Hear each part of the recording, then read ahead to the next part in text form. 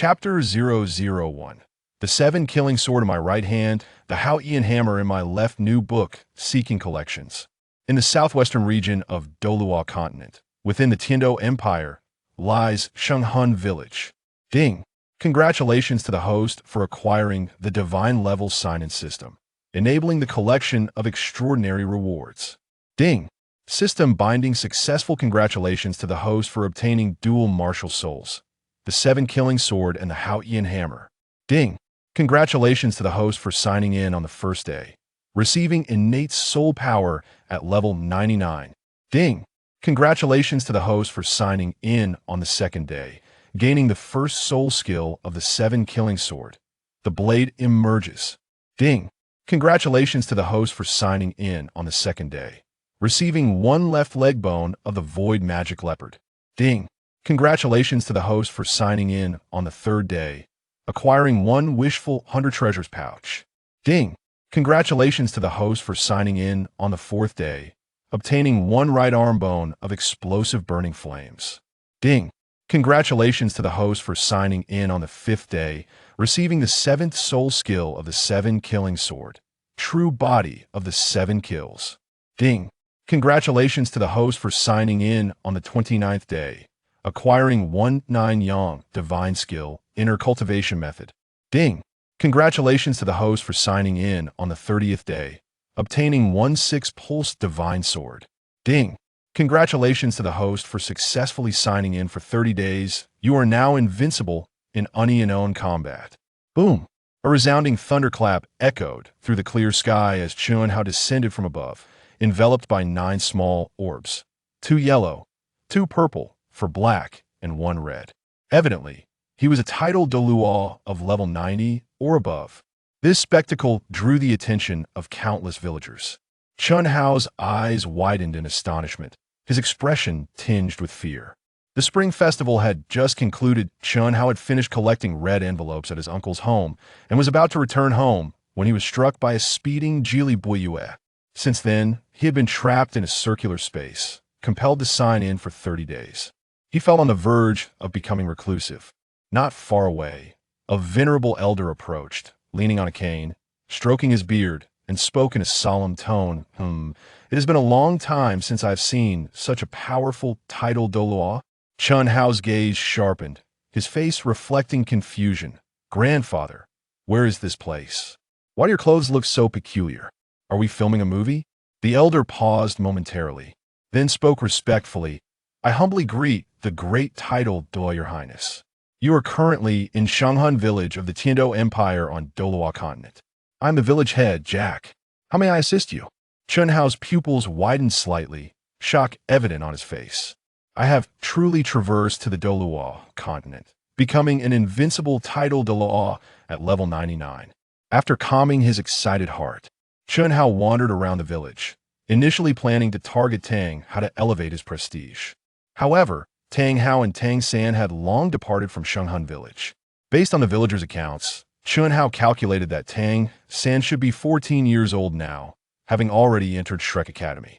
Having just arrived in this world, even as a peerless titled Douluo, he needed to familiarize himself with it first. He chose to reside in the wooden house where Tang Hao had previously lived. Though somewhat dilapidated, a simple cleaning made it habitable. A quaint, rustic wooden villa, well ventilated and cool. Nevertheless, news of Jian Dao swiftly reached the Tian Empire, the Spirit Hall, and various sections. After all, the emergence of a titled Douluo with a 100,000-year soul ring was no trivial matter. Even a titled Douluo needed to live, eat, and lead a life. Jian Dao set off alone to the nearest city, Nodding City, intending to have a meal first. He planned to purchase some daily necessities and ponder how to develop further. Jian Dao was a devoted reader of Douluo Continent. He had not only read all the novels and fanfictions, but also never missed an episode of the Douluo Continent anime, watching it weekly on Saturdays. He vividly recalled when the anime had just updated to the part where Tang San unleashed his powers against the White Bird. The Douluo Continent drama had also begun airing, but with too many flaws. Jian Dao had merely skimmed through an episode before exiting. It was too painful to watch. As Jian Dao strolled through Nodding City, he couldn't help but sigh deeply. It was enjoyable to read novels, but actually traversing here felt rather dull. No mobile phone, no TikTok, no League of Legends, no cigarettes, and not even any girls. However, since he had arrived, he could only seek out his own joy, observing the steaming meat buns nearby. Chun Hao couldn't help but lick his lips. Yet his pockets were devoid of even a single coin. This title Douluo was rather impoverished. It was imperative to find a way to earn some money. Even a title Douluo could not bully others with his status. Chun Hao's mind stirred. His inventory contained rewards obtained from previous sign-ins, and he still had soul bones and the wishful 100 treasures pouch, which should fetch a good price. At that moment, a military contingent appeared in the distance, blocking Chun Hao's path. Nearly 100 guards brandished long spears, keeping the commoners at bay, while 4 guards carried 2 golden chests and placed them before Chun Hao. The scale impressive. Chun Hao's expression shifted. Were they here to present him with benefits? Before he could speak, the elder at the forefront had already bowed. Ning Fengzhi, chief of the Jian Dao Royal Academy, a level 83 control system battle soul master, martial soul, black demon, greets your highness title Douluo, Jian Dao Empire Royal Academy. Countless villagers surged forth, their faces reflecting disbelief. Indeed, one cannot judge a person by their appearance, nor the depth of the sea by its surface. I never expected this young man to be a title Douluo. This title Douluo is remarkably young. My daughter just turned 14. I wonder if he has a preference. Chun Hao's expression shifted. He was surprised by how swiftly the news had spread. He had just emerged, and already it had reached the Jian Dao royal family. If he could become the head of the Jian Dao Royal Academy, that would be splendid, allowing him to cultivate exceptional students to rival Shrek Academy and the Spear Hall. Chun Hao paid no heed to Ning Fengzhi. This old fellow was merely an 83-level soul Douluo, whereas he was a 99-level peerless Douluo, clearly not on the same level. In the Douluo Continent, the law of the jungle prevailed. Strength dictated respect, irrespective of age. In his previous life, he had been poor, unattractive, and a loser. In this life, he was determined to live splendidly and rectify past regrets. He intended to experience everything he had missed in his previous life and enjoy all that he had never savored. Chun Hao approached one of the chests, kicked it open, revealing golden soul coins within, while the other contained exquisite jewelry. Having never seen such wealth, Chun Hao was nearly moved to tears. Are all these for me? Ning Fengzhi's white brows twitched. He hadn't anticipated that this title Douluo would be so direct. He couldn't help but question his capabilities. He quickly bowed and replied, "As long as your highness is willing to join our Royal Soul Master Academy, not only are these items yours, but we will also treat you with the highest honor and respect." Chun Hao nodded. "You are merely an 83-level soul Douluo and the chief of the Royal Soul Master Academy. Given my level, can I not directly assume the role of the Academy's head?" Ning Fengzhi paused. It seemed he had underestimated him. This young man had quite the appetite. He promptly replied, "Your Highness, the Royal Soul Master Academy belongs to the Jian Dao Empire royal family, so the head is none other than the current Emperor, Xiao." "Oh." Chun Hao nodded lightly. "Even if I cannot become the head, being a vice president should be acceptable, right?"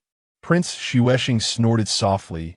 "Humph, your appetite is quite large. If you become the vice president, what will I become?" Upon seeing Prince Xiao, Chun Hao's face turned sour. This fellow was indeed as annoying as he was in the anime. Swish, swish. 2 figures sped in from the distance. "Dream Chief, what incredible speed. You've arrived before us from the Spirit Hall," a voice declared, though the speakers were yet unseen. In an instant, the 2 figures appeared before Chun Hao. The leading figure spoke with a seductive tone. "You Egwan of the Spirit Hall, a 95-level title Douluo, martial soul, mystic heaven chrysanthemum." The other spoke in a deep voice. "Gui Mei of the Spirit Hall, a 95-level title Douluo, martial soul, ghostly charm." Chun Hao's eyes brightened. These were the 2 guardians of the Spirit Hall, Ju Douluo and Gui Douluo. Seeing them, Chun Hao recalled Tang Hao's domineering words. A single chrysanthemum and a little ghost dare to be so arrogant. Zhu Guan scoffed derisively. "What merit is there in being merely a vice president of the Royal Academy? Our Pope has stated that as long as you are willing to join our Spirit Hall, you may become our 9th honorary elder, enjoying the lifelong protection of the Spirit Hall, with endless wealth and power. Chun Hao's eyes sparkled. To be the 9th honorary elder of the Spirit Hall was merely the lowest rank, lacking in sincerity. Chapter 002. Chun Xian is my grandfather, Tang Hao is my uncle seeking collections. Prince Zuixing's expression darkened, his voice rising. Yue Guan, what is the meaning of this? We were the first to arrive at the Tiando Royal Soul Master Academy. Zhu Guan's voice dripped with allure. What does it matter who arrived first? If he wishes to go elsewhere, he shall go. Observing the heated exchange between the two factions, Chun Hao interjected, why don't you two have a spar first, and then we can discuss. Zhu Guan's sharp fingers twitched, emanating a chill. If you seek a fight, we are always ready. Prince Xuexing huffed, his anger simmering, yet he dared not say more. After all, these two were the Pope's guardians, titled Douluos at level 95 that I in this realm. The mightiest being is the Dream God Machine, standing at level 83, which makes it utterly impossible for them to be a match. Chun Hao glanced at the golden soul coins and jewels beside him, feeling an irresistible urge rise within, and raised his gaze to take a fleeting glance at Zhu Huaguan. Do you not carry any gifts with you? Zhu Huaguan's brow slightly furrowed. Our Pope has stated that should you wish to join our Spirit Hall, you may become our 9th worshipper, enjoying the lifelong protection of the Spirit Hall and the endless wealth and power that accompany it. Chun Hao's expression hardened, a hint of displeasure etched across his face. What nonsense is this worshipper talk? Wealth and prosperity? Anyone can spin grand tales. The Royal Soul Master Academy at least brought along 2 chests of jewels, yet you come empty-handed, showing a complete lack of sincerity. And as for being the 9th worshipper, do you truly look down upon me? Zhu Huaguan retorted, young man, being courted by our Spirit Hall is indeed an honor. Those who recognize the situation are wise. I advise you not to be ungrateful. Chun Hao let out a light chuckle. A mere chrysanthemum dares to be arrogant? Go play elsewhere. With a flick of his wrist, a beam of sword light shot forth, grazing Zhu Huaguan's cheek. Zhu Huaguan felt a jolt of surprise, his body trembling slightly at the incredible speed and strength. Buzz. Instantly, 9 soul rings manifested around him, 2 yellow, 2 purple, and 5 black, revealing him to be a titled Douluo of level 90 or above. The surrounding citizens displayed expressions of terror, their hearts filled with concern for Chun Hao's safety. It seemed that if the Spirit Hall could not recruit him, they would resort to violence. This was their habitual manner. If they could not subdue, they would resort to slaughter. Only the dead remained safe. Yet Chun Hao paid them no mind. Is this your sincerity? Not one to back down. Chun Hao concentrated, and 9 soul rings appeared around him as well. Unlike Zhu Huaguan, he had an additional red ring. His eyes gleamed with fierce light, and a powerful aura surged outward, causing nearly 100 people to stagger back a few steps. The warhorses neighed in alarm. Dream God Machine, wielding a staff in his right hand, pressed it firmly against the ground, his heart trembling with shock. Such a formidable presence. Zhu Huaguan exchanged a glance with Gue Mei, astonished to discover that, as rumored, this young man possessed a 10th sandier soul ring. Zhu Huaguan's expression shifted as he chuckled again. If you are willing to join our Spirit Hall, we can certainly revisit the issue of your worship. A fierce glint flashed in Chun Hao's eyes. It's too late to discuss this now. Bring BB Dong here. Receive my sword. First soul skill, Sword's Edge. With that, Chun Hao swung his 7-killing sword towards Zhu Huaguan, the overwhelming killing intent forcing him back several hundred steps. The onlookers gazed at the sword in his hand, fear etched across their faces. 7-killing sword. Zhu Huaguan's face contorted with alarm. Young man, who are you in relation to the sword path Chun Xian? Chun Hao was momentarily taken aback, realizing that according to the laws of soul inheritance, his martial soul should indeed be derived from sword path Chun Xian.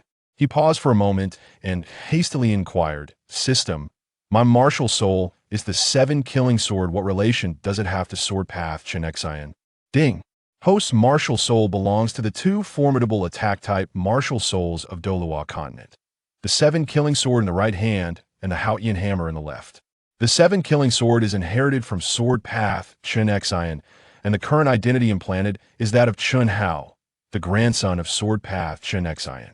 The Hao Tian Hammer is inherited from Hao Tian sect, and the current identity implanted is that of Tang Yua's son from Hao Tian sect, naturally inheriting its noble domain, the noble circular ring. Chun Hao's eyes narrowed. This implied a connection to the Hao Tian sect, making Tang Xiao and Tang Hao his uncles and Tang San his little cousin.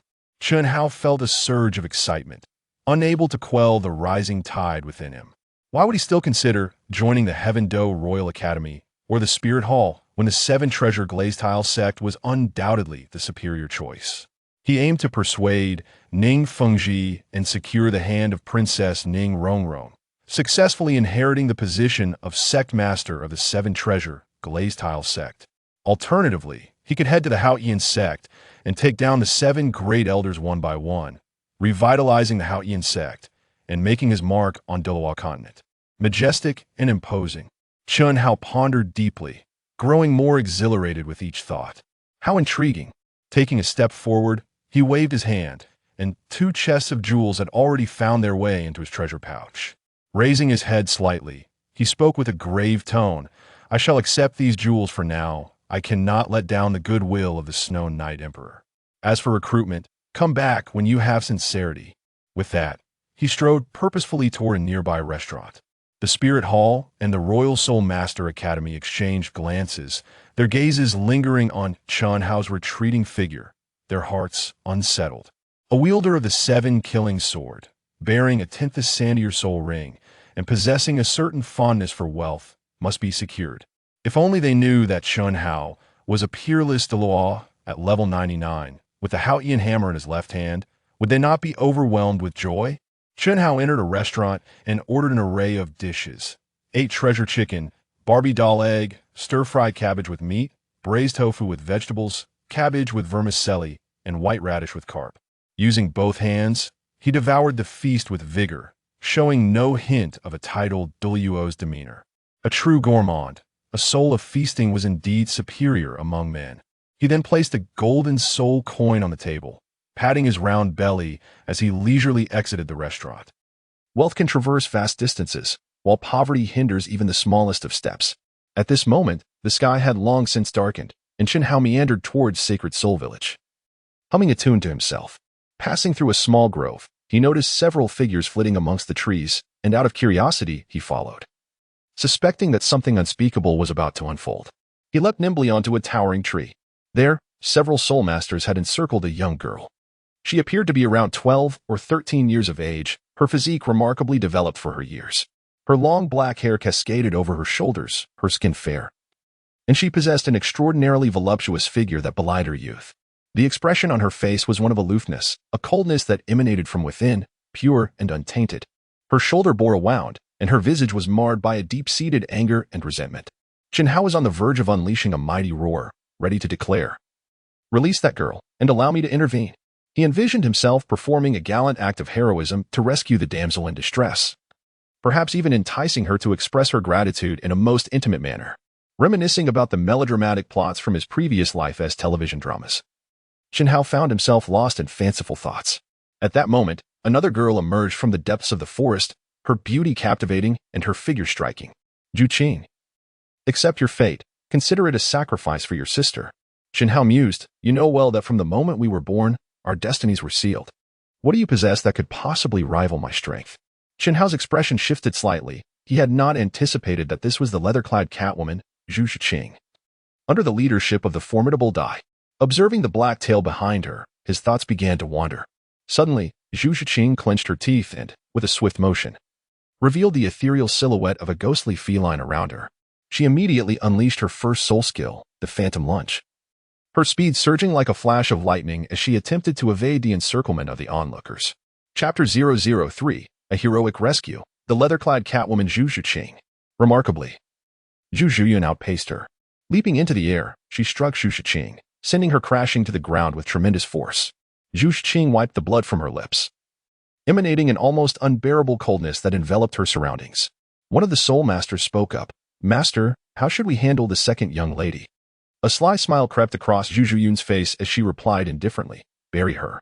Do not blame your sister. I am also powerless in this matter. It is a law of nature's survival of the fittest. We can only blame the family's twisted legacy."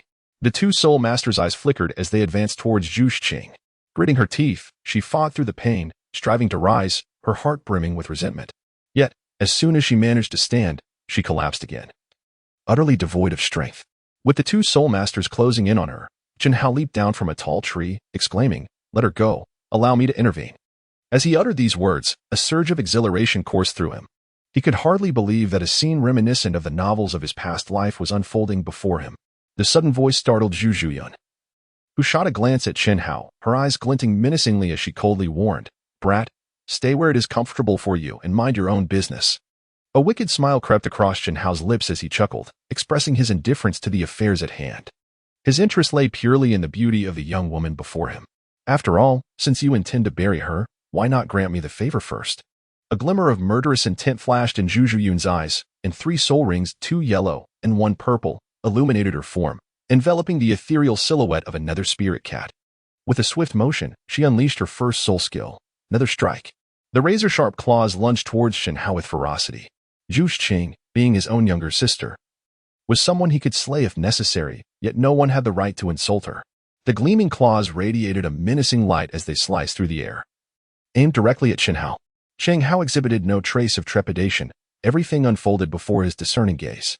He promptly activated the 9 Suns divine art and, with a powerful punch, sent Zhu Zhuyun sprawling. Zhu Zhuyun could scarcely believe that this youth, seemingly of a similar age, possessed such remarkable prowess.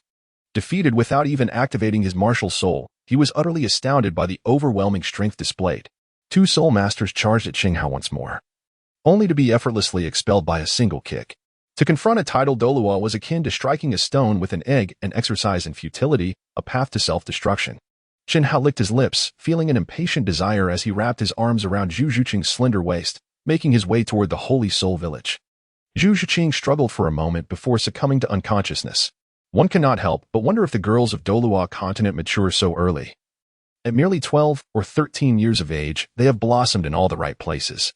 Gazing upon Zhu Zhiqing's enchanting and graceful form, Jian Dao felt a stir of primal desire within him. Yet, his reason prevailed, restraining his ambitions. As a distinguished titled Douluo, how could he take advantage of another's vulnerabilities? He simply tended to Zhu Zhiqing's wounds before taking a seat at the table outside, succumbing to slumber. Suddenly, he sensed a wave of murderous intent approaching. Jian Dao instinctively delivered a powerful punch, sending Zhu Zhiqing hurtling through the air, crashing forcefully against the wooden window, rendering her unconscious once more. Jian Dao could only relocate her back to the bed once more, determined to avert a tragic recurrence. This time, he took the precaution of binding her with ropes to thwart any potential surprise attacks from behind. Before long, Zhu Zhiqing regained consciousness yet again, beginning to struggle incessantly, causing the wooden bed to creak and groan under the strain. Jian Dao cast another glance at Zhu Zhiqing. Even after days without washing her face, she remained strikingly beautiful. This young girl truly repays kindness with enmity. If I had not rescued you, you would have long been buried alive by Zhu Zhuyun. Zhu Zhiqing's eyes were icy, her face revealing a fierce glimmer as she glared at Jian Dao. In her view, everyone was an adversary. After a moment, Jian Dao spoke, "I can release you now, but you must promise not to lose control. Otherwise, do not blame me for being impolite. If I can defeat Zhu Zhuyun, I certainly do not regard you highly." With a flick of his thought, a beam of sword light shot forth, causing the ropes binding Zhu Zhiqing to fall away effortlessly. As soon as Zhu Zhiqing moved, the strain on her wounds caused her expression to tighten in discomfort. Jian Dao chuckled lightly and said, "You should remain here quietly. I, Jian Dao, would never take advantage of someone's misfortune. If I had intended to act, I would have done so earlier. There would be no need to wait until now.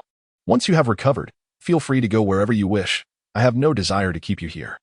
Jian Dao ladled a bowl of congee from the pot and placed it before Zhu Zhiqing. He himself savored 2 large bowls. The aroma of the slow-cooked millet porridge was delightful. Observing that Zhu Zhiqing remained frozen in place, not even making a move, he felt a surge of anger within him. "Are you going to eat, or not? If not, I shall take it away." Zhu Zhiqing, momentarily stunned, then lowered her head, her face flushed with embarrassment, and murmured, "I need to use the restroom, but I cannot get up." A subtle smile graced Jian Dao's lips, revealing that even a beauty must attend to her needs. Hastily, he fetched a wooden basin and placed it before Zhu Zhiqing. Her face flushed with embarrassment. Wishing she could vanish into a crevice of the earth, she murmured, "Right here? What else could it be? Do you expect me to hold you?" He replied, then stepped outside on his own. After a while, noting that the time was appropriate, Chen Hao re-entered to carry the basin away. Zhu Zhuqing observed all this, her cheeks aflame with shyness, yet filled with gratitude, the previous animosity dissipating. Chen Hao spoke. "You are gravely injured. It would be wise for you to stay here for the time being. I shall prepare some warm water shortly for you to cleanse your wounds. If they become infected, recovery will prove exceedingly difficult." A flicker of warmth touched Zhu Zhuqing's heart, cold as ice, and she gently nodded in agreement. At that moment, a multitude of formidable presences surged outside the wooden cabin, enveloping it entirely. Among them, two auras felt particularly familiar to Chen Hao. "They have returned." A commanding voice resonated from outside the cabin. "The Spirit Hall earnestly invites your highness to join us." Zhu Zhuqing's expression shifted, her confusion deepening. Who could this person be that the Spirit Hall would personally seek out? Chen Hao let out a gentle sigh, lamenting the annoyance of those around him, before gradually making his way outside. There, he beheld a gathering of more than 10 individuals, with the foremost being a woman clad in a resplendent golden gown that draped elegantly from head to toe, perfectly fitting her form. Adorning her attire were over 100 gemstones in hues of red, blue, and gold. Atop her head rested a magnificent crown of twisted purple gold, radiating brilliance, while in her hand she wielded a scepter, approximately 2 meters in length, encrusted with countless jewels. Her fair complexion and nearly flawless visage exuded an aura of immense power, reminiscent of an empress commanding the world. It seemed evident that this leading figure was none other than Bibi Dong, renowned as the most beautiful woman in the Douluo Continent. Indeed, she was breathtaking, utterly captivating. One could only wonder if Yu Xiaojiang had been struck by a mule, for how could he fail to cherish such an exquisite wife? As these thoughts crossed his mind, Chen Hao could not help but swallow hard. Bibi Dong's eyes sparkled with authority as she spoke once more. "The Spirit Hall earnestly invites your excellency to join us. Whatever conditions you may propose, rest assured that the Spirit Hall shall fulfill them." Chen Hao's eyes glimmered with a flicker of brilliance, regardless of the circumstances. Bibi Dong gently nodded, her words akin to gold. Chapter 004. The Pope's Visit and the Conditions for Joining the Spirit Hall. Zhu Zhuqing, enduring the pain, rose to her feet and gazed through the window at the commotion outside. A surge of astonishment filled her heart. These individuals appeared to possess formidable strength. After a moment of contemplation, Chen Hao decided that since he had no intention of joining the Spirit Hall, he might as well provoke the Pope a little. After all, as a distinguished and unparalleled Douluo, what was there to fear? Clearing his throat, he found his request somewhat difficult to articulate. Bibi Dong's expression shifted slightly. "What could possibly be so hard to say? Your Majesty, please feel free to express your thoughts." Chen Hao hesitated for a moment, feeling somewhat embarrassed to speak. He inquired if the Pope could spare a moment for a private conversation. Bibi Dong was taken aback for a moment, then waved her right hand, signaling for all the titled Douluo accompanying her to exit the room. Chen Hao took a few steps forward, gradually approaching Bibi Dong. Bibi Dong scrutinized Chen Hao closely. The young boy before her appeared to be merely 16 or 17 years old, yet he emanated an undeniable aura of formidable masculinity. Chen Hao gradually approached Bibi Dong, causing her blood to surge uncontrollably within her, her complexion subtly revealing a faint blush. Apart from Qian Xuanji, no one had ever dared to approach her at such a close range. Chen Hao leaned closer to Bibi Dong's ear, involuntarily exhaling a warm breath. Bibi Dong's body trembled instantly. Chen Hao continued softly, stating that no matter how assertive a woman may be, ultimately, Chen Hao spoke at a leisurely pace, each word causing a subtle tremor in Bibi Dong's heart, as she eagerly yearned to discover his conditions. No matter how formidable a woman may be, she ultimately seeks companionship. Thus, why not marry me and allow me to become the Pope? As soon as Chen Hao finished speaking, Bibi Dong's eyes instantly radiated a fierce light. She exclaimed, "Impudent!" A powerful aura of murderous intent surged outward, enveloping the surroundings. More than a dozen Douluos immediately leaped forward, confronting Chen Hao with hostility. Chen Hao swiftly retreated several steps, a playful smile adorning his face as he exclaimed, "Oh, what conditions did the Pope just mention that could be fulfilled?" He spoke of golden words, yet how swiftly he has become incensed. Bibi Dong let out a soft huff, her heart filled with perplexity. Inexplicably, a surge of fervor coursed through her veins, her heart pounding incessantly, and her complexion slightly flushed. Zhu Huaguan interjected, "Your Holiness, what did that insufferable brat just say?" Ignoring Yu Guan, Bibi Dong continued, "I shall ask you once more, are you willing to join the Spirit Hall?" My conditions are quite simple. If you agree to what I just proposed, I will not hesitate and will accompany you immediately. With a forceful stomp of her staff upon the ground, a dominant and intense aura immediately radiated outward, enveloping the entire wooden cabin. The 4 titled Douluos and 6 souled Douluos around them unveiled their martial spirits, emanating a kaleidoscope of colors. Zhu Zhuqing's eyes widened in astonishment, her face reflecting disbelief. Who exactly was this young man to provoke such a multitude of soul Douluos? Jian Dao displayed no fear, with a subtle shift of his will. 9 soul rings illuminated around him, 2 yellow, 2 purple, for black, and 1 red. The collision of their energies caused Zhu Zhuqing to shudder, nearly toppling to the ground. Zhu Huaguan spoke up. Your Holiness, yesterday I noticed this young man exhibited a keen interest in jewels. Perhaps you could use that to your advantage. In this moment, as we are amassing strength, it would be unwise to provoke him. Even if we cannot recruit him, we must not offend him. Bibi Dong, well aware of this reality, understood that her opponent also possessed a 100,000-year soul ring. To contend with him would require the sacrifice of several titled Douluos. Immediately, she retracted her aura, her right hand subtly moving to reveal a soul bone already in her possession. In a calm tone, she stated, "This is the left leg bone of a 10,000-year lightning leopard, a token of goodwill from the Spirit Hall. Should your Excellency require anything, the doors of the Spirit Hall shall always be open to you." Jian Dao, with an appreciation for beauty and treasures, did not hesitate. With a graceful motion of his right hand, the soul bone swiftly found its way into his grasp. Thank you. I have already made my conditions abundantly clear. Should your Holiness give it due consideration, I can join the Spirit Hall at any time to aid in its ascendance. Bibi Dong felt a stir of ambition within her. Aside from her desire to ascend as the Pope, her other conditions were not unreasonable. The prospect of a titled Douluo with a 100,000-year soul ring joining would indeed be immensely significant for the Spirit Hall. Recalling Jian Dao's words ignited a fierce yearning within her. With a flourish of her long robe, she soared into the distance. Jian Dao exclaimed loudly, "Take care. No need to see me off. Think it over. Come back to fetch me whenever you wish." With a playful tone, he expressed his delight. He gently weighed the soul bone of the eternal lightning leopard in his hand, realizing it was perfectly suited for Zhu Zhuqing. Along the way, Zhu Huaguan curiously inquired, "Your Holiness, what exactly were the conditions proposed by that young man? With the 7 killing sword martial soul and a 100,000-year soul ring, it would be prudent to accept his offer if possible." Bibi Dong remained silent, merely accelerating her speed. Upon seeing Jian Dao return, Zhu Zhuqing hurriedly assisted him to sit on the wooden bed, her heart in turmoil. Who exactly was he? He appeared only a few years older than herself, yet had already attained the status of a titled Douluo. Jian Dao approached the wooden cabin and casually tossed the soul bone of the millennia-old lightning leopard onto the wooden bed. With a warm tone, he remarked, "This soul bone of the lightning leopard is quite suitable for you. It can enhance your speed. Absorb it when you have the time." Gazing at the soul bone emanating a golden radiance, Zhu Zhuqing's expression fluctuated repeatedly. Such a precious soul bone, given away so freely. Thus, this man not only saved her life and tended to her wounds but also bestowed upon her such a treasure. Reflecting on this, a faint blush crept across Zhu Zhuqing's face as she stole another glance at Jian Dao. Though his appearance was rather ordinary, she sensed an overwhelming aura of potent masculinity surrounding him.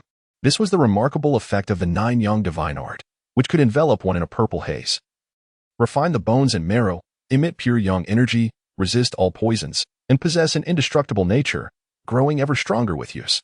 This vibrant masculinity held a unique allure for women. Jian Dao sought out the village chief to procure a massive wooden tub and prepared hot water, allowing Zhu Zhu to indulge in a warm bath. Initially, Zhu Zhuqing was somewhat reluctant, however.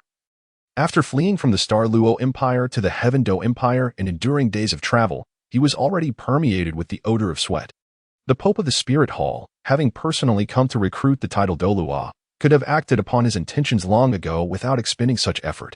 As these thoughts swirled in his mind, Zhu Zhuqing increasingly etched Jian Dao's image into his memory. Ding! Congratulations to the host for successfully signing in. Receiving a bouquet of 99 roses, capable of uplifting a woman's spirits, enhancing her favorability by 10. Jian Dao groggily opened his eyes, marveling at how considerate this system was. As if it had been tailor-made for him. My apologies, Big Brother Dai. The icy beauty, Zhu Zhuqing, is simply not destined for you. Jian Dao placed a bouquet of roses by Zhu Zhuqing's bedside and stretched leisurely, wandering around the Holy Soul Village. As Zhu Zhuqing awoke, the delightful fragrance of flowers enveloped her senses. Upon noticing the 99 roses adorning her bedside, a warm sensation blossomed in her heart. She never anticipated that a titled Douluo could possess such romantic inclinations. For a fleeting moment, Zhu Juqing found herself momentarily forgetting her animosities and her mission. The thought of living a simple life alongside such a titled Douluo seemed rather appealing. Nonetheless, a sense of discontent lingered within her, driven not only by the desire for vengeance but also by the urge to prove that she was no less capable than Zhu Zhuyun. Chapter 005, The Strife Provoked by Leather Pants, The Battle with Hu Yinli at noon. Chen Hao prepared 2 dishes, and the two of them shared a meal at a humble wooden table, creating an atmosphere of warmth and intimacy. Chen Hao spoke. What are your plans moving forward? Zhu Juqing slightly raised her head, revealing her exquisite and fair visage. I wish to attend Shrek Academy. I have heard that it is an institution dedicated to nurturing extraordinary talents, and those who graduate from there are destined to become the elite of the Douluo Continent. Chen Hao furrowed his brows slightly, pondering what merits the Shrek Academy possessed. After all, the dean, Flander, was merely a soul sage of level 78. What exceptional students could he possibly cultivate? Rather than joining Shrek, it would be far more advantageous for you to learn under my guidance, under my tutelage. Your soul power would undoubtedly experience remarkable advancement.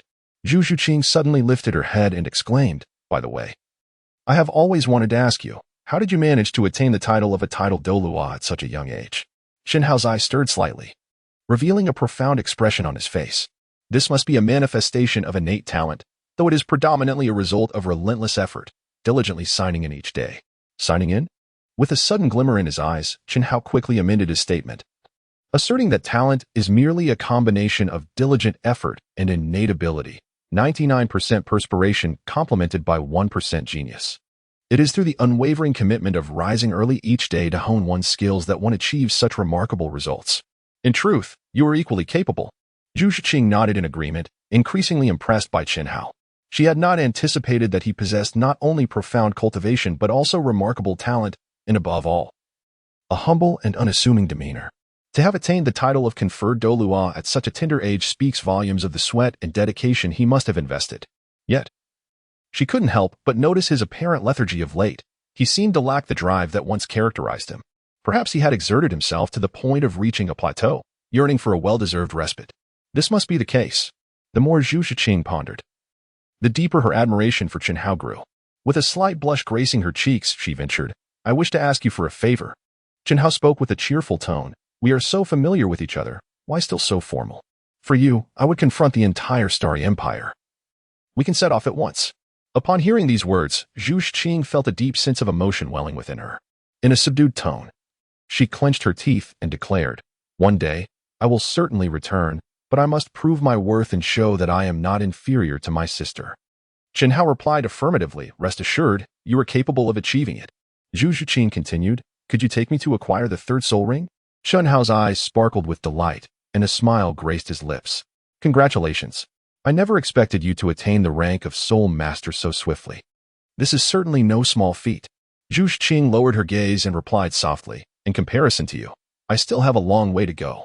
Chen Hao spoke. What do you wish to surpass me? As long as I am present, I shall ensure your safety. It matters not if you choose not to cultivate. I will protect you regardless. Should anyone dare to harm you, I shall eliminate them. Zhu Juqing gently lowered her head, feeling a flicker of warmth in her icy heart. Since her birth, she had endured the indifference of her parents and the bullying of her sister, prompting her to strive relentlessly for validation. Yet, the outcome had only been her sister's oppression. Never had anyone shown her such kindness. Chen Hao inquired, may I call you Zhu Juqing from now on? Zhu Juqing gently nodded, a faint blush appearing on her face. Chen Hao's heart swelled with joy as he exclaimed, let us set forth. First, we shall journey to Notting City to procure a few suitable garments for you. The attire you wear has gone unchanged for far too long and has begun to emit an unpleasant odor. Zhu Juqing, with her head bowed, took a subtle whiff and could not help but express her disdain. The two walked side by side along the most bustling avenue of Notting City, a locale teeming with the city's nobility and affluent denizens. The neon lights shimmered with a kaleidoscope of colors, and an array of goods dazzled the eye. Chen Hao spoke. Here, you may take any garment you desire. Consider it the first gift I present to you since our acquaintance. At that moment, Zhu Juqing's gaze lingered upon a pair of black leather pants. The luxurious fabric, coupled with exquisite craftsmanship, rendered the pants exceedingly alluring. The proprietor, noticing her interest, promptly approached with a grin, remarking, Miss, you possess remarkable taste. These trousers are a recent addition to our store, meticulously crafted over several months from the finest materials. There is but one pair in the entire city of Notting. Zhu Zhuqing inquired, "How much do they cost?" The owner replied with a chuckle, "These are our finest leather pants, priced at only 10 silver coins." 10 silver coins represented the annual expenditure of an ordinary family, marking it as quite an extravagant sum. Cheng Hao's eyes remained fixed, resolutely declaring, "Then let us wrap it up. I shall take 20 silver spirit coins." At that moment, 6 individuals approached, 3 males and 3 females. Leading the group was a young man with a dark complexion, tall and robust, adorned in splendid attire, appearing to be a few years younger than Cheng Hao. Beside him stood a girl who seemed merely 12 or 13, yet her physique was remarkably developed, rivaling that of Zhu Qing. However, her visage did not possess the same allure as Zhu Qing's. With a casual flick of his hand, the young man tossed 20 silver spirit coins towards the shopkeeper. The proprietor, upon receiving the coins, found himself in a quandary. After all, young Master Huyan had laid claim to the items first. The young man glared fiercely, a menacing glint flashing in his eyes. Startled, the shopkeeper hastily suggested, "Perhaps you two would like to select another set? I can offer you a slight discount." Zhu Qing nodded gently in agreement. However, Cheng Hao was far from pleased. As a distinguished title Douluo, he would not allow these youngsters to take advantage of him. With a mere thought, the leather pants were swiftly stored in his treasure pouch, and he nonchalantly retrieved a gold spirit coin to present to the shopkeeper. "1 gold spirit coin. I shall take it." The young man beside him immediately bristled with anger. "Do you have any idea who I am, you insolent brat? Daring to seize what is mine?" Chen Hao chuckled lightly, saying, "I don't care whether you're someone significant or just an ordinary person. It matters not to me." The boss's expression tightened, a subtle tremor coursing through his body as he whispered, "This is Hu Yanli, the grandson of the sect master of the Elephant Armor sect. He is now a formidable 32nd level defense-type soul master. We cannot afford to offend him.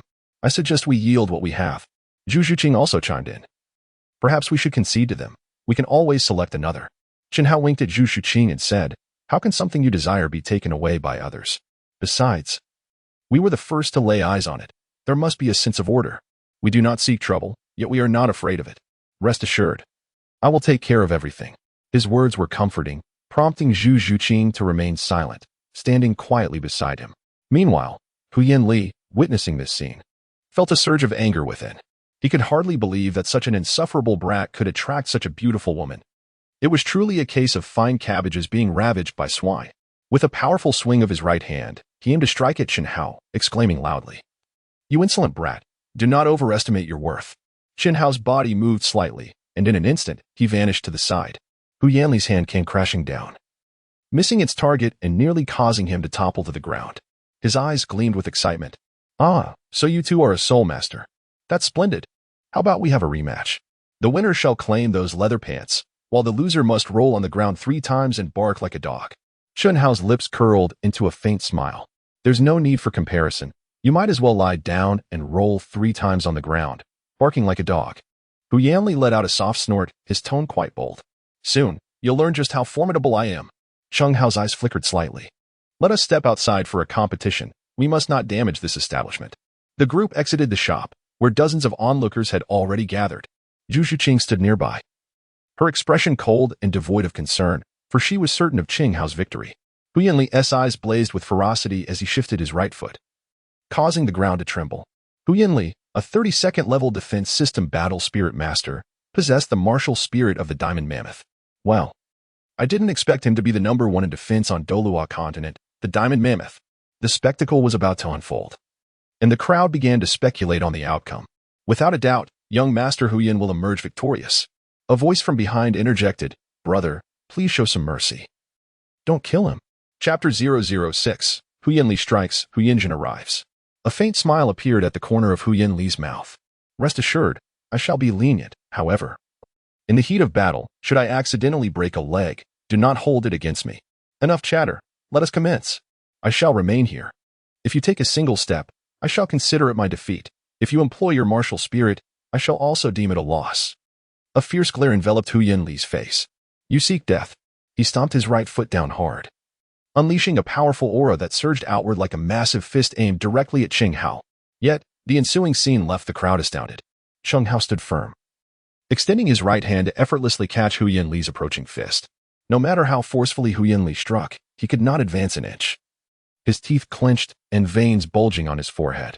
With a gentle exertion of his right hand, Chen Hao sent Hu Yanli staggering back several paces. After all, Chen Hao is a peerless Douluo at level 99. The disparity in their strength was indeed vast. As Hu Yanli steadied himself, confusion filled his mind. This young man, appearing to be of similar age, possessed such formidable prowess. How could he possibly withstand a punch without even unleashing his martial soul? Frustration mounted within him. With a fierce roar, he unleashed his third soul skill, Crushing Strike. Surrounding himself with the ethereal visage of a diamond mammoth, he towered like a small mountain, letting out a thunderous bellow as he leaped into the air, descending upon Chen Hao with immense force. The sheer momentum was breathtaking, leaving the onlookers awestruck. Such a colossal attack could surely flatten his opponent into a mere pancake. Truly, the might of the diamond mammoth martial soul was extraordinary. Bang! Hu Yanli was sent flying, crashing heavily to the ground and creating a deep crater upon impact. Chen Hao gently clapped his hands, speaking in a calm tone. Well, a bet is a bet. The onlookers, both commoners and spirit masters, were left in astonishment. Zhu Zhuqing stood nearby, her heart brimming with joy. Hu Yanli struggled to rise from the ground, his face flushed with embarrassment. Chen Hao scoffed softly, remarking, "What a so-called first defensive spirit in the Douluo Continent. It seems more like the foremost spirit for enduring blows." Hu Yanli, touching his scalding right cheek, and his companions hastily fled into the distance. The crowd erupted in applause. The innkeeper promptly retrieved a gold soul coin, chuckling. "I never anticipated that you, young brother, could be so formidable, defeating Hu Yanli without even activating your spirit. I must admit, I underestimated you. Consider these leather pants a gift from me." Chen Hao would not refuse and readily accepted the golden soul coins handed to him by his employer, feeling quite embarrassed. His employer was momentarily taken aback, secretly astonished by the young man's unreservedness, and could only offer a series of forced smiles.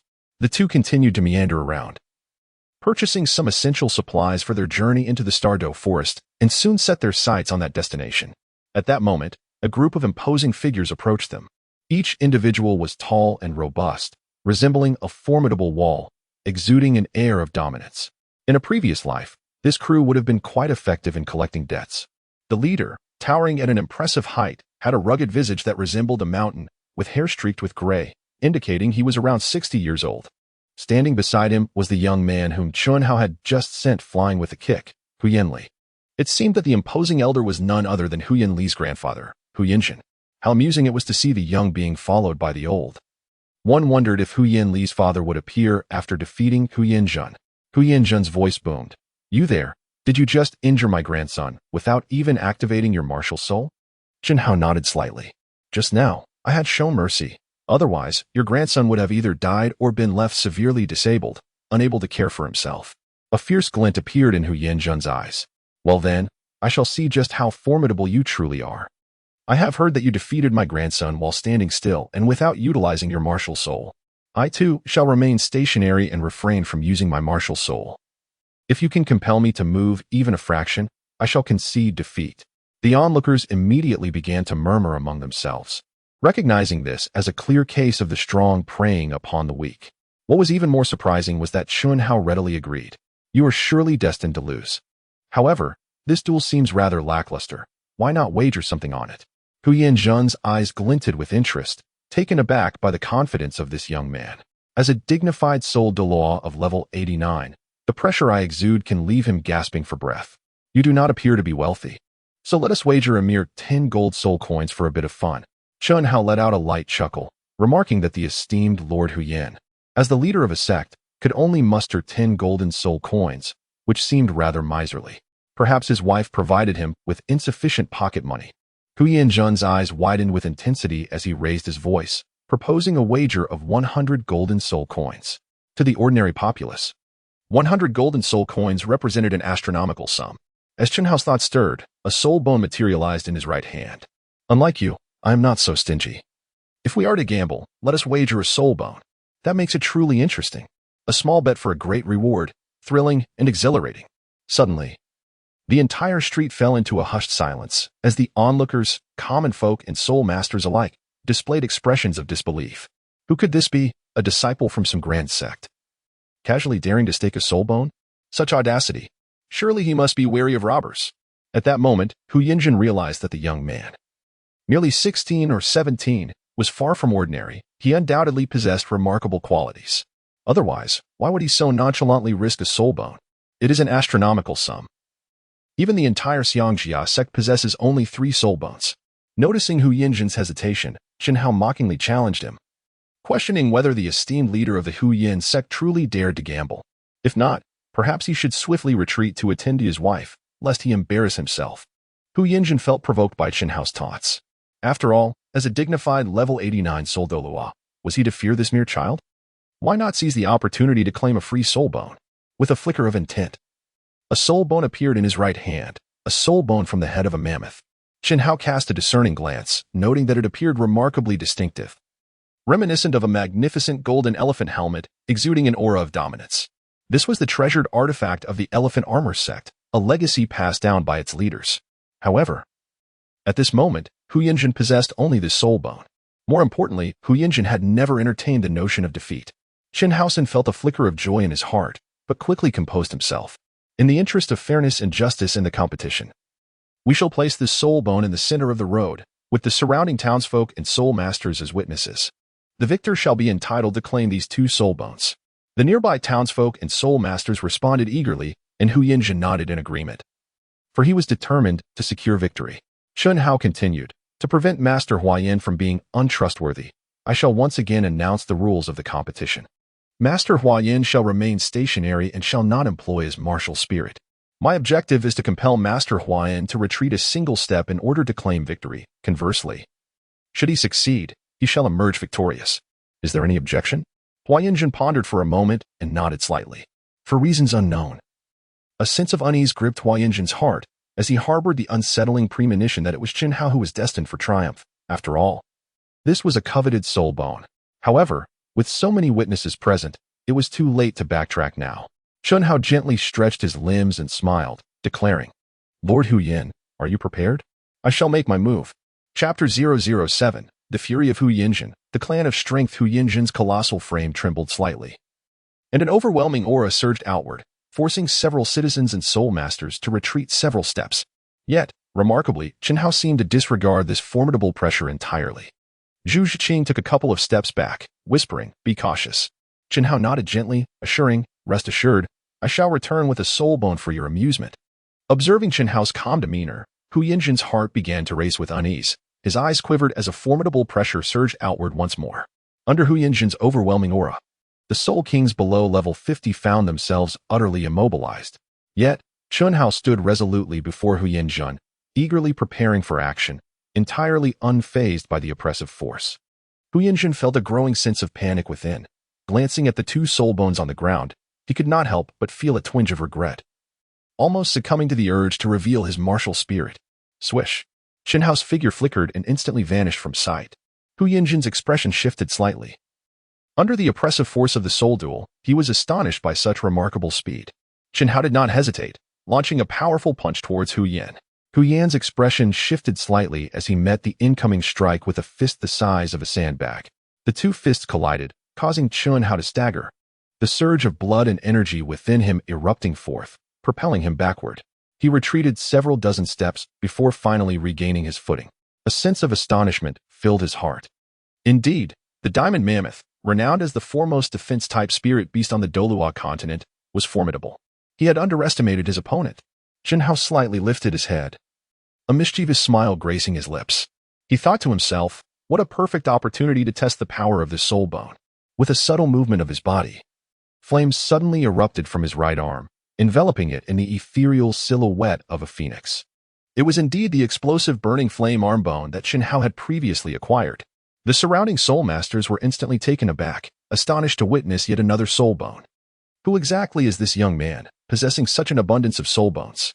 Zhu Zhiqing was equally astonished, realizing that the soul bones, which were considered rare and invaluable on the Douluo Continent, seemed to be as common as cabbage in his possession. Jian Dao leaped into the air with a powerful shout, invoking his soul bone skill, Blazing Phoenix Strike. His right arm ignited with roaring flames, conjuring a phantom of a phoenix that surged toward Hu Yinzhen with great force. Hu Yinzhen hastily raised his fist to defend against the impending blow. As one of the most precious treasures of the Douluo Continent, soul bones undoubtedly possess great value. With a resounding punch, a thunderous roar erupted. In an instant, Sparks flew in all directions, and Hu Yinjin's massive form was forced back 3 steps before he finally came to a halt. A surge of heated blood stirred within him. Chen Hao stood his ground, sheathing his soul bones, and spoke with a tranquil tone. Master Hu Yin, I concede. A mischievous grin spread across his face as he waved his right hand, causing 2 soul bones to soar into his treasure pouch. Those were the revered artifacts of the Elephant Armor sect, the legacy of its leader. How could Chen Hao be permitted to abscond with them so easily? Hu Yinjin surged forward, obstructing Chen Hao's path, and exclaimed loudly, No. It was never stated that the use of soul bones was permitted.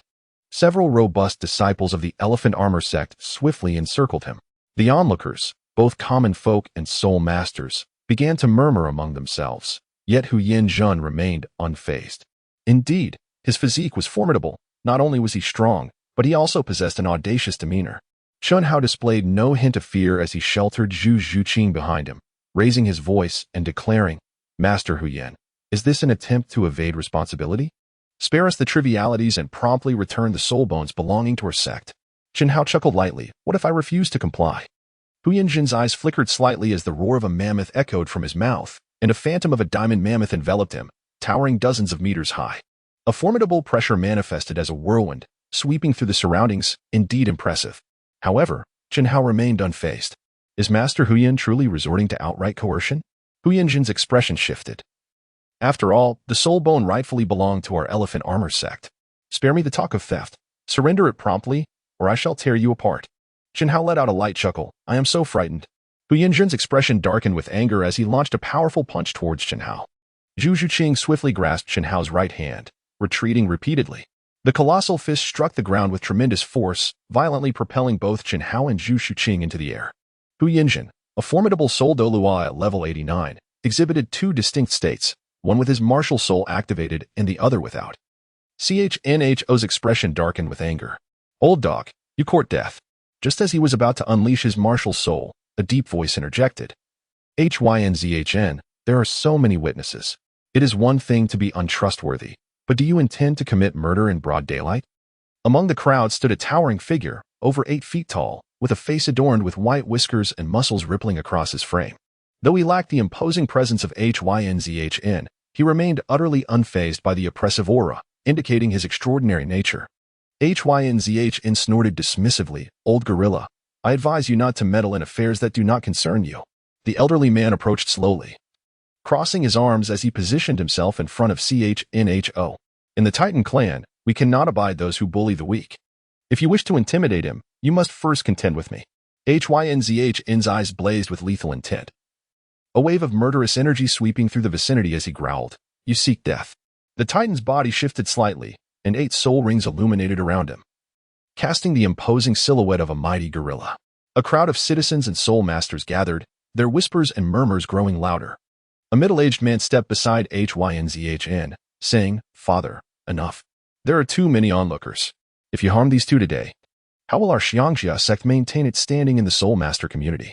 After a moment's contemplation, HYNZHN withdrew his martial soul, returning to his original state. He huffed, Today, consider yourselves fortunate. Next time, luck may not be on your side. With a clenched jaw and a face full of reluctance, he declared loudly, Let us go. The Titan also retracted his martial soul and turned to the 2 young ones. Are you both all right? At this moment, CHNHO and ZHQing were still holding hands, gently shaking their heads. We are fine. You must be the esteemed Titan from the Strength Clan. The Titan lightly stroked his white beard and nodded in acknowledgement. It is good to hear that. You must be a couple, indeed quite a match. At that moment, ZHQing realized they were still holding hands, her face flushing as she hurriedly withdrew her grip.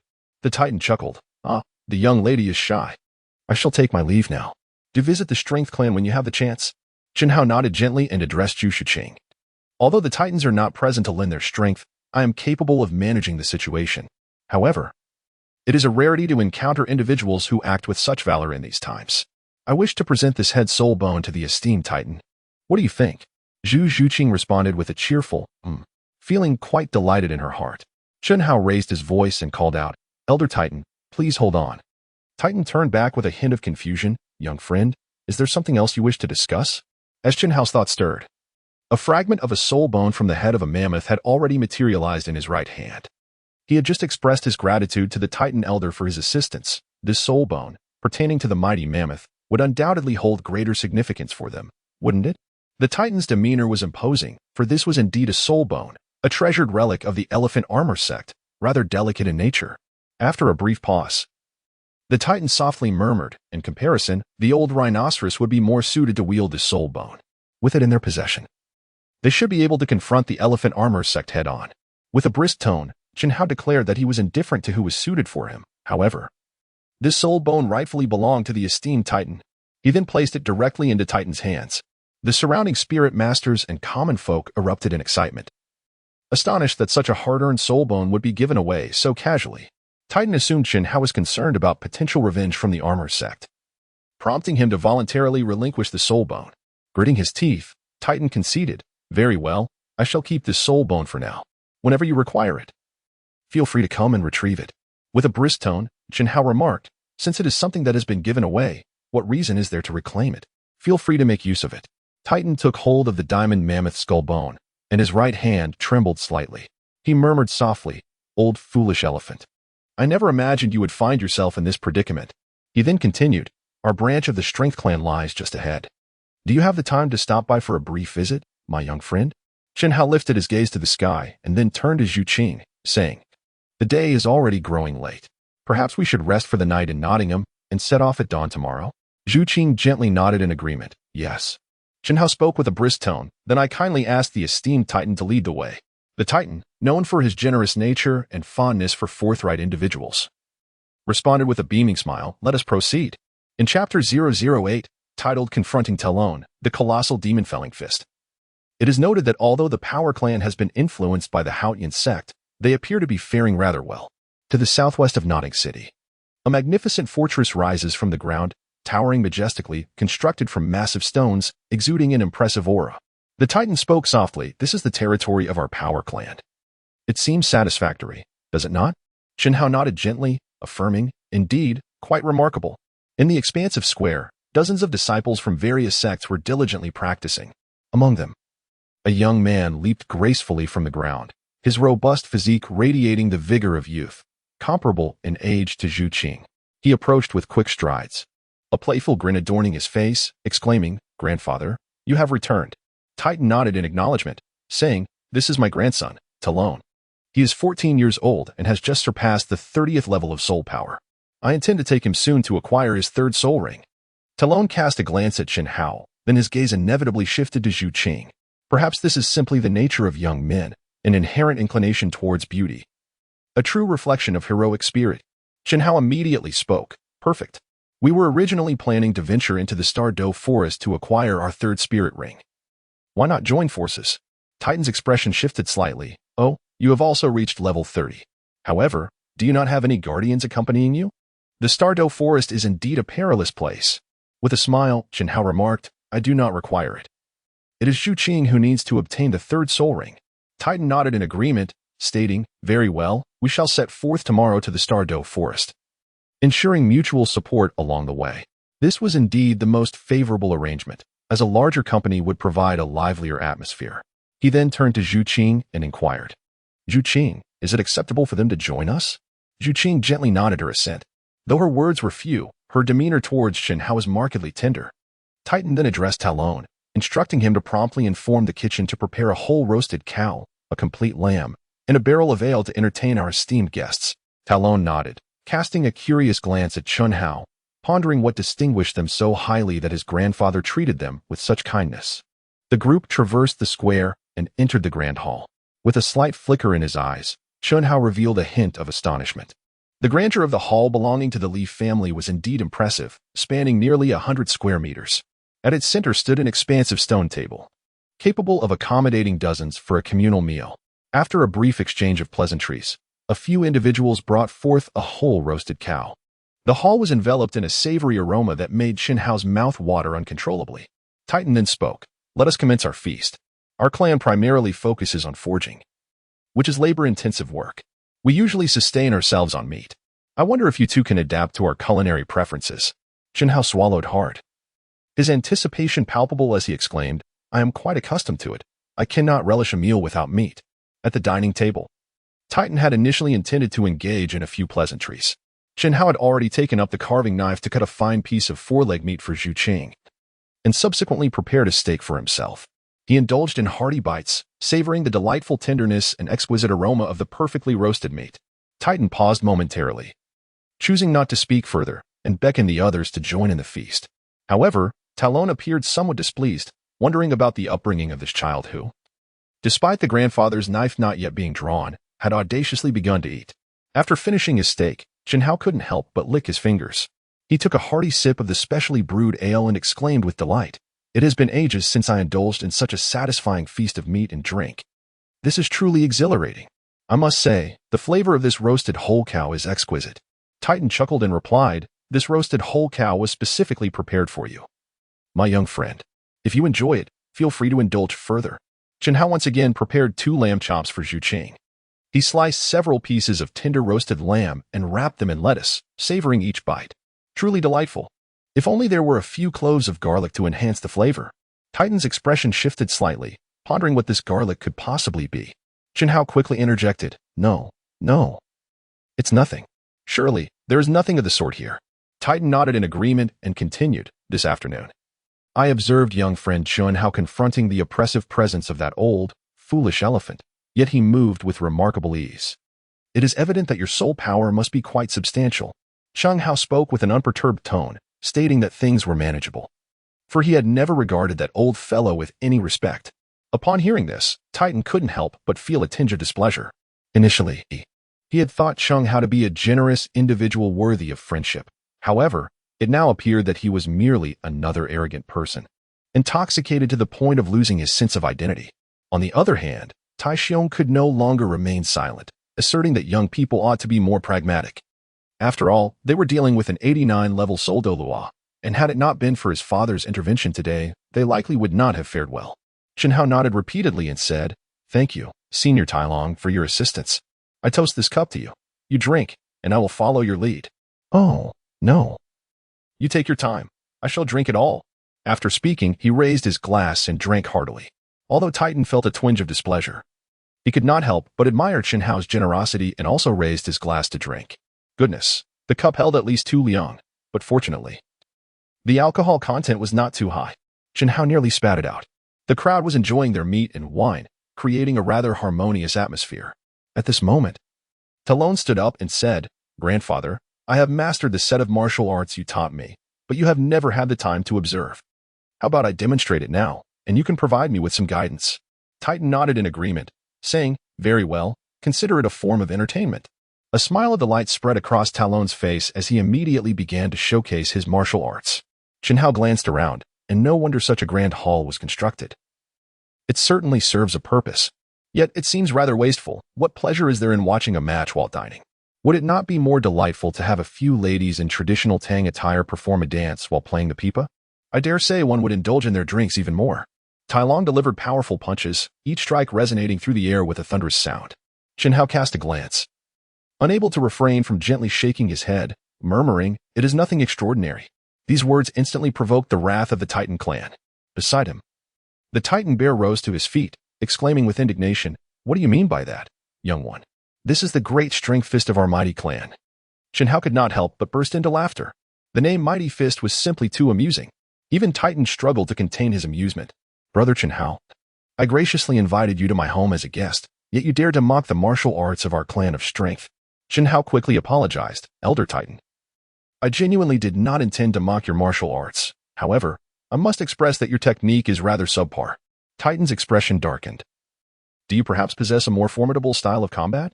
Chen Hao cleared his throat and, with a grave expression, proposed, "How about this? Since Senior Tai Xiong is unconvinced, let us forego the use of soul power and engage in a contest of martial arts instead."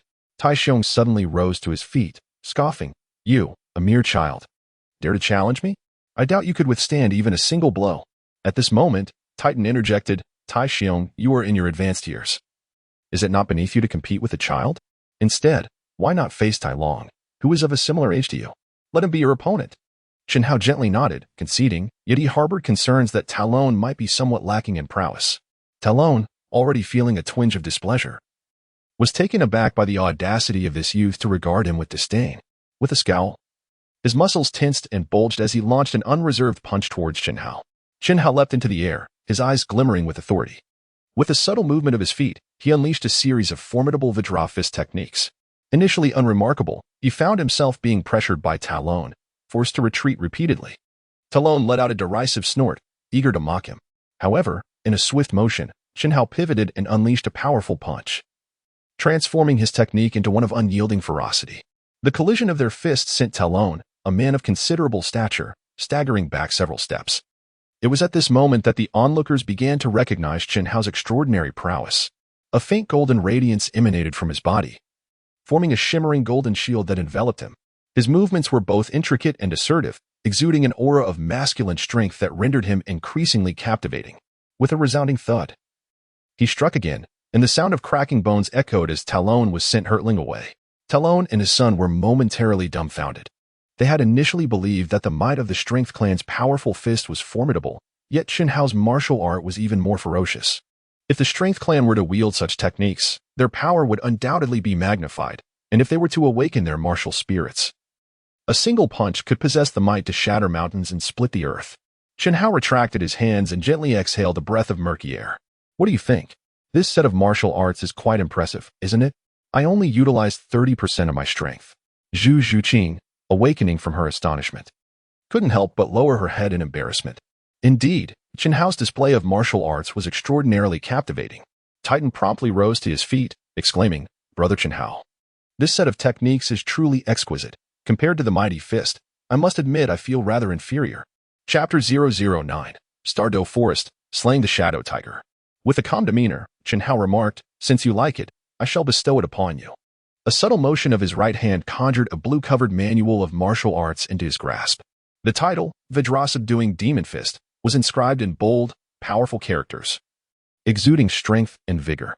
Both Talon and his son could not help but regard Chen Hao with newfound respect, their previous underestimation of him dissipating. Titan accepted the manual with a bow, expressing his gratitude. "Thank you, young friend Chen Hao." After a hearty meal, Titan announced, "The rooms have been prepared. Please ascend and rest. Tomorrow, I shall ready the carriage and awaken you both for our journey to the Starry Forest." Chen Hao nodded and followed Zhu Zhuqing as they ascended to the second floor. Unexpectedly, Titan assumed the two were a couple and had prepared only one room for them. It seems that this set of martial arts was not taught in vain.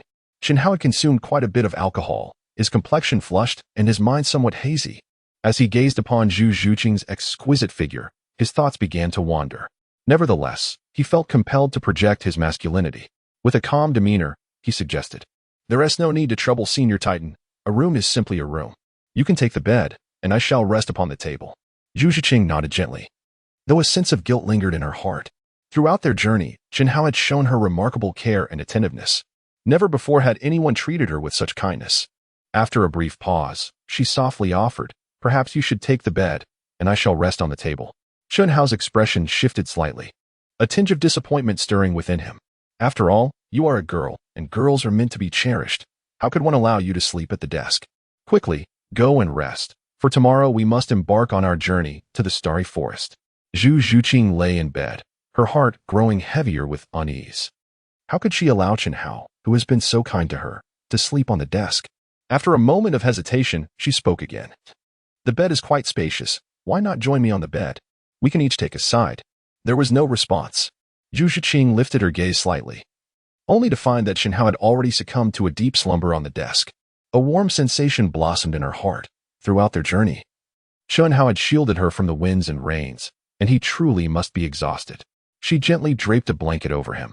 The next morning, Titan had arranged for a dragon-horned carriage, and the group set forth towards the Stardew Forest. Accompanying them were only a single attendant, Titan, and Talon. Having a soul Douluo with them was more than sufficient for acquiring the third spirit ring. As they exited the Stardew Forest, the trees stood lush and verdant, a sight to behold. Many lower-ranked spirit beasts, upon seeing them, fled in terror. Titan inquired, "By the way, what is Zhuqing's martial spirit? Please inform us so we can assist in finding a suitable spirit beast for her." Zhu Zhuqing replied, "It is the Nethercat." Titan nodded slightly. The third spirit ring could absorb 1,000-year spirit ring. Chen Hao began, to be more precise, it should be around the year 1800. Titan nodded, surprised that Chen Hao so young, had conducted such research on martial souls. Talon interjected, "Grandfather, if we continue searching like this, when will we find a suitable soul beast? What is there to rush about? Today is primarily for you two to obtain soul rings. If we encounter a suitable soul beast, you may act independently. Should danger arise, we will intervene. This is also a form of training for you. Only when one faces peril can one continually surpass oneself," Chen Hao stated. Titan nodded lightly. "Indeed. What young friend Chen Hao says is quite correct. You have been dwelling in the sect, training without a hint of crisis awareness. How will you handle dangers in the future? We cannot protect you for a lifetime." Zhu Shiqing and Talon nodded in agreement. Suddenly, a shadowy black tiger leapt out from the forest, its eyes radiating a purple glow, a white king character visible on its forehead. Its scarlet tongue licked its sharp teeth, exuding a menacing aura, already regarding the humans before it is dinner. A hint of delight appeared on Titan's face. The shadow tiger was indeed suitable for Zhu Qing. Judging by the patterns on its body, it was approximately 2,000 years old. The maximum age for a Soul Master's third soul skill is 1,800 years, which is 200 years beyond the norm. "Zhu Qing, do you dare to give it a try?" Zhu Shiqing nodded gently. 2 yellow soul rings ignited around her, and in a flash, she launched an attack on the shadow tiger. First soul skill, Nether Stab. Zhu Qing had survived in harsh environments since childhood, long accustomed to slaughter. Talon, however, had remained in the sect, and even in competitions, it was merely a matter of winning or losing. Facing this shadow tiger, he felt a twinge of fear. Whoosh! Zhu Qing leaped forward, her sharp claws piercing towards the shadow tiger.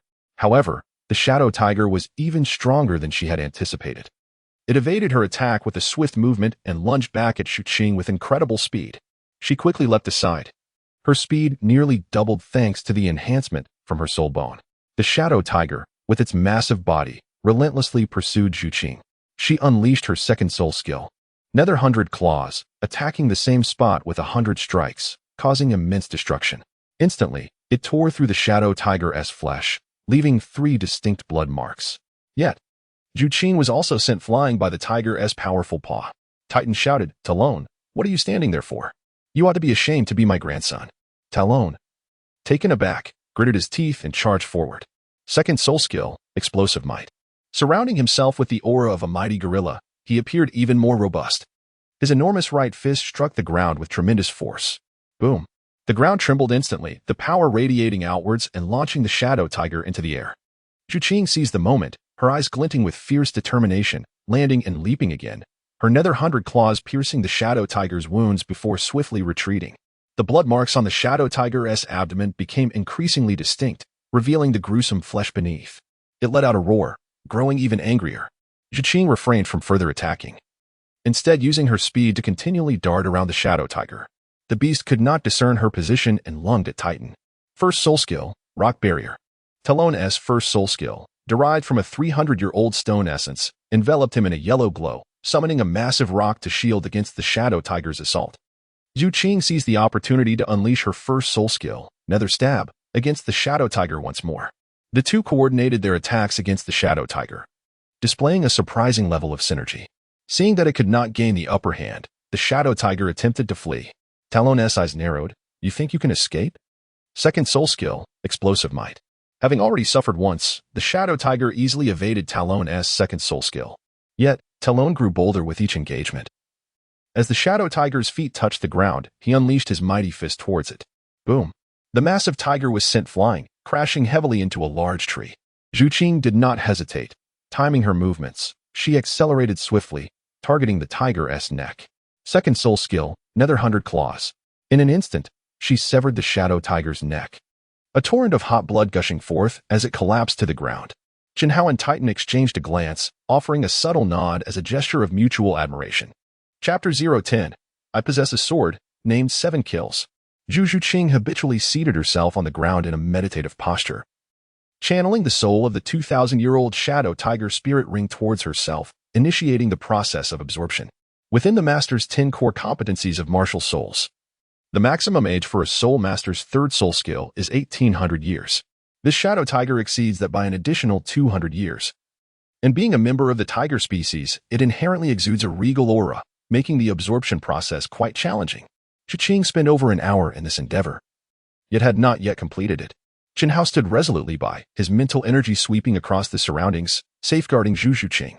Suddenly, Chen Hao's eyes widened as a 10,000-year-old subterranean demon spider slowly approached them, leaping fiercely from the ground.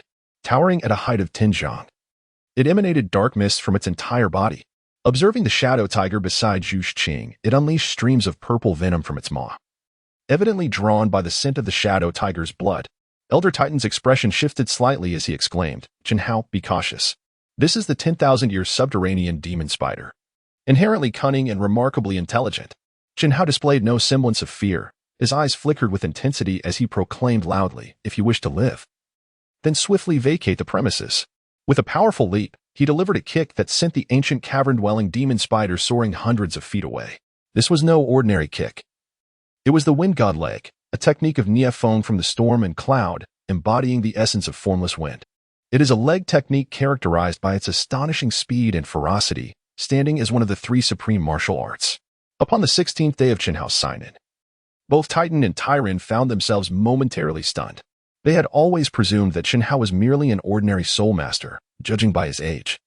He could at most be a four-ring soul sect. To their astonishment, without even activating his martial soul, he effortlessly kicked a 10,000-year soul beast into the air. Such prowess, Titan mused, was something he could not have achieved even at the age of 50.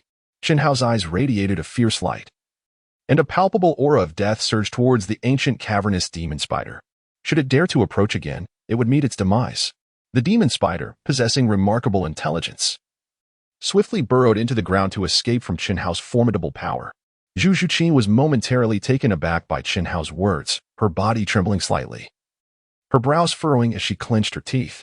Then, with a sudden jolt, she forcefully suppressed the rebellious thoughts of the shadow tiger. A low hum resonated, and a violet soul ring illuminated around her. The faces of the three individuals were graced with a hint of joy. They had succeeded. Yuqing nodded gently. Though her complexion had turned ashen, lacking even the strength to stand, her entire body drenched in perspiration.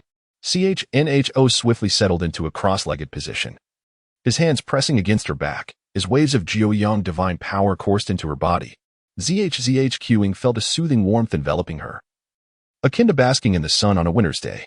ZHQing, I will also help you clear your meridians, should you feel any pain throughout your body. Do not resist. ZHZHQing nodded gently. Streams of energy began to surge fervently into her being, and her meridians were gradually unblocked. She could distinctly sense that with each meridian she opened, her soul power surged dramatically. After more than 2 hours, CHNHO finally withdrew his hands, his complexion slightly pale as he continued to meditate, restoring his energy through the Jiuyang divine power. ZHZHQing leapt into the air, her body brimming with strength and vitality. Glancing at CHNHO, her heart swelled with gratitude. She had not anticipated that his soul power would rise by 5 levels in such a short span of time. The Titan, visibly pleased, inquired, ZHQing, what is your third soul skill? With a calm demeanor, ZHZHQing replied, my third soul skill is the Nether Slash, capable of unleashing tremendous destructive power. The Titan stroked his white beard and nodded approvingly, indeed, commendable. However, his expression suddenly shifted to alarm. The earth-burrowing demon spider that had just been repelled by CHNHO had returned, and this time, it was not alone, a swarm accompanied it, including 4 formidable 10,000-year demon spiders. The ground trembled as the demon spiders emerged, surrounding the 4 of them in a frenzy. Tyrone felt a chill run down his spine at the sight of the countless demon spiders. ZHQing, Tyrone, protect CHNHO. I shall deal with these beasts. The Titan's body shook as 8 soul rings illuminated around him, 2 yellow, 2 purple, and 4 black. A massive silhouette of a powerful gorilla enveloped him, towering like a mountain. With a thunderous roar, he unleashed his 4th soul skill, Shock of Strength. His right foot slammed down, sending a wave of oppressive force rippling outward, causing the ground to tremble. The lower-tier demon spiders were instantly flung away. Nonetheless, the sheer number of demon spiders was overwhelming, relentlessly charging at the forefront. The 10,000-year demon spider king emitted a hissing sound as it erupted from the ground, spewing a web that ensnared the Titan. He quaked with force, shattering the web in an instant. A fierce glint ignited in the Titan's eyes as he gazed at the leading demon spider, shouting, seeking death. His colossal fist descended upon the demon spider. Yet, the creature was cunning and swift, evading underground as it reappeared behind the Titan, releasing a stream of purple venom. Just as the Titan turned, the demon spider vanished again, leaving him momentarily dazed. Oh no, the liquid is poisonous. His fury intensified, seeking death. Meanwhile, other demon spiders had already lunged at CHNHO and ZHZHQing, with a layer of icy determination in her eyes. ZHZHQing stood resolutely in front of CHNHO. You have always protected me. Now it is my turn to safeguard you. With her third soul skill, Nether Slash, she soared into the air, executing sweeping strikes that formed a cross-shaped blade. Dozens of demon spiders were instantaneously severed, their green ichor spraying forth in a grotesque display. The swarm of demon spiders only grew more numerous. Tyrone and ZHZHQing formed a tight circle around CHNHO, tirelessly dispatching the encroaching foes. However, with just the two of them, they could not hope to eliminate them all. Meanwhile, the four 10,000-year demon spiders had surrounded the Titan, leveraging their speed and burrowing ability to disorient him. He felt utterly powerless, wishing he could turn the ground upside down. Furthermore, he was suffering from the demon spider's venom, experiencing waves of dizziness that threatened to topple him. After slaying hundreds of demon spiders, ZHZHQing and Tyrone were nearing exhaustion. Gritting her teeth, ZHZHQing never once considered retreating. She leapt into the air again, executing the nether stab, dispatching two more demon spiders.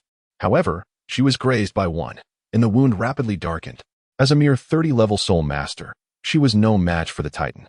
The toxins spread swiftly, her body weakening as she knelt on the ground, arms trembling to keep her upright. Tyrone too was besieged by dozens of demon spiders, unable to assist. The Titan trembled with resolve, a powerful aura repelling the four 10,000-year demon spiders as he advanced. Yet, the relentless onslaught of demon spiders surged towards ZHZHQing. Just at that critical moment, CHNHO's eyes snapped open, and 9 soul rings, 2 yellow, 2 purple, 4 black, and 1 red, flared around him. With a thunderous proclamation, he declared, I wield a sword, named 7 kills. A beam of sword light sliced through the air, annihilating nearly 100 demon spiders in an instant. Observing ZHZHQing's body turning purple, he feared the venom had spread throughout her being. In an instant, Xiao Hao was consumed by rage, declaring his desire for the demise of all. He stepped forward, his eyes igniting with a crimson hue, as a wave of red energy surged outward, enveloping an expanse of 100 miles. This was none other than Xiao Hao's domain of the god of death, the 4 ancient soul beasts. Sensing the overwhelming intent to kill, hastily fled in different directions. Meanwhile, the lesser cave-dwelling magic spiders had already prostrated themselves on the ground, trembling in fear, utterly immobilized. Yet, with Xiao Hao's murderous intent awakened, there was no chance for their escape. With a flourish, he unleashed his 6th soul skill, the return of 1,000 swords. The 7-killing sword in his grasp shimmered to life, and with a subtle motion of his hands, a multitude of miniature swords materialized in the air. Densely packed, there were at least 10,000. Whoosh! As one long sword shot forth, the myriad of small swords followed suit, raining down upon the earth. Thud, thud, thud. One by one, the cave-dwelling magic spiders met their demise, their lifeblood creating a mist of crimson on the ground, though the 4 ancient soul beasts had burrowed underground. Within Xiao Hao's god of death domain, all living beings were perceptible. The 7-killing sword soared into the air and plunged fiercely into the ground, claiming the lives of the 4 ancient cave-dwelling magic spiders as well. Titan and Talon were left utterly astonished. Despite Titan's long life, he had never witnessed such a widespread slaughter of soul beasts. He was equally taken aback by the sight of Xiao Hao, who appeared so youthful, yet had already ascended to the rank of title Douluo, wielding the mightiest assault-type martial soul of the Douluo Continent, the 7-killing sword. Buzz! Xiao Hao retracted the 7-kill sword, and his anger began to subside slightly. Observing the Titan's increasingly dark expression, he noted the ominous black energy enveloping his entire being. With a subtle motion of his right hand, Xiao Hao sent a pill soaring through the air. It was a 9-orifice golden pill, capable not only of purging the marrow and refining the sinews but also of neutralizing myriad toxins. Titan, harboring no doubt whatsoever, promptly ingested it and settled into a meditative posture. Xiao Hao took out another pill, placed it in his mouth, and chewed it thoroughly before passing it to Zhu Qing. His intentions were solely to save her. What ill thoughts could Xiao Hao possibly harbor? At that moment, Zhu Qing had already succumbed to unconsciousness and was incapable of chewing. To ensure the optimal absorption of the medicinal effects, Xiao Hao had no choice but to proceed in this manner. This was a bottle of 9 aperture golden pills he had obtained on the 18th day of his sign-in, totaling 3 pills. Chapter 011, 9 aperture golden pill. First encounter with Shrek. The Titan sat cross-legged, absorbing the effects of the 9-aperture golden pill as the dark energy surrounding him gradually dissipated, forming a faint golden halo that enveloped his body. The deep lines of his aged face subtly revealed a flicker of excitement. His soul power had remained stagnant at level 84 for an extended period. He had resigned himself to the belief that he was destined to remain an 84th level Soul Douluo for life, but unexpectedly, within a mere hour, he had ascended 2 levels. After another half hour, Zhu Qing slowly regained consciousness and discovered that she was lying in Chun Hao's embrace. Her wounds had healed, and more importantly, her soul power had remarkably increased by 3 levels. The Titan rose to his feet and immediately bowed, expressing his gratitude. "Thank you, young friend Chen Hao. I never anticipated that a single pill from you would elevate my soul power by 2 levels, with further improvement still possible. It has been a long time since my soul power has advanced." Tyrone's face also displayed a look of incredulity. "Grandfather, do you mean to say you have broken through to become an 86th level Soul Douluo?" The Titan nodded gently. "This is all thanks to brother Chen Hao." Zhu Qing softly added, "My soul power has also risen by 3 levels. I am now at 36. Both Tyrone and the Titan bore expressions of disbelief. "Heavens, this is utterly astonishing. Just after obtaining the 3rd soul ring, your soul power has increased by 6 levels. Chen Hao began. "I have just expended a considerable amount of soul energy to open up all of Zhu Qing's meridians. The subsequent ingestion of the 9 orifices golden pill, which possesses the efficacy of pure yang foundational reinforcement and the cleansing of sinews and marrow, has significantly enhanced Zhu Qing's soul power. More importantly, your future cultivation will proceed without hindrance, and the rate of soul power enhancement will increase dramatically." Titan, with a grave expression, nodded in acknowledgement and said, "Thank you, young friend Chen Hao. Do you have any of these pills available? Regardless of the cost, my clan wishes to acquire several." Chen Hao gently shook his head. This 9-aperture golden pill, of which there were only 3 in total, was originally intended for a few of his closest kin. Titan nodded slightly, filled with profound gratitude. As the rarity of this elixir became evident, the atmosphere here was saturated with the scent of blood, and it was certain that it would soon attract higher-level soul beasts. "We should depart from this place." The 3 of them nodded in agreement and swiftly advanced deeper, stepping over the corpse of the subterranean demon spider. Not long after they had left, a group from Shrek Academy arrived at the scene. Upon witnessing the sight before them, all the soul masters were utterly astonished. Ma Hongjun exclaimed in shock, "Goodness, what kind of enmity must there be to have slaughtered so many demon spiders?" Tang San's expression turned icy as he remarked, "I have examined the wounds on the demon spiders. They are all sword injuries, each strike lethal. More importantly, they all perished at nearly the same moment." The leading master spoke up. "Among them are 4 10,000-year subterranean demon spiders. It is likely that only one person on the entire Douluo continent possesses such strength." The immovable King's tone was grave as he declared, "Sword Path Chenxin." The group nodded in agreement.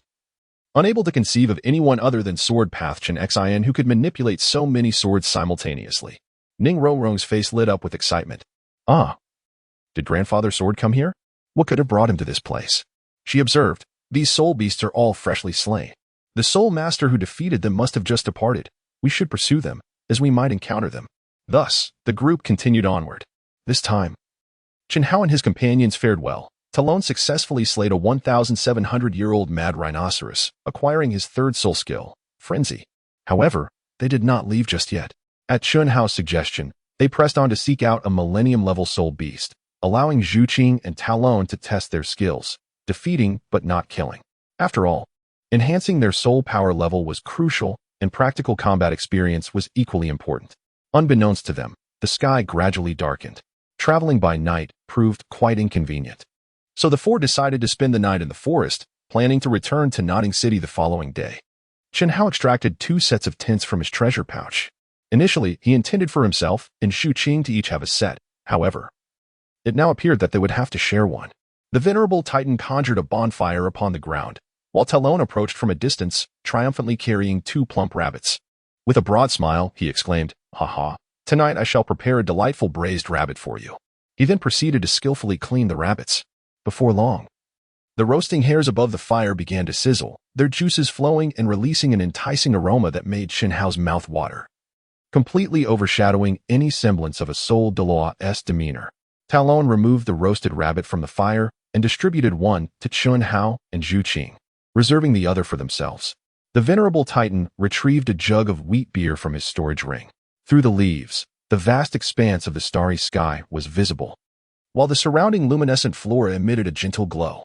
Occasionally, a few majestic deer with long antlers could be seen wandering through the forest, creating a truly enchanting scene. The flickering bonfire, the mouth-watering scent of roasted meat, and the presence of beauty combined to create a rare sense of contentment. Chen Hao felt utterly at ease. At that moment, Titan spoke, "Young friend Chen Hao, I have just witnessed that your martial soul is none other than the formidable 7-kill sword, ranked first among the assault-type martial souls in the Douluo Continent. I am curious to know what connection you have with the swordmaster Chenxin." Chen Haotuan paused for a moment, realizing that since they had already seen it, there was no longer any need for concealment. "Jian Dao Chenxin is my grandfather." Titan's expression shifted slightly, nearly causing the wine cup in his hand to slip from his grasp. "Indeed, you bear the surname Chen, and so does Jian Douluo. I should have anticipated this," Zhu Qing remarked, somewhat astonished. "Could it be that you also hail from the 7-treasure Glazed tile sect?" Chen Hao shook his head, declaring, "No, I am not affiliated with any sect. I belong solely to you. Whenever you require my presence, I am willing to accompany you back to the Star Luo Empire." Titan's face flushed with embarrassment. Despite his age, he found himself inadvertently consuming a mouthful of dog food. Zhu Qing, on the other hand, lowered her head slightly, a hint of shyness gracing her features.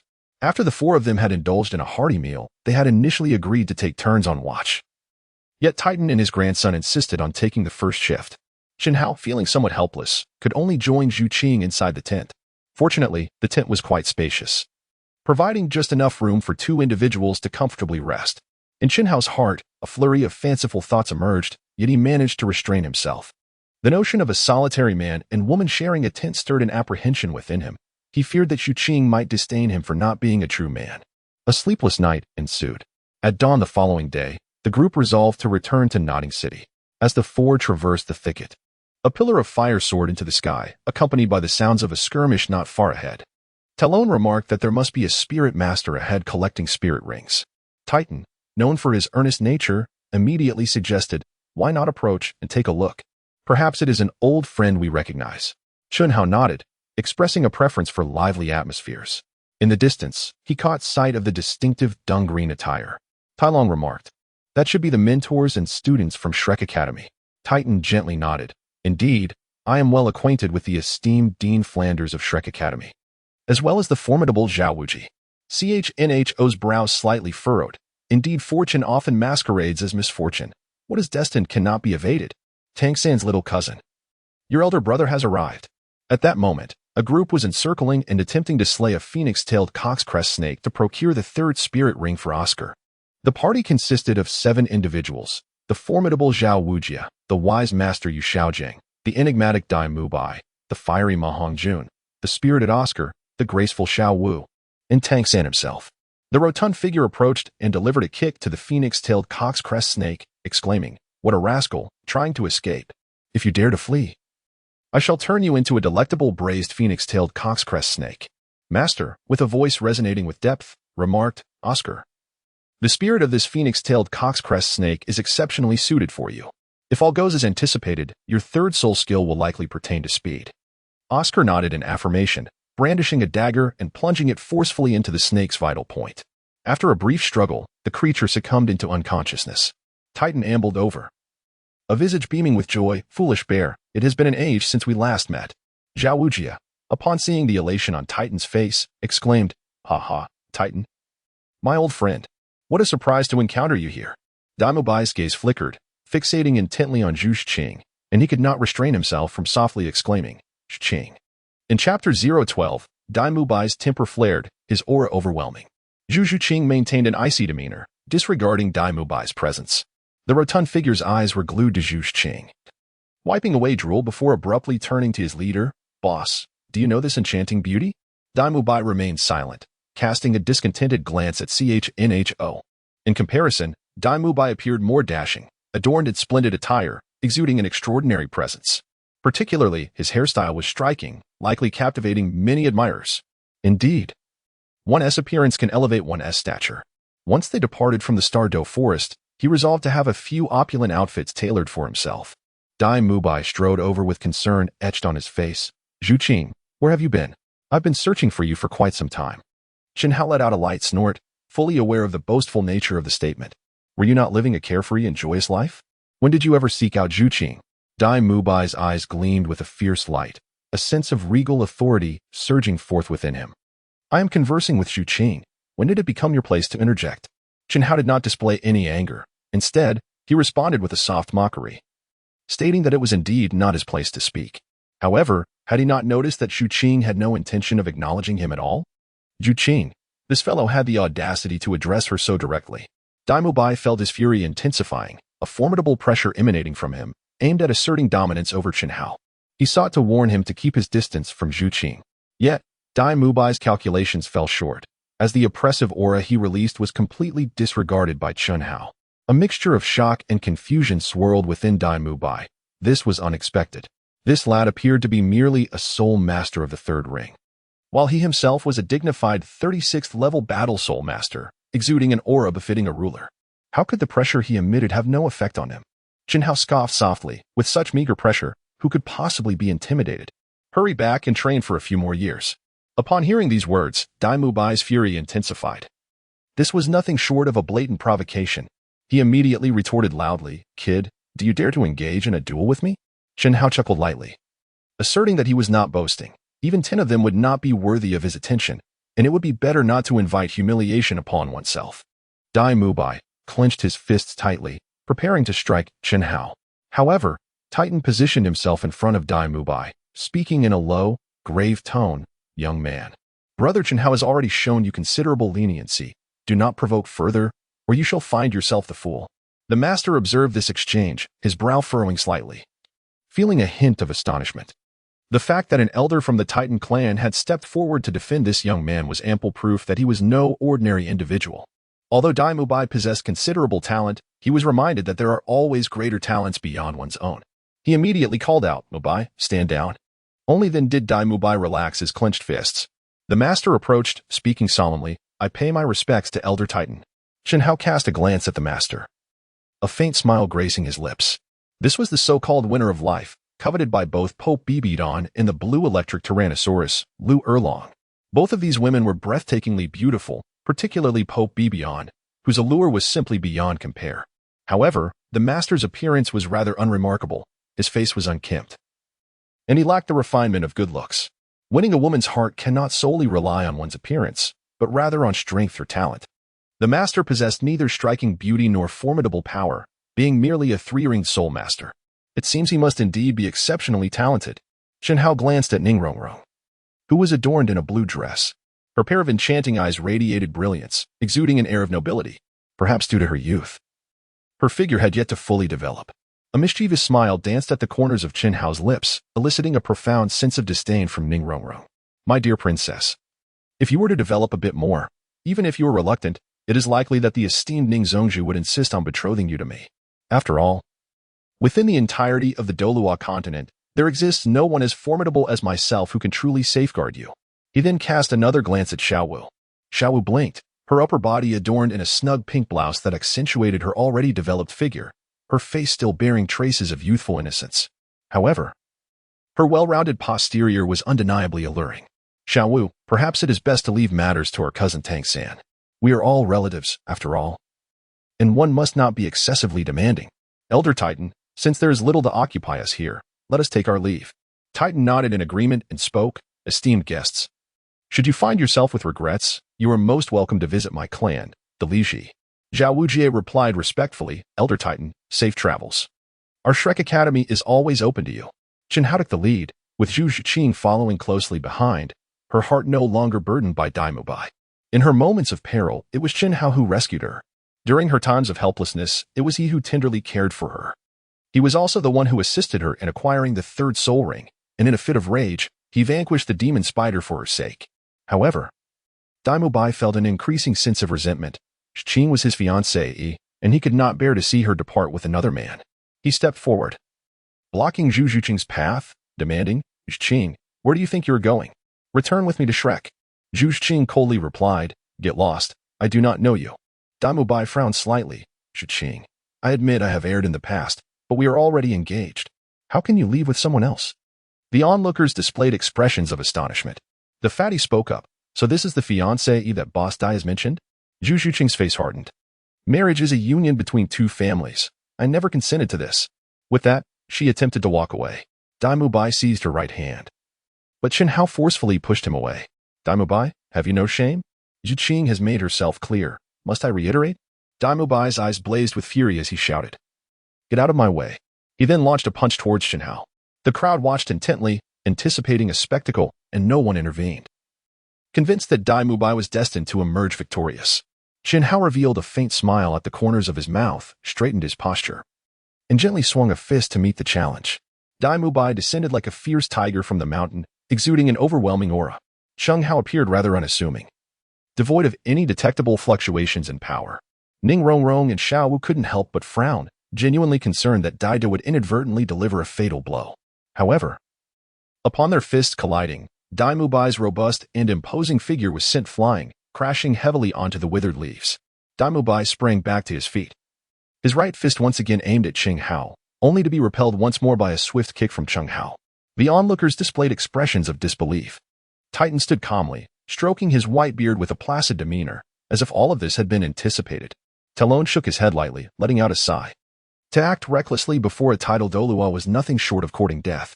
At that moment, Ma Hongjun, Xiao Wu, Tang San, and Ning Rongrong stepped forward in unison.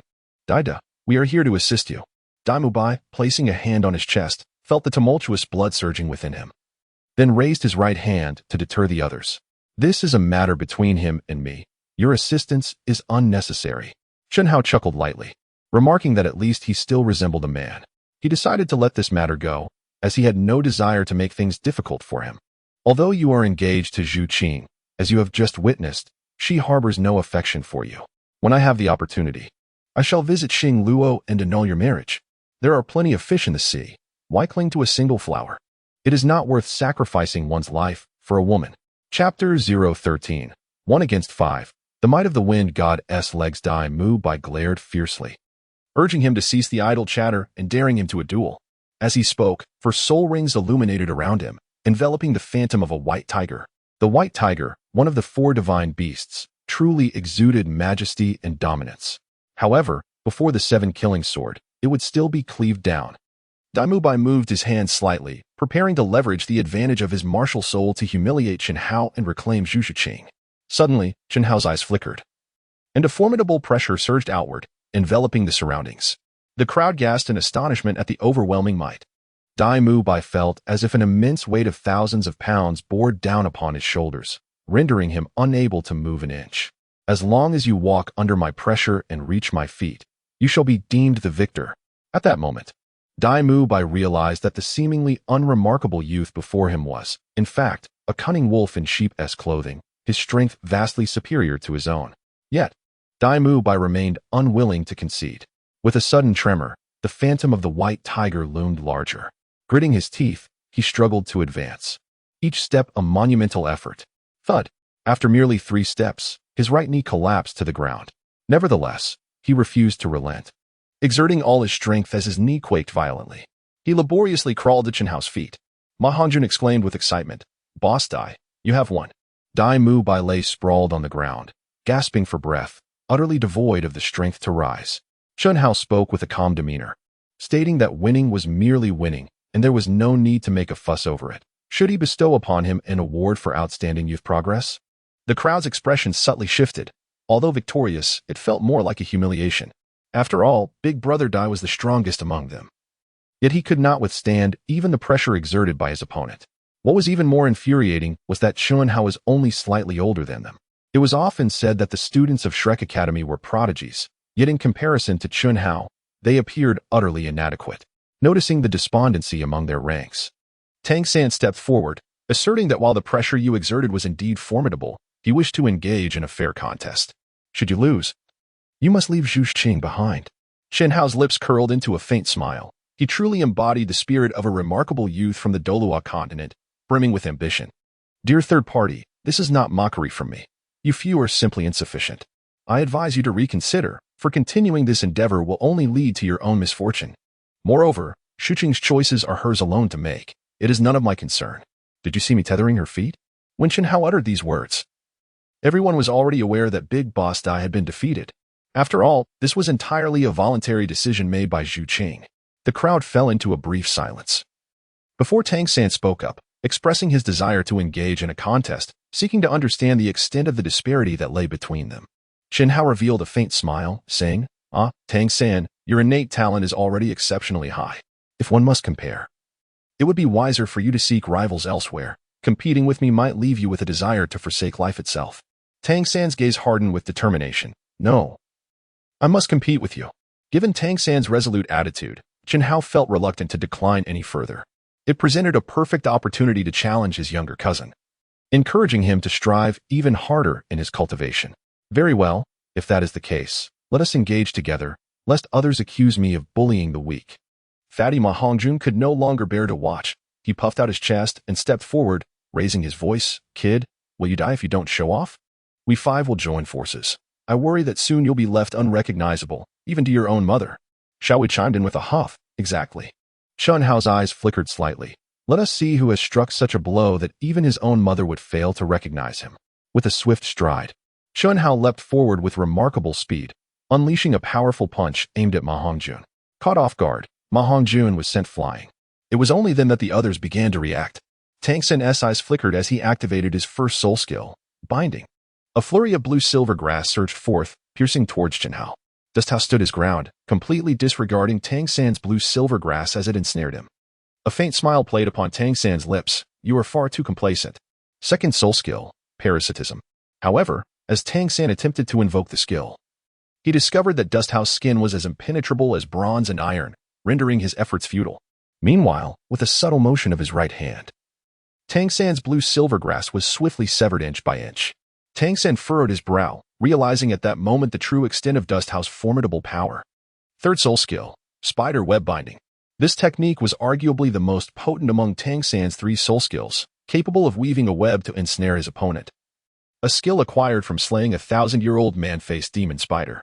Yet, Dust Hao did not evade. He allowed the spider web to entrap him, only to move slightly and shatter the web once more. The onlookers were utterly astonished. This indicated that all of Tang San's abilities were rendered ineffective against him. The chubby one rose from the ground, a fierce glint in his eyes as he sought to avenge the earlier blow. He shouted loudly, First soul skill, Phoenix. Before he could finish, Dust Hao sent him flying with a single punch, crashing to the ground and rolling for dozens of meters. I dare say your mother would scarcely recognize you now. First soul skill, White Tiger's Radiant Light Wave. Daimu Bai let out a tiger's roar, unleashing a beam of light aimed directly at Dust Hao. Chen Hao directly disregarded it. The beam of light struck him as if it were inconsequential. Xiao could no longer contain herself and unleashed her second soul skill, Temptation. A faint smile graced the corners of Chen Hao's lips as he addressed Xiao. You might as well refrain from employing your second soul skill against me. Be wary of falling into my trap. A blush of embarrassment surfaced on Xiao's face, intensifying her indignation. In an instant, she teleported towards Chen Hao and unleashed her most formidable first soul skill, the Bow of the Waist. However, to her dismay, she realized that her strikes had no effect on Chen Hao, as if she were kicking a figure of solid iron. The 4 of them exchanged glances before launching themselves at Chen Hao from different angles. Ning Rongrong was enveloped in a radiant aura, manifesting a 7-treasure glazed tower. Resplendent and captivating, the 9 treasures shimmered with brilliant light, each with its own renown, the first for strength, the second for speed. Instantly, their velocity was doubled. Yet, all of this proved to be in vain. Chen Hao's feet moved slightly as he immediately unleashed the technique acquired from his previous sign-in, the ethereal wave step. His figure darted swiftly, propelling him towards Ning Rongrong. The 4 of them could only grasp at empty air, unable to capture even a glimpse of Chen Hao's shadow. Ning Rongrong merely sensed a fleeting figure brush past her, as if something soft had grazed her cheek, leaving a faint sensation of moisture. At that moment, Tang San truly comprehended the vast chasm that lay between himself and Chen Hao. It was not merely a slight disparity, but an insurmountable ocean that separated them. Without activating his martial soul, Chen Hao was able to leave the 4 of them utterly bewildered. However, Tang San felt a lingering dissatisfaction within. With a slight movement of his eyes, he immediately employed the Purple Extreme Magic Eye. Enhanced by the power of the Purple Extreme Magic Eye, Tang San could clearly discern Chen Hao's movements. Yet, just as he attempted to approach, Chen Hao had already vanished without a trace. Tang San couldn't help but exclaim, This technique of agility is truly remarkable. Pop! Ning Rongrong suddenly felt a light touch on her face, and at that moment, she became acutely aware of her surroundings. Jian Hao, with astonishing speed, managed to plant a kiss on her cheek, an act that escaped the notice of all present. Ning Fengzhi's cheeks flushed with embarrassment and in her indignation. She stamped her foot, exclaiming, "You rogue! Once I return to the sect, I shall have Elder Jian sever your lips." Tang San, not one to back down, immediately unleashed the ghost shadow Misty Steps to pursue Jian Hao. After a brief chase, Tang San realized with dismay that the Tang sect's ultimate skill, Ghost Shadow Misty Steps, was unable to even grasp the silhouette of his opponent. Each time, it seemed he was on the verge of making contact with Jian Hao, only to find himself grasping at air. The others stood frozen in place, when suddenly Jian Hao bellowed, "It is time to conclude this." Third form of the wind and cloud's leg, raging storm. The air was filled with countless shadowy feet, leaving only Ning Fengzhi standing firm on the ground, while the rest, including Tang San, were sent flying. Chapter 014, The Master's Astonishment. One kick defeats Zhao Wujie. The master stood quietly, his heart a tumultuous storm, pounding vigorously in his chest. He had been intently observing Jian Hao, a prodigy of such remarkable talent at such a tender age, truly a marvel. Previously, he had believed Tang San's innate ability to be unparalleled, yet now it paled in comparison to that of this extraordinary individual. Jian Hao steadied himself, gently clapping his hands. What is Shrek Academy, after all? You must strive even harder. Jian Hao merely wished to seize this opportunity to inspire them to strive harder in their cultivation. Of course, the primary intention was to showcase his own prowess, devoid of any malice. However, Zhao Wujie found it increasingly intolerable. Observing his students being so thoroughly bested by the opponent without the activation of their martial spirits left him deeply dissatisfied. This was not merely a contest. It felt more akin to an affront. "You arrogant brat, winning against a few students is hardly impressive. Do you dare to face me in battle?" Titan quickly interjected, "Wujie, the hour grows late. I believe it is time for us to take our leave." Yet Zhao Wujie remained relentless, declaring, "No, this young man is simply too arrogant. I must teach him a lesson." With a light chuckle, Jian Hao remarked, "What is the matter? Are you, the unmoved King Zhao Wujie, seeking to regain some sense of presence after being soundly thrashed into a pig's head by someone who didn't even unleash their martial soul last time?" Zhao Wujie's expression shifted slightly. The requirement for confidentiality imposed by the Hao Tian Douluo meant that aside from Flander, scarcely anyone was aware of his previous humiliation. Such an embarrassing incident was something he had never divulged to anyone. How did this young lad come to know that he had been bested barehanded by the Hao Tian Douluo? It seemed this child was not to be underestimated. However, upon further reflection, as a dignified, unmoved King Zhao Wujie, an 81st rank assault-type Soul Douluo, how could he possibly be intimidated by a mere child? Zhao Wujie slightly lifted his head, a trace of pride illuminating his countenance. "Youngster, today I shall demonstrate the might of our Shrek Academy." With that, 8 soul rings flared to life around him, 2 yellow, 2 purple, and 4 black. He stomped his right foot onto the ground, letting out a roar that echoed to the heavens. A formidable aura surged outward, enveloping the surroundings. The chubby boy touched his swollen right cheek, his voice trembling as he said, "Woo-woo, Teacher Zhao, teach this brat a lesson." The crowd felt a flicker of delight. Teacher Zhao was making his move at last. "Brat, let us see how you perish for your arrogance." However, Jian Hao calmly responded, "It is quite late.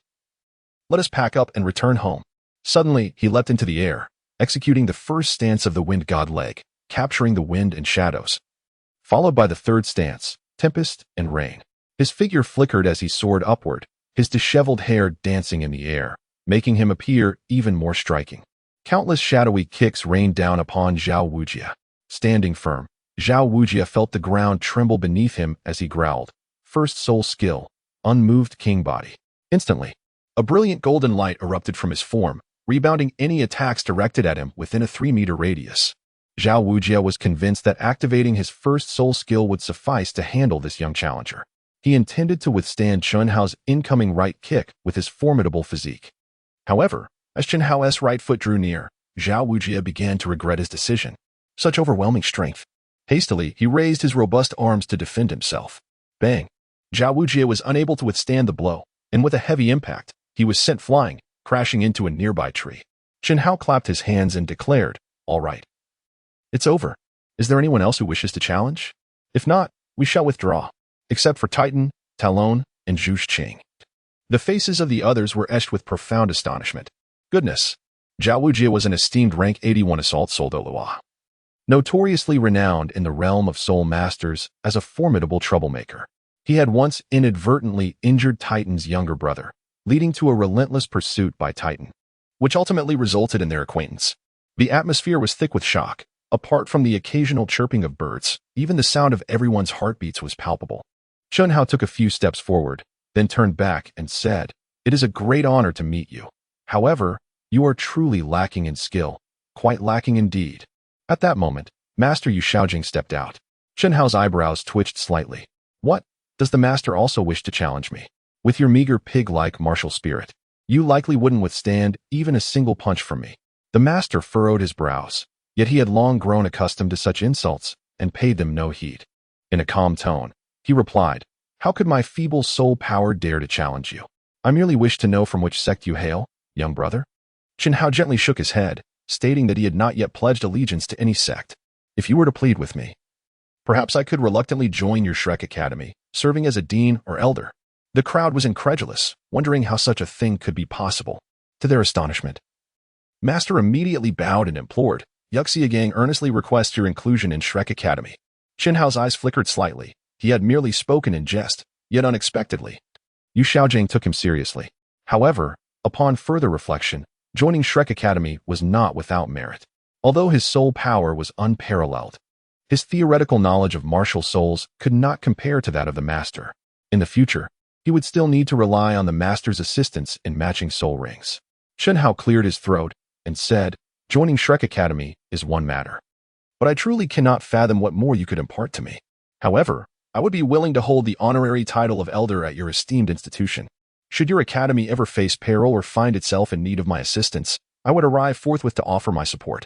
A glimmer of joy appeared on the master's face. After all, even Zhao Wujia was no match for this individual, indicating that his strength undoubtedly surpassed that of a soul Douluo.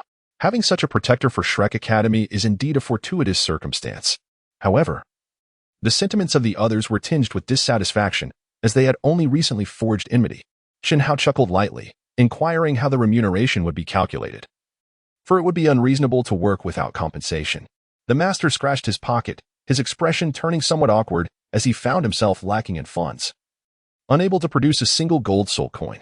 I do not have such gold soul coins on me. Brother Chen Hao, might you share your residence? I assure you, I shall deliver the payment upon my return." Chen Hao gently nodded. "Well, that is more like it." Suddenly, a resonant roar echoed through the air. A primal cry that pierced the heavens, causing the very ground to tremble. The master's face betrayed a look of terror. "This is bad. A formidable soul beast is approaching. We must leave at once." Towering trees around them began to collapse, revealing a Titan great ape, standing 100 feet tall, blocking their path. The group was momentarily stunned. The master whispered in awe, "A 10,000-year soul beast, the king of all beasts, the Titan great ape." Only Xiao remained composed, standing firm without a hint of fear, her lips moving slightly as she murmured, "Erming." The master stepped forward, positioning himself protectively in front of the others, and proclaimed, "Wuji, I will hold it off. Quickly, lead the others to safety." Chen Hao couldn't help but chuckle. With his playful pig spirit, how could he possibly withstand the might of a 100,000-year soul beast? Nevertheless, his sense of responsibility undeniably marked him as a commendable teacher. Chen Hao approached the master, extending his right hand and gently pushing him aside. "With the esteemed elder present, when is it your turn to take the spotlight? It is time for me to demonstrate my worth. The money I possess is not to be taken lightly." The master's voice grew urgent. "This is a soul beast that has existed for 100,000 years. Chen Hao disregarded the master and raised his voice. "Erming, why are you still hesitating? Do you wish to become my soul ring?" Titan's face was filled with fear. "Brother Chen Hao, do not underestimate this. It is a soul beast of 100,000 years. Chapter 015. King of Beasts, Titan Great Ape. Chen Hao stood before the Titan Great Ape, his diminutive figure betraying not a hint of trepidation. With a thunderous roar, the Titan Great Ape unleashed a powerful gust of wind, sending Tang San and the others sprawling in all directions, showering Chen Hao with a spray of saliva. Chen Hao disdainfully wiped the saliva from his face, exclaiming, "Damn it. Erming, stop being so willful. Hurry back to your little lake, or do not blame me for being impolite." The Titan giant ape, with arms as thick as tree trunks, pounded its chest, demonstrating its might to Chen Hao. Yet, it refrained from attacking them. Xiao stood still, her gaze fixed intently on Erming. Suddenly, Erming reached out with his right hand, clasping Xiao Wu in his palm, and turned to dash into the forest. Tang San, utilizing the ghost shadow perplexing steps, rushed forward, only to be forcefully repelled by the Titan giant ape's formidable strength. Tang San cried out in anguish, "Xiao Wu." With a resolute step, Chen Hao advanced, a solitary figure wielding a sword, positioning himself before the Titan giant ape. The onlookers, maintaining a respectful distance, were utterly astonished by this scene. The master, gazing at the sword in Chen Hao's grasp, displayed an expression of shock. The seven-killing sword. Ning Rongrong, equally perplexed, questioned how his martial spirit could resemble that of the sword grandparent. Meanwhile, the plump companion stammered, "Goodness. Could it be that all those abyssal demon spiders we witnessed earlier were slain by him? That's utterly terrifying." As Chen Hao's thoughts stirred, the realm of the god of killing was fully unleashed. A crimson radiance swept outward, sending everyone else flying. Within this domain, a stark dichotomy emerged, creating two distinct enclosed spaces that enveloped Xiao Wu and the Titan. Cheng Hao spoke, "Xiao Wu, it seems that Heir Ming has come to seek you out. You should quickly send him away, or do not blame me for being uncivilized." Xiao Wu's face displayed a look of utter astonishment. "How did you know Heir Ming was here for me? You must have been informed by your mother. 100,000-year soul beast cannot conceal itself before a tidal Douluo. Not only am I aware that Heir Ming seeks you, but I also know that you are a 100,000-year rabbit. However, rest assured, I am a benevolent human and shall not bring you harm. If I had wished to act against you, you would have long since become my soul ring. Naturally, I harbor no desire to harm Heir Ming. Please persuade him to depart." Xiao Wu appeared somewhat perplexed. "Since you know I am a 100,000-year soul beast, why then do you spare me? I am related to Xiao San, and you are of utmost importance to him. Thus, I would never inflict harm upon you. Rather, I shall protect you. Furthermore, not all humans are malevolent. Take me, for instance. I merely seek to experience life and have no interest in hunting soul beasts. Of course, this is contingent upon your obedience. Otherwise, I would not hesitate to transform you into my soul ring." The Titan giant ape glared fiercely, its colossal form resembling a towering mountain, exuding an intimidating presence. "Foolish human, do not attempt to deceive Sister Xiao Wu. None of you are virtuous." With that, it raised a fist the size of a boulder, preparing to strike at Cheng Hao. Xiao Wu swiftly intervened, shielding the Titan giant ape. "Heir Ming, I trust what he says. I am well here. They take good care of me. You should return at once." The Titan giant ape gently caressed Xiao Wu's head, the scene appearing quite harmonious. "Sister Xiao Wu, both Deming and I miss you dearly. We sensed your presence and rushed out to find you. Please return with me. For Deming and I will protect you well." Xiao Wu shook her head. "Heir Ming, you must go back. I will take good care of myself." Chen Hao, slightly impatient, remarked, "Heir Ming, hurry back and spare me the unnecessary chatter. Rest assured, with my presence, no one can harm Xiao Wu, not even Xiao San." With a fierce roar, Heir Ming lowered his head, revealing a sullen demeanor. Xiao Wu leaped gracefully into the air, landing on Heir Ming's shoulder after a few agile hops. Gently stroking Heir Ming's head, she said, "Heir Ming, do not be disheartened. You are no longer a child. Did you not vow to seek vengeance for your parents? Therefore, you must devote yourself even more diligently to your training." The Titan great ape nodded softly in agreement. As the ominous aura of the god of death dissipated, the Titan great ape bowed its head and gradually retreated into the depths of the forest. Tang San hurriedly leaped forward, grasping Xiao Wu's hand with a face full of concern. "Xiao Wu, are you all right?" he inquired. Xiao Wu wiped away the tears from the corners of her eyes and gently shook her head. The master then spoke. "What just transpired? Why has the king of beasts, the Titan great ape, departed?" Chen Hao's lips curled into a faint smile. "What could possibly occur? That fellow attempted to abduct Xiao Wu, but I decisively dealt with him. Realizing he was no match for me, he promptly fled." Though the crowd was somewhat skeptical, it was undeniable that the Titan great ape had indeed departed. And Xiao Wu emerged unscathed. Tang San stepped forward, his expression grave, and said, "Regardless of any misunderstandings we may have had in the past, I sincerely thank you for rescuing Xiao Wu just now. Should you ever require my assistance, whether it be traversing a mountain of knives or a sea of flames, I, Tang San, will do my utmost to help." Chen Hao revealed a hint of a mysterious smile at the corner of his mouth, gently patting Tang San on the shoulder. This gesture left Tang San somewhat taken aback. "You need only to focus on your cultivation, with your current abilities. There are feats I cannot accomplish. Do you truly believe you can?" Tang San's face displayed a resolute determination. "Though my strength may indeed be feeble at present, remember that fortunes shift. Do not underestimate the youth." Dust Hao's eyes flickered in surprise. Isn't that a classic quote from Battle Through the Heavens? How did it end up in Soul Land? After a moment's pause, he added, well, that's commendable. I have high hopes for you. There's no need for pleasantries. Just take good care of Xiao. Otherwise, I won't hesitate to take her from you. Xiao's expression shifted, revealing a hint of astonishment. Tang-san, gripping Xiao's hand tightly, responded with unwavering resolve, rest assured, I will not afford you that opportunity. That is the best course of action. Dust Hao replied with an indifferent tone, then addressed Titan Senior and Zhu Qing, let us depart. Darkness will soon fall. At that moment, Ning Rongrong summoned her courage. Clasping her hands tightly as she stepped forward. Wait a moment. May I inquire if your martial soul is the 7 killing sword? Chen Hao blinked his eyes. A subtle smile gracing his lips. Ah, little girl, you possess quite the discerning eye to recognize this as the 7 killing sword martial soul. Your future is indeed boundless. Now, pray tell, what is your relationship with Grandfather Sword? Chen Hao winked at Ning Rongrong and whispered, can you guess? He then took the lead. Striding towards the outskirts of the Stardow Forest, while the other 3 followed without a backward glance. Ning Rongrong, infuriated, stomped her feet, cursing inwardly, I guess you. You big-headed ghost. I must inform Grandfather Jian about this as soon as possible. The group from Shrek Academy remained still, utterly perplexed by the presence of this young man, who emanated such an intimidating aura. It was one thing to defeat the formidable rank 81 assault soul Douluo Zhao Wujie with a single strike. It was another to possess a domain. Moreover, he had sent the King of Beasts, the Titan Great Ape, fleeing an entity that even several titled Douluos could not vanquish. Was this lad even human? Chapter 016, Training Zhu Shiqing. Soul Power Swords. The dragon horn carriage glided smoothly along the road back to Notting City. Initially, Chen Hao merely leaned against the carriage and succumbed to slumber, unknowingly shifting into Zhu Zhuqing's embrace as the vehicle swayed. Zhu Qing's expression subtly changed. She sat up straight, hesitant to move an inch. Yet, reflecting upon it, Chen Hao had indeed exerted himself tremendously during the journey, slaying the earth magic spider, triumphing over Shrek Academy, and repelling the 10,000-year soul beast. All these feats were accomplished solely by Chen Hao, warranting a well-deserved respite.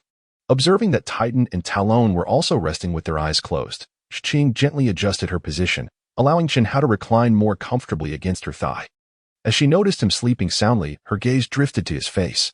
This was her first opportunity to closely examine him from such proximity.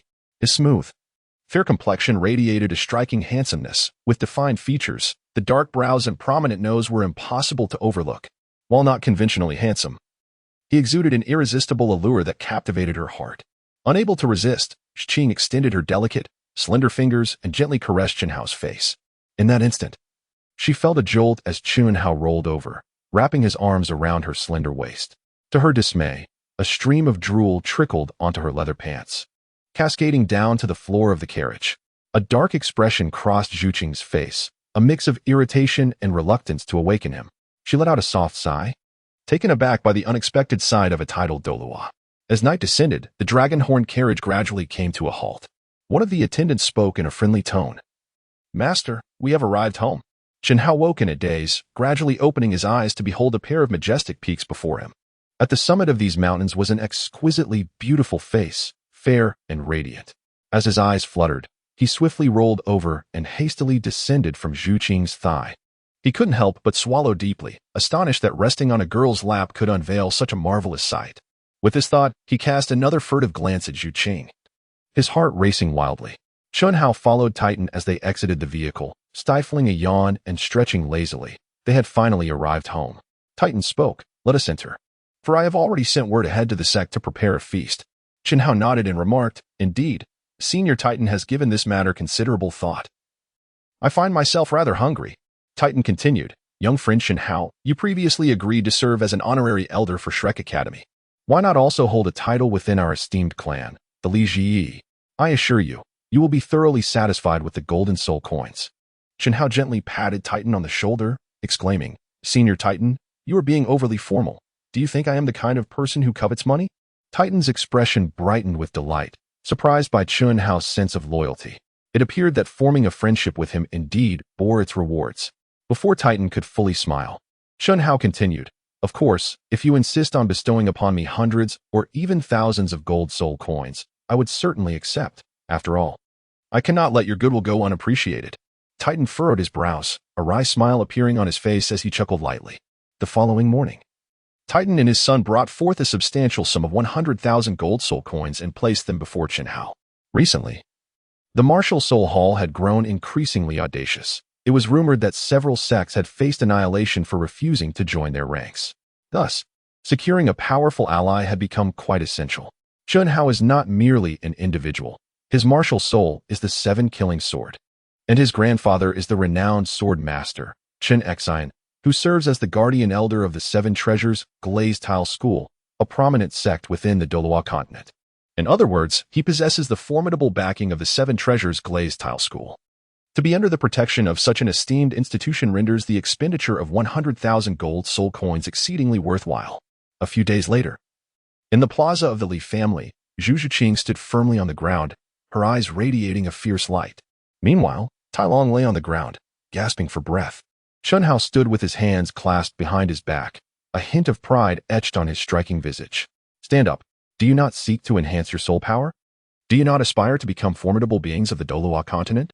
With such feeble resolve, what right do you have to call yourself strong? Zhu Zhiqing abruptly lifted her head, beads of perspiration cascading down her fair complexion. With a subtle shift of her feet, she created an ephemeral silhouette and lunged fiercely towards Chen Hao. With a slight lean of his body, Chen Hao swiftly evaded the attack. Tai Long also rose to his feet, launching a punch towards Chen Hao, only to be sent flying by a kick from him. Thus, they engaged in this relentless exchange for 5 or 6 rounds, until Tai Long ultimately found himself sprawled on the ground. Zhu Qing, however, maintained her stance, feeling as if Chen Hao were perpetually within arm's reach, yet unable to even graze his clothing. Nonetheless, Zhu Qing was unwilling to concede. Her inner desire for strength surpassed that of Tai Long. Her experiences had imparted upon her the lesson that to pause was to invite demise. Gritting her teeth, her slender legs quivered slightly as she charged once more at Chen Hao. Yet, all her efforts proved futile. Each day unfolded in this manner, under the relentless training and torment administered by Chen Hao. The soul power of both Zhu Qing and Tai Long surged visibly with each passing moment. Chen Hao had opened Zhu Qing's meridians, and with the aid of the 9 apertures golden pill, her cultivation accelerated. Now standing at the 38th level of the Agile Attack type Soul Master. Another day passed, and Tai Long and Zhu Qing stood ready, preparing to launch their usual assault on Chen Hao. Chen Hao slightly raised his hand, standing with his hands clasped behind his back, as he circled around the 2 individuals. This involuntarily caused Tai Long and Zhu Qing to shudder slightly. Could it be that this fellow was contemplating yet another bizarre training method? Chen Hao slightly lifted his head and then cleared his throat, exuding the demeanor of a master. Recently, both of you have performed admirably, and as your teacher, I feel a sense of gratification. However, your abilities are still insufficiently robust, thus I intend to elevate your training. Upon hearing the word elevate, Tai Long felt a wave of despair wash over him. He was, after all, a warrior of the power and defense type, primarily focused on strength and protection. Unlike Qing, who moved with such agility, his training often boiled down to merely enduring blows. Tai Long gingerly touched his swollen right cheek, lamenting, "Could you perhaps ease up a bit? My body feels as if it might fall apart." Chen Hao chuckled lightly, declaring, "It is indeed your honor to be struck by me." Tai Long, feeling a blend of resignation and humility, lowered his head slightly. Though he harbored some grievances within, he recognized that Chen Hao's intentions were ultimately for their benefit. Let there be more bloodshed and peace, so that there may be less sacrifice in war. Furthermore, Titan had issued a decree, regardless of the intensity of Chen Hao's training. They must endure, for to do otherwise would mean being cast out from the clan of strength, effectively severing his path forward. Chen Hao continued, however, "This time it will not be me who strikes you, but I shall enlist someone else to do so." Tai Long's eyes widened in disbelief. Isn't that rather ruthless? It is one thing to face our own adversary, but to summon another to assail us? Good heavens, might as well call down a bolt of lightning upon me.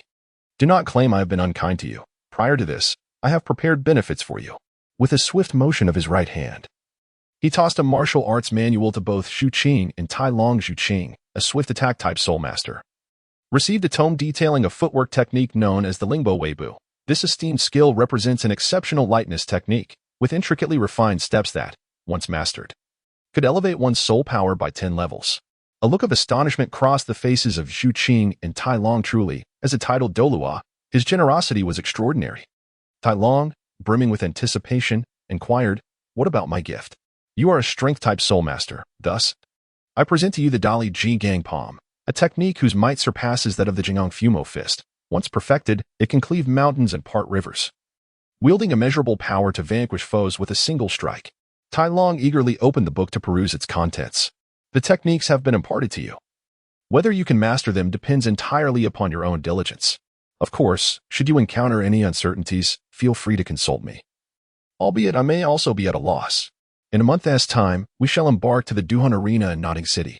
Tai Long's expression shifted to one of concern. He had heard that the arena was a place where martial spirits clashed, a realm where fists and feet had no regard for life, and where one could either perish or suffer greatly. Are you not leading us to peril? Combat is inherently brutal. It is only upon the true battlefield that you may truly grow stronger. Chen Hao continued, the task has been set. If you wish to avoid punishment, then you must take action. Chapter 017, The Arrival of the Sword Duelist, Journey to the Seven Treasures Glazed sect at noon. Chen Hao was indulging in a peaceful nap when suddenly he was roused from his slumber by a commotion. As he gradually opened his eyes, a jolt of surprise coursed through him, causing him to spring upright from his bed. Surrounding him were more than 10 individuals, quietly observing him as if he were a rare and protected species. Among them, leading the group was not only the venerable Titan, but also an elder clad in a pristine white robe. His hair and beard were entirely white, and his long silver locks were neatly arranged behind him, with a countenance that exuded an ancient charm, sharp brows, and striking jade-like eyes. He stood with hands clasped behind his back. Despite his merely standing there in silence, he emanated an aura of unparalleled supremacy over all of creation. Chen Hao felt a sudden jolt in his heart. Jian Dao Chenxin. The resemblance to Jian Dao Chenxin from the Douluo Continent was simply uncanny. As if they had been fashioned from the same mold. Chen Hao abruptly sat up. The sword Douluo stepped forward, his tone grave as he commanded. Show me your martial soul. His voice was unremarkable, yet it carried an undeniable aura that instilled a sense of fear in those who might dare to resist. Although Chen Hao had already attained the extraordinary rank of a level 99 Douluo, he found himself utterly overshadowed by this imposing presence.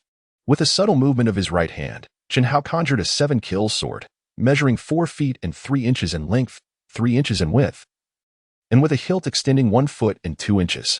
Sword Douluo's eyes flickered with emotion, his countenance shifting ever so slightly. He stepped forward, abruptly enveloping Chen Hao in his embrace. Little Hao, it is indeed you. For these years, grandfather has been searching for you, and I never anticipated finding you here. Chen Hao sat upright on the bed, utterly astonished. This was indeed too delightful to comprehend. Cough, cough, cough, I can hardly catch my breath. Jian Dao Chenxin finally released his grip and hastily inquired, Child, where have you been all these years? What of your father, Chen Feng? Chen Hao appeared utterly bewildered, utterly at a loss as to the whereabouts of his seemingly indifferent father. After a moment of contemplation, he admitted, I cannot say for certain. When I regained consciousness, I found myself amidst a vast and enchanting forest.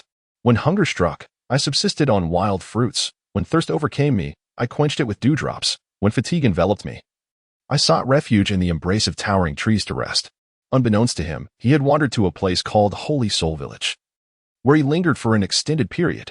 Upon hearing Chen Hao's plight, Zhu Qing was moved to tears. She had initially believed her own circumstances to be dire, only to discover that there were others whose fates were far more tragic. The sword Douluo extended his fair and expansive right hand, gently caressing Chen Hao's head. The 7-kill sword lineage has always been one of singular descent. Its descendants are blessed with great fortunes and long lives. As long as you draw breath, that is what truly matters. Rest assured, from this day forth, I shall care for you diligently, ensuring that you never endure even the slightest injustice. Should anyone dare to bully you, I shall eradicate them. Chen Hao was inevitably moved. Grandfather, rest assured, I am perfectly fine. Just look at me, I am thriving. Aren't I? Jian Douluo cast another appreciative glance at Chen Hao and nodded with satisfaction. He then turned to Titan and remarked, Old gorilla, you truly lack consideration. We have known each other for decades, yet you did not send word when my grandson was in your care. Titan sheepishly scratched the back of his head. I cannot be blamed. I only recently learned that young Chen Hao I misspoke. I meant your grandson possesses the 7-killing sword martial spirit. Jian Douluo nodded in acknowledgement, nevertheless. I must express my gratitude for your guardianship of my grandson. From now on, should your clan encounter any tribulations, simply call upon me, and I shall be there without delay. Titan's face lit up with excitement. Thank you, Jian Douluo. Jian Douluo then addressed Chen Hao, Little Hao. Your grandfather is now the protector elder of the 7-treasure Glazed Tile School, which ranks second among the 3 sects of Douluo Continent. Here, You will have the finest training environment, and I will be able to look after you well. Ning Rongrong had only informed Jian Dao of encountering a young man with the 7-killing sword martial spirit in the Stardo Forest, without disclosing Cheng Hao's strength. Thus, Jian Dao remained unaware of Cheng Hao's true capabilities. Chen Hao's expression slightly tightened. Indeed, it would be worthwhile to visit the 7-treasure Glazed tile school and witness the grandeur of the second-ranked super sect in the Douluo Continent. With that thought, he leaped from the bed and approached Zhu Qing and Talon, whispering, "In a month, I shall take you to the Soul Arena in Nodding City. If you wish to avoid a beating, then devote yourselves to rigorous training." Talon shuddered slightly and nodded in agreement alongside Zhu Qing. They quickly packed their belongings, bid farewell to the Elder Titan, and followed the Sword Douluo to the 7-treasure Glazed tile school. Throughout the journey, the Sword Douluo showed immense concern for Chen Hao, practically cradling him in his hands. After all, it had been over a decade since he had last seen his grandson, making his affection particularly palpable. This must be what they call the love of a grandparent. Gently stroking Chen Hao's head, the Sword Douluo spoke in a tender tone. "Little Hao, you have inherited our family's 7-kill sword martial spirit. Do you understand what kind of martial spirit the 7-kill sword truly is?" With a slight furrow in her brow, Chen Hao couldn't help but ponder her grandfather's rather profound question. After a brief pause, she recalled that the 7-kill sword was renowned as the second most powerful assault-type martial soul on the Douluo Continent. The Sword Douluo nodded gently, affirming that the 7-kill sword was indeed a top-tier assault martial soul, boasting an attack power that, in a single strike, even surpassed that of the Hao Tian Hammer from the Hao Tian sect. Chen Hao expressed his confusion, pondering why it was said to be the second strongest attack-type martial soul on the Douluo Continent. The potency of a martial soul is not solely determined by its inherent qualities. It also encompasses the overall influence it wields. The Hao Tian sect, esteemed as the foremost sect on the Douluo Continent, boasts a thriving population. A decade ago, it had already produced a dual Douluo, and it is likely that there are even more now. In contrast, the 7-killing sword has traditionally been a solitary lineage with a sparse following. Therefore, in comparison, the renown of the Hao Tian Hammer surpasses that of the 7-killing sword. Chen Hao nodded gently and said, "Grandfather, I have a treasure to show you." The Sword Douluo's expression shifted slightly, revealing a hint of curiosity as he inquired, "What treasure?" With a subtle movement of his mind, Chen Hao extended his left hand, and a surge of lightning emanated from it. A small black hammer, intricately adorned with ancient patterns, materialized in the palm of his hand, exuding an aura of profound antiquity. The Sword Douluo's expression shifted in astonishment, nearly propelling himself from the carriage in disbelief. This is indeed the Hao Tian Hammer. You have inherited your mother's Hao Tian Hammer martial soul? The convergence of the two most formidable attack-type martial souls in one individual is a phenomenon never before witnessed on the Douluo Continent. Truly, a powerful alliance. The existence of twin martial souls is already a rarity, a mere 1 in a billion. Chen Hao possesses not only a twin martial soul but also simultaneously wields the 7-killing sword and the Hao Tian Hammer. The Sword Douluo, despite his advanced years and vast experiences, finds himself unable to quell the turmoil within his heart at this moment. Who else is aware of your dual martial souls? Chen Hao shook his head, saying, "No, I have only confided in Grandpa." The Sword Douluo nodded gently in agreement. "Indeed. Focus on honing your 7-killing sword martial spirit for now.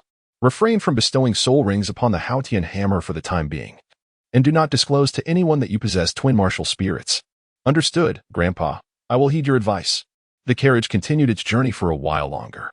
Chen Hao spoke, "Grandfather, in terms of single attack power, the 7-kill sword surpasses even the Hao Tian Hammer of the Hao Tian sect. So why don't we develop the 7-kill sword into the foremost assault-type martial spirit in the Douluo Continent?" The Sword Douluo revealed a faint smile tinged with bitterness. The lineage of the 7-kill sword is rather sparse, while the Hao Tian sect is flourishing with numerous disciples. This is something we cannot replace for the time being. Chen Hao stood tall, raising his voice, proclaiming that it merely came down to numbers. In 30 years, the tides may turn.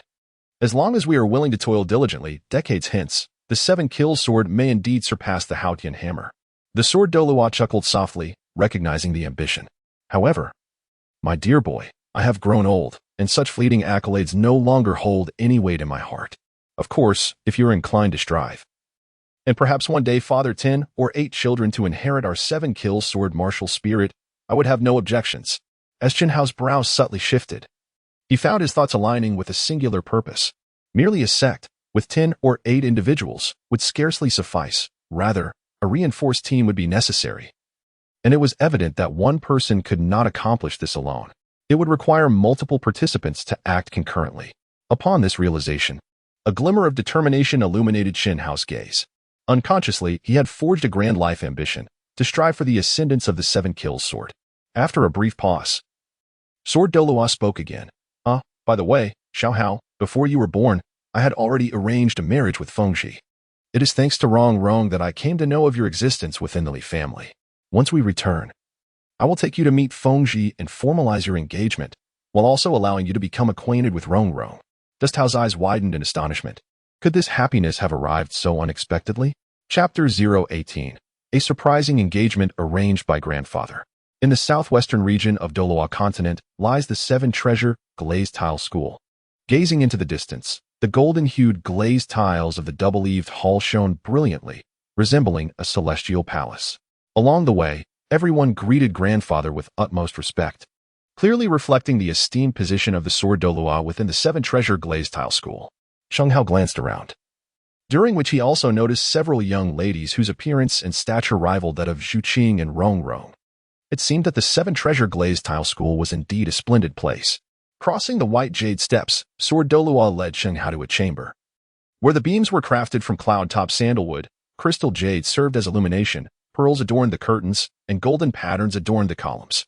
Beside the 6-foot-wide sandalwood bed hung a delicate canopy of fine silk, intricately embroidered with begonia flowers and silver threads that shimmered like dew. As the breeze stirred, the silk danced gracefully, resembling a scene from a fantastical mountain cloud sea. The bed was furnished with jade pillows infused with fragrance, draped with soft silk and ice-cold mats, and layered with exquisite silk quilts.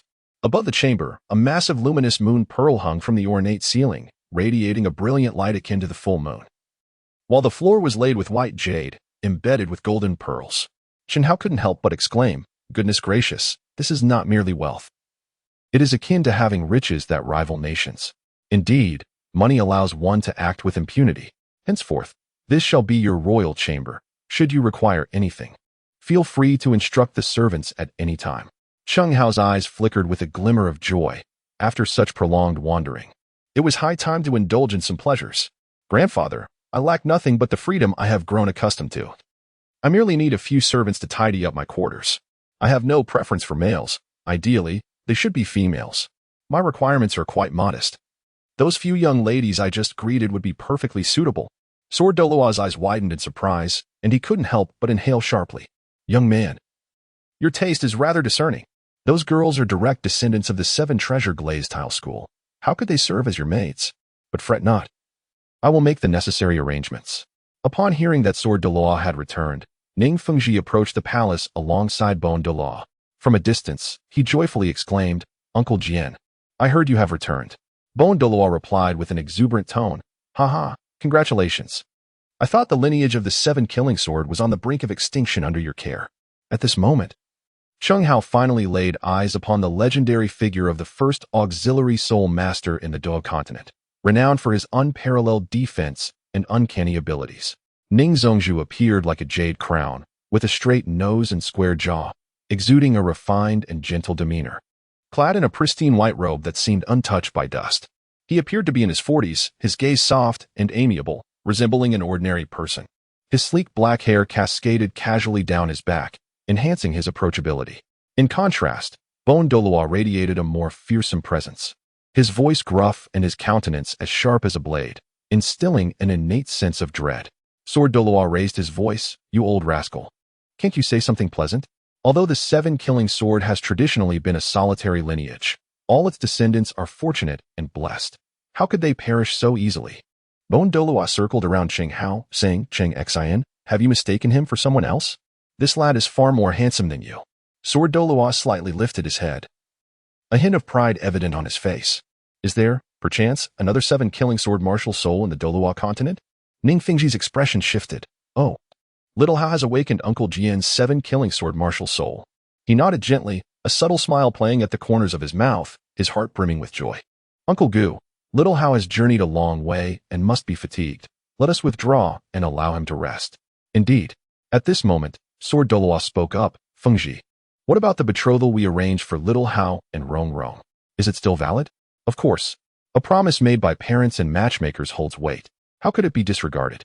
However, Poison Douluo was not pleased. Fengzhi, did you not recently agree to betroth Rong Rong to my grandson Gu Feng? How could you so swiftly change your mind? Ning Fengzhi furrowed his brow, momentarily caught in a dilemma. This is a prior agreement with Uncle Jian. It was merely due to little Hao's prolonged absence that I consented to your proposal. Now that he has returned, it is only right to honor my commitment to Uncle Jian. Poison Douluo, somewhat petulantly, insisted, I don't care. You promised me. And Rong Rong must be wed to my grandson. Chen Hao stood aside, appearing somewhat amusing. It was unexpected to witness this side of the two esteemed protectors of the Seven Treasures Glazed Tile School in private. If only this world had smartphones in Douyin, they would undoubtedly become sensational. Ning Fengzhi felt somewhat troubled, pondering for a moment before speaking. I can only blame myself for agreeing to both of you. In that case, let them compete. Whoever emerges victorious shall have Rong Rong's hand in marriage. The Poison Douluo's eye sparkled as he nodded repeatedly.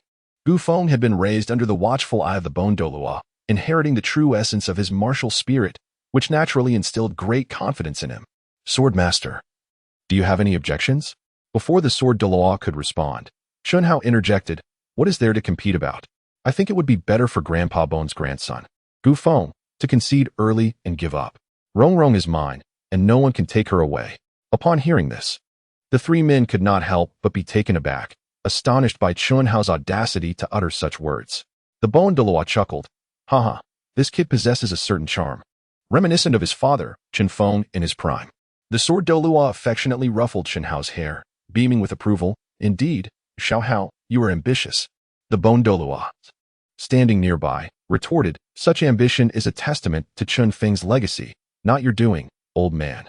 The Sword Douluo, not one to back down, replied, without me, there would be no Chen Feng and consequently, no little Hao. As they bantered, they soon began to clash again. The third soul skill, flowing like water. The third soul skill, Bone Dragon's Dread. The fifth soul skill, Bone Dragon's Phantom Array. The fifth soul skill, all swords return to their source.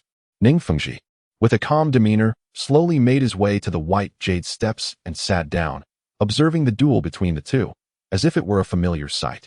Chen Hao gradually approached and took a seat beside Ning Fengzhi, observing the grand spectacle of battle before them with a tranquil expression, unruffled by the tumult. Ning Fengzhi cast a gentle glance at Chen Hao, feeling an increased fondness for him. The young man exhibited far greater strength than he had anticipated. Xiao Hao, to what level have you cultivated your 7-killing sword martial soul? Chen Hao expressed his concerns, fearing that speaking the truth might render Ning Zhongzhu faint. After a brief pause, he remarked, it's tolerable, I suppose. However, it is more than sufficient to pin that lad Gu Feng to the ground and give him a good rub. Ning Fengzhi, having encountered countless individuals, sensed from Chen Hao's tone that the young man was not fabricating his words. Consequently, he cast a more discerning glance at Chen Hao, contemplating inwardly. He acknowledged that this youth indeed possessed a depth far surpassing Gu Feng. More importantly, he was significantly more handsome than Gu Feng, and with Rong Rong, they would undoubtedly produce commendable offspring, thus revitalizing the Seven Treasure Glazed Tile School. A thunderous roar echoed as colossal trees were severed in half, and nearby structures were instantaneously reduced to ruins. Ning Fengzhi remained impassive, not even blinking at the chaos surrounding him. It was no wonder. If he were to possess the second most formidable sect in the Douluo Continent, he would likely engage in daily barbecues, setting ablaze 2 houses. He might casually craft several diamond crystal tables, adorned with soul bones for dining purposes. Ultimately, the duel between the Sword Douluo and the Poison Douluo concluded in a stalemate, with neither gaining the upper hand.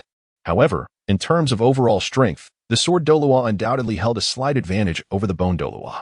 The two shared a deep bond and could never engage in a life-or-death struggle. It was merely a means of alleviating boredom and stretching their muscles. Chapter 019. The Sword Douluo has planned to pursue Rong Rong the following day. The Sword Douluo indeed arranged for 2 maids for Chen Hao. They were diligent and maintained a clean room, exhibiting considerable experience. Regrettably, both were women in their 40s, which left Chen Hao feeling quite despondent. Chen Hao sat gracefully on the white jade steps, resting his chin in contemplation as he observed several direct disciples of the Seven Treasures Glazed Tile School diligently honing their skills in the plaza. Unbeknownst to him, Sword Douluo had approached and now stood beside him. Little Hao, what are you gazing at? Jian Dao abruptly turned around, feigning calmness as he stated, "No, I wasn't looking at anything. I was contemplating how to rapidly enhance my soul power." The sword Douluo nodded approvingly. "Indeed, that is commendable. However, one cannot merely rely on thoughts to elevate soul power. It necessitates action and diligent cultivation." Jian Dao nodded. "Oh, I understand." The sword Douluo continued. "Your soul power has already diminished significantly. Therefore, delaying your training for a while is inconsequential. However, there is an urgent matter that I wish to inquire about." Jian Dao's expression shifted slightly as he said, "Grandfather, please speak. Do you truly wish to become the son-in-law of the 7 Treasure Glazed Tile School and marry Rong? Without a moment's hesitation, Jian Dao declared, "Of course I think about it. I dream of it. Rong has yet to blossom fully, but once she matures, she will undoubtedly become the most stunning beauty of the 7 Treasures Glazed Tile School." Jian Douluo nodded gently, his tone imbued with depth as he replied, "I have watched Rong grow since childhood. She is akin to my own granddaughter. If your intentions are sincere, as her elder, I shall certainly lend you my assistance." Jian Dao felt a sense of confusion. How could this be resolved? Hadn't the sect master Ning stated that he and Gu Feng would compete to determine the outcome? The sword duel master shook his head, indicating that this was merely one aspect of the situation. Rong was the treasured jewel of the Wind Clan, and if she did not consent, no one could make the decision for her. Therefore, the most crucial factor was not sect master Ning, but rather Rong herself. In terms of emotions, Rong and Gu Feng had grown up together, nurturing a profound bond over the years. As for the competition, Gu Feng had inherited the Bone Dragon martial soul from the old master, granting him extraordinary talent, although he was a year older than you. He had already reached the level of a 42nd rank soul master and stood proudly as the top contender in the 7 Treasures Glazed Tile School's combat rankings. In any contest, defeat would be inevitable for you, which is precisely why that old coot readily agreed. Jian Dao nodded, realizing that Gu Feng indeed possessed some degree of strength. However, when compared to himself, there remained a considerable gap. What is the battle ranking? It is a classification established by the 7 Treasure Glazed Tile School to select outstanding disciples, which includes the battle ranking and the glazed ranking, corresponding to attack-type soul masters and support-type soul masters, respectively. And Gu Feng holds the esteemed position of first on the battle ranking. "Oh," spoke the sword Douluo, "do not be disheartened. As I have just mentioned, the most crucial factor is not the sect master Ning, but rather Rong herself. In extraordinary times, one must employ extraordinary measures. Fortunately, Rong has been at the sect these past few days. This afternoon, I have invited her to the Yushuan Pavilion in Tiando City to enjoy her favorite osmanthus cake. At that moment, you shall have the opportunity to spend time with her alone. I have done my utmost, and whether you succeed or not depends on your own efforts. By the way, Rong has a fondness for sunflowers."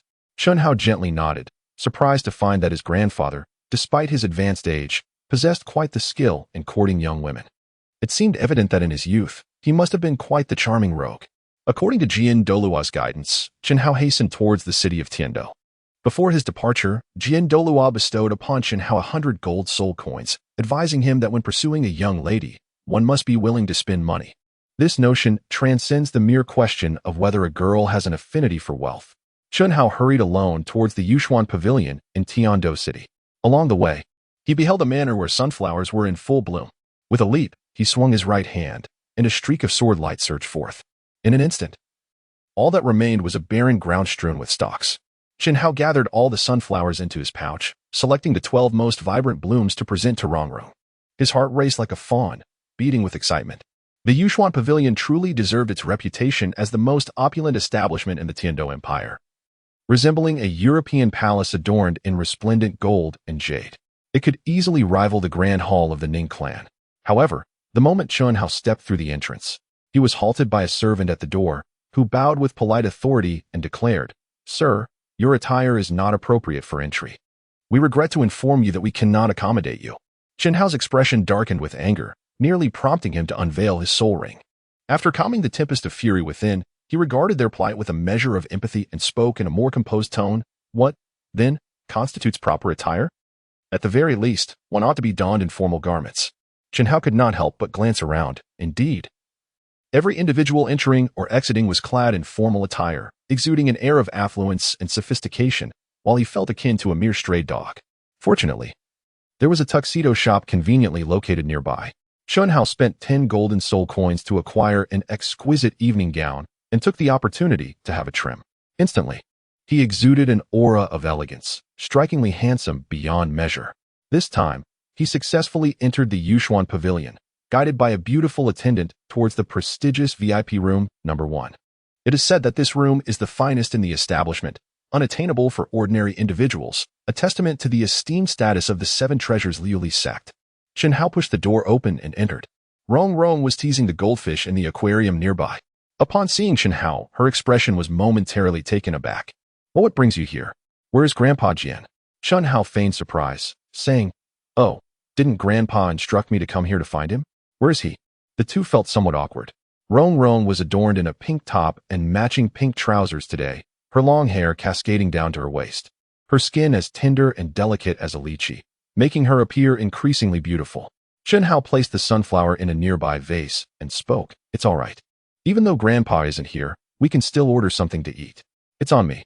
Ning Rongrong remained silent, recalling the events that had transpired in the Stardow Forest, which had left her with a lingering annoyance towards Chen Hao. However, it was also thanks to him that they had managed to fend off the Titan Great Ape, a soul beast that had existed for 100,000 years. Otherwise, it was likely that none of them would have escaped unscathed. Reflecting on these memories, Ning Rongrong couldn't help but glance up at Chen Hao, her curiosity about him growing ever more intense. "Are you truly the grandson of Sword Grandpa?" Chen Hao's eyes flickered ever so slightly. Could it be that there exists another 7-killing sword martial spirit in the Douluo Continent?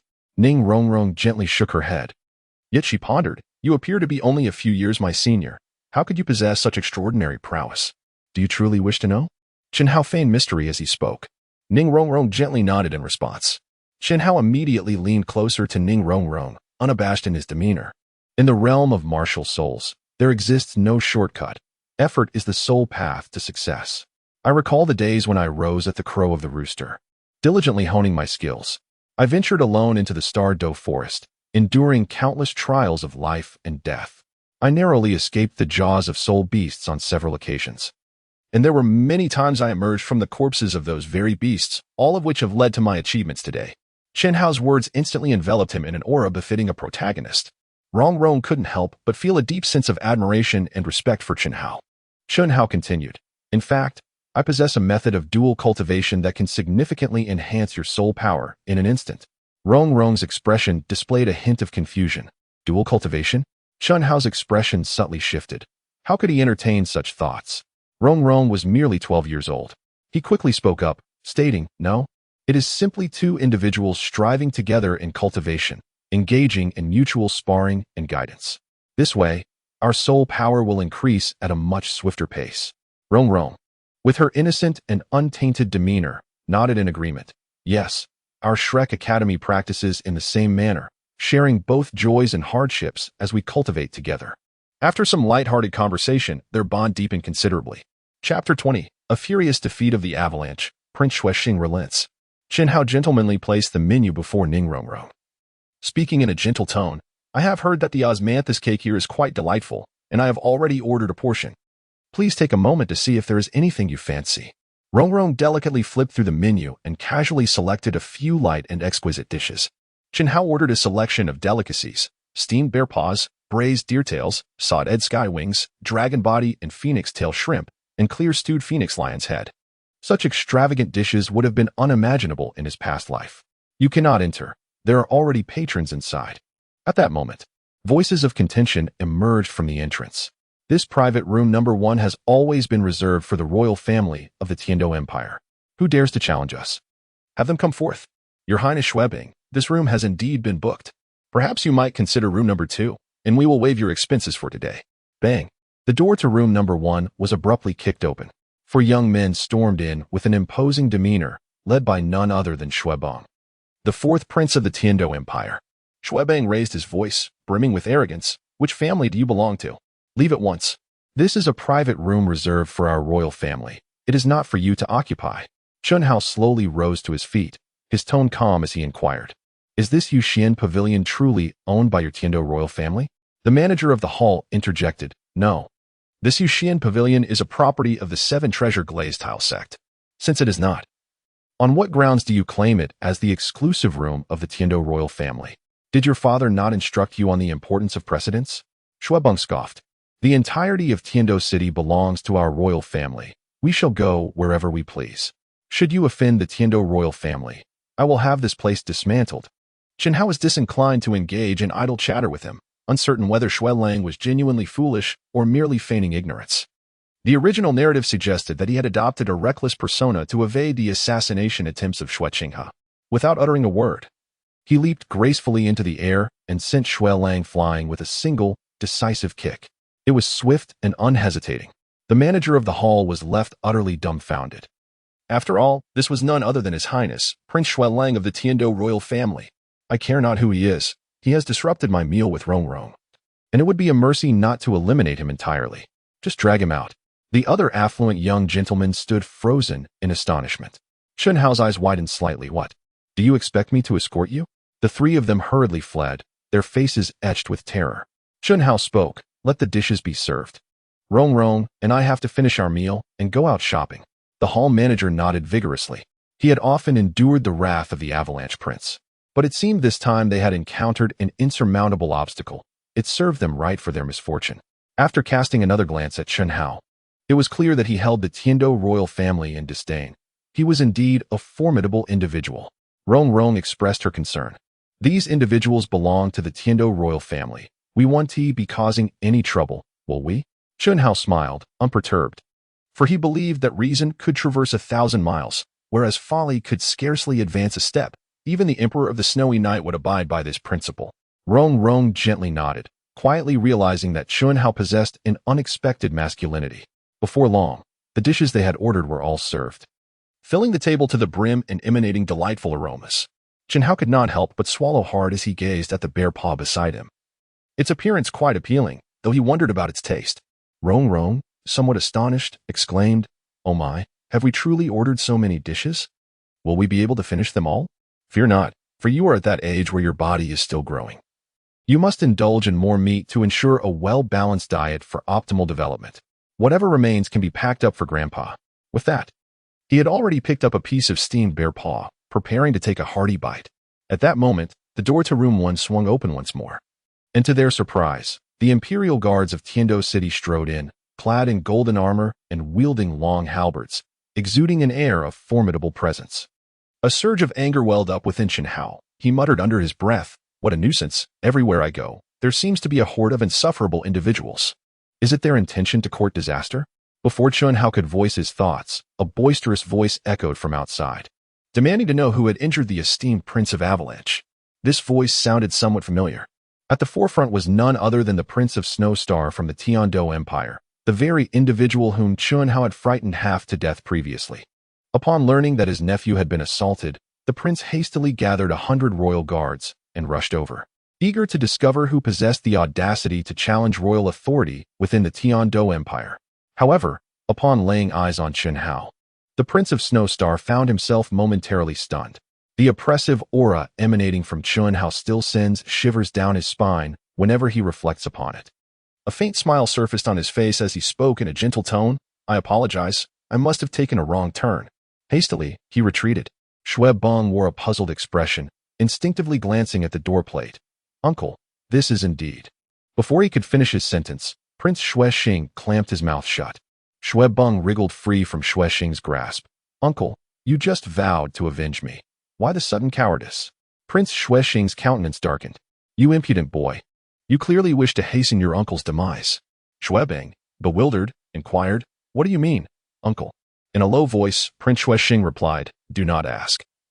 Just keep your distance from that fellow and avoid provoking him at all costs, or even your father cannot save you. Moreover, that young lady by his side is the cherished daughter of the esteemed leader of the 7 Treasures Glazed sect. Offending her would bring the wrath of the entire sect upon you. I shall take my leave now. Ponder this matter carefully."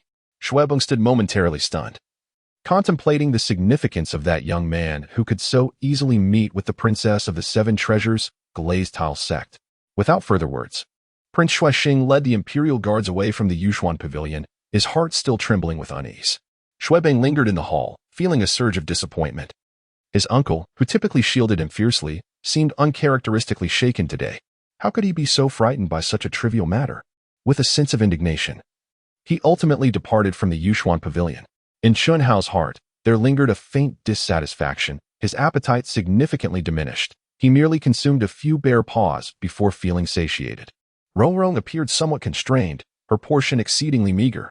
After finishing their dinner, the two departed from Yushuan Pavilion. As dusk gradually enveloped the sky, Chen Hao initially intended to escort Rong back home. However, having finally returned after a prolonged absence, it was imperative to engage her in something meaningful, an experience that would etch itself into her memory forever. Upon reaching the bustling street, Chen Hao inquired, Rong, do you have any wishes? Wishes? My wish is for Grandpa Jian, Grandpa Gu, and my father to remain in good health. Rest assured, your father is in the prime of his life. Having a few more siblings is certainly within his capacity. Both grandfathers are also in robust health, capable of single-handedly besting several titled Douluos. Do you have any other wishes? Other wishes?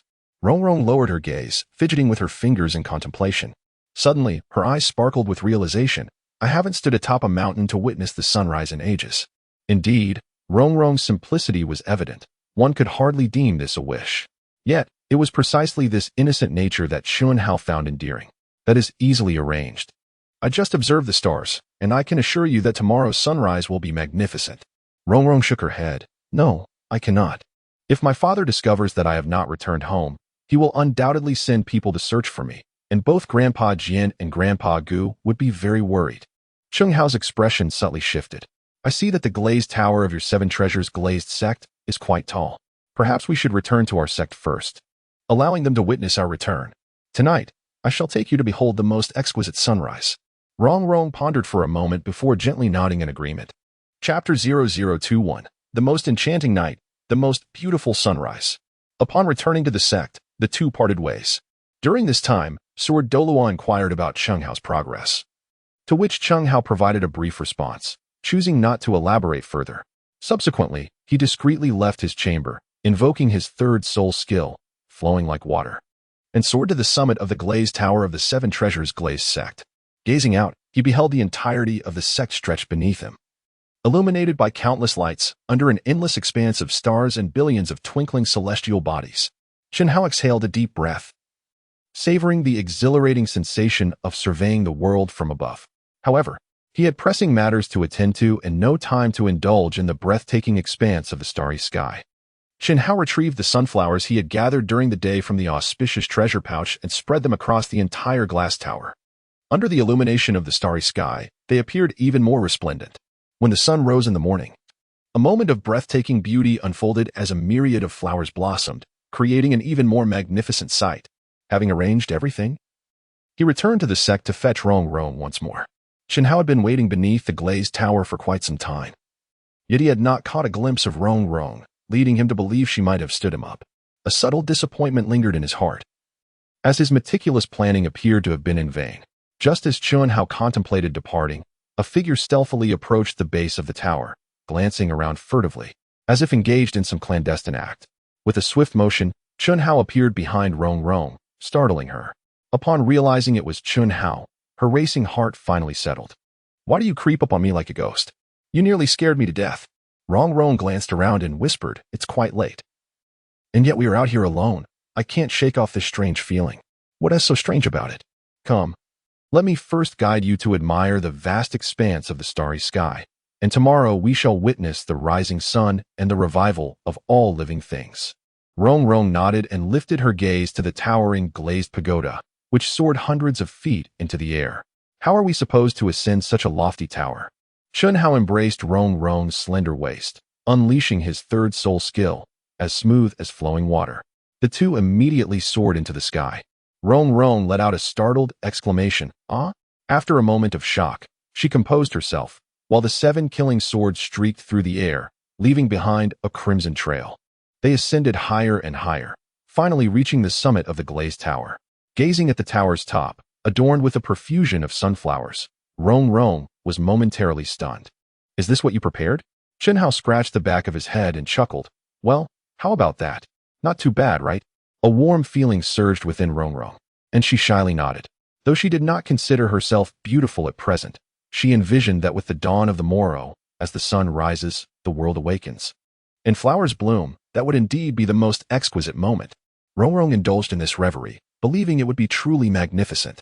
Then, She lifted her gaze to the vast sky adorned with stars, inhaling deeply. Wow, I never realized the night sky could be so enchanting. The countless stars seem almost within reach. The two of them marveled at the celestial display before settling down. Rong sighed softly. Alas, there remains a long wait until sunrise. Will the time ahead not be rather tedious? Chen Hao's mind whirled for a moment before he spoke. Actually, I have prepared a performance for Rong. Would you like to see it? Oh, delightful. What performance have you prepared? Chen Hao's eyes flickered slightly. Allow me to demonstrate a set of sword techniques, he said. Rong nodded vigorously, brimming with anticipation. The ethereal energy surged within Chen Hao as the 7 killing sword manifested in his right hand, radiating streams of white light, yet devoid of any trace of murderous intent. Chen Hao cleared his throat and soared into the sky on his sword. The waters of the Yellow River descend from the heavens, rushing toward the sea never to return. There will come a time when the long winds break the waves. As we hoist our sails to traverse the vast ocean. In the vast desert, solitary smoke rises straight as the sun sets over the long river in a perfect circle. 30 achievements are but dust and soil, while the journey of 8,000 miles is shared with the clouds and the moon. Today, with the long cord in hand. When shall I bind the azure dragon? 10 steps to slay a man, with no trace left for 1,000 miles. A single sword's brilliance chills the 19 provinces, its sword aura stretching across 30,000 miles. Dressed in a flowing white robe, Chen Hao wielded his long sword with grace. The sword's aura slicing through the air, manifesting ethereal landscapes woven from his soul power. Bathed in the moonlight, he appeared as if he were a celestial sword immortal descending from the heavens. Rong stood in utter astonishment. She had always believed that martial spirits were solely for combat and killing, never imagining they could conjure such magnificent visions. Across 3,000 miles I have fought. A single sword once faced 1,000,000 troops. In the heavens, 3,000,000 sword immortals exist, yet even they must bow low in my presence. The final lines resonated with grandeur, revealing an overwhelming sword aura that enveloped the heavens and the earth. If the heavens never birthed me, Chen Hao, then the path of the sword would remain an eternal night. Here comes the sword. Chen Hao immediately unleashed his 5th soul skill. 10,000 swords returned to origin. Countless small swords soared through the air, forming a myriad of peculiar formations, resembling a cascade of stars descending from the heavens, a truly spectacular sight. They circled around Rong in a mesmerizing dance. Chen Hao grasped Rong's small hand, and she willingly accompanied him as they danced with their swords atop the tower. A profound joy welled up within Rong, a sensation unlike the happiness bestowed upon her by her father, Sword Grandpa, and Bone Grandpa. It felt as though her heart was filled with the sweetness of honey. As their sword dance concluded, the two of them gracefully descended to the pinnacle of the tower. Chen Haosong gently released Rong and exhaled a sigh of exhaustion. Pursuing a girl is indeed no easy task. It is truly tiring. How was my performance? Rong lowered her head, a hint of shyness evident as she nodded slightly. Yes, it was splendid and magnificent. If Dad, Grandpa Jian, and Grandpa Gu were to see it, they would undoubtedly praise you. Chen Hao shook his head repeatedly, urging, you mustn't tell my grandfather about this. If he discovers that I used the 7 killing sword to perform, he would undoubtedly thrash me. Rong stifled a giggle, clearly amused. Indeed. If the sword Douluo were to learn that Chen Hao had resorted to the 5th soul skill of the 7 killing sword to win a girl's affection, it would surely infuriate him. After all, he is renowned as the greatest master of the 7 killing sword spirit throughout history. The two sat quietly atop the tower, awaiting the dawn. At this moment, Rong spoke up. Chen Hao, you previously asked me if I had any wishes. What about you? Do you have any wishes? To which she added with a light-hearted tone, my wish is for world peace. Chen Hao chuckled at her earnestness, noting her genuine intent, yet playfully remarked, don't elevate yourself to such grandiosity. Chen Hao's expression gradually returned to tranquility as he lifted his gaze towards the sky, lost in contemplation. Previously, his sole aspiration was to excel in the college entrance examination and gain admission to a polytechnic institution. Little did he anticipate that a tragic accident would abruptly alter his fate. Now, he finds himself uncertain of his desires. It feels as though he is merely drifting aimlessly through life, adrift without purpose. He has been bestowed with the prestigious title of a level 99 Douluo. Yet he remains oblivious to the system's intentions for bringing him here. Could it be merely for the sake of ostentation? Once, he was but a solitary individual. And now he has a grandfather. If he were compelled to articulate a wish, it would be for his grandfather's health and longevity. Hoping he lives to the age of 300, Rong nodded in acknowledgement, surprised by Chen Hao's evident filial piety. As the latter part of the night grew cooler, Chen Hao removed his jacket and gently draped it over Rong Rong, who accepted it without hesitation, feeling a warm sensation in her heart. Rong Rong, have you ever listened to music, brother? I have several brothers, but they are all of modest talent, which is why my father has placed all his hopes upon me. Chen Hao was exasperated, his head filled with dark thoughts. Who cares how many brothers you have? The song I speak of is music. Rong Rong remained bewildered, gently shaking her head. Chen Hao, feeling too lazy to explain, simply began to sing. Nothing could hinder your yearning for freedom, a life as boundless as the sky. Your heart unburdened, traversing through the shadowy years, occasionally feeling lost. Although Rong Rong did not fully comprehend the lyrics, it was her first time hearing it, and it sounded quite delightful. Chapter 022. Unblocking Meridians, the Evolution of the Seven Treasures Glazed Pagoda. What do you think? Isn't it beautiful? A sweet smile spread across Rong Rong's face as she gently nodded. Yes, although it felt somewhat strange, it was truly lovely. Is there more? Rong Rong inquired with anticipation. Well then, let me sing you another song. White Moonlight and Red Freckle. Ahem. White Moonlight and Red Freckle, the songs of your twirl at my fingertips. The unattainable beauty always scratches at my heart. Grains of rice scattered without a trace, even the blood of mosquitoes cannot be erased. What is just out of reach is perfectly fine. As the years stretch on, it becomes vexing. That once fervent heartbeat had nowhere to escape, like a blazing fire. It burns bright. A blush appeared on Rong Rong's cheeks. Each lyric seemed to resonate with her. She could not fathom why her face felt warm, her heart pounding incessantly, as if it were about to leap from her chest. This sensation was truly wondrous. All right, let us leave it at that for today. I'll sing to you slowly in the future, striving to compose a love song for you each day. Rong Rong nodded in agreement. The two sat quietly, gazing up at the moonlit sky. Just before sunrise, when the night is at its darkest, the moon and stars retreat into hiding, leaving a sense of eerie stillness in the universe. Rong Rong, if you're tired, you may rest for a while. When the sun rises, I shall awaken you. Rong Rong nodded, glancing around, but with nothing in sight. She wondered how she could possibly sleep. Chen Hao gently pressed Rong Rong's head onto his shoulder, whispering, "Sleep now. I'll lend you my shoulder." Rong Rong did not resist and slowly closed her eyes. The Seven Treasure Glazed Tile School, ranked second among the super sects of Douluo Continent, bore a heavy burden on the shoulders of its leader, Ning Fengzhi. He was the most outstanding leader of the sect in centuries. Through his diligent efforts, he had successfully recruited both the Sword Douluo and the Bone Douluo, elevating the Seven Treasure Glazed Tile School to its zenith, with hopes of surpassing the first-ranked Hao Tian School. However, Ning Fengzhi found himself in a quandary regarding the issue of a successor. He had many sons, all of whom inherited the Seven Treasure Glazed Tile martial soul. Yet their talents were mediocre and lacking in potential. Only his daughter possessed exceptional aptitude, with innate soul power at level 9, breaking through to level 20 by the age of 12.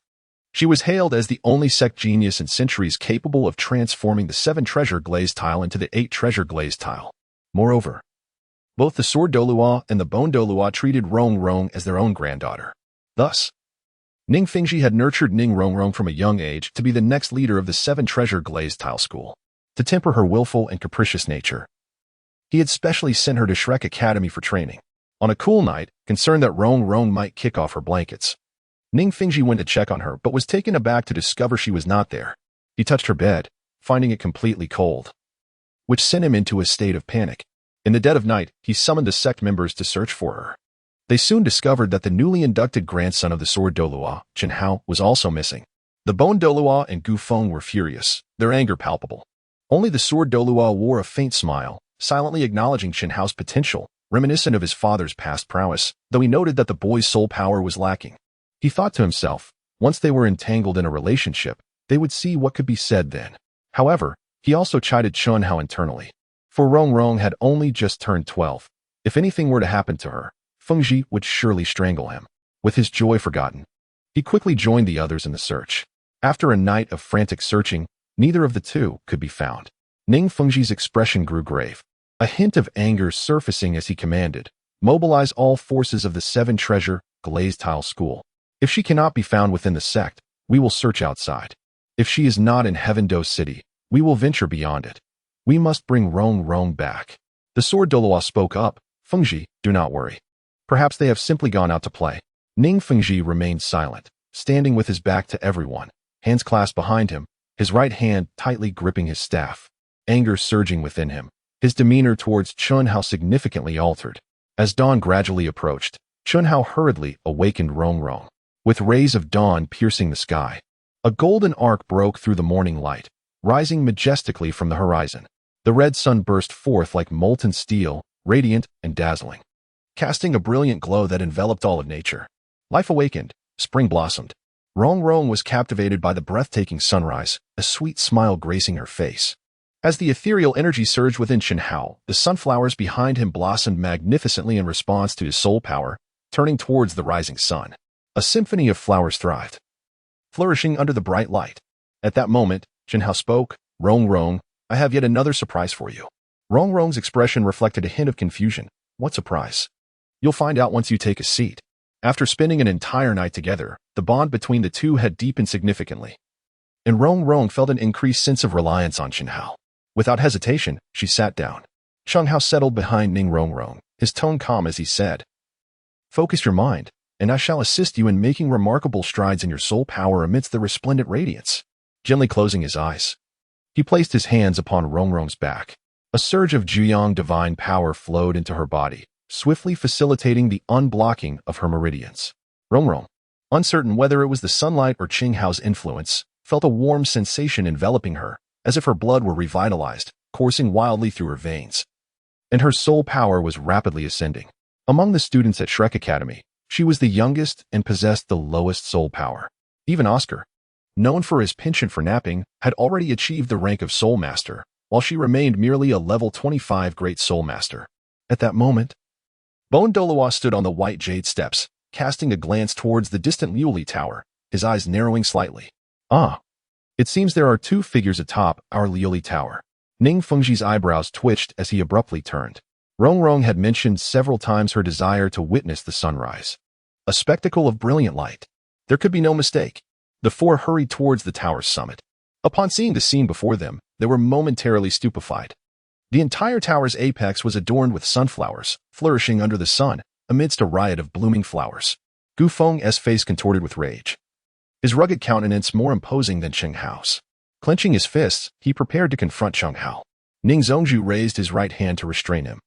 They seemed to be practicing some technique. Interrupting them now could cause harm. Let us observe quietly. Under the nurturing influence of Jiao divine power, Ning Rongrong's soul power surged astonishingly. Ning Fengzhi, Poison Douluo, and Jian Dao could perceive the substantial waves of soul power radiating from her. Jian Dao's expression shifted. "What technique is this? I sense Rongrong's soul power continuously enhancing." Ning Fengzhi remained silent, merely nodding gently. Poison Douluo, somewhat resigned, shook his head lightly before patting Gu Feng on the shoulder. "In this regard, you have already lost. Relentless effort in training appears futile." Gu Feng, perplexed, pondered how he, the champion of the 7 Treasure Glazed Tile School, could possibly be mistaken about the efficacy of hard work. Suddenly, a resplendent crystal tower illuminated around Rongrong. Initially, the four said nothing, until Poison Douluo's eyes widened in astonishment. "The 7 Treasure Glazed Tile Tower has advanced." Ning Fengzhi and Jian Dao quickly grasped the significance, silently counting. 1, 2, 3, 4, 5, 6, 7, 8. 8. The 7 Treasure Glazed Tile Tower had astonishingly upgraded to the 8 Treasure Glazed Tile Tower. Typically composed, Ning Fengzhi's heart surged with tumultuous waves of excitement and shock. His right hand tightened around the crystal scepter. The heavens are just. The 7 Treasure Glazed Tile Tower possesses unparalleled auxiliary capabilities on the Douluo Continent. It could never ascend to the rank of an 8-ring Soul Douluo, hence its name. Unexpectedly, at this moment, fortune favored Ning Rongrong. The 8 Treasure Glazed Tile Tower signified that a Soul Douluo would emerge from the 7 Treasure Glazed Tile School.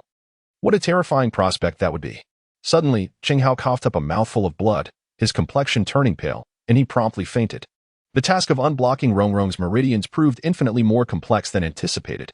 Rongrong's body resembled an abyss, voraciously devouring his vital energy. Ning Fengzhi and Jian Dao rushed over, one supporting Chen Hao while the other aided Rongrong, swiftly returning to the 7 Treasure Glazed Tile School. With Ning Fengzhi present, it was nearly impossible for a soul master to perish. However, no matter what soul techniques Ning Zongzhu employed, they elicited no response from Chen Hao, who remained in a deep unconsciousness. It was not until the third day that Chen Hao groggily awoke, feeling merely hungry, as if nothing was amiss. Chapter 023. The Stubbornness of Gu Feng, the first on the battle rankings. Upon awakening, Chen Hao was engulfed in a tempest of remnants, voraciously consuming meat and heartily sipping soup, appearing utterly unfazed. Even more astonishing was the sight of Ning Fengzhi, Poison Douluo, and Sword Douluo sitting quietly nearby, observing his feast, not daring to utter a word for fear that he might inadvertently choke. Upon her awakening, Rong's 7 treasure glazed tile evolved into the 8 treasure glazed tile, and her soul power surged by 5 levels. With the acquisition of her 3rd soul ring, she was poised to become a 13-year-old 3-ring soul ancestor, leaving her brothers far behind. This was the very reason the trio gathered to watch Chen Hao. Chen Hao finished the last bite of the bear paw, a satisfied smile spreading across his face. Ning Fengzhi, with a gentle tone, inquired, "Xiao Hao, are you full? If not, I can request the kitchen to serve more dishes." Chen Hao tapped his fingers lightly, shaking his head gently. "No, that's enough. One must not overindulge." Ning Fengzhi nodded in agreement, affirming, "Indeed, being satiated is sufficient. Excessive consumption is detrimental to one's health." Chen Hao glanced around, puzzled. "Where's Rong? I don't see her." "Rest assured, she is perfectly fine. She is likely engrossed in her training," Jian Dao replied. Chen Hao let out a sound of realization. Ning Fengzhi, already somewhat impatient, inquired, "Xiao Hao, what method did you employ to facilitate the evolution of Rong's 7 treasure glazed tower into the 8 treasure glazed tower?" "The evolution has occurred."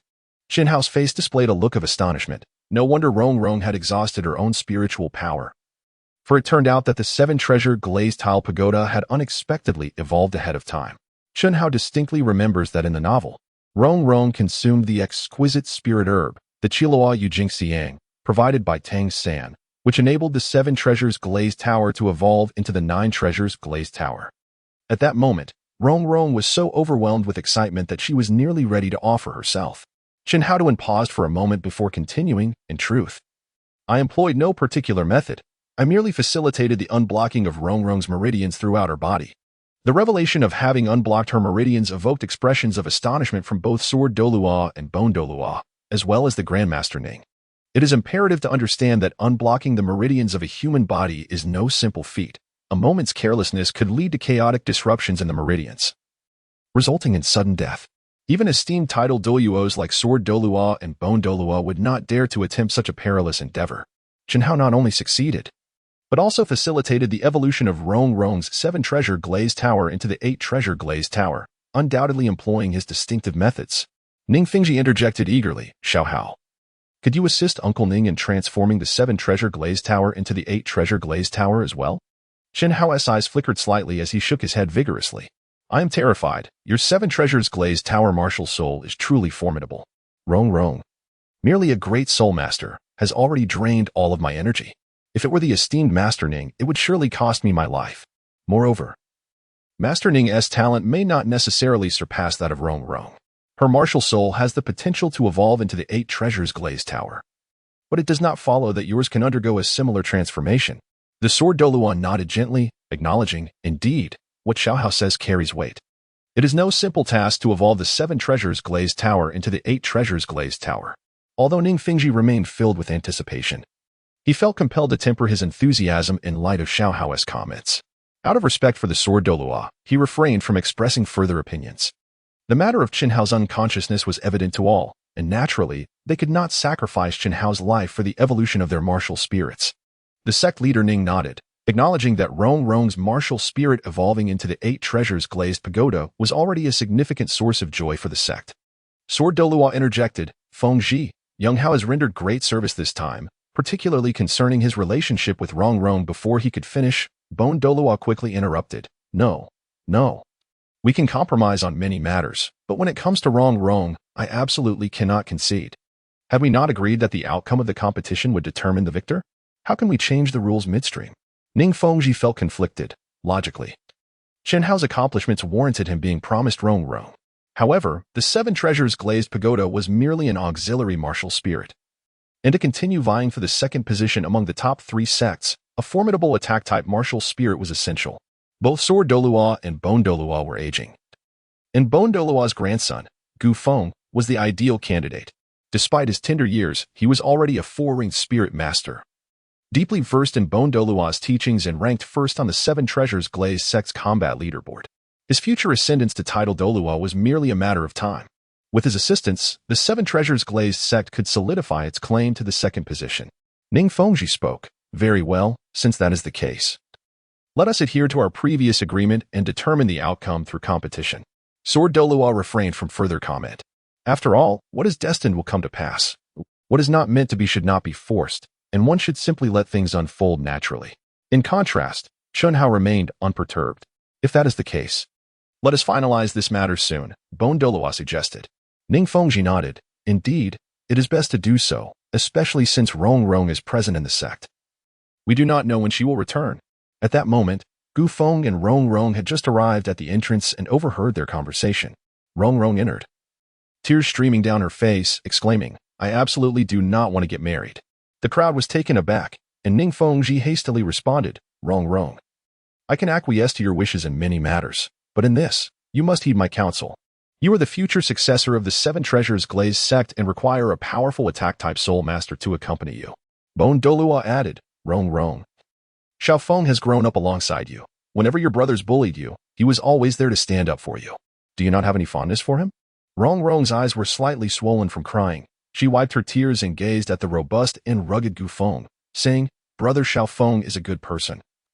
Of course I like him, but I have always regarded him as a brother and never considered marrying him. Sitting nearby, Chen Hao could no longer contain himself. Uncle Ning. Rong is a person, not a mere commodity. What do you mean by determining outcomes through competition? Even if I win, what does it matter? And if Gu Feng wins, what significance does it hold if Rong does not harbor feelings for him? You may be considering the safety of the entire Seven Treasures Glazed sect, but have you taken Rong's feelings into account? If she is bound to someone she does not love, it would condemn her for a lifetime. A warm sentiment blossomed within Rong. She had not anticipated that in the end, Chen Hao would understand her. Furthermore, Rong was only 13 years old. There was no need to rush. What is meant to be yours will ultimately be yours, and what is not will never belong to you. As he uttered the last sentence, Chen Hao cast a challenging glare at Gu Feng. Ning Fengzhi, Sword Douluo, and Poison Douluo were all stunned. They had not expected Chen Hao to voice such sentiments. Ning Fengzhi felt helpless. He certainly understood this reasoning. Yet, life is rarely perfect.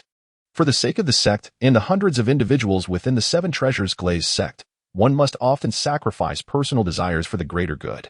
Chen Hao continued, stating that if a contest were necessary to determine a victor, he would concede defeat without hesitation, for he would never wager Rong's happiness.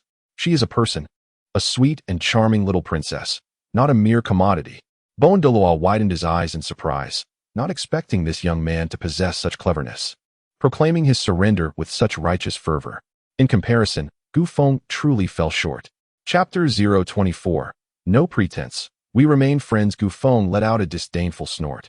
Fear of death is simply fear of death, and there is no need for such superfluous words. Chen Hao gently shook his head, adopting a serious demeanor. Young people must remain low-key and avoid being impulsive. With your constant preoccupation with fighting, how could Sect Master Ning possibly entrust Rong to you? Moreover, the world is vast and teeming with wonders. Those with exceptional talents are numerous. Do not be deceived into believing that your prowess within the sect equates to true strength. You are merely gazing at the sky from the bottom of a well, akin to a toad yearning for a swan's flesh. Once you step beyond the sect, you are nothing. Gu Feng furrowed his brows, finding it somewhat difficult to comprehend Chen Hao's words, yet he sensed an underlying reprimand. Ning Fengzhi could not help but regard Chen Hao with newfound respect. Indeed, embarking on external training proved to be immensely beneficial. If nothing else, his eloquence was commendable. Chen Hao continued, Master Ning, I am willing to compete with Gu Feng to determine the outcome. However, I would like to amend the stakes. Should I lose, Rong will comply with your arrangements.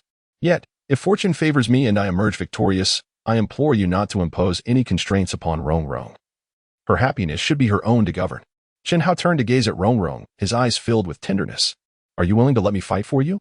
He asked softly. Although only 13 years old, Rong understood that Chen Hao was subtly offering her assistance. A smile threatened to break free as she recalled his earlier words. After all, if he could scare away a spirit beast that had existed for 100,000 years, how could Gu Feng possibly rival him? Rong nodded gently, causing a stir among the onlookers who were taken aback by her willingness to entrust her happiness to Chen Hao. Gu Feng's expression darkened, anger simmering beneath the surface. Jealousy boiling over. Ning Fengzhi pondered for a moment. Very well, this was Rongrong's choice. Even if Chen Hao were to lose, she would likely remain silent. Let it be decided then. Do any of you have objections? Poison Douluo chuckled lightly. Ah, little Hao, your idea is quite commendable and demonstrates great spirit. Rest assured. I will ensure that little Feng shows mercy in the match. Jian Dao chimed in with a scoff. Who wins and loses is yet to be determined. With a hearty laugh, he added, even though little Hao is a four-ringed soul master, he cannot be considered Gu Feng's match. However, it would indeed be entertaining to see them compete.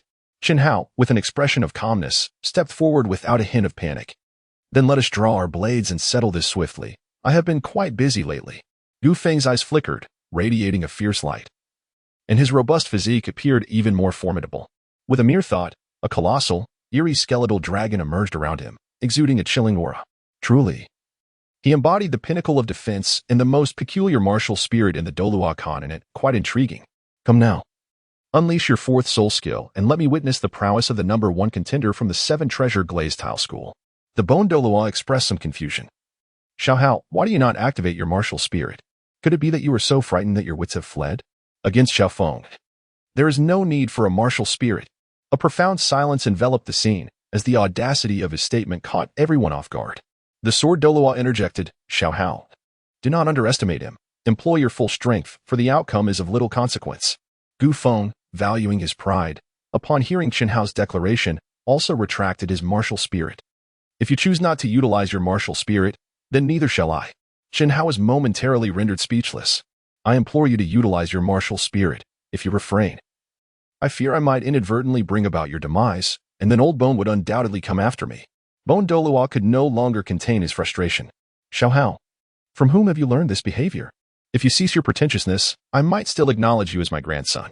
He then turned to Gu Feng, saying, Xiao Feng, unleash your martial spirit without holding back. Give him a proper thrashing so he understands the harsh realities of life. It's easy to boast, but one must be prepared to face the consequences. Gu Feng's expression shifted slightly as 4 spirit rings, 2 yellow and 2 purple, once again illuminated his form. First spirit skill, Bone Dragon Thrust.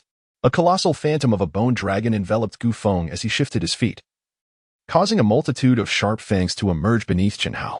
With a swift movement, Chen Hao evaded the attack effortlessly. Gu Feng unleashed his soul skills in rapid succession, failing to even graze Chen Hao's clothing. The third soul skill, Bone Dragon's Dread. A formidable pressure emanated from him, reminiscent of a mighty dragon, sweeping towards Chen Hao. Against others, this soul skill could suppress a beast martial spirit to merely 30% of its power while simultaneously diminishing their defensive capabilities, a truly formidable ability. However, for Chen Hao, it was nothing more than a trivial technique, holding no efficacy whatsoever against him. Chen Hao stood his ground, completely disregarding the situation. The crowd was taken aback. What kind of prodigy was this young man to so brazenly ignore Gu Feng's third soul skill? Gu Feng's expression shifted, revealing a face full of reluctance as he unleashed his fourth soul skill, Bone Dragon Devour. With a thunderous roar, a colossal skeletal dragon surged from the earth, lunging directly towards Chen Hao. The Sword Douluo's expression changed as he warned, Xiao Hao, be cautious. Once engulfed by the bone dragon, escape will be nearly impossible, and it is highly likely that you may lose your life. Chen Hao gracefully evaded once more, gliding over the waves with a lightness that belied his skill. Gu Feng, infuriated, gasped for breath, realizing that despite unleashing his full arsenal, he could not even graze the shadow of Chen Hao. With a furious roar, he challenged, You scoundrel! Are you not a man? Do you dare to face me in a fair fight? With a wicked smile flashing across his eyes, Chen Hao thought, It is indeed time to conclude this game after having played for so long. Gu Feng once again unleashed his fourth soul skill, Bone Dragon Devour. As a colossal skeletal dragon surged towards Chen Hao. With a serene expression, Chen Hao slowly approached the skeletal dragon. Without uttering a word, he unleashed a powerful punch. The massive framework of the skeletal dragon instantly shattered, exploding into ethereal fragments with a resounding bang. Gu Feng's soul power rebounded violently, causing him to spit out a mouthful of thick blood. Everyone present was utterly astonished. The skeletal dragon was renowned as the foremost defensive and most enigmatic martial spirit. Yet, it was shattered by Chen Hao's fist without him even activating his martial spirit. My heavens, what magnitude of strength does this fist possess? Gu Feng, undeterred, fixed his fierce gaze upon Chen Hao, determined to defeat him for Rong's sake. Chen Hao chuckled softly. Did you not hear Rong Rong say that you are a good person? She has always regarded you as a brother. I appreciate your care for her since childhood. From now on, allow me to handle things myself. As a token of gratitude, should you ever find yourself in need of assistance, do not hesitate to ask. In your leisure time, I can teach you the art of wooing a girl. Mere strength does not grant one the freedom to do as they please. Gu Feng's expression darkened as he lunged at Chen Hao once more. Chen Hao's eyes flickered slightly, expressing his surprise at the unexpected return, as he had already held on to the sentiment of nostalgia. Swiftly, he maneuvered through the crowd with remarkable agility, leaving Gu Feng unable to catch even a glimpse of his shadow. Both Sword Douluo and Bone Douluo wore expressions of astonishment, marveling at his astonishing martial prowess. Chen Hao let out a light chuckle, exclaiming, how about that? My skills are quite impressive, aren't they? Gu Feng, gasping heavily for breath, at that moment realized the profound truth that there are always greater heights beyond the heavens and individuals beyond mere mortals. Chen Hao appears unremarkable, yet his strength surpasses mine by an immeasurable margin. I have been defeated. With a swift movement, Chen Hao appeared before Gu Feng, gently patting him on the shoulder. Well done. Your awareness is commendable. Frankly speaking, you are already quite exceptional, though you still fall slightly short compared to me. Keep striving forward. The Seven Treasures Liuli sect needs talents like you. Chapter 025, The Revelation. I am the title Douluo Bone Douluo. With a face full of discontent, remarked Chen Xin. You old rascal, how can you be so deceitful? Your grandson is incredibly talented, yet you persist in pretending to be a weakling. You're clearly putting on an act to deceive us. Sword Douluo looked innocently bewildered. I truly had no idea. He then turned to Chen Hao and inquired, Xiao Hao, please tell your grandfather the truth. What level is your soul power at? Chen Hao helplessly shook his head and declared, I must lay my cards on the table. I am a title Douluo. The expressions of the four individuals shifted subtly, and Bone Douluo was about to speak when, with a mere flicker of his thought, Chen Hao was enveloped in 9 radiant circles, 2 yellow, 2 purple, for black, and 1 red. A title Douluo, with a soul ring of 100,000 years, once again. The hall was plunged into a profound silence. Gu Feng nearly collapsed to the ground in shock. Sword Douluo and Bone Douluo gaped, their mouths agape as if they could swallow an egg whole. Ning Fengzhi murmured softly, Xiao Hao, you are actually a title Douluo, and with 100,000-year soul ring. Sword Douluo could not restrain himself and interjected, Xiao Hao, how have you managed all these years? How is it that you have already become a title Douluo at the tender age of 18? Chen Hao let out a gentle sigh, admitting his uncertainty, perhaps attributing it to his exceptional talent. Although he struggled to articulate the reasons, the soul rings adorning him were indisputable proof of his prowess. Who would begrudge the strength of their grandson? The sect had gained yet another title Douluo. Chen Hao continued, it seems I have emerged victorious now. Henceforth, do not pressure Rong Rong any longer, allow her to make her own choices. Ning Fengzhi replied with unwavering determination. I have made my decision. Chen Hao shall be the illustrious son-in-law of the 7 Treasure Glazed Tile School, and Rong Rong shall marry none but him. Chen Hao wore a look of utter disbelief, unable to comprehend how his words could be dismissed so easily. However, this time, Ning Rong Rong surprisingly spoke little, her face tinged with a hint of shyness as she lowered her gaze. Ning Fengzhi's expression betrayed a surge of excitement, tears of joy cascading down his cheeks. Who would have thought that one day, the 7 Treasure Glazed Tile School would produce a 3rd title Douluo, and moreover, 3 of them? Gu Douluo stood quietly to the side, initially believing he could best Jian Douluo. His own son, Gu Yong, could not compete with Jian Douluo's son, Chen Feng. Yet, if his grandson could overshadow Jian Douluo's grandson, it would be a small victory. Now, he realized that he had utterly lost, and the defeat was complete. Chen Hao paused for a moment.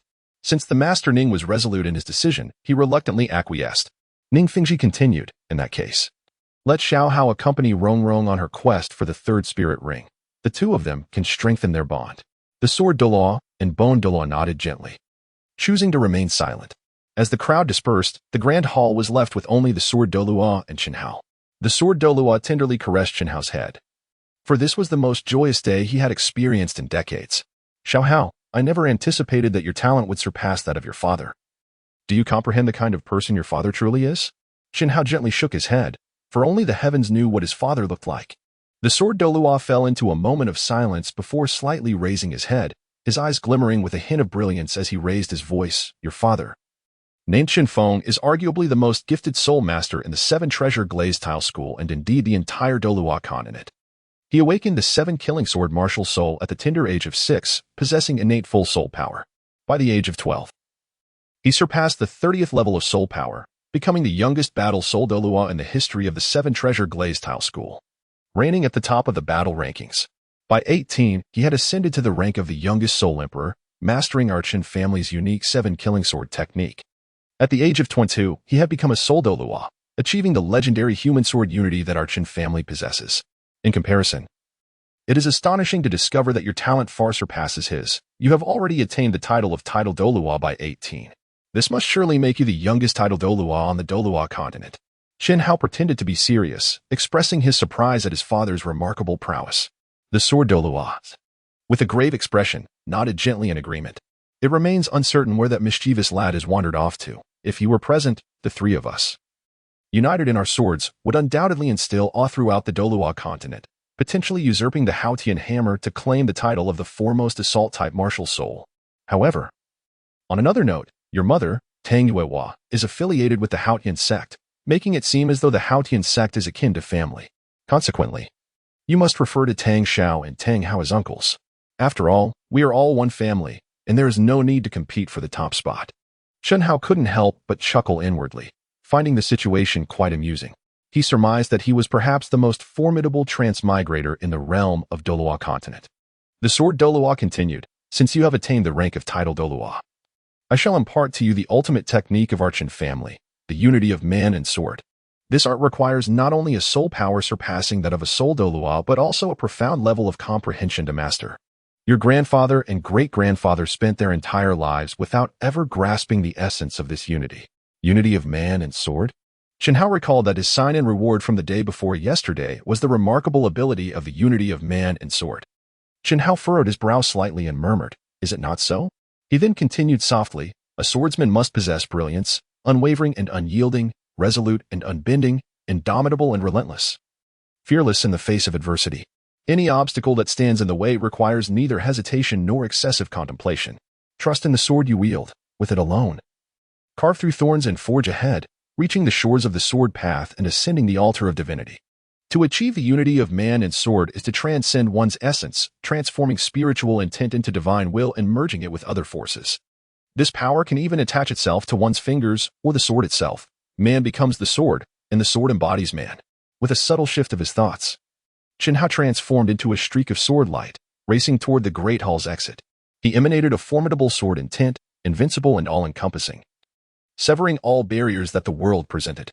Sword Douluo was utterly astonished. His grandson was indeed a genius. No, he was simply extraordinary. Capable of independently comprehending the Qin family's supreme swordsmanship, man and sword in perfect harmony. Jian Dao soared into the air, only to return to the hall on his sword. With a hint of confusion, he inquired, "Grandfather, is this what it means to become one with the sword?" The sword Douluo embraced Jian Dao warmly and exclaimed, "Xiao Hao, you are truly remarkable. Having a descendant like you in the Qin family is indeed a blessing from our ancestors." Jian Dao paused. This was not the accomplishment of his ancestors, but rather the merit of the system, unless the system itself was the ancestral spirit of the Qin family.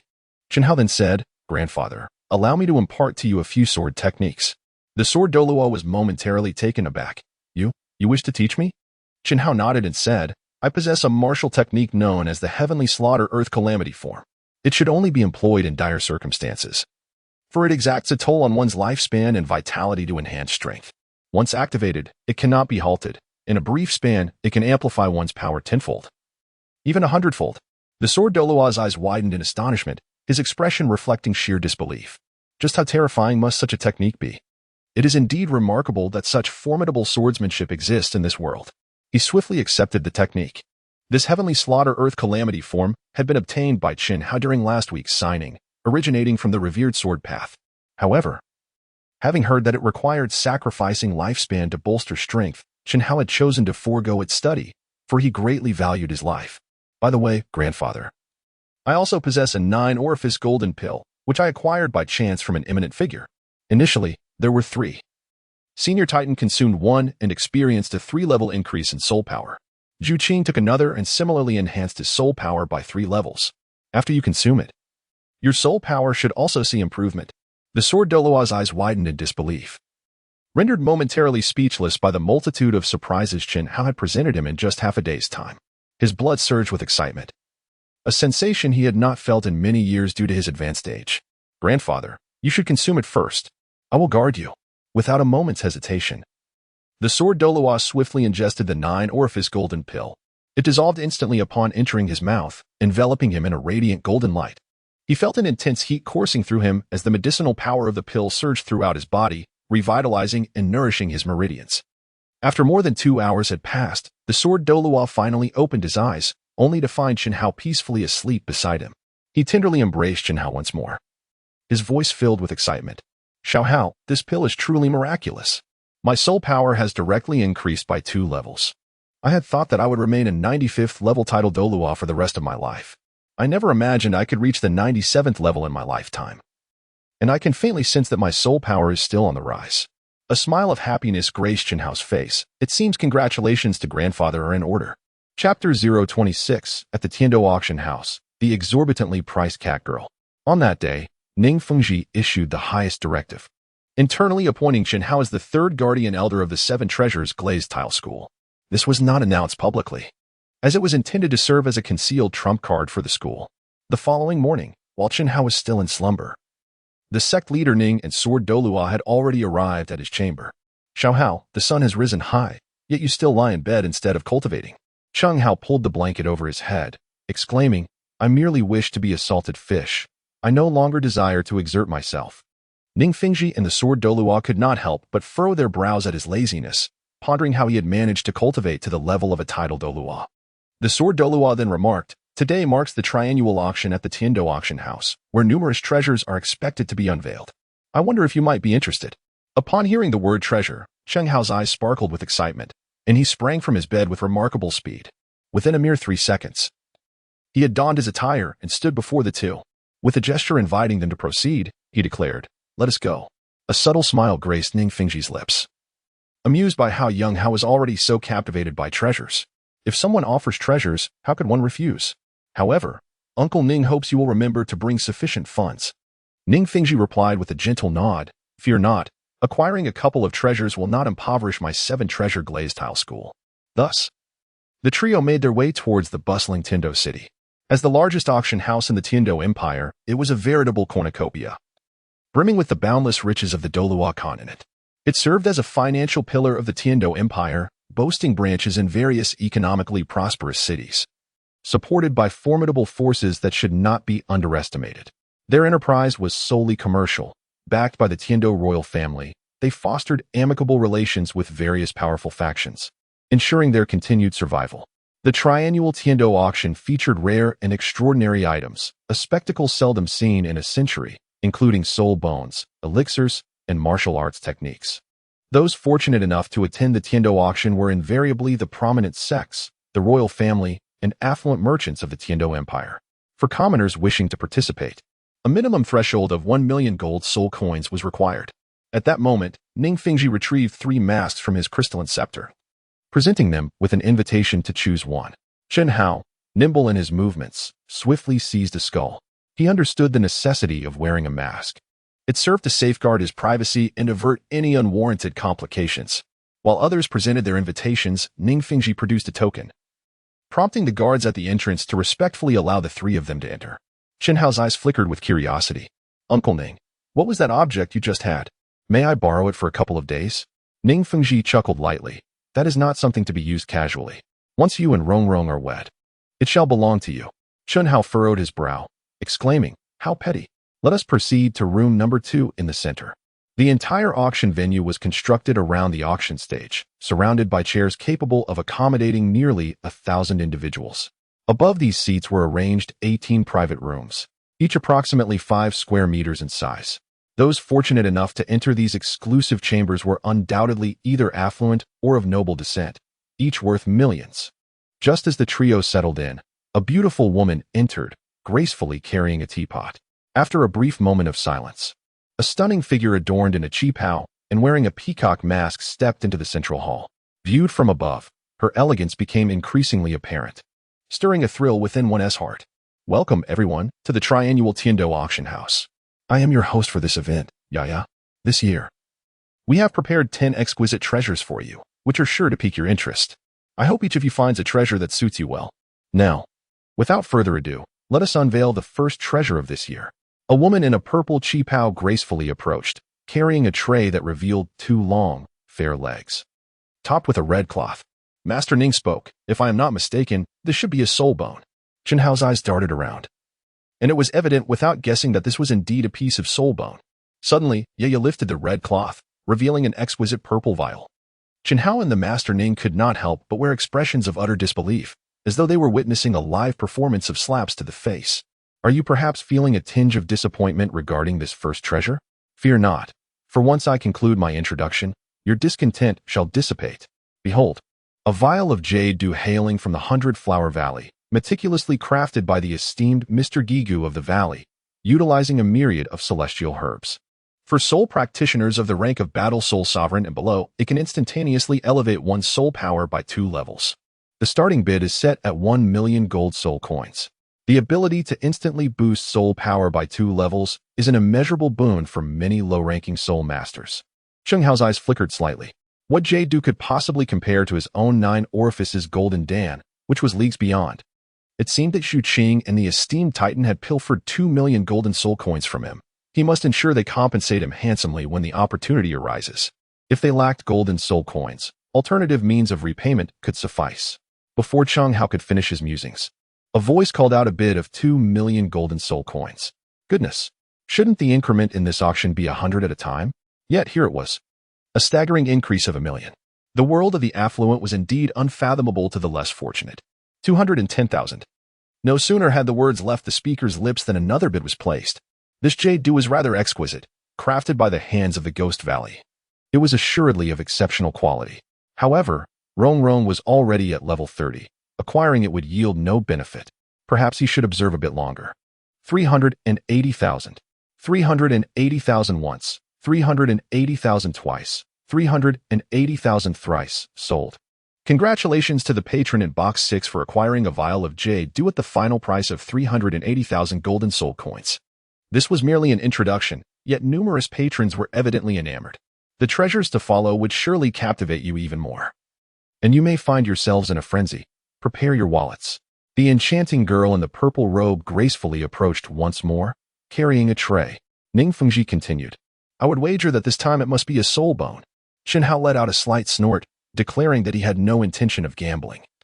Irrespective of the circumstances. Before long, Ye unveiled a red cloth, revealing a radiant emanation of white light beneath. Indeed, it was a soul bone. The atmosphere instantly erupted into a frenzy. After all, soul bones are treasures that are priceless and rarely seen, having not graced the auction stage for several years. This particular piece was the right leg bone of the Wind Wolf, aged 10,000 years, which could enhance speed by 30% and grant the skill Wind Slash. The starting bid was set at 8 million gold soul coins. For Chen Hao, this sum was astronomical, yet for the affluent, it was but a trifling amount. Ning Fengzhi remarked, Xiao Hao, what do you think of this soul bone?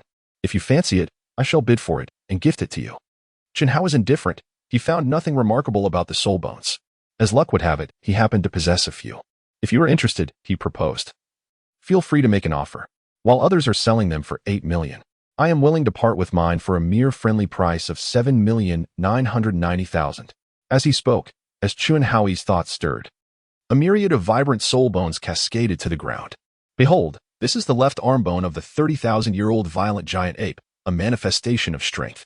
This, the left leg bone of the 10,000-year-old golden leopard, embodies swiftness. And this, the skull of the 20,000-year-old earth bear, symbolizes defense. Both Ning Fengzhi and the sword Douluo were utterly astonished, or rather, alarmed. Where did you acquire so many soul bones, Xiao Hao? In my spare time? I have been hunting soul beasts in various forests to enhance my combat experience, gradually accumulating them. The two exchanged few words thereafter, and the sword Douluo remarked, the growth of soul beasts should not be rushed. It is wise to obtain them only when necessary, and refrain from excessive hunting otherwise. Chen Hao nodded. In the fleeting moment of their conversation, the soul bone of the Gale Wolf was successfully sold for 16 million gold soul coins. Upon hearing the final bid, Chen Hao was so exhilarated he felt as though he might soar into the skies, never imagining he had become a billionaire. Chapter 027. The Exorbitant Cat Girl and Chen Hao's Fiery Temper. The subsequent treasure, a set of battle armor, was claimed by a patron in Room 1 for 7 million gold soul coins. The fourth item was a Millennium Spirit Herb, and the fifth was an Imperial-grade weapon. While these items may hold considerable value, to Chen Hao, they were mere trifles. He could effortlessly crush any of the top 5 treasures with just one of his own possessions. Chen Hao reclined languidly in the genuine leather chair, exuding a semblance of ennui. Master Ning spoke, reminding the young man to cultivate patience, for that which is most precious often reveals itself only in due time. At that moment, Chen Hao's eyes sparkled with realization as a lucrative opportunity dawned upon him. Profit from the intermediary. Master Ning was akin to a plump sheep, a veritable treasure trove, ripe for shearing. Uncle Ning, why does our 7-treasure Glazed sect, despite possessing the foremost strength among the top 3 sects, remain in a subordinate position? Chen Hao pondered deeply, concluding that the primary reason lay in the fact that most sects comprised auxiliary soul masters lacking offensive capabilities.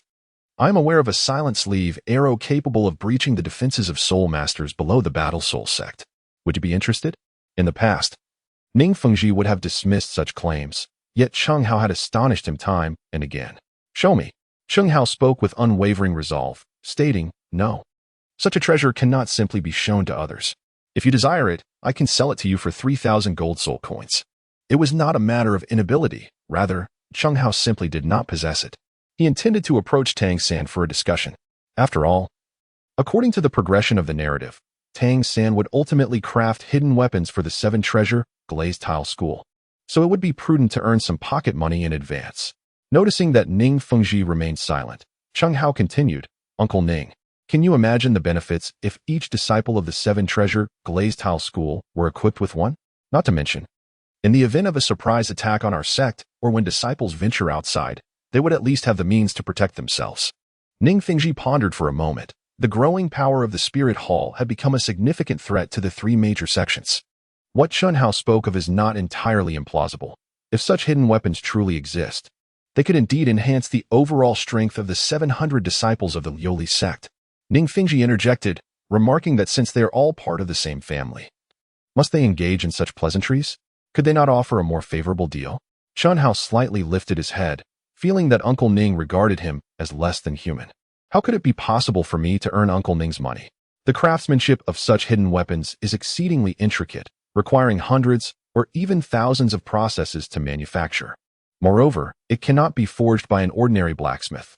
I must seek the assistance of the Li clan, and the processing fee is no trifling matter.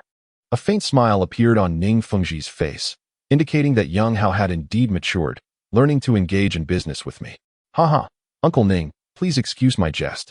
It is merely that I find myself rather impoverished and wish to act as an intermediary to earn a modest profit. Ning Fengzhi continued, if what you say is true, and this silent sleeve arrow can penetrate the defenses of soul masters below the battle soul sect, I shall immediately place an order for 500 units. However, this is no small sum. In matters of commerce, I must see the actual product before I can provide a deposit. With a resolute tone, Chen Hao declared, it is a deal. However, I currently lack the goods in hand, so it may take a little longer. Ning Fengzhi nodded gently, unable to suppress his admiration for Chen Hao. This young man not only possessed formidable spiritual power, but also exhibited remarkable intellect and eloquence, demonstrating considerable audacity. Entrusting the 7-treasure Glazed school and Rongrong to him would undoubtedly lead to the further flourishing of the sect. At that moment, a square cage draped in crimson cloth was pushed onto the stage, instantly capturing the attention of many onlookers. Chen Hao, filled with curiosity, inquired about the peculiar object of such considerable size. Ning Fengzhi's expression grew solemn, leaving him reticent. Yi chimed in. The upcoming treasure is indeed a delightful surprise for this auction, teehee. With that, she dramatically unveiled the crimson cloth draped over the cage, revealing a person within, showcasing a delicate and charming visage, along with a fair and graceful figure. Chen Hao's expression shifted slightly. Can this person also be put up for auction? Take a closer look. Chen Hao's eyes widened in astonishment. This individual was unlike the ordinary folk. Atop their head sprouted 2 feline ears, and a long, sleek black tail dangled behind them. This was no mere human but a rare catwoman, a being indigenous to the southern wilderness. The catwoman appeared to be basking in the glow of the lights, her eyes half closed, her form curled up in a vulnerable posture, shackled by iron chains around her arms, evoking a profound sense of pity. Below the stage, countless voices roared in fervent excitement. Chen Hao let out a disdainful snort, surrounded by a throng of beasts. Gazing upon the cat girl's exquisite form and her swaying tail, his thoughts inevitably wandered into the realm of fantasies. This cat girl, a rare find in the desolate southern wilderness after years of searching, was exceedingly scarce, rendering her incredibly alluring to certain clientele. The starting bid, 5 million gold soul coins. A cacophony of roars surged around him, astonished at the exorbitant price for a mere cat girl, nearing the value of a soul bone. The final transaction price would far exceed this, Ning Fengzhi interjected. Shortly thereafter, bids began to escalate. 5,500,000. 6 million. 8 million. Raised by a corpulent man adorned with a pig's head mask, a fitting guise for his persona. At this juncture, Master Ning also chimed in, declaring, 9 million. Chen Hao's expression slightly stiffened, as he did not expect Uncle Ning to still possess such vigor. The Sword Douluo spoke, explaining that Fengzhi's actions were solely to rescue this cat girl. Chen Hao responded affirmatively, recalling that Uncle Ning intended to present him with a gift. And he chose her, primarily out of pity for her plight. Excitement radiated from Yaya's face as the guest in room 2 bid 9 million. Was there anyone willing to bid higher? The surrounding guests turned their gazes towards room 2, yet their figures remained elusive. For a cat girl to fetch such an astronomical sum of 9 million was indeed remarkable, after accounting for costs. The Jian Dao auction house would undoubtedly reap a profit of several million. 9 million. Once. 9 million. Twice. A stir of emotion coursed through Chen Hao's heart. It seemed that the cat girl was destined to be his. At that moment, the rotund man spoke again. 9 million plus an additional 10,000. The guest numbered 69 has bid 9,100,000. Is there anyone willing to bid higher? Chen Hao's eyes widened slightly. This rotund fellow was clearly intent on making life difficult for me. 10 million. Astonishing. The atmosphere once again surged with excitement. Spending 10 million soul coins to acquire an orc, I wonder which prodigal from a wealthy family would be so extravagant. Chen Hao displayed a mischievous grin on his face, thinking that no one would raise the bid any further. To his surprise, the plump man spoke up again, offering 10 million and one. A fervent fire ignited within Chen Hao's heart. How dare they challenge him so boldly? Gritting his teeth, he declared once more, 13 million. This sum was exorbitant, rivaling the value of a soul bone, and even Ning Fengzhi felt a pang of regret, though he harbored intentions to rescue the cat girl. 13 million was indeed a steep price. Surrounding patrons once again cast their gazes toward room 2, pondering which powerful sect could afford such extravagance. Excitedly, Yaya exclaimed, Room 2 has bid 13 million once more. Is there anyone willing to raise the stakes? A profound silence enveloped the room. 13 million gold soul coins was not a sum that ordinary individuals could readily procure. 13 million, going once. 13 million, going twice. 13 million, going thrice. Chen Hao felt a profound sense of anguish, accompanied by a lingering tinge of regret. However, with the presence of the system, he remained unperturbed, if fortune favored him. A few days of signing and could restore his losses. Should no one else place a bid, this rare cat girl would belong to the guest in room 2. Wishing him countless nights of bliss. 13,100,000, the rotund man in the audience interjected once more, lighting a cigar and exhaling a thick plume of smoke. He appeared exceedingly smug. Moreover, he consistently raised the bid by precisely 100, a clear indication of his obstinacy. Chen Hao's eyes widened slightly, and without uttering a word, he leaped from the 100-foot-high private room, delivering a powerful kick that sent the corpulent man flying. The entire scene unfolded with startling abruptness. The hefty figure was caught off guard, his ample body propelled through the air. Surrounding patrons were equally astonished, questioning who this audacious youth was, daring to wreak havoc in the Jian Dao auction house. Chapter 28. The 10,000-year soul beast embryo. A heist at the Jian Dao auction house. Suddenly, 2 members of the 4-ring battle soul sect appeared beside the plump man, poised to act, only to be swiftly knocked to the ground by a single punch from Chen Hao. Chen Hao strode forward, raising his fist to land several powerful blows on the plump man's face. If you have the guts, try hitting back. I won't hesitate to finish you off. The overweight man curled up, trembling in fear, too intimidated to utter another word.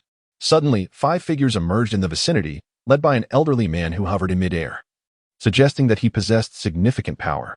How dare they act recklessly within the Jian Dao auction house? They truly underestimated its authority. Chen Hao straightened his posture, paying no heed to the elderly man before him.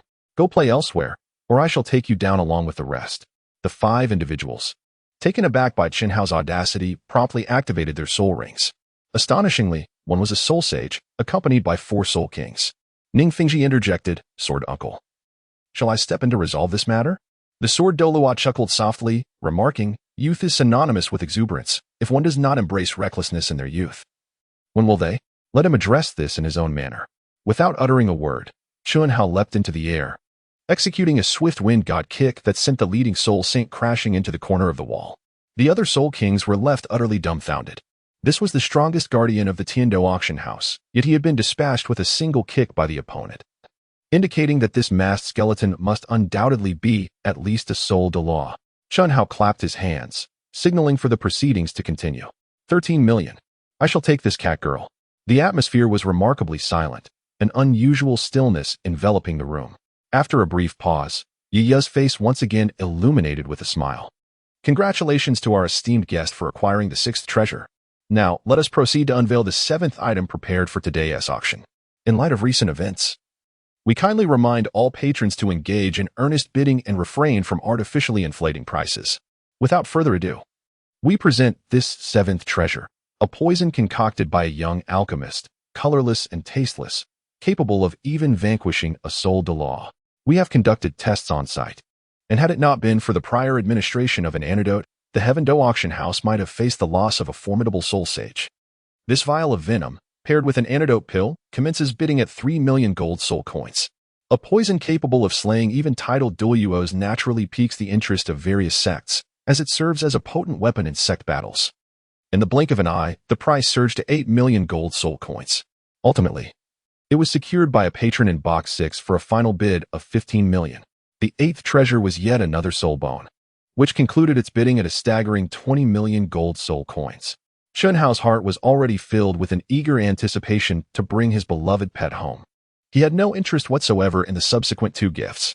Many soul masters gradually began to depart. The treasures up front were beyond their means, and the exorbitant finale items were even more unattainable. Ya, with a delighted expression, announced that it was time for the grand finale treasure, which would undoubtedly empty the wallets of all present. "Are you all prepared?" she inquired. As she spoke, 2 robust soul masters approached, cradling a colossal egg. Indeed, today's crowning treasure was the embryo of a 100,000-year soul beast, with a starting bid of 10 million gold soul coins. The auction hall was once again engulfed in a cacophony of shouts and cheers.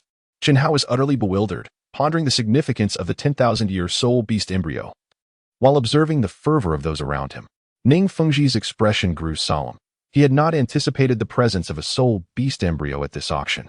The 10,000-year soul beast, long sealed away by humanity during its transformation into human form, possessed not only unique ice attribute abilities, but also a formidable spiritual attribute. Upon absorption, the accompanying skill attributes could rival those of a million-year soul beast. Chen Hao nodded, seemingly in comprehension. Although he did not fully grasp the concept, he felt an overwhelming sense of awe. Beep, a divine treasure has been detected. Chen Hao's eyes flickered slightly. The system, dormant for millennia, astonishingly emitted a sound.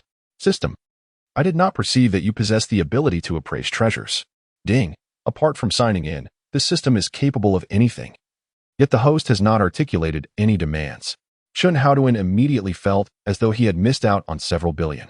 The crux of the matter is that this wretched system did not inform him of its other functions. What is a divine treasure? Ding, it is simply a very precious treasure. Chen Hao could not help but curse the worthless system. However, since the system had spoken, it seemed that this egg was indeed of great value. As Chen Hao's thoughts stirred, a multitude of colorful soul bones scattered across the ground. Uncle Ning, all these soul bones now belong to you. I kindly request that you assist me in acquiring this embryo. Ning Fengzhi expressed his confusion, saying, You are already a titled Douluo. Even if you manage to obtain this treasure, you will be unable to absorb the soul ring, rendering it a futile endeavor. Chen Hao's expression shifted slightly as he paused for a moment before continuing, Uncle Ning, are you aware of who my mother is? Ning Fengzhi nodded, affirming, of course. Your father and I were like brothers back in the day. We both pursued your mother, Tang Yuehua, but in the end, it was your father who succeeded. Chen Hao's eyes sparkled with brilliance as he glanced at the sword Douluo. The sword Douluo nodded gently, signaling his agreement. In a straightforward manner, Chen Hao revealed, I have yet to absorb the soul ring for my second martial soul. With a mere thought, a Hao Tian Hammer materialized in his left hand once more. Ning Fengzhi's eyes widened in astonishment. This is actually the Hao Tian Hammer martial soul of the Hao Tian sect. Chen Hao, feeling a sense of urgency, urged. Uncle Ning, do not hesitate any longer. If we do not seize the moment, it will fall into the hands of others. Although it is intended for me, in the end, it will merely benefit your 7 treasures, Glazed tile school. Ning Fengzhi abruptly lifted his head. At this point, the 10,000-year soul beast embryo had already been bid up to 20 million gold soul coins. The various factions continued to vie for it. Ning Fengzhi sharply struck his staff, declaring, 30 million. A murmur spread through the crowd as they turned their attention once more to Box 2, curious about the identity of this mysterious bidder.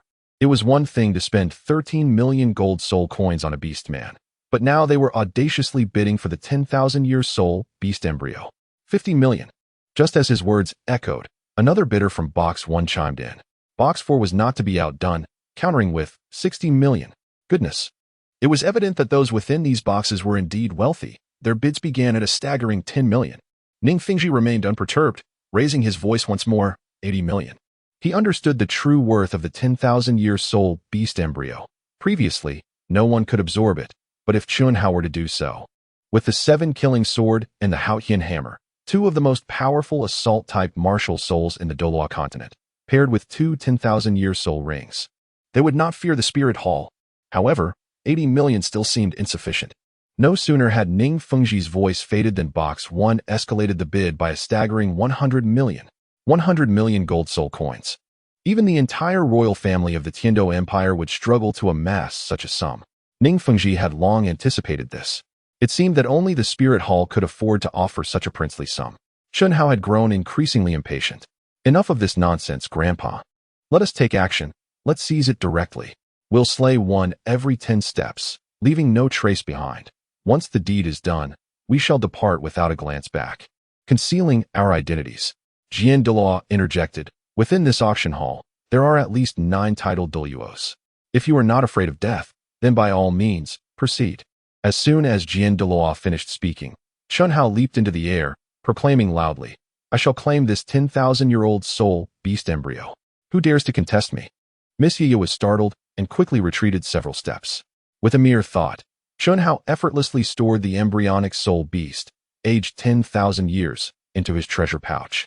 In an instant, dozens of surrounding booths erupted in chaos. One could only wonder if this audacious lad had lost his senses, daring to pilfer from the Sky Dough auction house. Such audacity.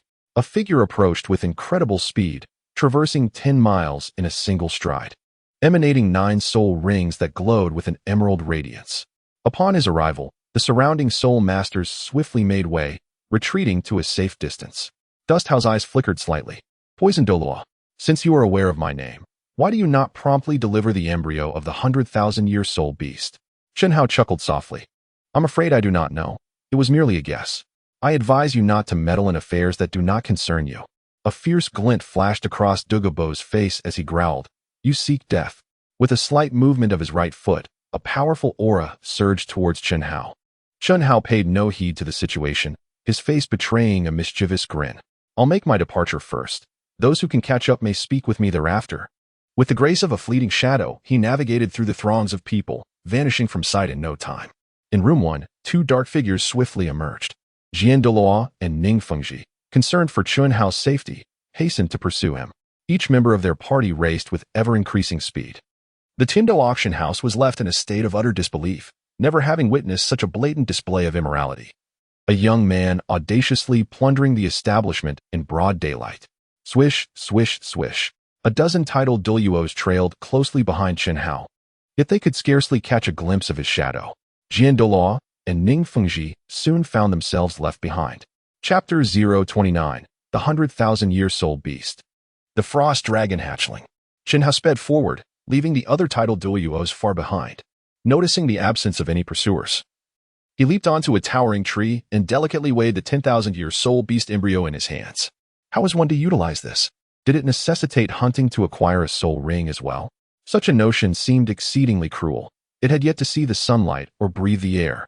Chen Hao lifted the embryo, and under the sunlight, one could faintly discern a frozen expanse within, where a small, snow-white serpent coiled delicately at its center. System. How does one utilize this? A notification chimed. System analysis complete. Sacred Frost Dragon Embryo. Method 1. Absorption grants 1 Frost Dragon Soul Ring of 100,000 years. Bestowing the skill, Ice Enclosure. Method 2. Hatching yields 1 Frost Hatchling, possessing strength comparable to a 100,000-year soul beast, with potential for growth. Chen Hao's expression subtly shifted. A glimmer of joy appearing on his face. He had unexpectedly discovered a dragon egg. Regardless of its nature, anything associated with dragons is bound to possess exceptional value, especially considering it is the offspring of the sacred frost giant dragon. Among the 2 potential applications, Chen Hao was decidedly inclined towards the latter. After all, he was already invincible at present, and the soul rings of the Hao Tian Hammer could be gradually augmented. This frosty young dragon, comparable to a 100,000-year soul beast, also held the promise of growth. Just envision, one day, riding atop a dragon, wielding the 7-killing sword in his right hand and the Hao Tian Hammer in his left, adorned with 18 soul rings. How magnificent that would be! As Chen Haoyue pondered, his excitement grew ever more intense. System, how can the frost giant dragon embryo be incubated? Ding. The host may infuse the embryo with soul power for a duration of 30 days to facilitate hatching. Once hatched, the soul beast, having absorbed the essence of the soul master, will develop a closer bond with them. The first creature the soul beast encounters will be recognized as its master. A glimmer of joy appeared on Chen Hao's face, and he felt an overwhelming sense of delight, never anticipating that fortune would smile upon him in such a manner. Perhaps in his past life, he had saved the galaxy, he mused with a chuckle. Suddenly, 3 figures swiftly surrounded Chen Hao from 3 different directions. Little brat. We meet again. I didn't expect your speed to be quite impressive. The newcomers were none other than Zhu Huaguan and Gui Mei from the first private room, accompanied this time by an additional title Douluo. The young man appeared somewhat unfamiliar, likely never encountered before. Is this the lad you mentioned? The young title Douluo who holds no regard even for His Holiness the Pope? Zhu Huaguan remarked. Indeed, the golden crocodile Douluo. This fellow seems to have stumbled upon extraordinary fortune, having attained the rank of title Douluo at such a tender age, and possessing a 100,000-year soul ring. The golden crocodile Douluo slightly raised his head, a fierce glint flashing across his face. Young man, historically, those who achieve greatness are those who understand the times. The discerning are the true talents. You seem quite astute. Why not join our spirit hall? Consider this 100,000-year soul beast embryo a gift from us. How brazen you are! That soul beast embryo was rightfully seized through my own merit. How dare you claim it as a present from your spirit hall? Have you no shame? He retorted. If you truly wish to recruit me, show some genuine intent. The expression of the golden crocodile Douluo shifted, a trace of killing intent emerging. His body enveloped in golden light, emanating an imposing aura. Zhu Huaguan interjected, Young man, the last time our spirit hall's Pope visited, was that not a display of sincerity? A smile appeared on Chen Hao's face, which unexpectedly caught the attention of the golden crocodile Douluo. He had not anticipated that this young man would maintain such a commendable composure in the presence of 3 title Douluo from the spirit hall. Exhibiting not a shred of fear, the Pope's presence indeed signified great sincerity. However, her refusal to acquiesce to my terms complicates matters considerably. A glint of intrigue flashed in Zhu Huaguan's eyes. Previously, he had pressed the Pope about the conditions proposed by this young man, but she remained resolutely silent. His curiosity deepened. What could possibly be so compelling that it would intimidate even the Pope? What could hold more significance than a title Douluo endowed with a soul ring of 100,000 years? Young man, what exactly are your terms? Do share. If it is within our capabilities at the Spirit Hall, we may return and discuss further with Her Holiness the Pope. Chen Hao cleared his throat and, with a slight cough, decided to speak candidly. Since you are so forthcoming, I shall be straightforward as well. Your Pope possesses an exquisite physique, fair skin, and a visage that approaches perfection, embodying a divine and noble presence akin to a celestial maiden descending from the heavens. It is truly captivating, rendering one restless with longing. Should she agree to wed me and allow me to assume the role of your Pope, I would gladly pledge my allegiance to the Spirit Hall. The expression on Zhu Huaguan's face nearly betrayed him as he was taken aback by this audacious proposal. The golden crocodile Douluo regarded Chen Hao with newfound respect, utterly astonished that he would dare to present such a proposition. It was unlikely that anyone else on the entire Douluo Continent would have the audacity to do so. Yet, upon reflection, the beauty of His Holiness the Pope was indeed striking. Now, I present but this solitary condition. Whether or not you can acquiesce rests in your hands. If you agree, I shall promptly join the Spirit Hall, assume the role of your Pope, and lead you towards the establishment of a remarkable legacy." The three could hardly suppress their laughter. The golden crocodile Douluo, with a grave expression, remarked, "Young man, do not jest with your words. Since you are disinterested in joining the Spirit Hall, we shall not press the matter further." "Not at all. I am very much interested. I dream of joining the Spirit Hall." The golden crocodile Douluo recognized that in terms of eloquence, he was indeed outmatched by this young man. With a flicker of his eyes, he unleashed a fierce glint upon his face. "Enough of this banter. Hand over the embryo of 100,000-year soul beast, and we shall not trouble you further."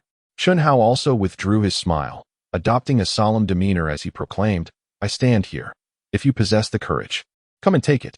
I am a level 98 peak assault Douluo, title, Golden Crocodile, Martial Spirit, Golden Crocodile King.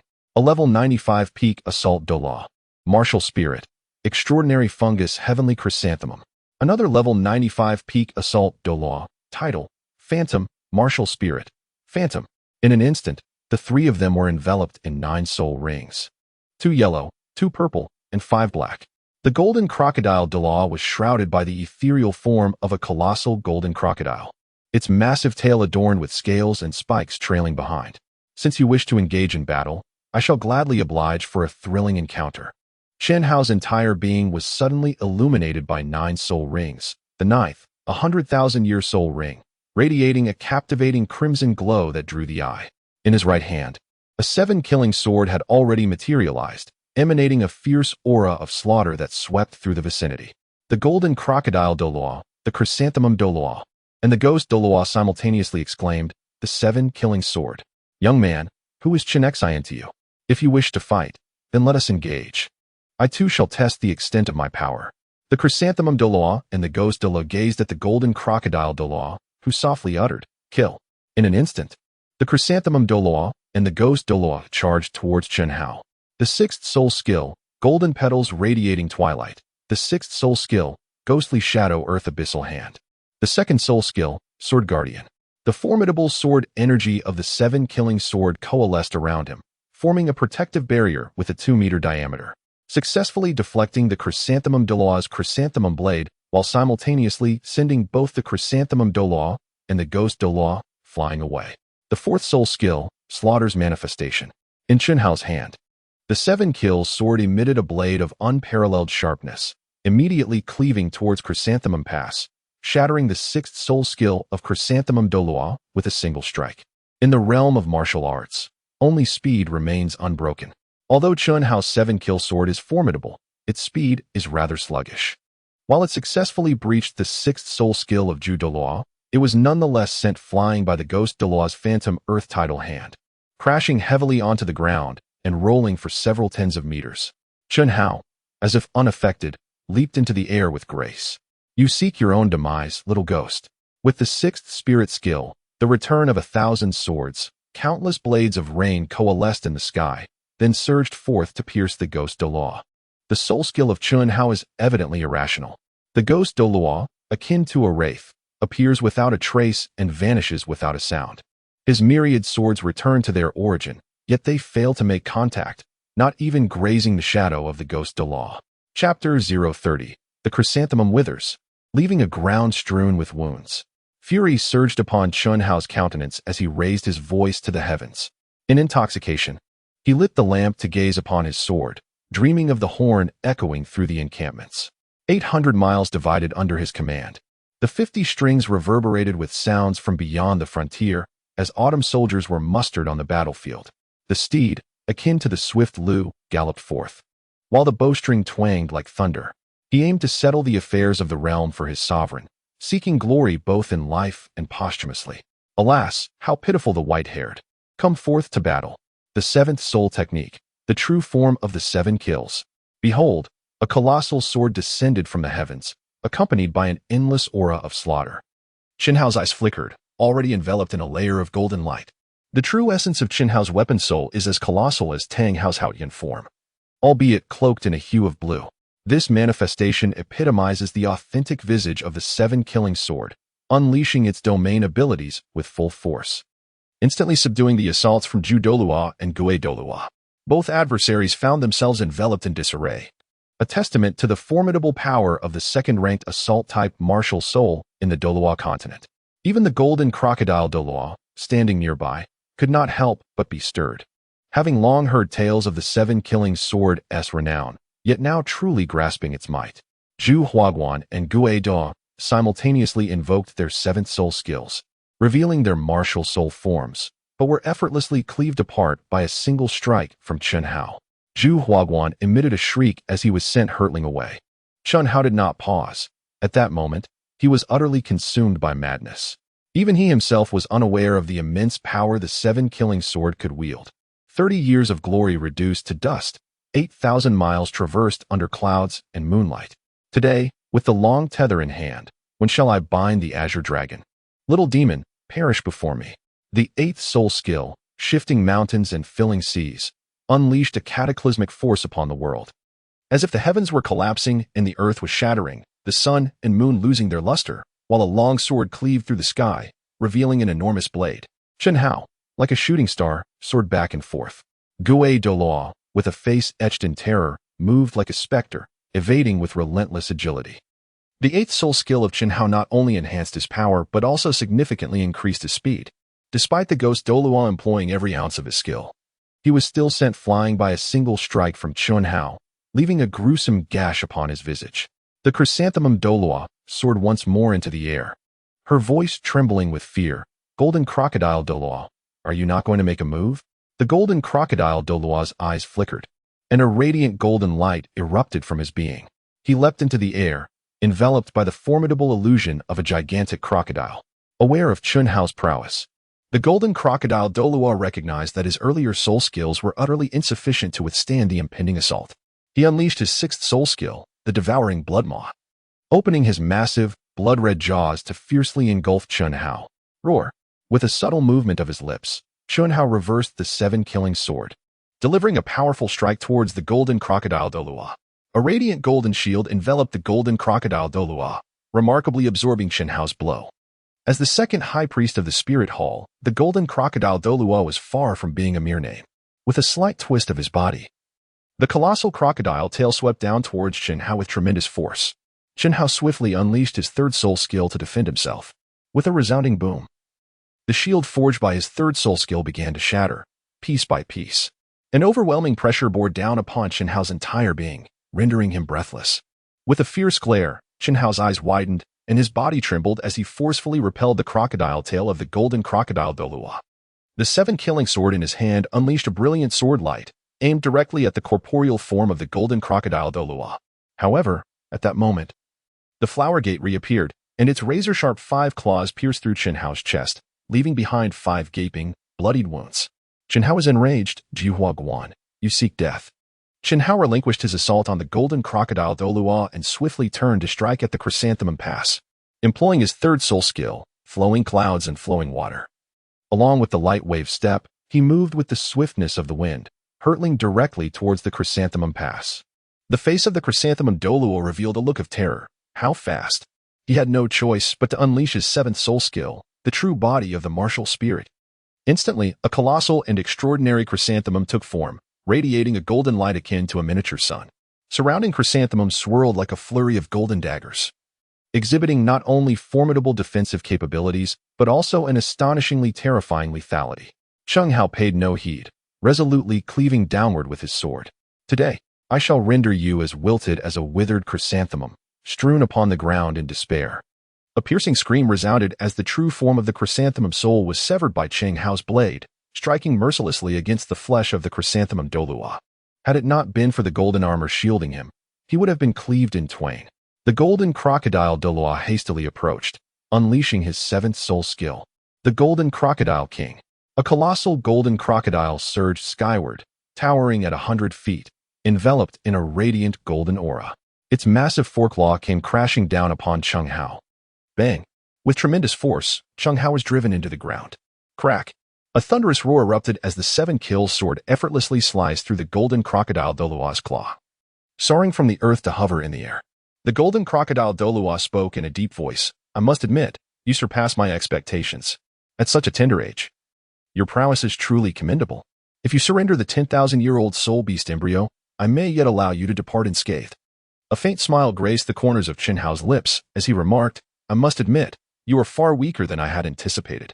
At your age, possessing only a modicum of strength is truly embarrassing. The golden crocodile Douluo chuckled lightly in response. At this very moment, your ability to laugh is indeed commendable. Since you are so intent on courting death, allow me to facilitate your descent. With a slight tremor of his body, the golden crocodile Douluo unleashed a powerful wave of pressure that surged outward.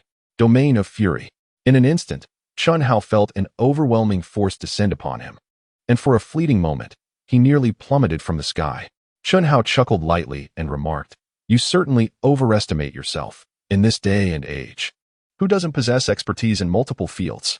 With a sudden jolt, Chen Hao's eyes ignited with a crimson gleam, unleashing a formidable aura of slaughter that swept through the surroundings. Colliding fiercely with the domain of the golden crocodile Douluo. Simultaneously, the 7-kill sword in Chen Hao's grasp transformed into a deep shade of blood red, imbued with an inexhaustible essence of carnage. The expression of the golden crocodile Douluo shifted slightly, revealing a look of astonishment. Was it the domain of the god of slaughter? It is now evident who has led whom to ruin. With a thunderous clash, the two domains collided, instantly shattering the golden crocodile Douluo's wrathful domain. Chen Hao took command of the battlefield, where all would inevitably become souls beneath his blade. A flicker of trepidation stirred within the heart of the golden crocodile Douluo, however. As a pinnacle Douluo of level 98, he would not be easily deterred. With his massive form, he charged once more towards Chen Hao. With a fierce glint in his eyes, Chen Hao declared, it is time to put an end to this, old man. He unleashed his 9th soul skill, divine and demonic dual slashes. With eyes ablaze with a crimson light, Chen Hao wielded the blood-red 7-killing sword, resembling a deity of death returned from the abyss. With a single stroke, he unleashed a powerful slash, manifesting 2 cross-shaped torrents of blood, aimed directly at the golden crocodile Douluo. The golden crocodile Douluo's pupils widened slightly. He prided himself on his formidable defenses, yet he found himself utterly unable to evade Chen Hao's 9th soul skill, the divine and demon dual slash. Was this the might of a 100,000-year spirit ring? How formidable! The 9th soul skill, ultimate domination, transformed the golden crocodile Douluo into a tyrant form, simultaneously enhancing his health, defense, and attack by 50%. However, he remained uncertain whether he could withstand Chen Hao's 9th soul skill, the divine and demon dual slash, given that his opponent possessed a spirit ring of such age. Nevertheless, he continued to gamble, hoping for a stroke of luck. At that moment, the Chrysanthemum Douluo and the Ghost Douluo had already completed their martial soul fusion technique, the Polar Prohibition Realm. In an instant, the space was rendered null, and Chen Hao found himself immobilized in midair. Chapter 031, The Fury of the Sword Douluo, the Primordial Sacred Sword. CHNHO found himself immobilized in midair. No matter how hard he struggled, his body remained utterly still. He had indeed underestimated the situation, neglecting the formidable soul fusion technique of Ju Douluo and Gue Douluo. This exemplifies the terrifying nature of the 2-level forbidden domain, capable of momentarily constraining both time and space. It is also the reason why Ju Douluo and Gue Douluo always appear together. Once their fusion technique is initiated, it cannot be halted. In an instant, the powerful physique of Jian Douluo collided forcefully with CHNHO. Chen Hao's entire soul ring shattered, and he was propelled like a kite severed from its string, crashing heavily into the ground and creating a deep pit several dozen feet wide. Following an intense battle, he had expended all his soul power after deploying his 9th soul skill. At this moment, Chen Hao lay quietly within the pit, his body seemingly paralyzed, devoid of any strength. With his eyes gently closed, he began to circulate the 9-yang divine art, swiftly recovering his soul power and mending his injured bones and meridians. He remained resolute in the face of adversity as the gentle breeze caressed the hills. He stood firm against tyranny, illuminated by the bright moon over the great river. He embraced his own strength and resilience, untouched by malice. Slowly, golden crocodile Douluo approached, his tone somber as he declared, Young one, although I have triumphed over you, your power is formidable and poses a threat to our spirit hall. Those who ally with our spirit hall shall prosper, while those who oppose it shall meet their demise. With a fierce stamp of his right foot, an overwhelming force sent Chen Hao soaring from the depths of the pit. In the depths of Chen Hao's heart, a multitude of chaotic emotions surged forth. Old gold crocodile, do not tempt me, should I be afforded the chance. I shall transform you into a pair of exquisite crocodile leather shoes. Just as Chen Hao's form began to ascend, the golden crocodile Douluo unleashed another devastating punch, propelling Chen Hao several hundred zhang away, crashing heavily against an ancient tree. Damn it! After all the effort to accumulate even a modicum of soul power, it has vanished once more. Observing Chen Hao completely devoid of combat ability, the golden crocodile Douluo spoke in a somber tone, such a prodigious talent. Wasted if not utilized by our spirit hall, it is indeed a pity. Retrieve the embryo of the 100,000-year soul beast and bury it. Juhua Guan's eyes flickered, revealing a glimmer of ferocity as he swiftly appeared before Chen Hao. His visage transformed into a menacing mask, fingers quivering as if each nail were a razor-sharp blade. Hee. Little one, who would have thought you would find yourself in such dire straits? When heaven offers you a path, you refuse to tread it. When hell has no door, you insist on barging in. Fear not, I shall grant you a swift end. Juhua Guan's icy, bloodthirsty fingers extended towards Chen Hao with deliberate slowness, akin to an intent to disrobe him, sending a shiver down Chen Hao's spine. With a sudden burst of energy, Chen Hao opened his eyes wide and, mustering all his strength, hurled a punch towards Juhua Guan. A piercing scream echoed as Juhua Guan was sent flying once more. Having just executed 2 levels of the Forbidden Domain, both he and the Ghost Douluo had nearly exhausted their soul power. After delivering that punch, Chen Hao collapsed onto the ground, completely succumbing to unconsciousness. The golden crocodile Douluo could not help but shake his head lightly. Useless. Unable to deal with even a dying man, he could only approach slowly, feeling a tinge of regret over the fall of such a talent. However, one's fate is inescapable. There is little we can do. As the golden crocodile Douluo raised his massive fist to crush Chen Hao's skull, a streak of sword light surged from the distance, roaring, "Old gold crocodile, dare you?" The golden crocodile Douluo, Juhua Guan, and the ghost Douluo all trembled at the sound. Sword Path Chenxin, Ning Fengzhi. The trio, now at the end of their strength, found only the golden crocodile Douluo still capable of fighting back. Faced with the renowned peak Douluo of the Douluo Continent, Sword Path Chenxin, and the foremost support, Ning Fengzhi, they stood no chance. Observing Chen Hao lying on the ground, the sword Douluo was consumed by rage, his eyes flashing with a powerful sword aura that swept outward. Who dares harm my grandson? I shall see you all perish. The sword Douluo was suddenly surrounded by 9 soul rings, and with the 7 killing sword in hand, he unleashed a swift attack towards the trio. Fear etched itself on the faces of Juhua Guan and Ghost Douluo. Both of you, flee. I will hold off Sword Path Chenxin. The sword Douluo's eyes blazed with ferocity. No one shall escape. The 4th soul skill unleashed a murderous aura. As the formidable body of the golden crocodile Douluo was sent flying by the sword Douluo's strike, swiftly the golden crocodile Douluo leapt into action, his massive crocodile tail sweeping down towards the sword Douluo. Unfazed, the sword Douluo, empowered by Ning Fengzhi, experienced an 80% increase in speed, strength, and soul power. This is the terrifying aspect of the 7-treasure Glazed Tile Pagoda, renowned as the foremost auxiliary spirit.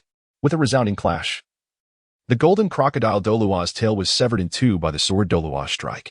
Old crocodile, why do you not remain in the spirit hall to enjoy your twilight years, but instead seek your demise? With a chilling declaration, 10,000 swords returned to origin. The sword Douluo summoned a swarm of swords that surged towards the golden crocodile Douluo. The air was filled with anguished cries as the golden crocodile Douluo became a veritable pincushion, riddled with swords, resembling a golden hedgehog. In that moment, he grasped the true power of the 7 killing sword, and the last remnants of his arrogance dissipated. With a tremor, the golden crocodile Douluo hastily activated his 7th martial soul, his true form. His massive body expanded 100-fold, sending countless swords flying away. Roar! A dazzling golden light radiated as a colossal golden crocodile king emerged, exuding immense pressure, akin to a 100,000-year soul beast. The sword Douluo stood resolutely on the ground, unwavering in the face of such a titan. At that moment, Chen Hao gradually rose from the ground, his expression calm, his body slightly bent, devoid of any soul power fluctuations. Wiping the blood from the corner of his mouth, he spoke in a low tone, "Old fellow, you still wish to kill me? Allow me to return the sentiment. Life and death are fated, and wealth and honor lie in the heavens. Grandfather, let me take this." Grandfather? The golden crocodile Douluo shuddered in disbelief, realizing that this young man was indeed the grandson of the sword Douluo. No wonder. Chen Hao's eyes flickered with a dazzling brilliance. In his right hand materialized a long sword, not the 7 killing sword, but the primordial sacred sword he had acquired from his sign-in yesterday. With a single step, he moved gracefully like ripples upon the water, charging directly towards the golden crocodile Douluo. He unleashed a powerful slash, while the golden crocodile Douluo raised his fist to strike back at Chen Hao. Chen Hao moved slightly, resembling a celestial dragon, his form agile. With a single stroke of his sword, he sliced through the right arm of the golden crocodile Douluo, instantly breaching his defenses. A jet of crimson blood erupted forth. Chen Hao did not linger. With a swift stride, his sword blade once again sliced across the back of the golden crocodile Douluo. A look of agony crossed the face of the golden crocodile Douluo. However, Chen Hao pressed on, leveraging his speed to deliver strike after strike upon the golden crocodile Douluo's form, causing torrents of blood to spatter forth. The second-ranked golden crocodile Douluo of the Spirit Hall was now drenched in blood, bearing numerous sword wounds across his body. Zhuhua Guan and Ghost Douluo stood frozen in place, trembling uncontrollably, astonished that this young boy could be so ruthless. Sword Douluo and Ning Fengzhi were equally taken aback, pondering where this lad had acquired such an agile and cunning swordsmanship that rendered defenses futile. The sword was complete. The aged body of the golden crocodile Douluo thudded to the ground, kneeling in defeat. Chen Hao's eyes gleamed with a sinister red light. And though the homing sacred sword in his hand appeared unremarkable, it emanated an aura of chilling bloodlust that instilled fear. This ends here. Be gone. The chrysanthemum guard and the ghost Douluo swiftly assisted the golden crocodile Douluo, vanishing into the depths of the forest. Chapter 032. When circumstances are unusual, there must be deception. As soon as the trio of chrysanthemum, ghost, and crocodile departed, Chen Hao's body weakened, and he sank to one knee upon the ground. The sword Douluo stepped forward, supporting Chen Hao with a single hand. Ning Fengzhi subtly moved his right hand, activating his third soul skill, amplification of soul power. In an instant, Chen Hao's soul power was astonishingly restored to its fullest. Chen Hao was utterly astonished. This 7-treasure glazed tile pagoda was truly extraordinary. With the little princess Ning Rong by his side to support him, what could he possibly fear from these insignificant foes, these mere wretches? Jian Dao, with a face full of concern, inquired, Xiao Hao, how do you feel? Chen Hao coughed lightly, gradually rising to his feet, and with a playful smile remarked, Am I not perfectly fine? The sword-fighting Douluo furrowed his brow, exclaiming, You audacious little rascal! How dare you brazenly rob the Tiando auction house? That aside, to still inflict severe injuries upon both the golden crocodile Douluo, Zhuhua Guan, and the ghostly phantom amidst their relentless assault, my young friend. You have certainly made a name for yourself. Chen Hao furrowed his brow. I, too, am a victim of circumstance. How dare these scoundrels seize my treasures? I have no choice but to eliminate them. Ning Fengzhi's eyes flickered, suddenly recalling the 10,000-year soul beast embryo that Chen Hao had taken. Xiao Hao, do you intend to bestow the 10,000-year soul beast embryo upon the Hao Tian Hammer to augment its soul rings? Chen Hao gently shook his head. How cruel this was. Am I the sort of person who indiscriminately slaughters the innocent? I have my own value. There is no need for my grandfather and Uncle Ning to worry. After all, this treasure was seized by my own efforts, and I cannot hand it over to you. Ning Fengzhi chuckled lightly. You underestimate my 7 treasures glazed tile school. Although this treasure is indeed precious, it rightfully belongs to you. Chen Hao's expression shifted slightly. By the way, what happened to the Catwoman I photographed earlier? Ning Fengzhi furrowed his brows, saying, You reckless youth, you nearly lost your life, and yet you're still thinking about that Catwoman. Young people must learn to exercise restraint. Rest assured, I have already arranged for someone to retrieve her. Chen Hao nodded. Although the martial soul's true form was extraordinary, it would render the body weak for a month following its use.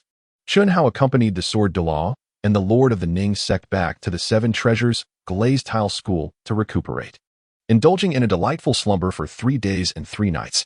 After dining, Chen Hao meandered around the 7 treasures glazed tile school, eventually soaring to the glazed tower on his sword. He couldn't help but recall Rong. Due to Chen Hao's injuries, she had already returned to Shrek Academy, personally escorted by the Bone Douluo, embarking on a journey to the Star Do Forest to procure her 3rd spirit ring. Chen Hao rested his chin on his hand, gazing up at the starry sky while reminiscing about that fateful night of sword dance amidst a blossoming landscape. A sweet smile involuntarily graced his lips, as he felt that a day apart from Rong felt like 3 autumns. His thoughts then drifted to Yu Qing, who was likely pondering about him as well. The month-long promise was fast approaching. In just a few days, he would depart from the 7-treasure glazed tile school for Notting City. He wondered if Master Ning was aware of the subtle affection between him and Yu Qing, and whether he might act in a fit of rage. Previously, Chen Hao had aspired to court every beautiful woman in the Douluo Continent. However, his ambitions had shifted. Now, he only yearned to share his life with Rong and Yu Qing, cherishing their time together. Alas, Chen Hao could not help but sigh. Throughout history, the allure of a beautiful woman has always been intoxicating. The more formidable a man, the more susceptible he becomes to the sharp blade of femininity. This is why legends such as King Yu of Zhou igniting the beacon fires to amuse the feudal lords and Wu Sangui sacrificing his honor in a fit of rage for the sake of a woman have emerged. Moreover, who among the strong has not had 300 or 500 women by their side? To harbor feelings solely for Rongrong and Zhu Qing is already a testament to my fidelity. Chen Hao pondered for a moment, then resolutely shook his head. Why dwell on such chaotic thoughts? It is better to attend to more meaningful matters. As Chen Hao's thoughts stirred slightly, he retrieved a 10,000-year soul beast embryo from his treasure pouch, cradling it in his arms and toying with it for a moment. Subsequently, he gently pressed his right hand against the surface of the embryo, infusing it with a wave of gentle soul energy. Buzz! Chen Hao felt a jolt coursing through his body as his soul power was just infused into the embryo of a 10,000-year soul beast. And an overwhelming chill instantly permeated his being. Chen Hao involuntarily shivered, the cold penetrating to the bone. At the same time, within the 100,000 soul beast embryos, a small serpent, no, it ought to be a small dragon, quivered slightly. A surge of joy welled up within Chen Hao, who then continuously infused his soul power into the embryo of the 100,000-year soul beast. Simultaneously, he channeled the essence of the 9 Yang divine skill. Ding! He sensed an influx of other energies into the 100,000-year soul beast embryo, accelerating its growth by 50%. Ding! He perceived that the host's soul power was immensely potent and pure, imbued with a robust Yang energy, which further enhanced the growth rate of the 100,000-year soul beast embryo by 10%. Ding! The 100,000-year soul beast embryo underwent a transformation, increasing its growth rate by an additional 20%. A series of notifications caught Chen Hao off guard, and he couldn't help but exclaim in astonishment. He never anticipated such a divine operation. Chen Hao stowed away the soul beast embryo that had existed for 100,000 years, leaping into the air with a resounding shout. The primordial sacred sword slipped from his grasp, slicing through the air in a graceful arc, casting a shadow in the moonlight as if attempting to cleave the moon itself in two. The wild winds played with the ancient moon, whispering secrets of the Zhanghua platform. The northern star twinkled with brilliance, while valiant warriors from the south surged like thunderclouds. In his hand, the electric sword of heaven struck down, parting the waters of the vast ocean. The general danced with his long sword, the cries of the brave resonating through the heavens. Achievements were offered to the enlightened ruler. Illustrated upon the Qilin platform, countless sword shadows intertwined in the sky, emanating an icy chill under the moon's glow. Sword Douluo and Ning Fengzhi stood upon the white jade platform, silently observing Chen Hao's fervent sword dance. What a remarkable youth! Ning Fengzhi, with a solemn expression, nodded in acknowledgement. He had not anticipated that someone so young could possess such grand aspirations. From his words, one could sense the weighty spirit within him, and trusting Rongrong to him seemed the wisest choice. Sword Douluo also nodded gently, his eyes moistening. He pondered the tribulations the child must have endured to become who he was now, fearless in the face of adversity. The two remained silent, transfixed by Chen Hao's swordplay. The 7-kill sword martial spirit of Sword Douluo resonated with the primordial sacred sword in Chen Hao's hand. His right hand trembled slightly, and at times, the 7-kill sword martial spirit surged forth, only to be subdued by Sword Douluo once more. A sense of astonishment stirred within Sword Douluo. He had not anticipated that Little Hao's sword intent could resonate with the surrounding swords. Ning Fengzhi's expression turned grave. It seemed that Little Hao's future accomplishments would likely surpass even those of Sword Uncle. Sword Douluo nodded in agreement. It was inevitable. Although he was my grandson, I felt a twinge of inferiority in comparison. At his age, I was merely a fledgling at the Battle Soul sect. A faint smile graced Ning Fengzhi's lips. Indeed. Talent is a matter of destiny, unalterable by any means. Let us descend and take our rest. The sword is sheathed. Chen Hao stood with his hands clasped behind his back atop the glazed tower, a sense of solitude washing over him. Perhaps this is akin to the melancholic pursuit of defeat that the venerable Dugu sought in Jin Yang's martial arts novels. How profound is the loneliness of invincibility? The following day, Chen Hao rose early, retrieving the 10,000-year embryo from his bed. He placed it on the balcony to bask in the sunlight, gently watering it with utmost care. Suddenly, a crisp sound echoed through the air. A tremor coursed through Chen Hao's heart as a bone-chilling cold emanated from the ancient embryo. Dormant for 100,000 years, Chen Hao shivered involuntarily. It was utterly terrifying. Even before its birth, such a commotion could be stirred. A chilling wind swept through, and the sun, which had just risen, was unexpectedly shrouded by dark clouds. The world was enveloped in a sense of desolation, and the temperature plummeted abruptly. Chen Hao hastily enveloped himself in a quilt and raised his gaze towards the heavens. Something was amiss. There must be a supernatural occurrence.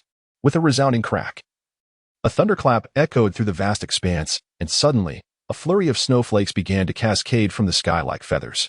The entire city of Tiandou was plunged into chaos, as if the god of destruction had descended upon the mortal realm. After a while, aside from the dimming of the light, the drop in temperature, and the relentless snowfall, there appeared to be no other anomalies. Chen Hao enveloped himself in a blanket, seated gracefully upon the white jade steps, gazing at the snowflakes cascading from the heavens. Throughout his life, he had never witnessed snowfall with his own eyes. The southern region where he resided in his previous life was devoid of snow.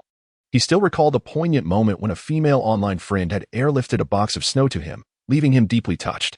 The warm breath exhaled by Chen Hao enveloped his hands, yet the temperature continued to plummet. Once the heavy snowfall ceases, he envisions constructing an enormous snowman atop the Glazed tower, pondering whether Rong at Shrek Academy will catch a glimpse of it. Perhaps she will not, he chuckles softly. Chapter 033. The Frosty Young Dragon Hatches, Bamboo Qing Departures. Suddenly, a sharp crack echoed, leading Chen Hao to believe something had shattered. Turning around, he beheld a fissure appearing on the shell of the 100,000-year soul beast embryo, and the crack continued to widen. He could hear a feeble force tapping against the shell. With a resounding thud, a tiny claw broke through the surface of the egg. Chen Hao held his breath, a flicker of excitement stirring within him. He had not anticipated that this little creature would hatch ahead of schedule. It then emerged, extending a silvery little head, voraciously gnawing at the eggshell, which appeared exceedingly delectable. Having consumed nearly half of the shell, its entire silvery form was revealed, measuring merely the size of 2 palms. What frost dragon was this? It was nothing more than a scaled quadruped, devoid of any semblance of draconic majesty. At that moment, the frost dragon finally noticed Chen Hao, and with its small mouth agape, it promptly unleashed a puff of white dragon breath, no larger than a thumb. Chen Hao paid no heed, extending his right hand to defend himself. In an astonishing turn of events, his right hand was instantaneously encased in ice. Startled, Chen Hao began to shake his hand vigorously. However, the frostling dragon, seemingly imbued with a remarkable sentience, suddenly leaped from its eggshell and scampered towards Chen Hao. Alarmed, he nearly drew his sword in response. Yet, the frostling dragon bore no ill intent. It gently nudged Chen Hao's right hand with its small head, causing the frozen hand to return to its original state. It then continued to nuzzle against his hand, exuding an air of endearment. The heart, once burdened with anxiety, gradually found its solace. The relentless downpour of snow ceased abruptly, as the dark clouds dispersed, revealing the sun, newly risen, once again illuminating the vast expanse of the sky. The freshly accumulated snow began to melt away slowly. Such a sudden transformation felt almost magical. Chen Hao pondered for a moment, seemingly relating the incident to this peculiar creature. He never anticipated that such a diminutive being could incite such a commotion. It was evidently no ordinary lizard. At noon, just as the servant brought forth the meal, the little rascal eagerly leapt onto the dining table and voraciously devoured an entire roasted duck in one gulp. In disbelief, Chen Hao retaliated with a swift slap, sending the audacious creature flying for daring to snatch away his sustenance. Remarkably, the creature appeared unfazed, scampering back with exuberance to consume a plate of braised pork whole, only to regurgitate the empty dish moments later. Truly, having absorbed his soul energy, it had adopted a similar gluttonous disposition. Subsequently, it continued to devour several plates before leaping into the red date chicken soup, joyfully luxuriating in the warm broth, its face alight with sheer delight. Chen Hao's blood pressure surged with rage, nearly prompting him to stew the creature. However, upon observing its fragile and helpless demeanor, he could only lift it from the broth and wipe away the grease that clung to its form.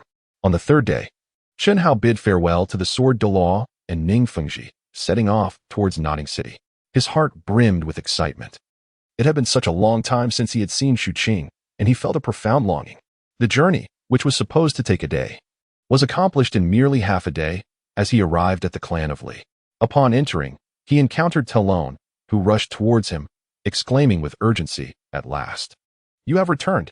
Chen Hao's expression shifted slightly as he spoke in a somber tone. "Young people must learn to remain composed. Why the haste in your demeanor?"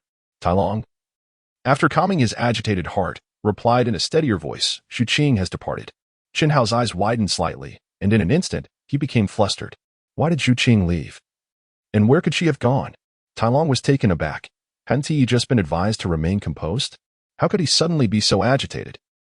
Yesterday, disciples from the Seven Treasure Glazed Tile School visited our Li Ji clan, and during their stay, they spoke of you, mentioning that you had been honored as the third guardian elder of the Seven Treasure Glazed Tile School. Furthermore, Lord Ning has betrothed Ning Rongrong to you, and even mentioned the two of you watching the sunrise and practicing swordplay together. Initially, Zhuqing showed no reaction, but afterward, she departed from the sect. When did she leave? Tai Long scratched the back of his head. It must have been last night. Zhuqing likely had no other destination and should still be in Nuoding City. Cheng Hao hastened towards Notting City, fervently searching for the figure of Zhu Zhuqing as if driven by madness. However, with a population exceeding 100,000, locating Zhuqing within the vast expanse of Notting City proved to be a formidable challenge. Continuing this way was not a viable solution. Alternative approaches must be considered. Chen Hao stood in contemplation, his gaze drifting toward the loftiest edifice in Notting City, the Spirit Hall's branch. Here, apart from the Tiando royal family, it seemed that only the Spirit Hall's influence could rival in magnitude. Although he had recently bested the formidable Zhu Gui and severely injured the golden crocodile Dualao, such embarrassing incidents were unlikely to be divulged by them. After a moment of contemplation, Chen Hao determined that he must make an attempt.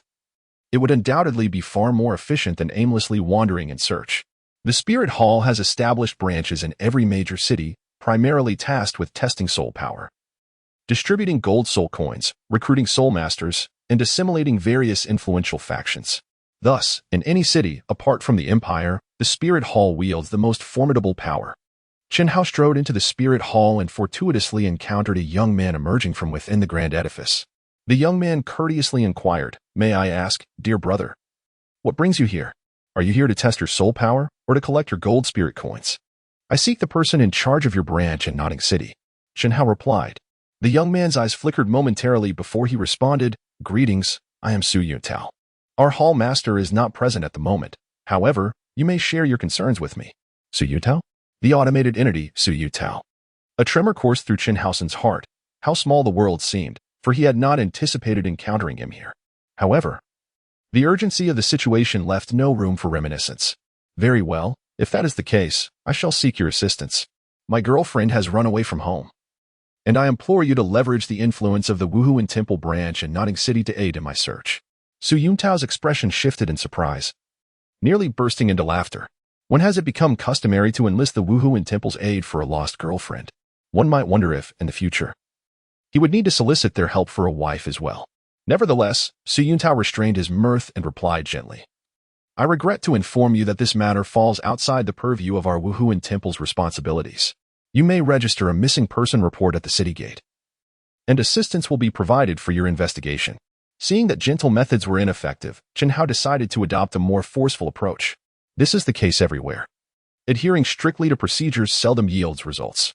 As long as the golden soul coins are in place, anything can be accomplished. As the thoughts of Chen Hao stirred slightly, a bag filled with golden soul coins materialized at Su Yuntao's feet. Judging by the size of the bag, it contained no less than several hundred coins. Su Yuntao's expression shifted in surprise. He had not anticipated that this young man was, in fact, a wealthy heir. No wonder he dared to come to our martial soul hall to create trouble. However, I must apologize. Even if you possess golden soul coins, it is of no consequence, as this does not align with our procedural protocols. Cheng Hao's expression darkened with barely concealed anger, wishing fervently to cleave the Spirit Hall's branch into two with a single strike. His eyes flickered slightly, unleashing a formidable aura that swept through the surroundings. Su Yuntao, taken aback, found himself utterly immobilized under the pressure emanating from the youth, despite his own formidable strength as a battle soul sovereign. At that moment, 8 figures materialized around Cheng Hao like phantoms, encircling him tightly. Indeed, the Spirit Hall branch was far from as simple as it appeared. Chen Hao remained silent, his thoughts barely stirring, as 9 soul rings illuminated around him in an instant. Su Yuntao and the 8 shadow guards were taken aback, immediately kneeling on the ground.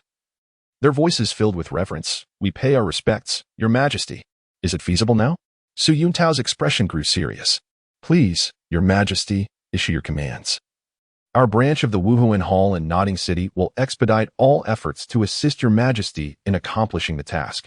Gender, female, age, 13, height, 165 centimeters, exquisite appearance. Clad in leather pants, a level 31 agility-focused battle spirit master, Wuhuan, Nether Spirit Cat."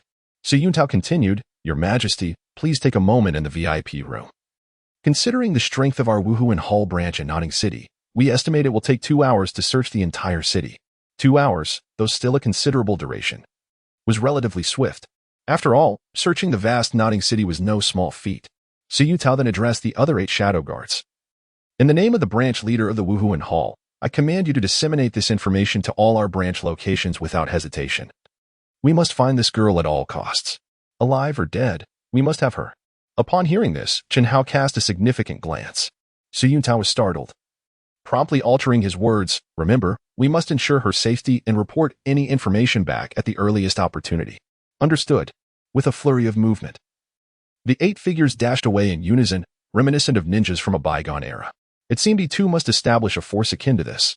Chapter 034, The Dual Shelters of Heaven, An Unpleasant Nightmare.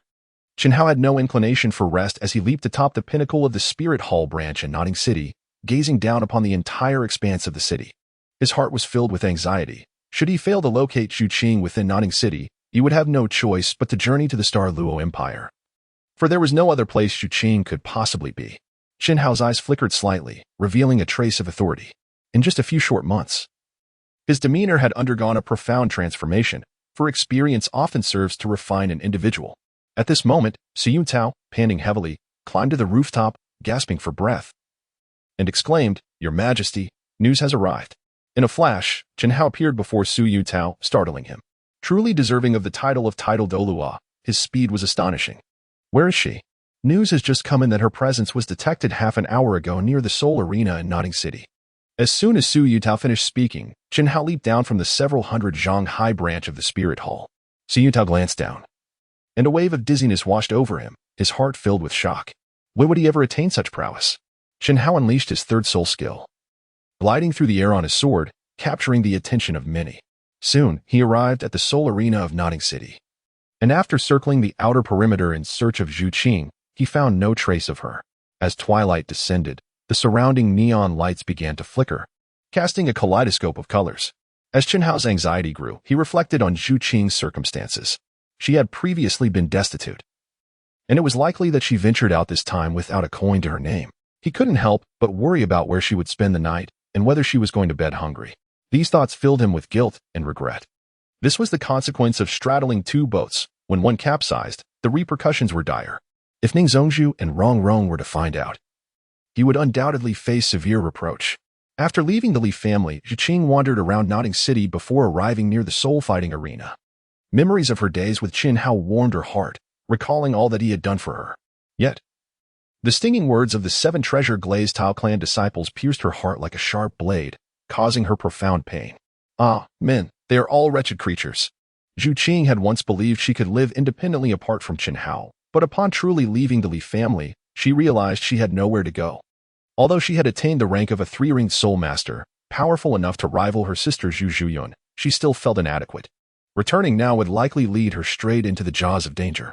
Cold and starving, she initially planned to sit at the city gate for a while, but was soon driven away by the guards. In that moment, she became acutely aware of the treachery of human hearts and the harshness of life. Without money, one could scarcely move a step. She then entered a narrow alley when suddenly a shadow flickered before her eyes and vanished. Sensing danger, she sharpened her vigilance. In a swift motion, a figure appeared before her, blocking her path. He revealed a grotesque and sinister face, reminiscent of a television clown, and leered, "Little sister. Out so late? Feeling lonely and seeking company? Would you like me to take you home?" Xu Qing's eyes glinted with intense murderous intent as she coldly replied, "If you wish to live, then get out of my way."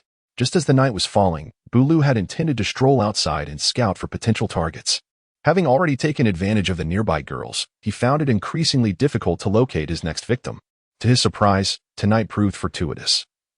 Not only did he find a target immediately upon stepping outside, but he also stumbled upon a treasure.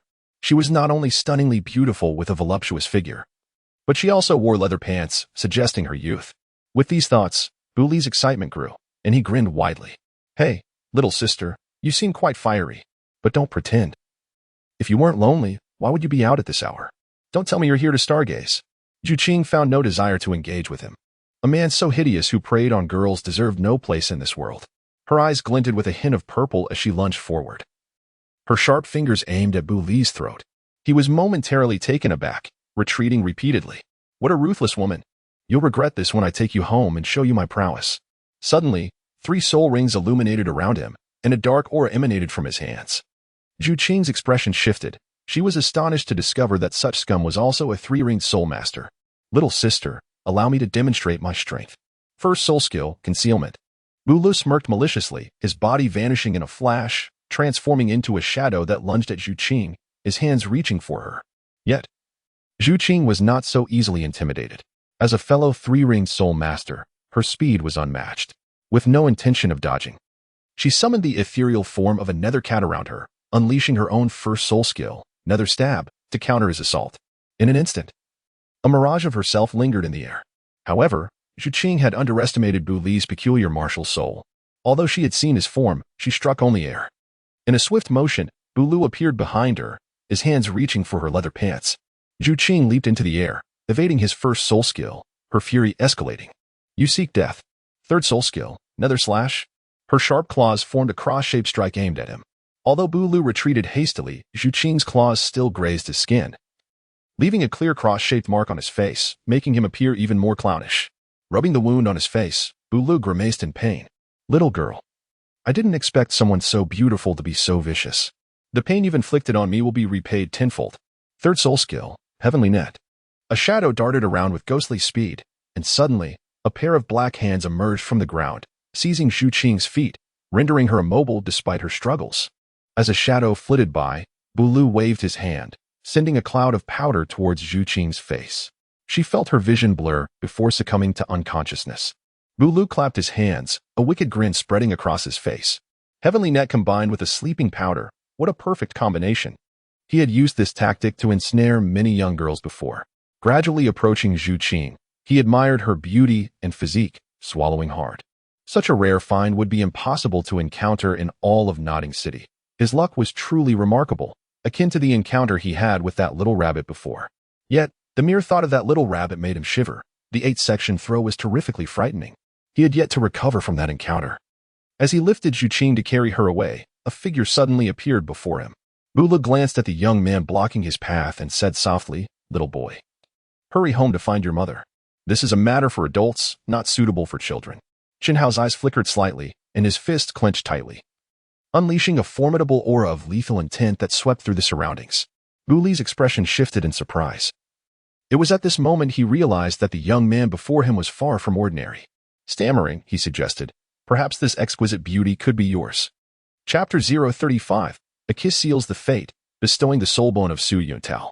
Feeling the overwhelming murderous energy emanating from Chen Hao, Bu Lu involuntarily trembled slightly. Chen Hao's eyes flickered with intensity as he leaped into the air, executing a spinning kick that sent Bu Lu hurtling away. With swift precision, he extended his hands and enveloped Zhu Qing in an embrace. The sound of impact echoed as Bu Lu crashed forcefully against the adjacent wall, his body collapsing like a marionette with severed strings, utterly devoid of strength. Such formidable power. Did one think this was the conclusion? Certainly not. Those who dare to bully Zhu Qing shall meet their demise. Chen Hao leapt into the air, unleashing a brilliant sword light that slashed towards Bu Lu. Sensing the overwhelming aura of menace, Bu Lu trembled uncontrollably, unable to even summon his martial spirit. At this moment, Su Yuntao, leading a group of over 10 soul masters, hastily approached and called out loudly, "Your Highness, please show mercy." Chen Hao's expression shifted slightly, his right hand poised in midair. "What? Is this beast also from your spirit hall?" Su Yuntao shook his head. "Not at all. It is simply that every capital city forbids fighting. If your Highness were to slay this young man, it would surely provoke the Imperial City Guard." Chen Hao let out a slight snort, dismissing the small empire with disdain. Su Yuntao, with a serious expression, chuckled lightly, stating that given the Marquis's strength, there was indeed no need to regard the empire with any significance. However, it was better to avoid unnecessary complications. "I believe this girl has been poisoned. Our primary concern should be to provide her with immediate treatment." Chen Hao's expression shifted imperceptibly. While he could escape the death penalty, the living punishment was arduous to endure. A blade of sword energy cleaved downward, severing a pair of hands that fell to the ground, blood splattering 3 feet away, instantly eliciting wails akin to the cries of slaughtered pigs from the surroundings. Bu Lu clutched his arms, writhing in agony upon the ground. Su Yuntao and several soul masters from the spirit hall could not help but tremble slightly. Indeed, As a title Douluo, his strength was formidable, able to condense energy into a blade even without activating his martial soul. Your Highness, we must swiftly escort this young lady back to the spirit hall. I have already prepared the finest healer, so you now suggested. Cheng Hao, with a solemn expression, nodded and tightly embraced Zhu Qing. He had caused distress to so many young women, and this could be considered a consequence of his own actions. It was fortunate that he could still preserve his life. At the entrance of the branch hall of the Wuhuan Temple in Notting City, dozens of soul masters had already gathered, awaiting Cheng Hao's arrival. They had even summoned the most formidable healer in Notting City, reputed to hail from the Soul Master Academy. A soul master of the healing system at the rank of Soul Sovereign, wielding the Wuhuan healing staff. As the girl concentrated, a crystal staff materialized in her hand, radiating a dazzling light. After a short while, the young woman retracted her Wuhuan and emerged from the VIP room, her complexion somewhat pallid. In a gentle tone, she reassured, "This young lady is now out of danger. She will be fine once she awakens." Cheng Hao gently nodded, stepping into the VIP room, firmly grasping Zhu Qing's hand and quietly sitting beside her. "Zhu Qing, do not worry, for I shall never leave your side again. Nor will I allow anyone to bully you. Not a soul in this world shall dare." As the night deepened, the entire Spirit Hall branch remained awake, with everyone quietly waiting outside. On the adjacent table lay an array of exquisite dishes, untouched by anyone. After a considerable time, Zhu Qing slowly awakened, her eyes instantly enveloped in a veil of murderous intent. Cheng Hao sensed the presence of Zhu Qing and abruptly lifted his head. Their gazes locked, and a look of astonishment appeared on Zhu Qing's face as he recalled the events that had transpired earlier, realizing that he had already. Cheng Hao abruptly pulled Zhu Qing into his embrace, holding her tightly. "Zhu Qing, I am truly sorry. It is all my fault. Rest assured, I shall never leave you again." Zhu Qing's heart quivered. It was her first intimate contact with a boy. After a brief pause, she suddenly pushed Cheng Hao away, her expression icy as she retorted, "Haven't you already become the esteemed son-in-law of the Qibao Yoli sect?" Cheng Hao found himself at a loss for words, pausing momentarily. "I acknowledge that my involvement with Rong Rong was misguided, and I do not wish to elaborate further. What I desire to convey is that I cannot forsake either of you. I am resolute in my commitment to protect you both for the entirety of my life." Zhu Qing let out a disdainful snort, remarking, "Men are all the same. Not a single one is worth trusting. I am capable of taking care of myself, and I do not require your protection. You should return to your role as a promising suitor." With that, she leapt gracefully and strode towards the door. Cheng Hao swiftly pulled Zhu Qing back, immediately capturing her lips in a kiss. In that fleeting moment, Zhu Qing felt as though she had been struck by lightning, standing frozen in place. This was also Cheng Hao's first kiss across 2 lifetimes, rendering it somewhat naïve. Both their hearts raced in unison. "Zhu Qing, grant me a little time. I assure you I will bring satisfaction to both you and Rong Rong." Zhu Qing refrained from speaking further, although she found it difficult to accept initially, upon reflection. As long as Cheng Hao treated her well, why should it matter whom she still held affection for? Noticing Zhu Qing's silence, Cheng Hao's anxious heart finally settled, his back already drenched in sweat. Balancing 2 boats, indeed, is a skillful endeavor. Upon exiting the VIP room, dozens of soul masters remained seated in the hall. Xiao Tao quickly approached, his tone respectful as he inquired, "Your Highness, how is Miss Zhu Qing faring?" Cheng Hao felt a subtle wave of emotion stir within him. Had it not been for Xiao Tao, he could scarcely fathom what might have transpired. With a slight motion of his right hand, he tossed a soul bone towards Xiao Tao, proclaiming, "This is the reward you rightfully deserve, a right leg bone from a 10,000-year-old Gale Wolf, perfectly attuned to your martial spirit." Xiao Tao caught the soul bone, momentarily frozen in place. This was indeed a soul bone, priceless and rare, valued at millions of gold soul coins. Cheng Hao then tossed out a purse containing nearly 10,000 soul coins, distributing it to his brothers as a token of gratitude for their assistance. He assured all the soul masters who had lent a hand that they could come to him at any time in the future if they required help, and he would do his utmost to assist them. A wave of astonishment washed over the dozens of soul masters present. This was merely a branch of the Wuhuan Hall in Notting City, and among them, the highest-ranked soul master was only at the soul zone level. In their memories, the titled Douluos were figures of immense stature, proud and aloof, rarely acknowledging the existence of those deemed insignificant. To their surprise, this young titled Douluo was not only generous but also approachable and down-to-earth. As Cheng Hao stepped out of the grand hall, he turned back and declared, "Remember, this soul bone is a reward for Xiao Tao. Whoever dares to take it away shall meet their demise." In that final statement, a fierce aura of slaughter emanated from his eyes. The crowd involuntarily shuddered. How formidable! After all, the value of a soul bone is immense, and someone of Su Yuntao's caliber could never hope to possess such a treasure. Chen Hao expressed such concerns due to his fear that the soul bones might be taken by the spirit hall. The two wandered through the streets, where it was already past midnight. Apart from the neon lights casting their vibrant hues, there was not a soul in sight. Zhu Qing, filled with curiosity, inquired about what had transpired, prompting the question of how you came to be here. Chen Hao wrapped his left arm around Zhu Qing's shoulder and chuckled. I am your savior. I shall appear whenever you find yourself in peril. Zhu Qing shot him a disapproving glance and replied, Could you not be so frivolous? Chen Hao recounted the entire sequence of events to Zhu Qing. Filled with deep emotion, Zhu Qing had initially believed that she could lead a life independent of Chen Hao. Yet she never anticipated that he would ultimately be her savior. Without him, the consequences would have been utterly unimaginable. Chen Hao continued, reflecting on the recent events. Have you become aware of your shortcomings? Zhu Qing softly replied, I may have underestimated him. Indeed, while that individual possessed a rather peculiar martial soul, he was merely a three-ring soul master. Had you not held back from the start, he would not have posed a challenge to you. Zhu Qing nodded gently. I am capable of vanquishing all your foes and shielding you from the storms of life, yet I fervently wish for you to cultivate the strength to protect yourself.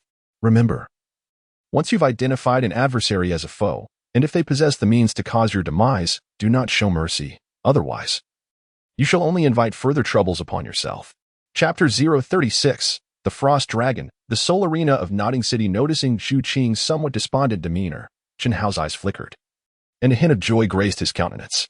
By the way, Zhu Qing, allow me to show you a treasure that I believe you will truly adore. Zhu Qing, intrigued, inquired, What is it? Little one, come forth and get to work. Ch.N.H. stirred his thoughts and retrieved the frost dragon from the enchanted pouch. To his surprise, the creature was still slumbering, its white form startling ZHQing momentarily. Why is there a dead snake here? She exclaimed. The little creature seemed to sense ZHQing's presence, abruptly rising on its four legs, lifting its head, and gazing at her with wide eyes. Its body, as pure as jade, was undeniably charming. ZHQing's expression shifted slightly as the creature, upon noticing her, became animated, nimbly leaping onto her. It scurried about her, and then bounded to her chest, prompting ZHQing to swiftly extend her arms to catch it. The little creature's head gradually emerged from her bosom, its curious eyes sparkling as they fixated on CHNHOI. Observing ZHQing's chest, CHNHOI couldn't help but swallow hard. Goodness. I haven't even had the chance to relish this moment, and this little one has already stolen the spotlight. ZHQing gently caressed the little creature's head, her face alight with joy. What breed is this little white snake? I've never heard of it before. The frost dragon tilted its head and shot ZHQing a displeased glance, expressing its discontent. Chen Hao chuckled. This is no mere serpent. It is the embryo of a frost dragon that has been incubating for 100,000 years. Zhu Qing couldn't help but laugh aloud. Is this truly what one would call a dragon? The little creature, too lazy to protest, energetically rubbed against Zhu Qing's chest. Chen Hao observed this scene with great envy. What ought to be referred to as a frost dragon should rather be called a frost-colored dragon. Chen Hao recounted to Yu Qing the incident of his audacious heist at the Tiando auction house. As she listened, her fingers gently caressed the head of the frost dragon hatchling, her expression shifting with a myriad of emotions. She had not anticipated that her future husband possessed such remarkable prowess. Could it be true that this little creature was indeed a frost dragon? Chen Hao gently nodded. I observed him closely. He seemed quite unremarkable, being nothing more than a creature devoted to eating and sleeping. However, he truly was a frost dragon hatchling, likely still in the early stages of development. Zhu Qing also nodded, bowing her head to tenderly stroke the little dragon's head. Upon their return to the clan of strength, dawn had already broken, and neither Elder Titan nor Talon dared to voice their opinions. The fact that Zhu Qing had accompanied Chen Hao back was sufficient evidence of their reconciliation. Talon gazed at them with envy, pondering the advantages of strength and wondering when a girl might take an interest in him. Before Talon could fully comprehend the situation, Chen Hao's expression shifted, and he called out loudly, The month-long period has elapsed. Are you all prepared? Talon's face registered surprise as he exclaimed, Ah, I thought you had forgotten. Are we really going to the Soul Arena in Nodding City to face punishment? Chen Hao chuckled lightly and remarked, Whether you endure a beating or deliver one depends on you. Tonight, we shall commence our first duel. Moreover, there are rewards for the victors.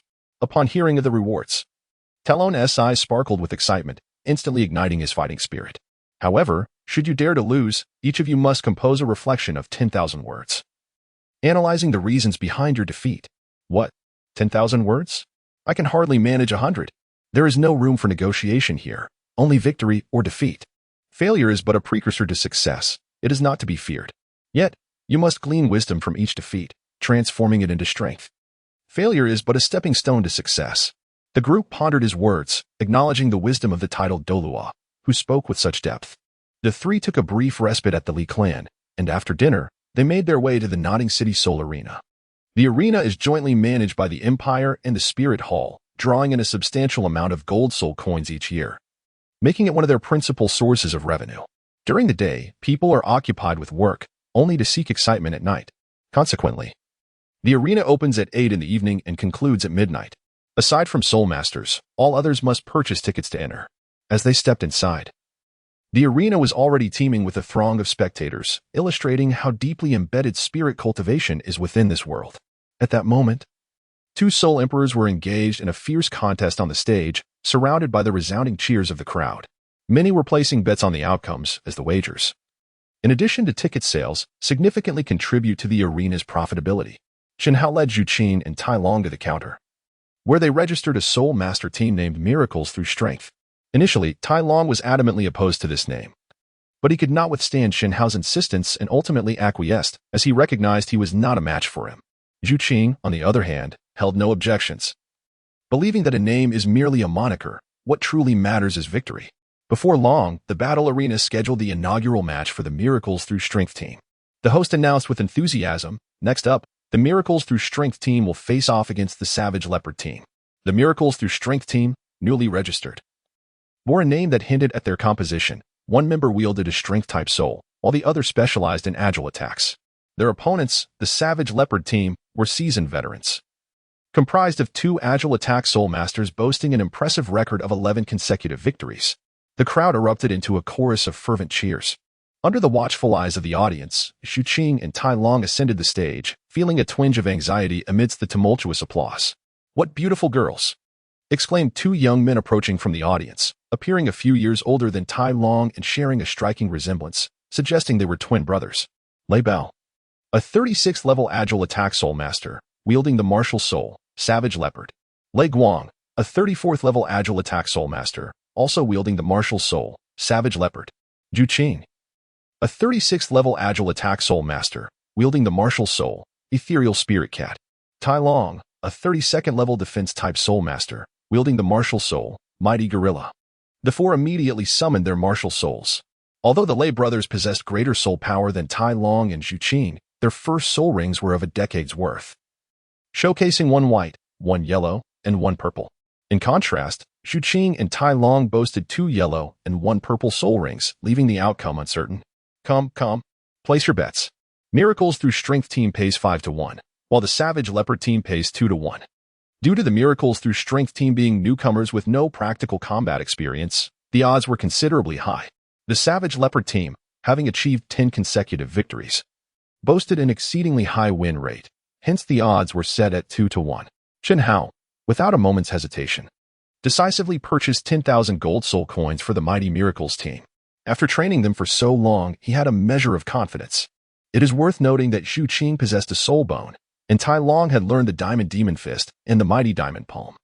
It would be utterly embarrassing if they couldn't even handle a pair of small leopards. Fortunately, the duo did not disappoint. They achieved a resounding victory in their first battle, concluding it in merely half a minute. However, they soon faced the ferocious Rhino battle team, comprised of two defensive soul masters. Before the contest even began, Tai Long felt a twinge of apprehension. "Are you familiar with the Rhino battle team?"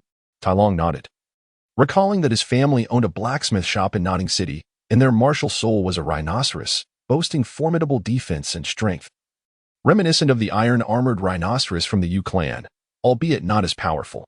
"I was once bested by his brother, Quang Tai. Just because he had been no match for them before did not mean he was powerless now. One must maintain an unwavering spirit of victory in battle. Only with such a mindset can one remain invincible. If fear grips the heart before the fight even begins, one might as well concede defeat." Tai Long lowered his head, feeling a pang of shame. "I understand my mistake. Thank you for your guidance. All right, step onto the stage. Remember, if you don't wish to be beaten by others, You must strike first. Chapter 037, The Rhino Battle Team, Underground Soul Arena. The host, soaring above the arena, proclaimed loudly, "Now, let us welcome the Mighty Miracles team versus the Rhino Battle Team." The two teams ascended the platform. The Rhino Battle Team was comprised of the brothers Quang Tai and Quang Long, both robust and formidable, appearing even more muscular than Tai Long. Upon seeing Tai Long, Quang Tai smirked. "Ah, little gorilla, what a surprise to find you here. Are you conceding, or shall I send you down myself? I must admit, it would be a shame to harm such a beautiful lady." Tai Long scoffed lightly, puffing out his chest. "Do not be too arrogant. Who sends whom down is yet to be determined." Quang Tai cracked his knuckles, the sound echoing ominously. "Foolish boy, the duck may quack bravely, but I shall teach you your place." The match commenced. With the host's thunderous shout, two streams of soul power surged skyward, met with a roaring crowd. Quang Tai boldly declared, "Quang Tai, level 36 power-type defensive soul master, martial soul, rhinoceros." Quang Long, level 34 power-type defensive soul master, martial soul, rhinoceros. Yu Qing's eyes glimmered with determination. "Less talk, prepare to receive my attack." First soul skill, nether piercing strike. Tai Long unleashed his first soul skill as well. The brothers Quang remained unfazed, enveloped in the phantom of a rhinoceros. They exchanged glances and stepped forward, causing the ground to tremble beneath them. Yu Qing and Tai Long felt themselves sink slightly, their speed diminishing considerably. Yet, this did not deter Yu Qing's assault. In an instant, Yu Qing executed the nether claw, leaving 3 distinct gashes across Quang Tai's chest. Quang Tai's expression shifted in surprise. The power was impressive enough to break through his first soul skill. The two pairs of combatants grappled fiercely, evenly matched and unable to gain the upper hand. At this moment, Quang Tai suggested, "This is too exhausting. Let us divide our efforts. You handle the lady, I shall deal with the little gorilla." Quang Long nodded, excitement evident on his face. "Little gorilla, concede. I once knocked you down, and I can do so again." Tai Long chuckled lightly. "Very well, let strength decide." Neither activated their martial souls. Quang Tai swung his fist towards Tai Long, having previously defeated him with a single blow. However, this time, Tai Long felt no fear and met the attack with the Diamond Demon Fist, enveloped in a radiant golden light that formed a protective aura, appearing even more formidable.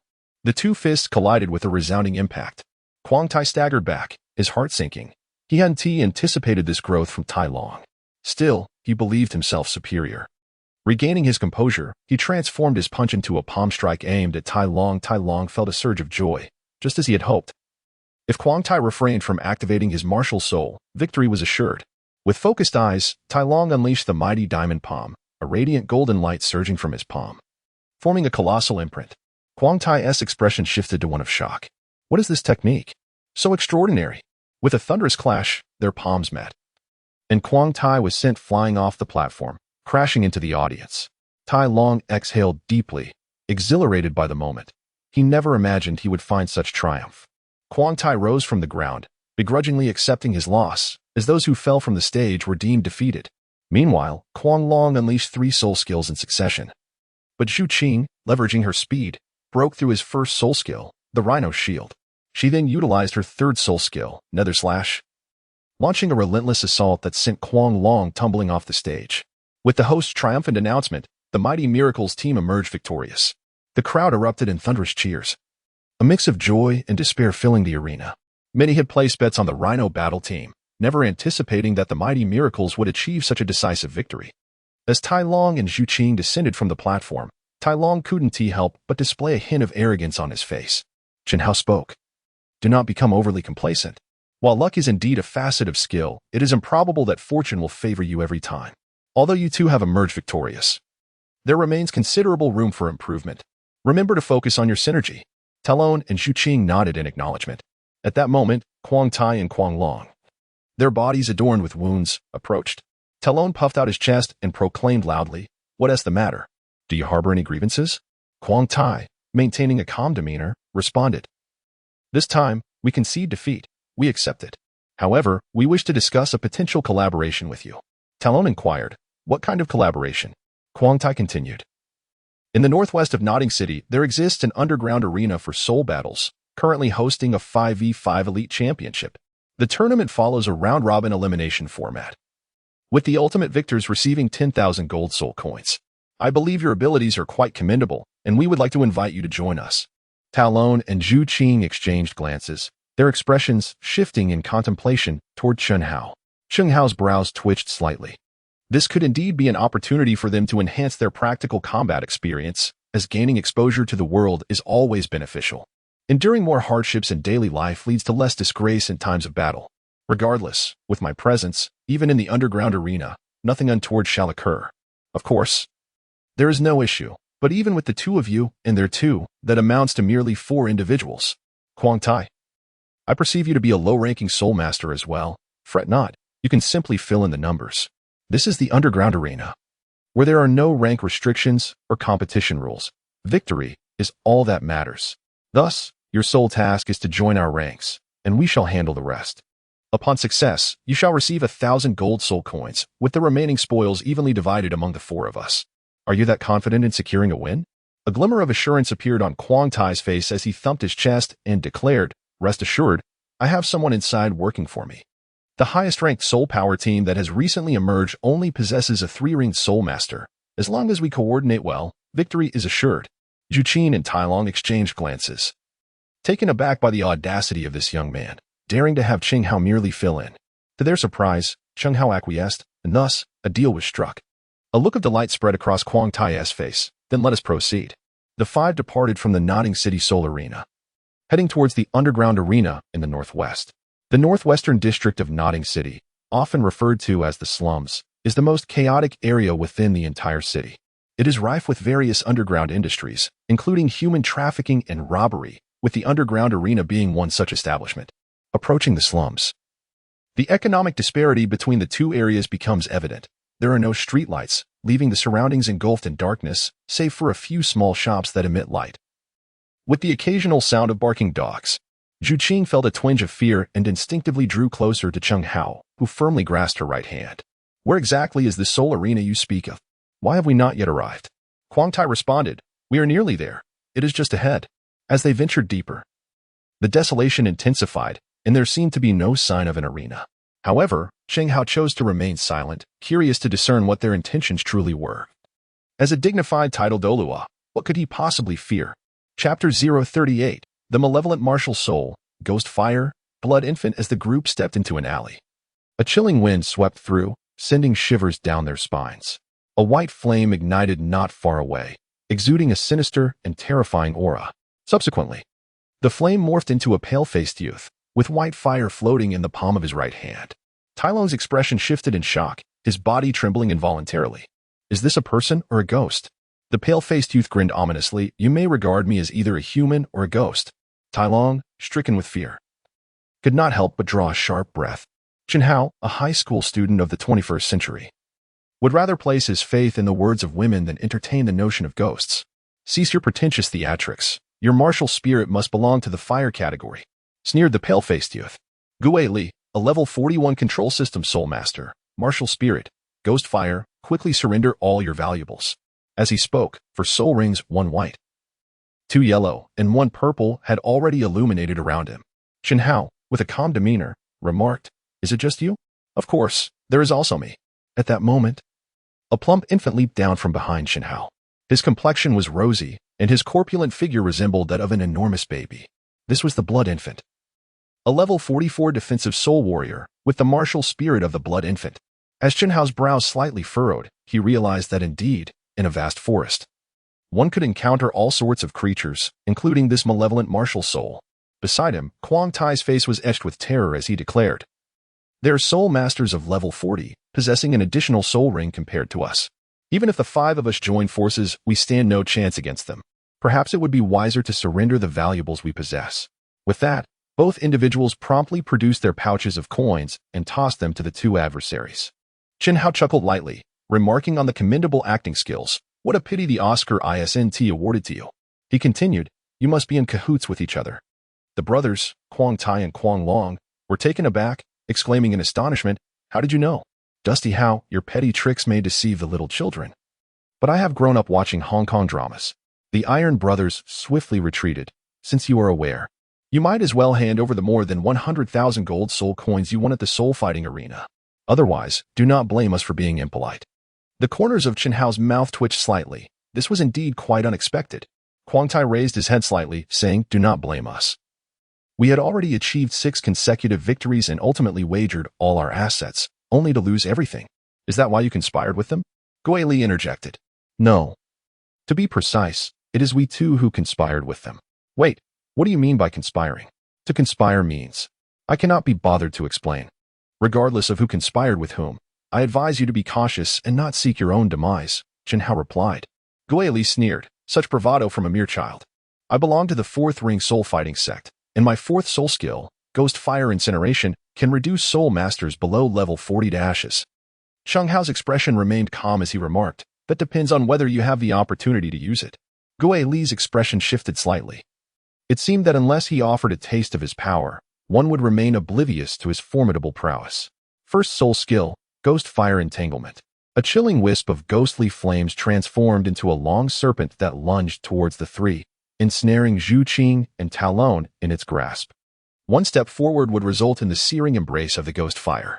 However, upon reaching Chen Hao, the flames extinguished entirely. Gui Li and Shuang exchanged glances. Could it be that this young man was immune to ghost fire? Gui Li shook his head gently. "Impossible. My ghost fire is extracted from countless graveyards. Unless one's soul power vastly exceeds mine, immunity is out of the question."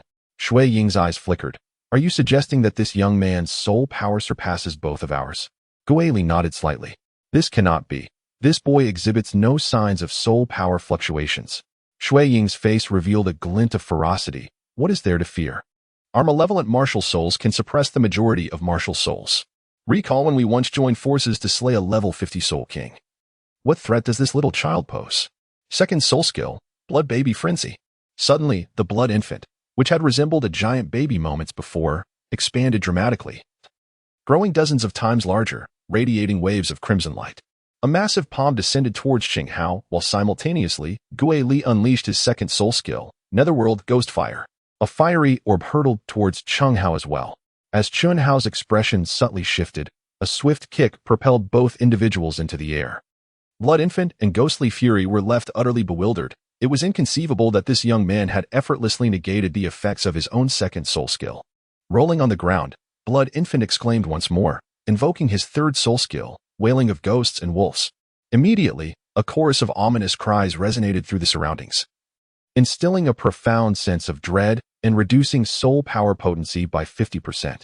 Ghostly Fury also unleashed his third soul skill, Soul Impact.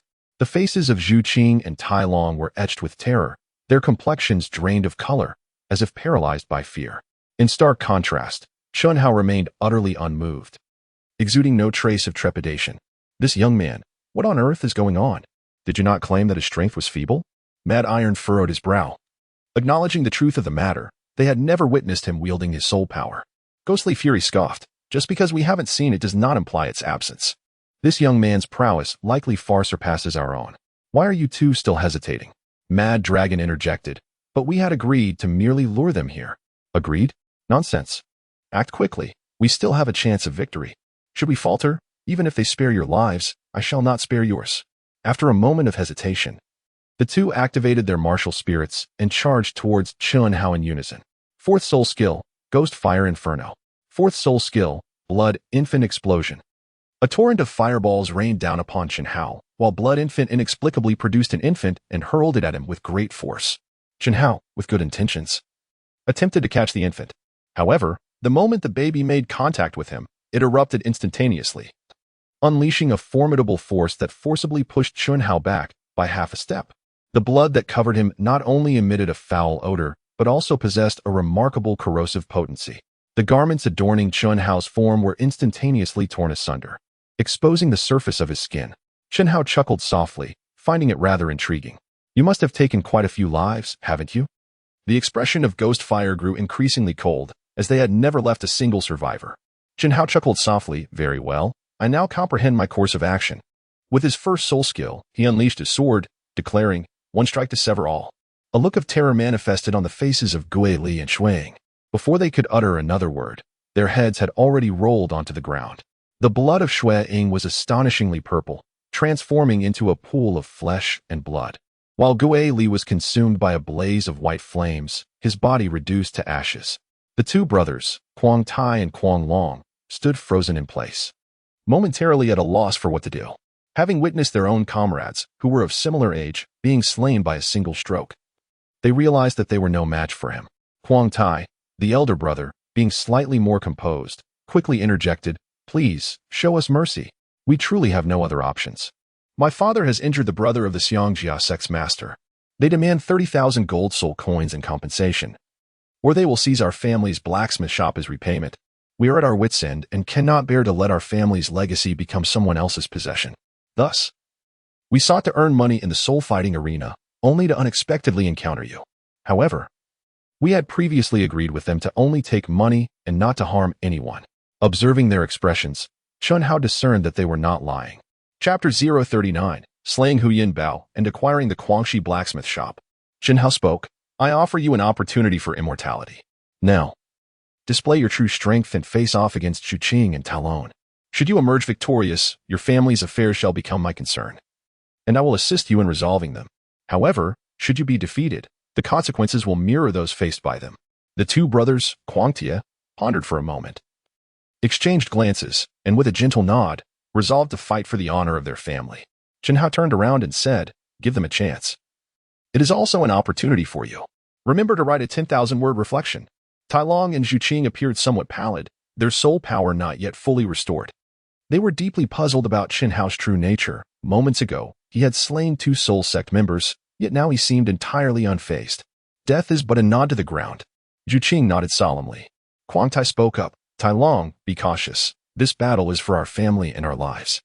We must exert ourselves to the fullest, and I hope you do the same." Tai Long replied, "Bring it on. Let me see your true strength." Huang Tai nodded. "Then allow me to demonstrate my first soul skill, earthquake fragments." With a swift stomp of his right foot, he sent a large fragment of earth hurtling towards Tai Long. Not only could it diminish speed, but it could also inflict damage. Tai Long quickly activated his first soul skill to defend, and Huang Tai's skill collided with Tai Long's shield, causing no harm but effectively slowing him down. This time, Huang Tai held nothing back. Seizing the opportunity, he advanced swiftly towards Tai Long and unleashed his second soul skill, Thunderous Strike, his massive right foot descending with the force of a tempest. Tai Long did not show any signs of retreat. He immediately countered with the mighty Vajra Palm. Their palms met with an equal force, generating a powerful wave that surged outward. While Tai Long held back slightly, Huang Tai, seemingly reckless, continued to employ his first soul skill, Earthquake Fragments, to control Tai Long's speed. Once more, he unleashed his third soul skill, an unstoppable force. His colossal form charged towards Tai Long, sending him hurtling through the air. With a relentless barrage of his first and second soul skills, all aimed at Tai Long, he struck with a resounding impact. Bang! With a final blow, he sent Tai Long flying away. Chen Hao could discern that Kuat Yin had deliberately concealed his true strength. Otherwise, Talon would have required at least several months of rest. On the other hand, Kuanglong gritted his teeth and rose from the ground, his body marred with the claw marks of the phantom spirit cat. As Kuat Yin approached, Kuanglong forcefully shoved him aside, asserting, "Did you not say that each of us would contend with one opponent? This one is mine to face." Bang! No sooner had the words left his lips than Zhuqing's feet struck Kuat Yin's chest, sending him hurtling backward. Kuat Yin's face was a mask of resentment. Even at this juncture, they were still dividing their foes. "Now it seems we have lost." Kuanglong, struggling to rise from the ground, felt the wounds on his chest continue to bleed profusely. "We accept our losses. It is part of the wager." Chen Hao spoke, "You have performed quite well just now. 1 win and 1 loss." The Iron Brothers replied, "But we lost." The young man emphasized the importance of integrity, asserting, while it is commendable for the youth to uphold their promises, this 1 win and 1 loss merely amounts to a draw, not a defeat. I, Chen Hao, have traversed the martial world for 18 years, primarily relying on my word. Since you have experienced both a win and a loss, let this matter rest. I shall neither take your lives nor offer you assistance." A flicker of joy appeared on the faces of the Iron Brothers, as they had not anticipated that this formidable figure would be so accommodating, especially considering how close they had come to losing their lives. Observing this, the Iron Brother suddenly knelt on the ground, his tone beseeching, "I implore you, save our Iron Bull blacksmith shop." Chen Hao spoke, "You previously mentioned that your father injured the brother of the Lord of the Elephant Armor sect. They have come seeking reparation, demanding 30,000 gold soul coins." Huang Tai nodded affirmatively. "Indeed, 30,000 gold soul coins would allow our Guangxi blacksmith shop to rise from the ashes. This can be considered a loan from my brother and me. Within a year, through our soul battles and blood sales, we shall surely repay it. Chen Hao was profoundly impressed by their sense of responsibility. At the tender age of 17 or 18, how could they exhibit such excellence while he merely relied on the system to feign ignorance and indulge in ostentation? Their indomitable spirit moved me deeply. I shall take charge of this matter. Please lead me to your blacksmith shop. Kuang Tai nodded, his heart brimming with gratitude. The five returned to the Guangxi blacksmith shop in Nodding City, and it was already the following morning. Just as dawn broke, they witnessed someone arriving to collect a debt. Kuang Tai spoke up, explaining that these individuals were disciples of the Xiangjia sect, with the leader being Hu Yanbao, a formidable level 68 strength-type soul emperor. It was he who had previously challenged my father, and after his defeat, he sought various excuses to demand compensation, leveraging the prestige of the Xiangjia sect to bully others. Chen Hao furrowed his brows in contemplation, realizing that the situation was likely far more complex than it appeared. It seemed that either Hu Yanjin or the Spirit Hall was orchestrating events from the shadows, with a straightforward objective to compel the crazy Rhino blacksmith shop to submit to them. Let us go and show them our strength, he declared. Both Kuang Tai and Kuang Long felt a tremor of apprehension in their hearts, for they were well aware that their adversary was a soul emperor. Hu Yanbao, accompanied by 5 soul ancestors and 2 soul kings, arrived at the crazy Rhino blacksmith shop. Upon entering, he bellowed, "Old Rhino, have you made your decision? Will you join our elephant armor sect, transfer ownership of the crazy Rhino blacksmith shop to us, or perhaps compensate us with 30,000 gold soul coins?" The expression on Crazy Rhino's face twisted into a snarl as he retorted angrily, "Get lost. I have no gold to spare, and if you seek a life, come and take it." Within Chen Hao's heart, a sense of bewilderment arose. Were the members of the Guangxi clan made of iron, each possessing an unwavering spirit? Hu Yanbao's countenance twisted with rage as he bellowed, "Smash it." The 5 members of the soul sect immediately prepared to demolish the blacksmith shop. At that moment, the savior, Chen Hao, made his entrance. With a swift motion of his right hand, a large bag of gold soul coins materialized before Hu Yanbao's feet. "If you desire gold soul coins, we possess in abundance. It merely depends on whether you have the life to claim them." Hu Yanbao, his face flushed with anger, retorted loudly, "You insolent brat, from whence do you emerge? What business is this of yours concerning the blacksmith shop?" Chen Hao chuckled lightly and said, "Have you ever heard the saying, when one encounters injustice, one must raise a voice. When the time comes to act, one must act? I simply relish meddling in affairs that do not concern me, so what of it?" Hu Yanbao's face darkened with a fierce glint. "Young man, I advise you to refrain from unnecessary interference. The last soul master who meddled is still confined to his bed. Were you not informed that we hail from the Xiangjia sect, the foremost defensive martial soul on the Douluo Continent, the Diamond Mammoth?" Chen Hao's expression subtly shifted as he feigned terror, a visage of sheer fright adorning his face. Hu Yanbao scoffed, "What's the matter? Are you afraid? Today, I am in a good mood. Otherwise, you would have already lost your hands and feet." Chen Hao gently shook his head, replying, "I'm sorry, but I have not heard of you." Hu Yanbao's countenance darkened further, filled with rage. "You seek death. Hu Yanping, break this brat's 5 legs." Instantly, the level 50 Soul King beside Hu Yanbao stepped forward. "Regarding updates, my younger brother's recent wedding, I have been preoccupied with numerous matters surrounding my brother's nuptials, and the festivities have left me rather inebriated, thus I have not had the opportunity to update. I apologize to all my dear readers. From today onward, I shall ensure stable updates, with a minimum of 2 chapters guaranteed. Thank you." Chapter 040, Slaying Hu Yanbao, the Fury of Hu Yanjun. At this moment, the imposing figure of Guangxi approached, clad in a vest that accentuated his long, muscular arms, his physique robust and formidable. The toll of years spent forging iron rendered his skin a shade darker, enhancing his already impressive stature. Guangxi slightly bowed to Chen Hao, a gesture of respect. He then spoke with deference. "Thank you, young friend, for your kindness. I, Guangxi of the blacksmith shop, shall remember your goodwill. However, they are from the elephant armor sect. How could we possibly provoke them? Even if today's incident is resolved, they will inevitably seek trouble again.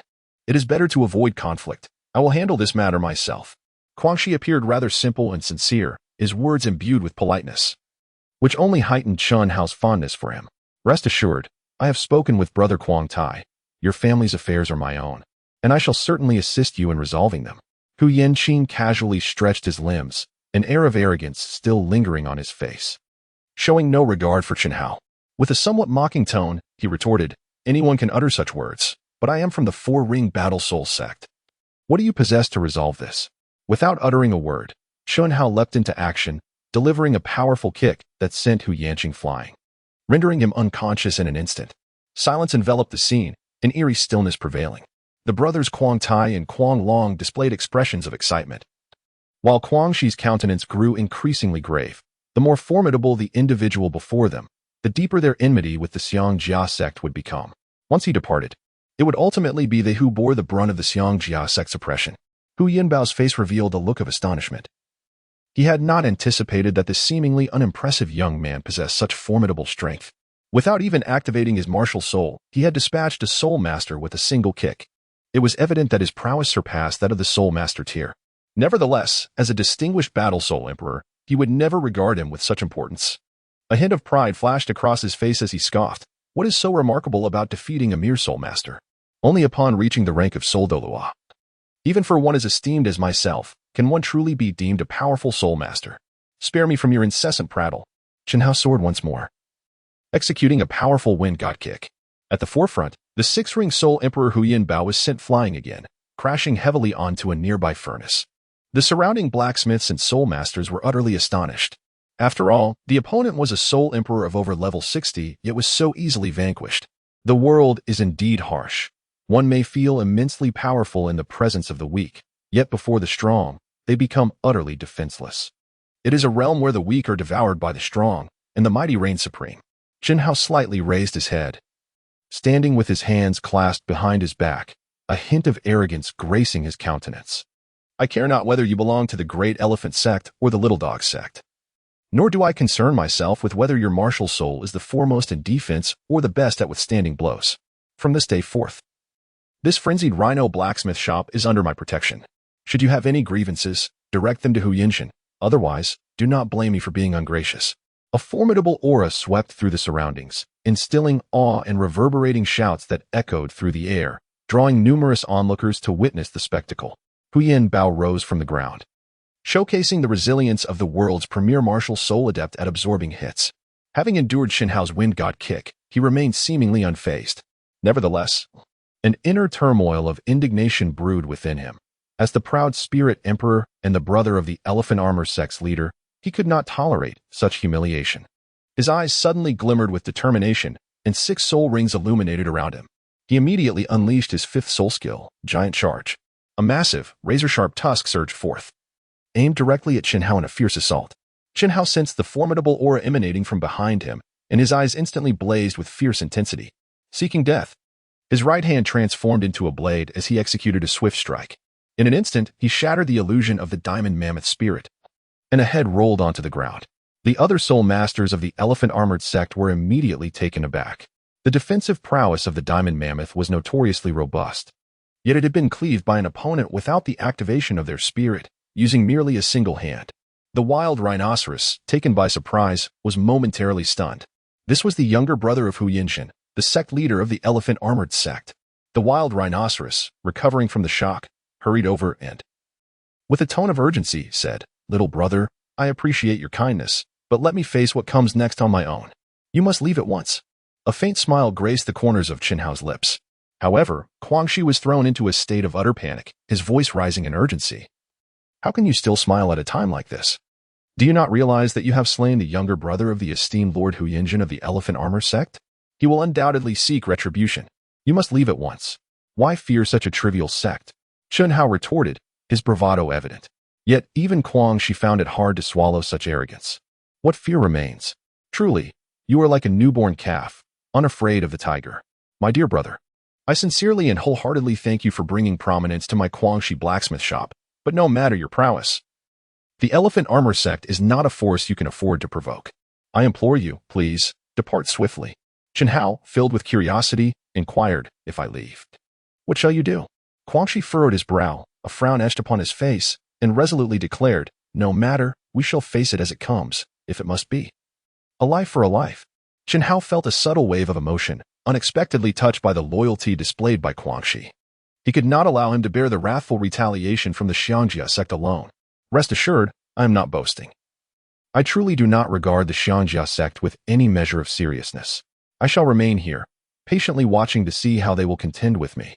Indeed, it wasn't long before a group of robust soul masters, led by Huyan Zhen, surged toward the Guangxi blacksmith shop. Huyan Zhen, a formidable soul Douluo of level 89, was renowned as the foremost defender of the Douluo Continent, emanating an overwhelming aura that swept through the vicinity. Many hurriedly sought refuge at a distance. Upon noticing Huyan Bao lying in a pool of blood, Huyan Zhen was instantly consumed by rage. With a thunderous impact, he struck a pillar, causing the entire Guangxi blacksmith shop to tremble. Who has slain my brother? Jian Hao turned around with a light smile and said, "Old fellow, you seem to be doing well." Huyan Zhen's expression changed in surprise, not expecting to encounter him here. "I have no time to deal with you right now, so do me a favor and get lost. Otherwise, I might just beat you up as well." Jian Hao chuckled lightly. "I apologize. But it was I who killed your brother." Huyan Zhen's face contorted with rage as he shouted, "Come and face your death." His features were etched with fury as he hurled a punch towards Jian Hao. Jian Hao, undaunted, immediately raised his fist to meet the challenge. With a resounding thud, their fists collided, unleashing a formidable force that swept outward, compelling those around them to retreat a step. Huyan Zhen's expression tightened in disbelief. He had not anticipated that this young man could withstand his punch. With a sudden jolt, he summoned all his strength, intent on forcing Jian Hao back. Yet, Huyan Zhen soon realized that all his efforts were in vain. No matter how he exerted himself, he could not surpass Jian Hao. Astonishment flooded his mind. Huyan Zhen let out a thunderous roar, his body trembling as the specter of a colossal diamond mammoth materialized behind him, its immense form resembling a small mountain. Encircled by 8 soul rings, which spun in mesmerizing circles, a tremendous pressure radiated outward, leaving even Jian Hao internally astounded at the overwhelming aura. Chapter 041. Huyan Zhen's terror and the acquisition of the frenzied rhino blacksmith shop. Yet, before me, Jian Hao, you remain nothing but refuse. Jian Hao's expression shifted slightly as he let out a soft snort, remarking, "What good is it? It may look impressive, but it is ultimately useless. Even without awakening my martial soul, I can still shatter yours." Jian Hao leaped into the air, immediately executing the first form of the wind god leg. Capturing wind and shadows, his right foot struck fiercely against the colossal body of Huyan Zhen. However, Huyan Zhen merely shifted his expression slightly, remaining utterly unmoved. Jian Hao's heart trembled slightly, sensing an intriguing turn of events. He then proceeded to unleash the remaining techniques of the wind god leg, the resilient grass in the wind, the swift thunder, the wind sweeping the tower's remnants, and the howling divine wind. His actions were as fierce as a tiger, but upon assessing the damage, it amounted to a mere 250. All he achieved was to push Huyan Zhen back a few steps, without inflicting any substantial harm. Jian Hao did not express any astonishment. Indeed, the defensive prowess of the diamond mammoth martial spirit from the elephant sect was formidable. Were it any other martial spirit, a barrage of his wind god leg technique would likely result in severe injury, if not death. Huyan Zhen's eyes suddenly flared with intensity, his gaze fierce and commanding, exuding an aura of unyielding authority. After delivering so many kicks, it is time for me to strike. With his third soul skill, he unleashed a devastating blow crush. Huyan Zhen's colossal figure swung his right fist down towards the ground, causing the earth to tremble violently. And surrounding bricks and stones were sent soaring into the air, swirling about like leaves caught in a tempest. Jian Hao felt a jolt coursing through his body, propelling him into the air. Almost immediately, he was overwhelmed by an immense pressure descending from above, forcefully pinning him to the ground, rendering even the act of breathing laborious. This was the formidable nature of the third soul skill of the Xiangjia sect. Yet, this was far from the end.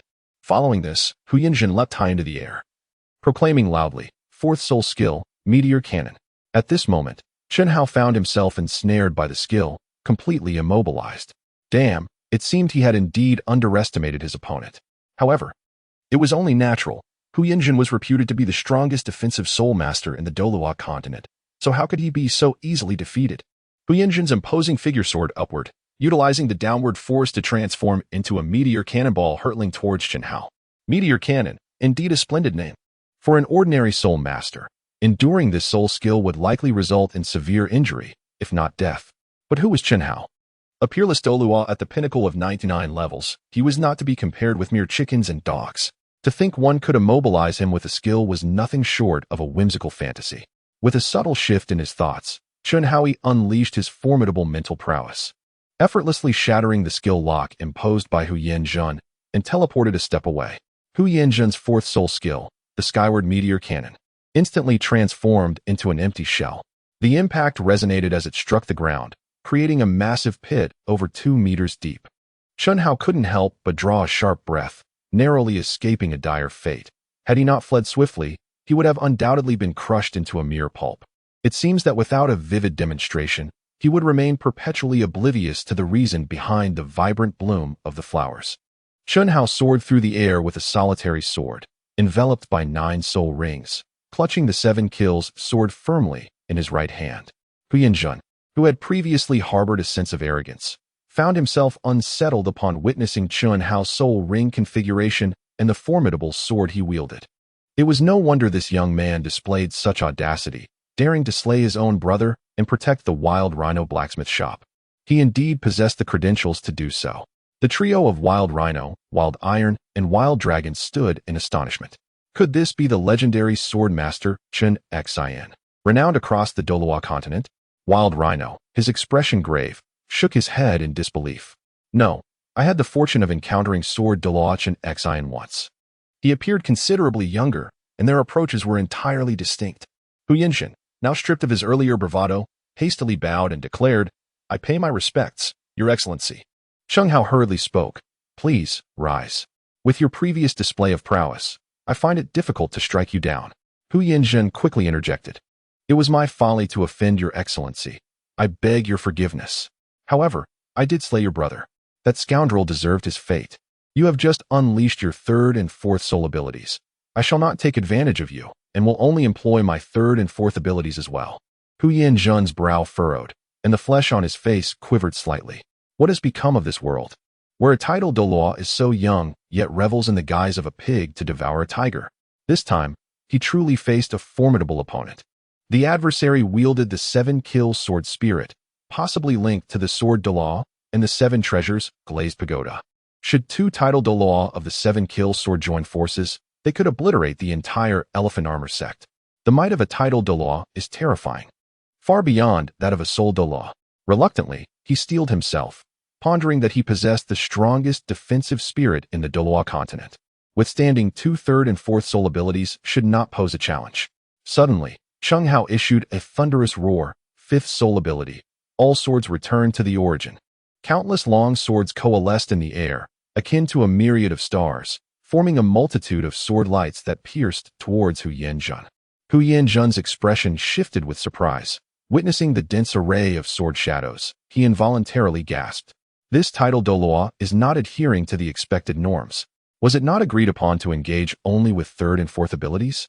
In an instant, innumerable sword shadows tore through Hu Yanzhen's martial spirit, embedding themselves into him. He transformed into a diamond-covered mammoth hedgehog. The final sword lunged towards Hu Yanzhen's head, yet at the last moment, Chun Hao halted his strike. Now was not the time to end his life. With a cough, Hu Yanzhen spat forth blood and, in that moment, deeply felt the sharpness of the 7-kill sword. Truly, it is the renowned 7-kill sword spirit, deserving of its esteemed rank. Hu Yanzhen leaned against the wall to rise, his tone respectful as he asked, "What further instructions does Your Excellency have?" This misunderstanding regarding the crazy Rhino blacksmith shop was merely that. It was my brother's ignorance that led to the offense against Crazy Rhino. He has since passed. I ask that you do not hold it against him. I offer my apologies on his behalf. Crazy Rhino, indeed a man of integrity, nodded lightly, showing no inclination to take advantage of his plight. Hu Yanzhen continued, "Does Your Excellency have any other directives?" CHNHO's eyes darted around, surveying the surrounding structures, dilapidated buildings that he had mercilessly demolished, untouched by my hands. HYN gazed at the debris, his brow furrowed in dismay, fully aware that this destruction was indeed the consequence of his soul skill. With a clenched jaw, he extracted a pouch containing 1,000 gold soul coins, deeming it sufficient. How can a dignified sect master be so miserly? A mere 1,000 gold soul coins are only enough for reconstruction, and what of my losses in soul power, emotional distress? And the performance fee for the soul skill? HYN nearly spat out a mouthful of blood, realizing he was being blatantly swindled. With no room for negotiation, reluctantly, He withdrew 10,000 gold soul coins from his storage ring, which constituted his entire savings. As he walked away, pangs of resentment pierced his heart. As the illustrious sect master of the Xianjia sect, known for unparalleled defense on the Douluo Continent, he had never endured such a humiliating loss.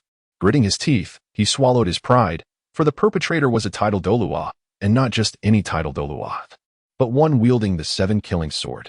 He was simply not someone to provoke. Chapter 042, The Battle God Cloak, the Mad Iron Mad Dragon seeks apprenticeship. Hyenzich departed in disarray, while Kuing X approached with a grave expression, trembling as he bowed and said, Kuing X, a level 67 defense system battle soul emperor, with the martial soul of a rhino. I pay my respects to your excellency. I was blind to your greatness earlier, and I humbly ask for your forgiveness. A faint smile graced the corners of Chunhao's lips. Indeed, you ought to express your gratitude towards me. Were it not for my intervention, the Guangxi blacksmith shop would undoubtedly have faced ruin. The Guangxi brothers nodded in agreement, while the Iron brothers, Quang Tai and Quang Long, stood by, at a loss for words. In the presence of a titled Douluo, they felt undeniably insignificant. Chenhao paused for a moment, then smiled and said, What is this? I've rendered you such a significant service, and not even a cup of water to offer me. The expression of Guangxi shifted slightly, and he hurriedly responded, Your Grace, please step inside. There's no need for such formalities. Given your age, you should be about the same as my father. Just call me Chenhao, or Xiao Hao, if you prefer. Guangxi was taken aback, his heart surging with tumultuous emotions. He had not anticipated that this titled Douluo would be so youthful, nor could he fathom the nature of his cultivation. It was one thing to be righteous, but his approachability was equally striking. Nearby stood over 20 blacksmiths, each robust and muscular, gazing up at Chunhao with wide-eyed awe. Although Chunhao was of similar height to them, he seemed to tower over them in an almost ethereal manner. Do not idolize me, I am merely a legend. Now, disperse and return to your work. Gradually, the group of blacksmiths began to disperse, still filled with admiration for Chenhao. Guangxi then produced a black token from his waist, presenting it to Chenhao with both hands, the surface intricately carved with the silhouette of a rhinoceros. What is this? Guangxi spoke with deep respect. Thank you for your life-saving grace, your grace. Without your intervention, I truly would not have known how to proceed. This favor is beyond our means to repay. This token represents our Guangxi clan. From this day forth, the Guangxi blacksmith shop shall belong to you. With a slight movement of her brows, Chunhao inquired, Are you implying that this blacksmith shop is to be gifted to me? The expression on Guangxi's face grew solemn as he nodded in affirmation. Aside from this Guangxi blacksmith shop, our entire Guangxi clan is willing to heed your grace's command. This decision was not made lightly. It was the result of much contemplation. Without a formidable ally, even if Huyin Zhen were to retreat in disgrace today, he would undoubtedly return with vengeance in the future. In such a scenario, how could they possibly defend themselves? Thus, it is imperative to cling to Chunhao's formidable support. Chunhao felt a flicker of joy in his heart, unexpectedly discovering such a benevolent opportunity from the heavens, a sect descending upon him. Clearing his throat, in an effort to demonstrate his broad-mindedness and sense of justice, he slightly lifted his chin and proclaimed, I, Chenhao, act according to my own will. I have previously stated that the crazy rhinoceros forge is under my protection, so you need not worry. Henceforth, should anyone wish to harm you, it must first gain my consent. However, a trace of sorrow crossed the face of the crazy rhinoceros, for their lord held little regard for their clan. Chunhao hastily interjected, asserting that such a generous gift would certainly not be refused. Only a fool would decline the offer of an entire sect. However, he continued, the Blackhorn Forge is a cherished legacy of your esteemed clan, and how could I, Chunhao, shamelessly accept it? Deeply moved, the Blackhorn felt a surge of emotion. With a display of noble spirit, he turned to his brothers, Black Iron and Black Dragon, and commanded, Bring forth the treasured heirlooms of our Blackhorn clan. In a moment of subtle stirrings within Chunhao's heart, he found himself more enamored with the treasure. Shortly thereafter, the two brothers, Guangtia and Guanglong, emerged bearing a sandalwood box. Upon the surface of the box lay an imprint of a hand. Guangxi placed his broad palm upon it, and instantly, the sandalwood box sprang open of its own accord. Within, a luminous orb of white radiance floated gracefully. A faint smile graced the corners of Chunhao's mouth. He had not anticipated that this world had also embraced the marvel of fingerprint unlocking. This was a treasured heirloom of our fierce and proud clan, the War God's Cloak. Upon absorption, it would effortlessly materialize into a cloak that could withstand 20% of incoming damage, enhance mobility by 30%, and grant an additional skill, the Wings of the Storm. This extraordinary ability transformed into a pair of wings, allowing one to soar through the skies for a fleeting 3 seconds. With a slight movement of his eyes, Chen Hao discerned the faint outline of a majestic white cloak emerging from the radiant light. The cloak exuded an air of grandeur. Chen Hao, ever eager for treasures, was not one to turn away from such offerings. Thus, he decided to claim this exquisite item as his own. The expression on Quangxi's face reflected joy, and he nodded deeply in agreement. As Chen Hao's thoughts stirred, the orb of white light soared upwards, merging seamlessly with his form. Simultaneously, a white cloak manifested behind him, billowing gracefully in the breeze, enhancing his enigmatic and aloof presence.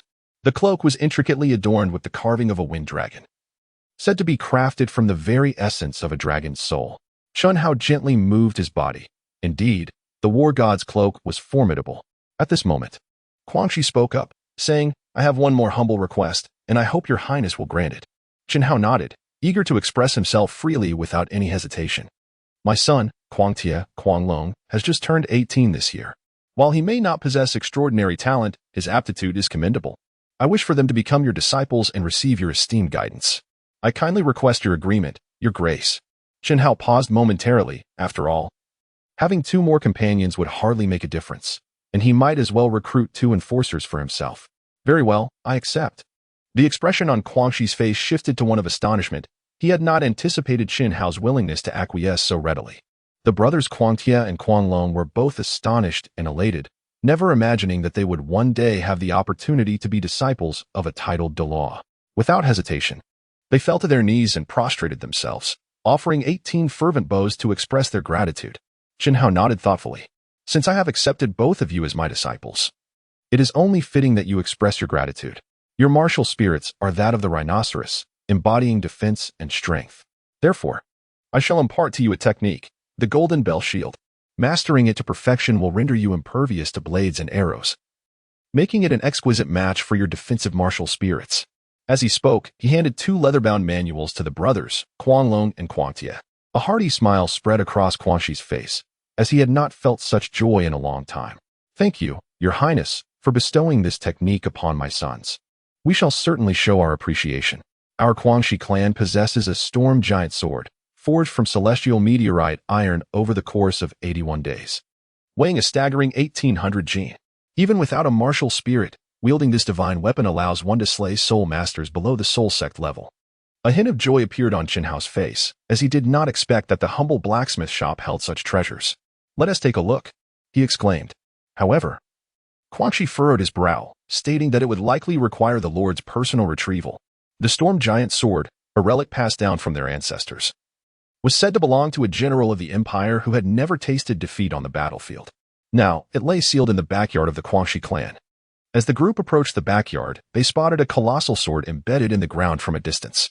It was entirely black, measuring 6 feet in length and 2 feet in width, imposing indeed. It surpassed even the heavy sword from the Legend of the Condor Heroes and the formidable giant quake sword from Qin's Moon. With a single sweep, it could vanquish all foes, leaving none to withstand its might. The heavy sword possessed its own advantages, just as the swift sword held its own merits. A trace of delight appeared on Chen Hao's face as he eagerly unsheathed the storm giant sword, effortlessly lifting it in his hand. Astonishment spread across the faces of those around him. After all, this was a colossal sword weighing 1,800 pounds. Chapter 043, Underground Soul Fighting Arena. Control System Martial Soul, Sand Sculpture. Chen Hao rubbed his hands together, firmly grasped the hilt of the sword, and with a sudden surge of strength, he lifted the colossal storm giant sword, which weighed an astounding 1,800 pounds. With a powerful swing, he unleashed a wave of sword energy that surged forth, amplifying in might and exuding an overwhelming presence. He embodied the spirit of one who had traversed 3,000 miles in battle. A single sword once capable of facing 1,000,000 troops. The weighty blade, combined with an indomitable force, would indeed sweep across the battlefield, provided one possessed sufficient strength. Chen Hao gently caressed the blade, then abruptly drove it into the ground, causing the surrounding bricks and stones to shatter. Indeed, it is a remarkable sword. The expressions of the group, including Quangxi, revealed astonishment. Truly, as a title Douluo, he is extraordinarily powerful, when in the state of activating his martial soul. It is akin to possessing an additional soul skill. Therefore, I shall accept this war god cloak and storm giant sword. Our Chinese culture has always emphasized reciprocity. Having accepted your treasures, I ought to reciprocate in kind. I have already imparted to you a set of golden bell shield techniques, and here are 3 robust young herbs. Although they are not divine flowers or miraculous herbs, they possess the ability to nourish the body and strengthen the muscles, greatly benefiting men. Guangxi received the 3 small herbs tossed over by Chen Hao, his face brimming with excitement. What gifts a title Douluo bestows are certainly not of ordinary quality. After dining with the Guangxi clan, the 4 departed from the Guangxi blacksmith shop under Chen Hao's guidance. Once just 2, they had now become 4. Chen Hao found himself in a state of helplessness. After all, he was still a child himself. Besides bestowing upon them a modicum of martial arts, administering a sound thrashing, imparting a few life lessons on integrity and diligence, and ensuring their safety, there seemed little else he could teach them. Currently, he had no choice but to unceremoniously cast them into the soul arena, where survival depended on their ability to fight valiantly. As long as they did not perish, they would be compelled to engage in relentless combat. With effort comes miraculous breakthroughs, or so the adage goes. However, the constraints of the soul arena, limited to 1v1, 2v2, and 5v5 battles, posed a challenge for Chen Hao. Did this mean he would have to take on yet another disciple? Chen Hao couldn't help but furrow his brow. When one reaches the mountain, a path will surely emerge, so what is there to fear? At that moment, Huang Tai spoke up. Master, the underground soul fighting arena I mentioned last time does indeed exist. They are currently hosting 5v5 battles, but the champion's prize is merely 5,000 gold soul coins. With a subtle movement of her brows, Chen Hao suggested, since we missed our last opportunity, let us venture to the underground soul arena. Huang Tai added, however, Zhu Qing and Talon must brace themselves mentally. For the contest, they are ruthless. Defeating an opponent rewards one with double the bounty. Each soul master wields their skills with lethal intent, employing deadly techniques that render the encounters exceedingly brutal. It is precisely this ferocity that draws numerous spectators, rivaling the grandeur of the nodding city soul arena. With a gleam in his eyes, Chen Hao exclaimed, Excellent, this is the place. Zhu Qing maintained a calm demeanor. She had long since undergone the baptism of life and death, and slaughter had become a normalized aspect of her existence. However, there was still a tinge of trepidation in Tai Long's heart. Isn't it supposed to be a 5v5? Yet we are only 4, roared Kuang Long. What does that matter? There are plenty of soul masters around. We can simply recruit one to join us. The group, under the leadership of the brothers Kuang Tai and Kuang Long, made their way towards the underground soul arena.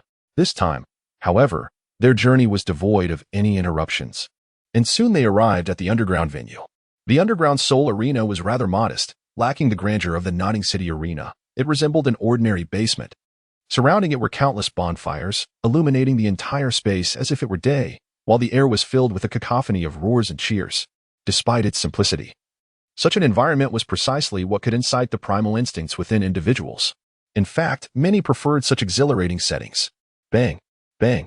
At that moment, a fierce battle was underway in the arena. A phantom wolf, an agile attack-type soul master, faced off against the death scythe, a formidable power-type soul master.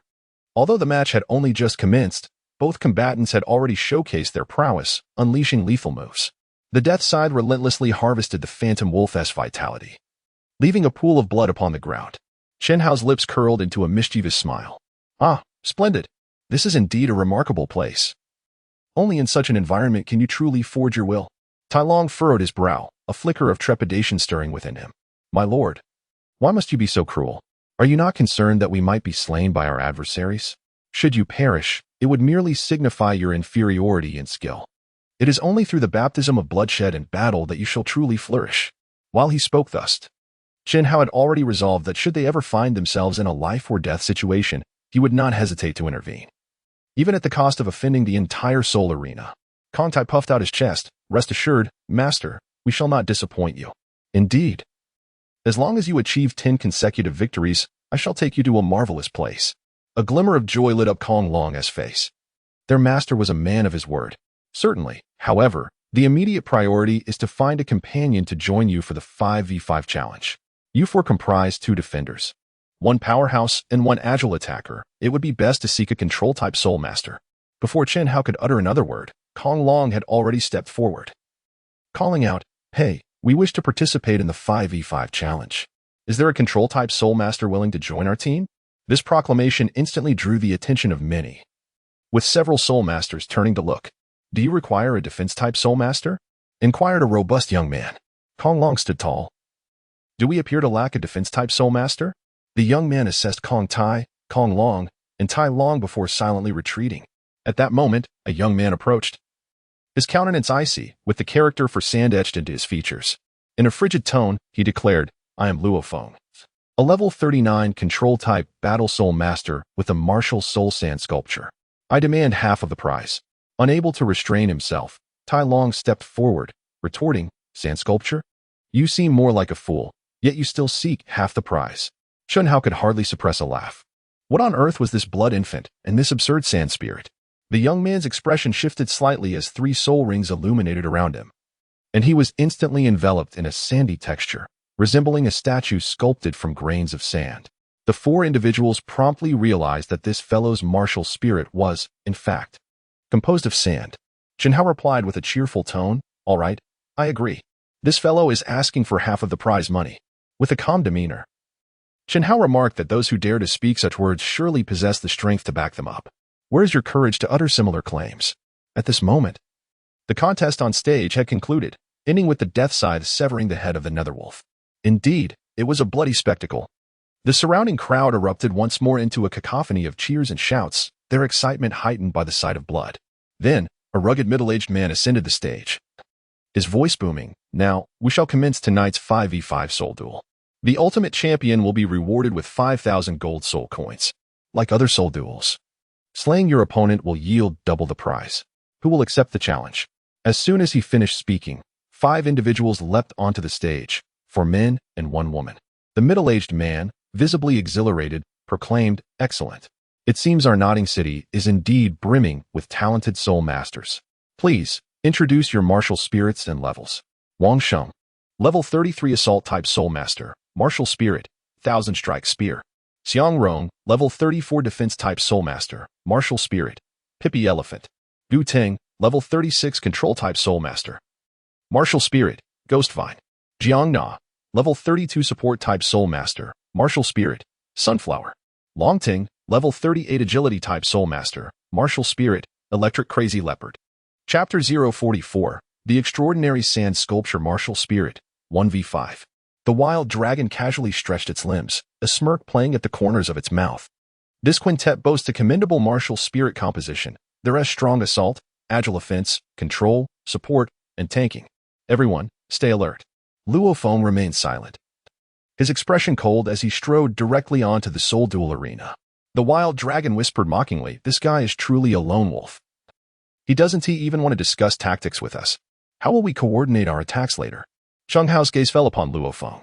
Since time immemorial, those who are truly formidable seldom indulge in idle chatter, a truth evident in novels, television dramas, and the fabric of real life. Luo Feng was no ordinary contender. Tai Long, Zhiqing, Kuang Tai, and Kuang Long ascended the arena alongside him. At that moment, a referee's thunderous voice echoed, signaling the commencement of the match. The quintet led by Wang Sheng had long since assumed their stances, preparing for a fierce confrontation. As the group activated their martial souls, a swirl of sand materialized beneath their feet. Suddenly, Wang Sheng's warning pierced the air. In an instant, the 5 were engulfed by the yellow sand, vanishing from the soul fighting arena, only to re-emerge from various locations. Luo Feng unleashed his second soul technique, the Wall of the Forbidden Army. The sand swiftly coalesced into a protective barrier, surging towards the 5, which sent them hurtling away. The contest concluded. Both on stage and off, spectators were left in stunned silence. The battle was over in a mere 3 seconds, 1v5. Even Xing Hao was momentarily taken aback by Luo Feng's audacious maneuver. While he primarily relied on ambush tactics to secure victory, he was merely a control-type soul master. The ability to swiftly eliminate 5 opponents in a heartbeat underscored his terrifying prowess. The referee stood momentarily dazed before declaring, "The match is over." Wang Xing, Xiang Rong, Gu Ting, Jiang Na, and Long Ting rose from the ground, their faces etched with disbelief. Where did this fellow come from, employing such despicable tactics? Xiang Rong exclaimed in anger. "Let it go," Wang Xing interjected. "We can only blame ourselves for being overly complacent and overlooking the sand on the ground." The referee continued. Is there anyone else willing to challenge? No sooner had he spoken than another 5 stepped forward. Young Buffon. A 34th level assault-type soul master with the martial soul, giant palm black tiger. Chenxin, a 32nd level assault-type soul master with the martial soul, iron pickaxe. Jian Dao, a 36th level control-type soul master with the martial soul, crimson flame thorn. Diao Feng, a 32nd level manipulation-type soul master with the martial soul, bronze bull. Ganyan, a 34th level defense-type soul master with the martial soul, marble. With a subtle shift in his expression, Chen Hao noted the surprising number of soul masters present in this humble underground arena. Although their ranks were relatively low, their martial spirits were indeed impressive. The giant palm black tiger, marble, and one could only wonder if there was a diamond martial spirit among them. The 5 individuals had already observed Luo Feng's tactics from below the stage, making them particularly vigilant upon stepping onto the arena. It seemed that Luo Feng's aim of securing victory through a sneak attack would prove quite challenging. Unleash your martial spirits. Young Buffon called out loudly. The 5 immediately activated their martial spirits, 1 tiger, 1 bull, 1 stone, 1 hoe, and 1 thorn. Aside from the hoe, which was rather lackluster, it was a commendable lineup. A smirk appeared at the corner of Guanglong's mouth. Brothers, let us reveal our martial spirits as well, lest they underestimate us. With a hum, the 5 displayed their martial spirits, revealing 2 formidable rhinoceroses, a mighty gorilla, and a spectral feline. Young Buffon and his companions felt a twinge of trepidation. Their adversary today was undeniably strong. Yet, Luo Feng remained still, not even activating his martial spirit. Guanglong expressed his dissatisfaction. Kid, while you are indeed powerful, teamwork is essential in a group battle. How can we achieve victory if you remain aloof? In a low voice, Luo Feng declared, First soul skill, Sandstorm Devour. The raging sand from the ground began to engulf the 5, forming a colossal encirclement that trapped them. Indeed, actions spoke louder than words. However, the opponents were not to be outdone. Chenxin let out a fierce roar. First soul skill, Might of the Hoe. He wielded a massive hoe, forcefully cleaving through Luo Feng's sandstorm to create an opening. Simultaneously, Jiang Tao had long since unleashed his first soul skill, Thornbind. Fiery red thorns surged from the ground, instantly ensnaring the feet of the 5. Young Buffon growled, enveloped in the aura of a gigantic black tiger, appearing incredibly majestic and imposing. He leaped toward Luo Feng, intent on eliminating the control-type soul master first to significantly enhance their chances of victory. Yet, Luo Feng showed no fear. Second soul skill, Wall of the Forbidden Army. The swirling sands coalesced into a shield before Luo Feng. Young Buffon's massive frame crashed against it, only to rebound forcefully, a testament to the shield's formidable strength. As Guangtia and Guanglong prepared to act, Luo Feng spoke again. Third soul skill, Sandstorm Assault. The surrounding sands solidified into 5 lances that pierced toward the 5. Chenxin cleaved one with his hoe, reducing it to sand. Young Buffon used his enormous black tiger paw to shatter another lance. Diao Feng and Ganyan also deployed their protective soul skills to withstand Luo Feng's third soul skill. However, Jiang Tao was not as fortunate. A lance swiftly penetrated his body, ending his life on the spot.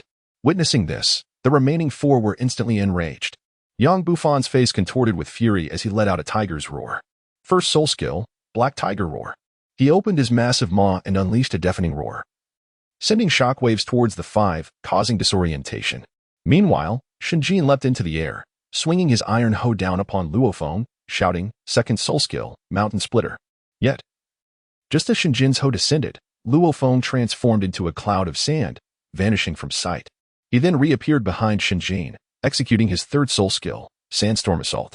2 lances of sand pierced Chenxin's body, claiming his life once more.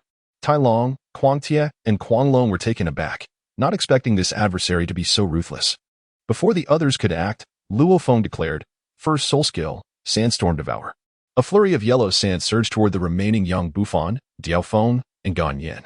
Young Buffon's massive tiger paw struck the sand, yielding no effect. The sand flowed as if it were liquid, quickly sealing any breaches made. Third soul skill, Sandstorm Assault. 3 lances once again surged into the encirclement formed by the sandstorm.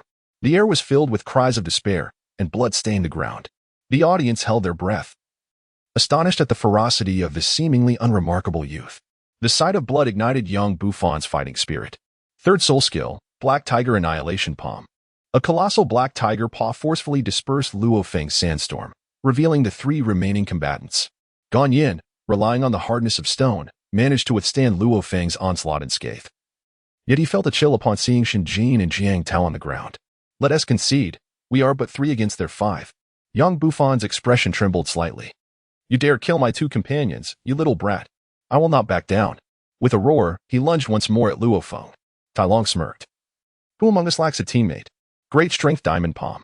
With a resounding punch, he struck young Buffon's back, sending him flying and rendering him incapable of further combat. The remaining 2 defense-type Soul Masters, lacking any offensive capability, were ultimately no match. Thus, the contest concluded with Luo Feng's victory. Chapter 045, A Night of Darkness and Winds. The Slaughter of Jiwuye. Luo Feng's astounding prowess garnered a chorus of applause. The various combat teams below, eager to challenge, ultimately refrained from stepping forward.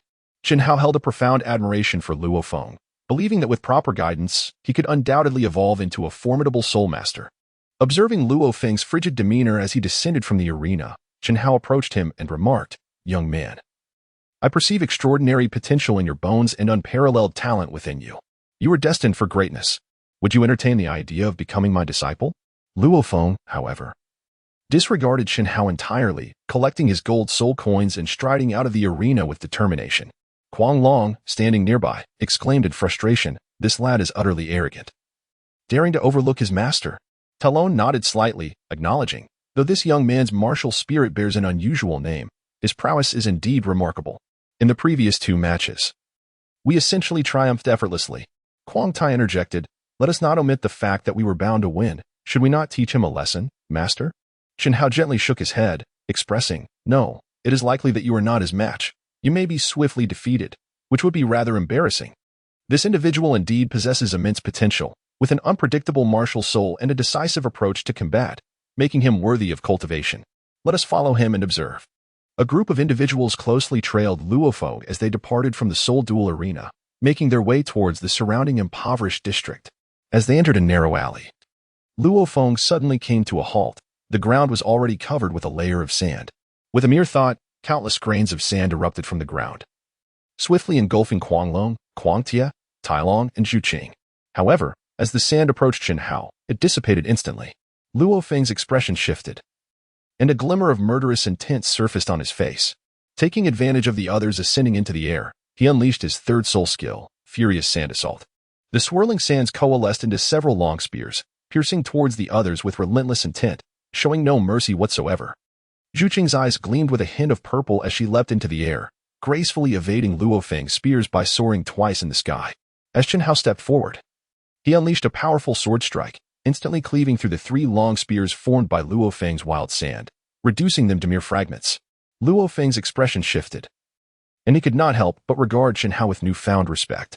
Subsequently, he activated his 2nd soul skill, the Wall of the Forbidden Army. The wild sand materialized into a protective shield, aiming to send Chen Hao flying. With a swift stroke of his sword, Chen Hao cleaved through the shield formed by the swirling sands, which instantly shattered into 2 halves. Luo Feng's expression shifted with astonishment, for he had not anticipated the prowess of this young man. It is worth noting that he himself was a level 39 Battle Soul Sovereign, and none of equal rank had ever managed to breach his defenses. Soon after, the tempestuous yellow sands surged forth once more, encircling Chen Hao entirely. Chen Hao's lips curled into a faint smile as he wielded his longsword, cleaving through Luo Feng's 1st soul technique once more. The blade came to rest against Luo Feng's throat. Yet, Luo Feng stood there, his expression frigid, unperturbed in the slightest. He exuded an air of indifference towards life and death, embodying a remarkable resolve. Chen Hao chuckled lightly and said, "Boy, are you not afraid of death?" Luo Feng remained silent for a moment, then spoke, "Death is merely a nod to the ground. If you wish to kill, then do so." Chen Hao's brow slightly furrowed. He had not anticipated that this fellow possessed a modicum of backbone, indeed a true man. "You bear me no grudge, so why would I wish to slay you? I merely seek to take you as my subordinate." With a swift gesture, he sheathed his long sword. Luo Feng's voice, however, was frigid as he declared, "If you aid me in eliminating a certain individual, my life shall be yours." Chen Hao felt a slight tremor in his heart. "Oh, is there such a thing? Who shall be slain?" "The Lord of Nodding City, a level 52 Battle Soul King, Jiwuye, with a martial spirit, iron-armored bear." Chen Hao replied briskly, "Very well. I shall assist you in ending his life, but you must reveal to me the reason behind this act. Because he deserves to die." From Luo Feng, Chen Hao sensed an overwhelming intent to kill. indicating that there existed a profound enmity between Luo Feng and that Ji Wuye. Furthermore, Chen Hao could discern that Luo Feng was not the type to indiscriminately slay the innocent. It was evident that some provocation had led him to his current state. Lead the way. A single statement from Chen Hao left Luo Feng in a state of astonishment. Are you truly willing to assist me in slaying Ji Wuye? As men, we naturally honor our word. Luo Feng gently shook his head, muttering, "It is futile. You are not his match." With a slight movement of his eyes, Chen Hao remarked, "You truly underestimate me." As he spoke, his expression shifted, and 9 soul rings instantly illuminated around him. Luo Feng was taken aback, utterly astonished to discover that this seemingly youthful man, who appeared to be of similar age, was actually a titled Douluo. How is it possible? Do I possess the strength to assist you in eliminating him? Awakening from his shock, Luo Feng felt as though he were in a surreal dream. I pay my respects. Your Majesty, it was my ignorance that led to this oversight. I humbly ask for your forgiveness. Chen Hao retracted his martial soul, yet my curiosity lingered. Why did you seek to slay the Lord of Notting City? What enmity exists between you? A vendetta against my parents and siblings.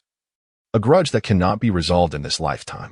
He seized and plundered, desiring to claim my sister as his own.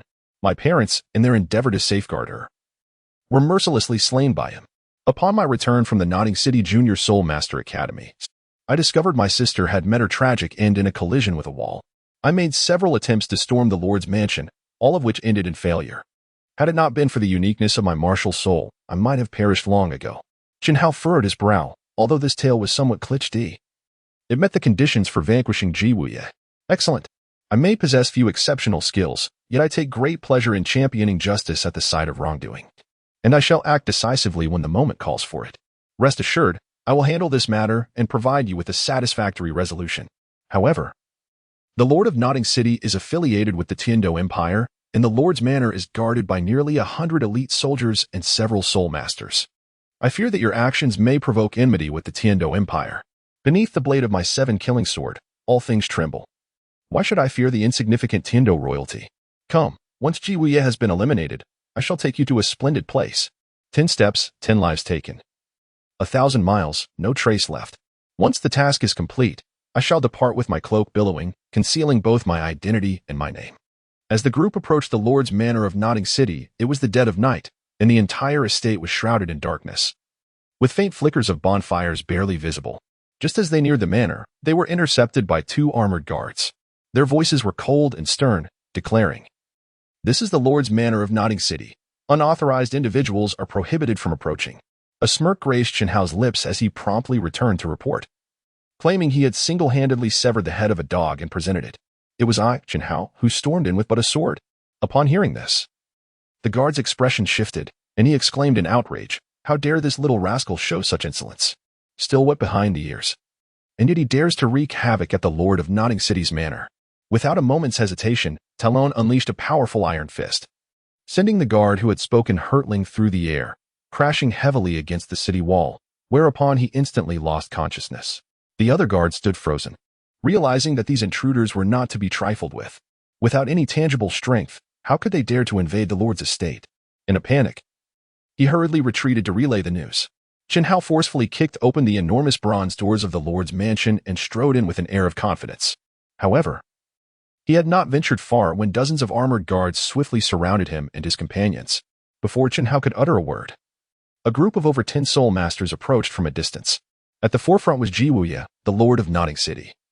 A robust figure with a rugged complexion and unkempt hair, resembling a bear.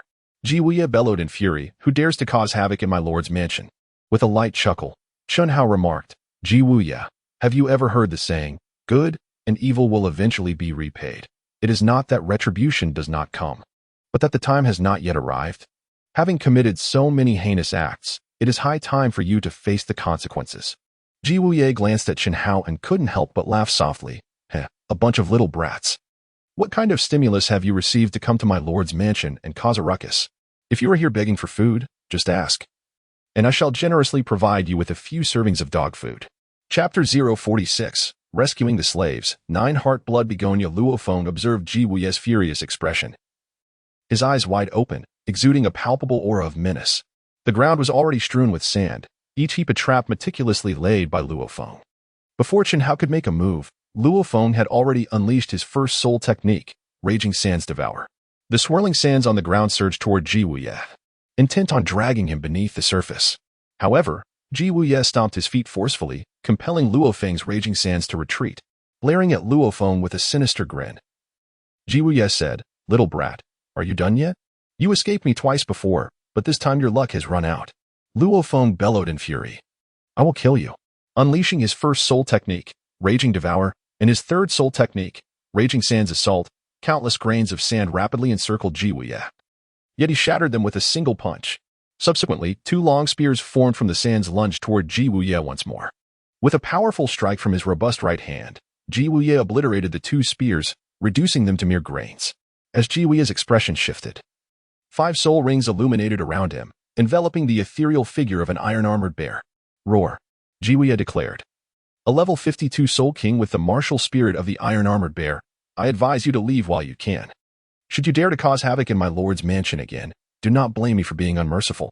Chen Hao chuckled lightly. "Intrigued to see how you intend to be impolite." Ji Wuye snorted softly, declaring, "You seek your own demise."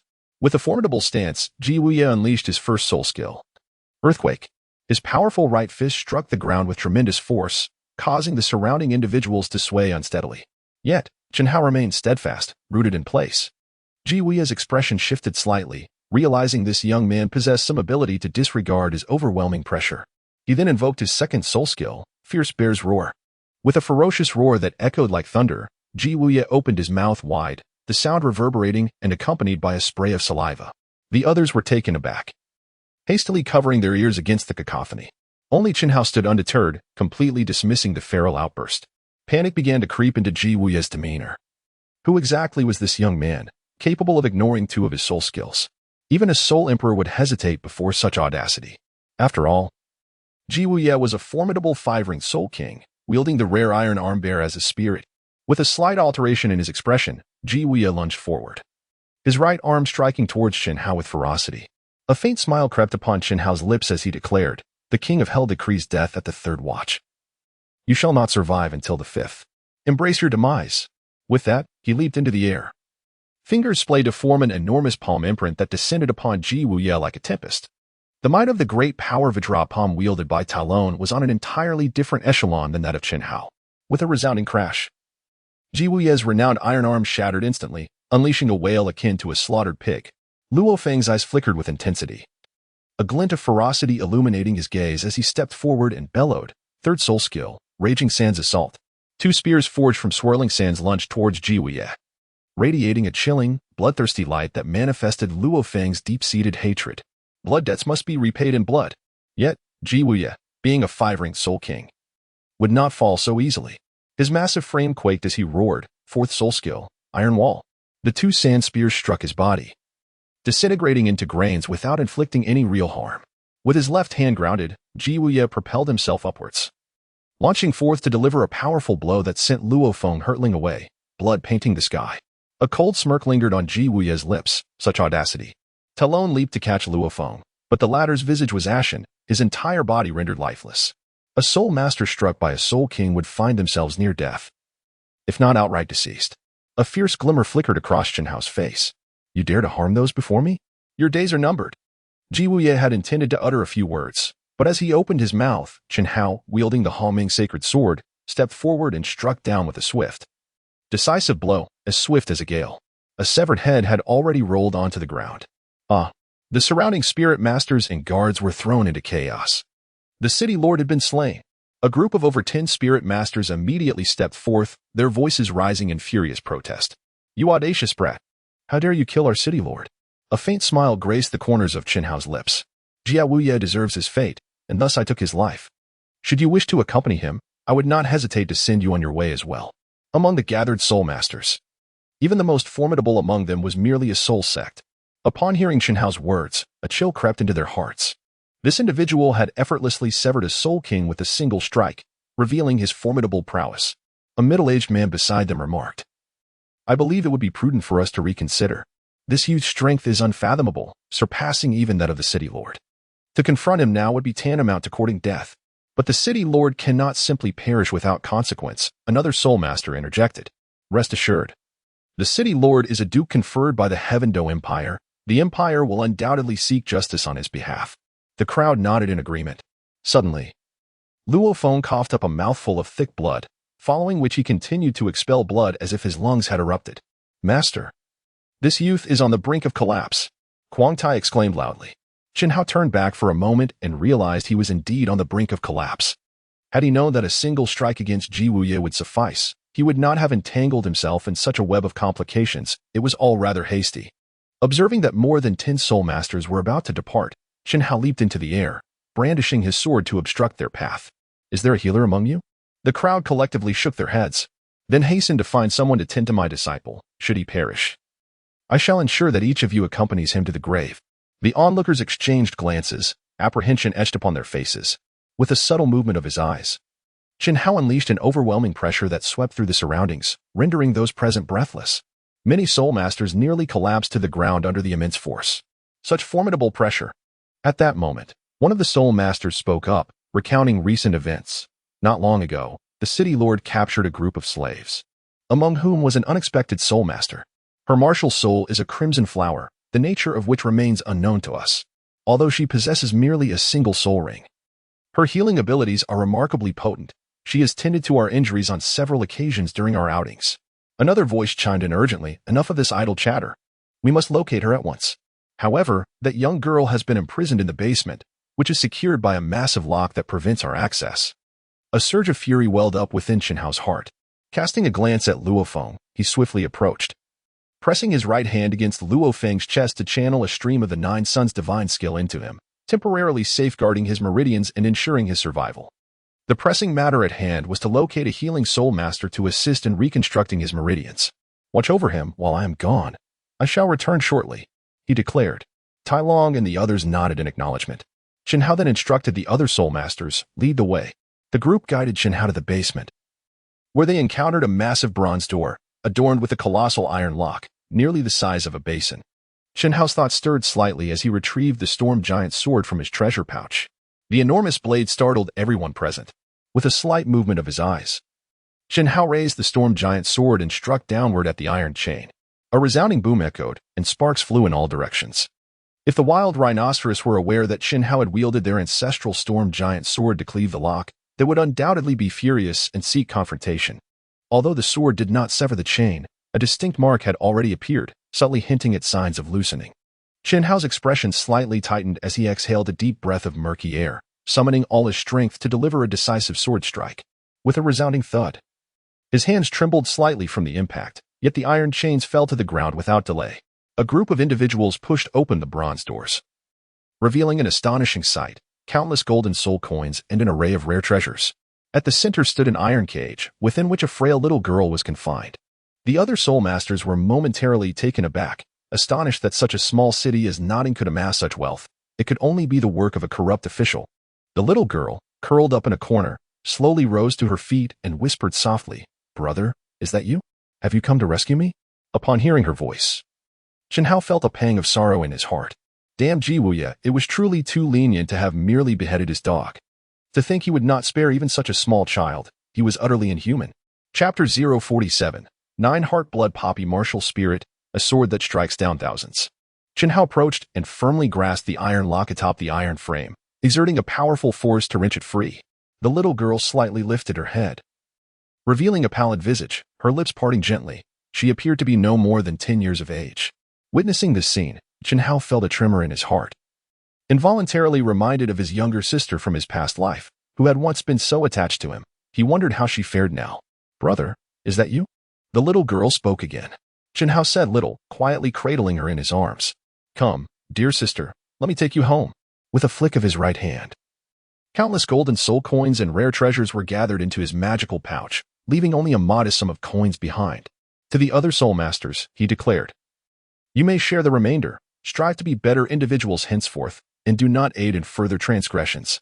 The little girl clung to Chen Hao's chest like an octopus, her frail arms tightly wrapped around him, unwilling to let go for even a moment. One could only wonder what torment she had endured prior to this moment. Chen Hao gently caressed the little girl's somewhat disheveled long hair, whispering softly, "Do not worry, henceforth you shall be my sister. No one shall bully you. Not even the mightiest of gods." Chen Hao carried the little girl to the square of the Lord's mansion, where Luo Feng had long since succumbed to unconsciousness. With a gentle whisper close to the little girl's ear, Jian Dao implored, "Sister, could you please use your soul to help save him?" The little girl, her face pale, revealed a sweet smile at the corners of her lips. "Yes, brother, whoever you want me to save, I shall save." A hum resonated as her right hand moved slightly, and a crimson flower blossomed in her palm, radiating a vivid scarlet glow. The petals and vines cascaded gracefully from either side of her hand, swaying in the breeze like the flowing hair of a demure maiden, exuding tender affection and captivating grace. Enveloped in a 100-year soul ring, she invoked her first soul skill, healing. A stream of blood-red light surged towards Luo Feng, who trembled slightly as the formerly pallid hue of his face began to regain a hint of vitality. Jian Dao's gaze was fixed upon the little girl's martial soul, his expression tinged with perplexity. What kind of martial soul is this? He had never encountered anything like it before, and it even possessed healing capabilities. System. What is this martial soul? Ding. The Nine Hearts Blood Begonia Martial Soul, a mutation derived from the Nine Hearts Begonia Martial Soul. Jian Dao's expression shifted in surprise. He realized he had stumbled upon extraordinary fortune by encountering the Nine Hearts Sitang, a truly unparalleled auxiliary spirit in the Douluo Continent. It is crucial to understand that the Nine Hearts Sitang possesses but a singular ability, regardless of the number of soul rings it may have. This singularity is precisely what renders it formidable. Its function lies in the realm of comprehensive area healing, with the extent of healing dictated by the Soul Master's intent. The higher the rank and the greater the number of soul rings, the more soul power can be harnessed for healing. As long as a Soul Master with the Nine Hearts Sitang exists, the demise of other Soul Masters becomes an arduous task. With the assistance of the little princess Ning Fengzhi and this young girl, they would undoubtedly dominate the Douluo Continent. Meanwhile, the young girl grew increasingly frail, leaning against Jian Dao as if sacrificing her own vitality to save Luo Feng. In a faint voice, she murmured, "Brother, I can only unleash my first soul skill once at this moment. My damaged meridians have healed, and I will awaken after a period of rest. Brother, I am so hungry. Brother, I am so thirsty." Jian Dao nodded and said, "Yes, lean on your brother's shoulder and rest well. I will take you out for a grand meal shortly." A sweet smile blossomed on the little girl's face. Jian Dao remarked to Talon, "Luo Feng should be fine now. After a brief respite, he will recover. Let us take refuge in the city lord's mansion for the night and depart tomorrow." "Rest for a night?" The others were taken aback. Kong Tai interjected, "Master, you have just slain the lord of Noden City. Surely, the news has spread by now. If we seek shelter in the city lord's mansion at this juncture, would it not be akin to sheep entering the lion's den?" With an air of indifference, Jian Dao stated, "My sister is hungry." He then proceeded directly toward the hall of the city lord's mansion. Zhu Qing observed this with a twinge of jealousy in her heart. However, seeing that the other was merely a pitiable young girl, she chose to dismiss it. Yet, a sense of curiosity lingered within her as she pondered the nature of the young girl's martial soul, which had displayed such remarkable healing capabilities. With just a single skill, she had brought the near-death Luo Feng back to life. It was nothing short of miraculous. In the hall of the city lord's mansion, Jian Dao commanded the other soul masters to have the kitchen prepare dish after dish throughout the night. Jian Dao personally picked up the food and fed it to the little girl, who he had already come to regard as a beloved younger sister. He instructed the kitchen to prepare hot soup and fresh clothing, intending to give his sister a warm bath and a change into clean garments, ensuring she could rest well for the night. Meanwhile, the news of Jian Dao's slaying of the city lord had already spread, and the nearest commander of Nodding City, leading 1,000 armored soldiers, was hastening towards the city lord's residence, intent on delivering justice to Jian Dao. After dinner, Jian Dao initially planned for Zhu Qing to assist the little girl with her bath. However, the little girl clung tightly to Jian Dao, unwilling to let him go for even a moment. With a heavy heart, Jian Dao had no choice but to personally assist her in bathing, harboring no ill intentions, and viewing her purely as his own sister. Observing this, Zhu Qing was consumed with jealousy, inwardly lamenting, "He has never helped me bathe in such a manner." Before long, Tai Long burst in with an anxious expression, exclaiming in a panicked tone, "This is bad. The entire area is surrounded by soldiers." Jian Dao's expression subtly shifted as he calmly remarked, "Xiao Long, how have I instructed you to conduct yourself? One must learn to remain composed, even when faced with the most daunting of circumstances." "Do they number 1,000,000? Tai Long gently shook his head. "Then do they amount to 100,000? Once again, Tai Long shook his head. "Precisely, a mere throng of insignificant minions holds no cause for fear. My sister has just fallen asleep. Please keep your voices down so as not to disturb her." I shall step outside to assess the situation. With that, he gradually made his way toward the gates of the Lord's residence, followed closely by Tai Long, Quang Tai, Quang Long, and Zhu Qing. Chen Hao stood before the grand hall of the Lord's mansion, surveying the 1,000 ironclad guards surrounding him. In a calm tone, he inquired, "Among you, who holds the authority? Are you here once more to deliver a head?" From the crowd emerged a robust commander, his voice gruff as he declared, "I am the commander of the Nordine City Guards. You have slain our lord, and I have come with my troops to hunt you down." A faint smile unconsciously graced the corners of Chen Hao's mouth. "Higi, your city lord is merely a level 52 soul king. Even he is no match for me. What do you intend to surround me with?" The commander of the guards, emboldened by his audacity, surely possessed his own strategies. Suddenly, a resounding roar echoed. "Prepare the strong crossbows." Hundreds of powerful crossbows were already drawn and aimed squarely at Chen Hao. These crossbows had been meticulously modified. A single bolt might lack lethality. Yet the barrage of hundreds could surely breach even the defenses of a soul king. "So you truly wish to engage me in battle?" The commander of the guards proclaimed loudly. "To slay our city lord and expect to go unpunished? Today, you shall meet your demise." Chen Hao's eyes gleamed with a fierce light. "Since you wish for my demise, I shall first ensure yours." The tempestuous giant sword can no longer resolve the predicament. With a mere flicker of thought, 9 soul rings enveloped him, and a formidable pressure radiated outward. Upon witnessing the 9 soul rings adorning Chen Hao, the commander of the guards was rendered utterly speechless. The sentinels who had gone to relay the news merely stated that the young man who had slain the city lord was exceptionally powerful. Yet they failed to mention that he was, in fact, a titled Douluo. Before the commander could issue a retreat order, Chen Hao had already leaped into the fray, wielding the 7-killing sword, its murderous aura unmistakably palpable. "I possess a sword, known as the 7 Killings." With the first soul skill, the sword was unleashed. The 4th soul skill revealed its ominous intent. The 5th soul skill commanded awe across the land. These 3 soul skills were executed in a seamless flow, enveloping the entire Lord's mansion of Notting City in a tempest of killing intent. As a brilliant sword light swept through, nearly 1,000 city guards fell in an instant. A crimson glow of blood tainted the heavens. Even the silvery moonlight became stained with a hint of red. Talon, Mad Iron, and Mad Dragon displayed expressions of sheer astonishment. This was utterly ruthless. When the little girl awoke the following day, the group had already departed from the Lord's mansion. Chen Hao did not wish for the young girl to witness such a gruesome and bloody scene. Moreover, Chen Hao has successfully become the most wanted criminal in the Tiandou Empire, with only a wanted poster bearing his likeness, devoid of any name. From the conversation of the little girl, Chen Hao learned that her name was Yi Lingling, and that her parents had passed away, leaving her to grow up alongside her brother. Chapter 048, Journey to Soto City, the Tragic Flander. A group of individuals departed from Notting City and entered the territory of Soto City. A look of astonishment crossed Talon's face. Could it be that he intended to cast us into the soul arena of Soto City? The scale of that arena far surpassed that of Notting City's, being several times larger. "Fear not, my comrades," proclaimed Quang Long. "What is there to dread? When soldiers arrive, we shall confront them. When waters surge, we shall divert them. As long as we remain alive, we shall forge ourselves through adversity, and our soul power shall inevitably enhance." Talon nodded in agreement.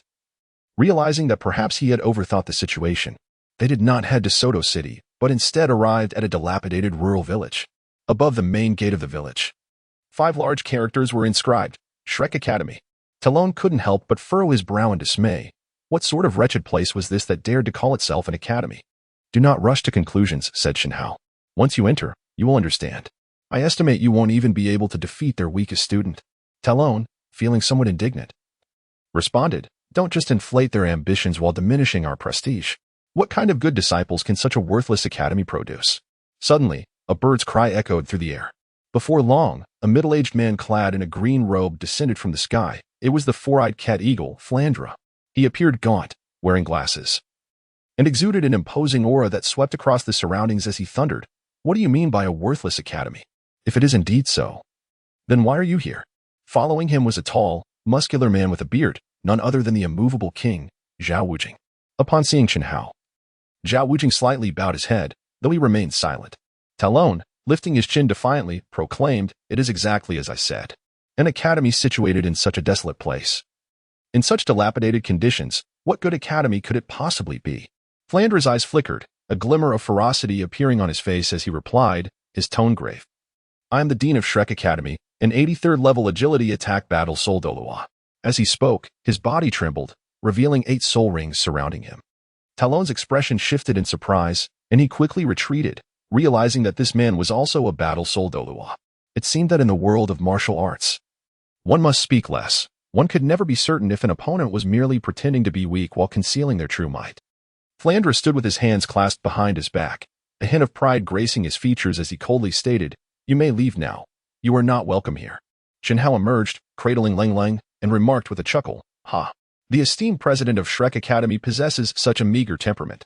They are but children. Why should one stoop to their level?" Flandre interjected, "And what of it if I choose to engage with them on such terms?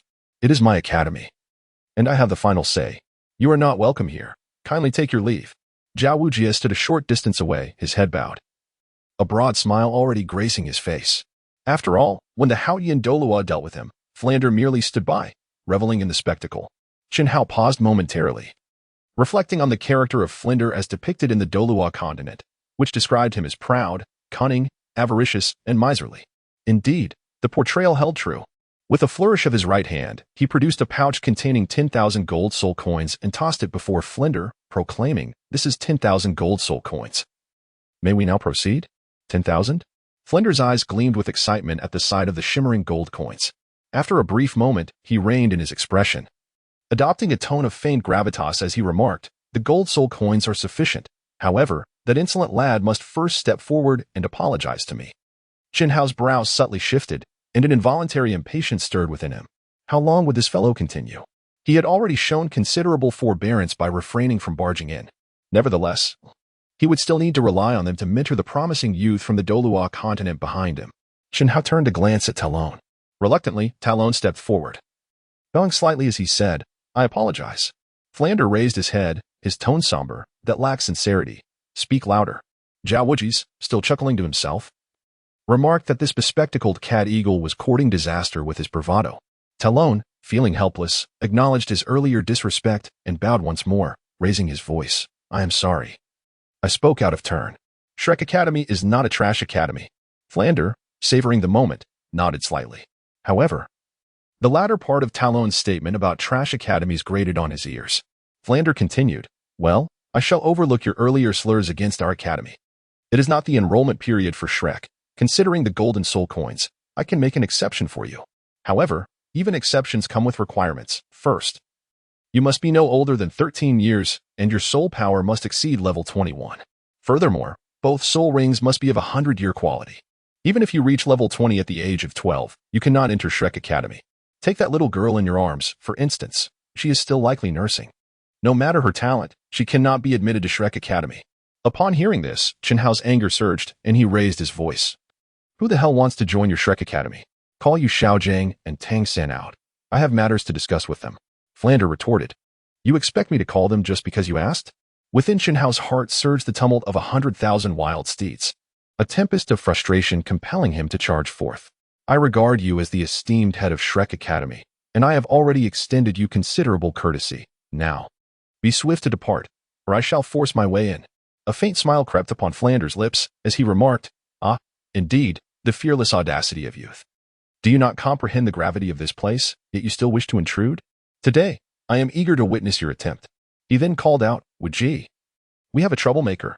Zhao Wujie abruptly repressed his smile, his voice turning grave as he replied, "Alas, I injured my back during training yesterday.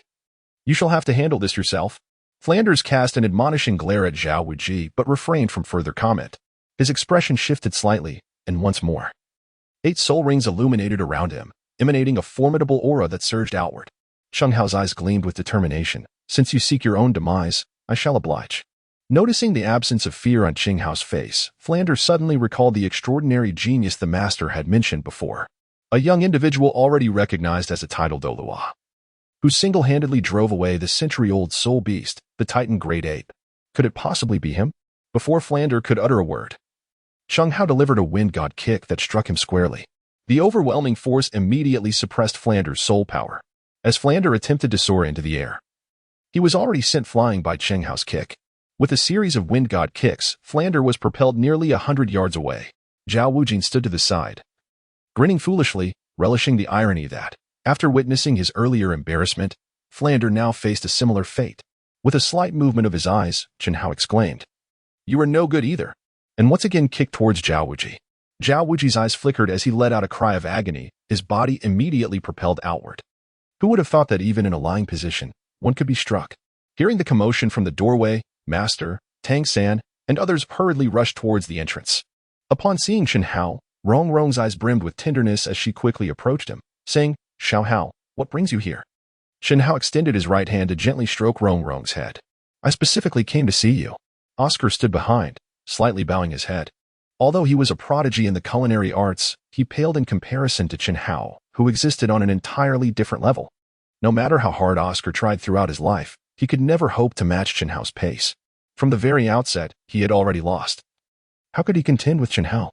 More importantly, Rong Rong's heart belonged solely to Chen Hao. Flinder and Zhao Wujing picked themselves up from the ground. Flinder adjusted his glasses, his face bruised and battered, and bowed, "Your Highness, I pay my respects." The master spoke. "What transpired here?"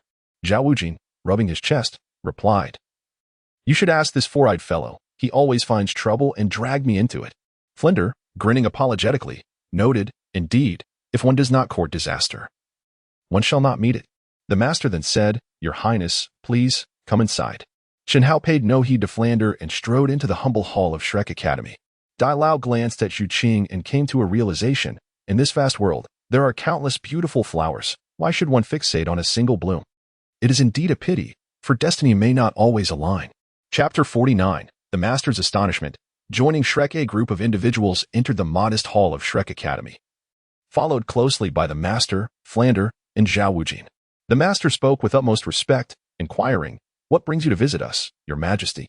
Chen Hao sat calmly at the forefront, speaking in a tranquil tone, "Master, you are renowned as the foremost authority on soul master theory in the Douluo Continent, and I have complete faith in you. I have been preoccupied with other matters lately and possess several talented youths from Douluo Continent whom I would like you to mentor." The Master was momentarily taken aback, feeling honored by the Duke's regard. Given the previous debt of gratitude he owed, he felt he ought to agree without hesitation. However, as you have just witnessed, our Shrek Academy has limited resources and must also educate other children, which leaves us somewhat stretched. I am concerned that I may not be able to guide them properly. Chen Hao's brow slightly furrowed. The Master's words were not without merit. Relying on him to discipline so many children is indeed somewhat challenging. After a moment of contemplation, Chen Hao proposed, "How about allowing them to join your Shrek Academy?" The Master's expression shifted slightly as he exchanged glances with Flander before responding, "Joining is indeed possible. However, we have certain criteria for enrolling students." Before the Master could finish his sentence, a faint smile appeared on Chen Hao's lips as he stood up and declared loudly, "Activate your martial souls." Zhu Qing, Kuang Tai, Kuang Long, Tai Long, and Luo Feng were momentarily taken aback, their bodies suddenly radiating with 3 soul rings. The crowd gasped in astonishment, realizing that all 5 were soul ancestors with 3 rings. The Master scanned the group and exclaimed, "A dark spirit cat, a rhinoceros, a mighty gorilla. Pray tell, what is this young one's martial soul?" With an icy demeanor, Luo Feng replied, "I am Luo Feng, a level 39 control system soul ancestor, and my martial soul is a sand sculpture." Ha! Oscar and Ma Hongjun could not suppress their laughter. The Master furrowed his brow, astonished that such a martial soul could even exist. Chen Hao then said, "Please introduce yourselves by stating your names, martial soul levels, and ages." Zhu Qing was the first to respond. "I am Zhu Qing, 13 years old, and a level 36 agility type battle soul master with the martial soul of the nether spirit cat." Master, Dai Mubai, and Tang San could not help but be slightly astonished, as they had not anticipated that at the tender age of 13, one could already attain the rank of a level 36 soul master. Dai Mubai, now 16th, also held the rank of level 36 soul master. Next came Kuang Tai, age 16, a level 32 defense type battle soul master, whose martial soul was the rhino.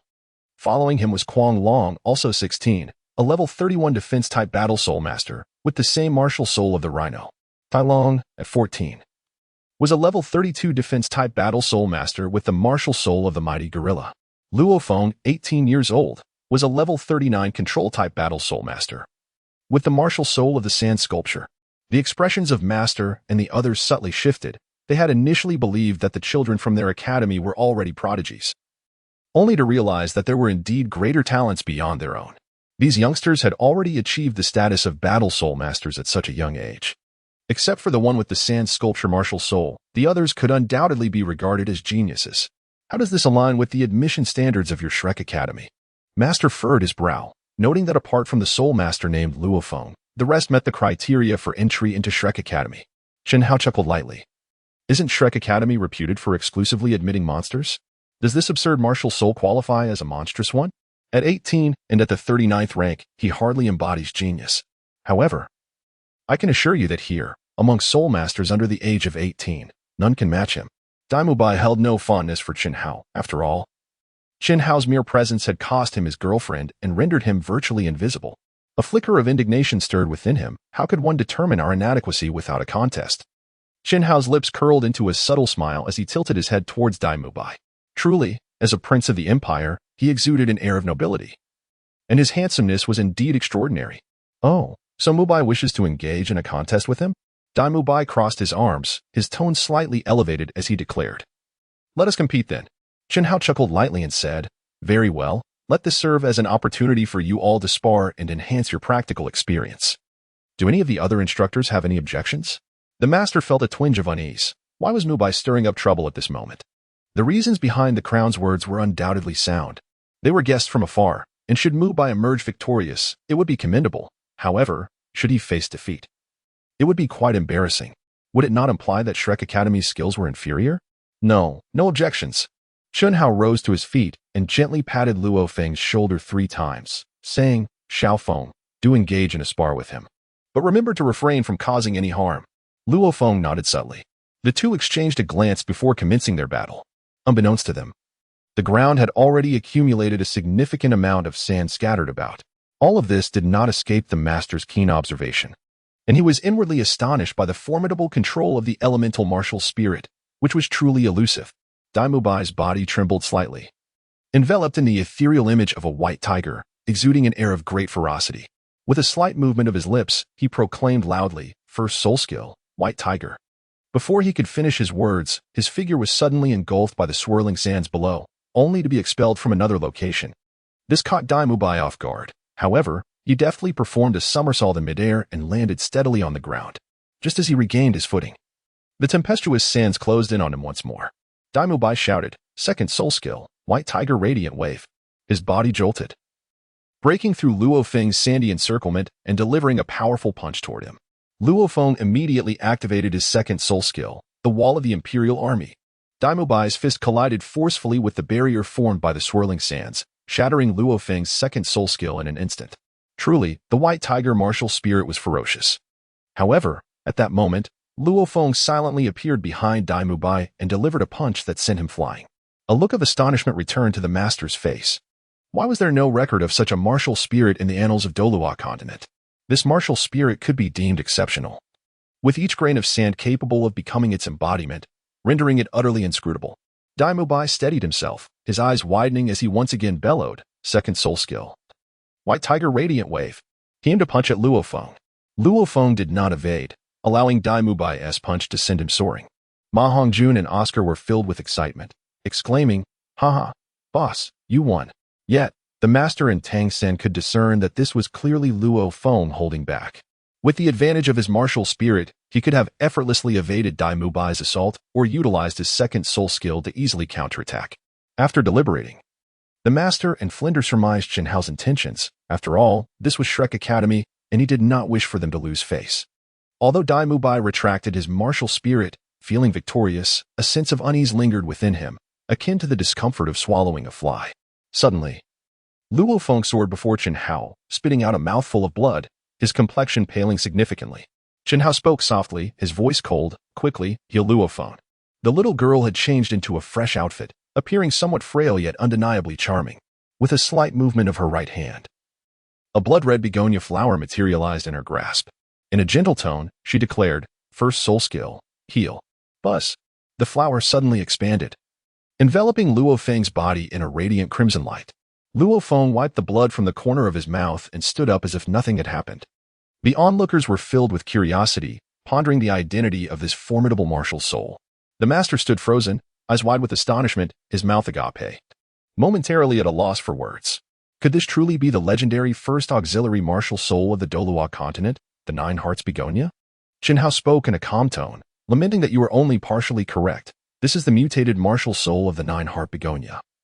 Known as the Nine-Heart Blood Begonia, whose healing effects surpass those of the Nine-Heart Begonia. The master's heart, which had originally surged with excitement, began to race once more. If his team of soul masters possessed the Nine-Heart Begonia martial soul, it would be nearly impossible for the other members to perish. If Rong and this girl were to take the stage simultaneously, heavens, as long as they were adequately protected, this battle team would be deemed invincible. The more the master contemplated, the more exhilarated he became. Even Flinder felt a flicker of excitement within. What do you think? Could they possibly join your Shrek Academy? The master remained momentarily stunned, struggling to fully comprehend the situation. With a subtle shift of his mind, Chen Hao summoned a chest that crashed into the hall with a resounding thud. I have heard that your Shrek Academy is so impoverished that it can barely afford to pay its instructors. This chest contains no less than 100,000 gold soul coins, which I offer as my contribution to Shrek Academy. Flinder eagerly opened the chest, his eyes sparkling with excitement as he beheld the myriad of gold soul coins within. With a face full of exhilaration, he proclaimed, "Welcome, children, to Shrek Academy." Chapter 050. The Sacred Dragon Reveals Tangsan's Heritage. Chen Hao then glanced at the master. Having heard that the master hailed from the prestigious Blue Lightning Tyrant Dragon sect of the upper three sects. His martial spirit was originally supposed to be the Blue Lightning Tyrant Dragon, yet it had undergone a transformation, becoming a diminutive piglet instead. Furthermore, his soul power remained stagnated at the 29th level. The master's expression grew solemn as he nodded gently. The onlookers couldn't help but feel a sense of pity for the master. Chen Hao continued, "Master, there is no need to be disheartened. When the vehicle reaches the mountain, a path will surely emerge. Your martial soul will undoubtedly experience a turning point." The master chuckled lightly and replied, "Your Highness, there is no need to console me. This is not a matter of a day or two, and I have long since grown accustomed to it." With a slight movement of his eyes, Chen's right hand revealed a 10 complete rejuvenation pill, a reward he had received during a recent signing. This remarkable pill, known as the 10 complete rejuvenation pill, possesses the extraordinary ability to cleanse the marrow and revitalize the body, additionally granting a soul master below level 99 a 2-level increase in soul power without any conditions. Gazing at the pill before him, the master furrowed his brow, finding it hard to believe. While the concept of cleansing marrow was understandable, an unconditional 2-level increase in soul power seemed too good to be true. However, observing Chen Hao's earnest demeanor, it appeared he was not deceiving him. After all, he was a titled Douluo and had no need to fabricate such claims. How could this be possible? Yet, what is impossible? The master thought. Why not give it a try? A slight tremor passed through his lips, although he professed to be accustomed to such matters. What soul master would not desire to grow stronger, to become a legendary titled Douluo, and possess their own title? Once part of the illustrious Golden Iron Triangle, Flinder had already attained the rank of Soul Douluo, and even ere long must have reached the level of Soul Zone by now. Yet here he remained, nearly a great soul master. The more he pondered, the more discontented he felt. With a furrowed brow, he consumed the pill. It dissolved instantly upon entering his mouth, its medicinal essence coursing through his veins. The master felt a surge of heat enveloping him, as if a blazing fire were igniting within. Beads of sweat trickled down his brow, while thick impurities seeped from his pores, emitting a foul odor that caused several students to take a few steps back in distaste. After a considerable time, the master expelled a deep breath of turbid air, distinctly sensing a newfound lightness in his body, as well as a significant increase in his soul power, which felt far more abundant and robust than before. To his astonishment, in just a brief quarter hour, his soul power had surged from level 29 directly to level 30. Once he acquired his third soul ring, it would likely continue to rise. The master also noticed a transformation in his martial spirit, its aura now radiating with a strength vastly superior to that of his former Pai pig. Chen Hao blinked and inquired, "Master, how do you feel? I have not deceived you, have I?" The master, disregarding the impurities within himself, felt his legs weaken and immediately knelt upon the ground. "Thank you, Your Highness, for the gift of rebirth. My soul power has remained stagnant for nearly 20 years. Forever trapped at the 29th level, deemed a failure by the world. Just moments ago, my soul power has transcended the 30th level, and I can feel the immense surge of energy within me. Once I acquire my third soul ring, I should ascend several more levels. This elixir is truly miraculous." A fervent expression illuminated Chen Hao's face as he gently assisted the master to his feet. "Ha! Congratulations, master. You have finally transcended the 30th level. From now on, You shall be a soul master. The master nodded with palpable excitement, his eyes glistening with unshed tears. For 20 long years, he had awaited the moment when his soul power would surpass the 30th level, yearning for it even in his dreams, yet no change had ever manifested. Master, has there been any transformation in your martial spirit? Chen Hao recalled that in his previous life in the Douluo Continent, the master had consumed the divine herb gifted by Tang San. Not only had his soul power surged immensely, but his martial spirit had also undergone a remarkable evolution, transforming into the dragon sovereign, the golden sacred dragon. The master wore a serious expression, acutely aware of his enhanced martial spirit, yet uncertain of its true strength.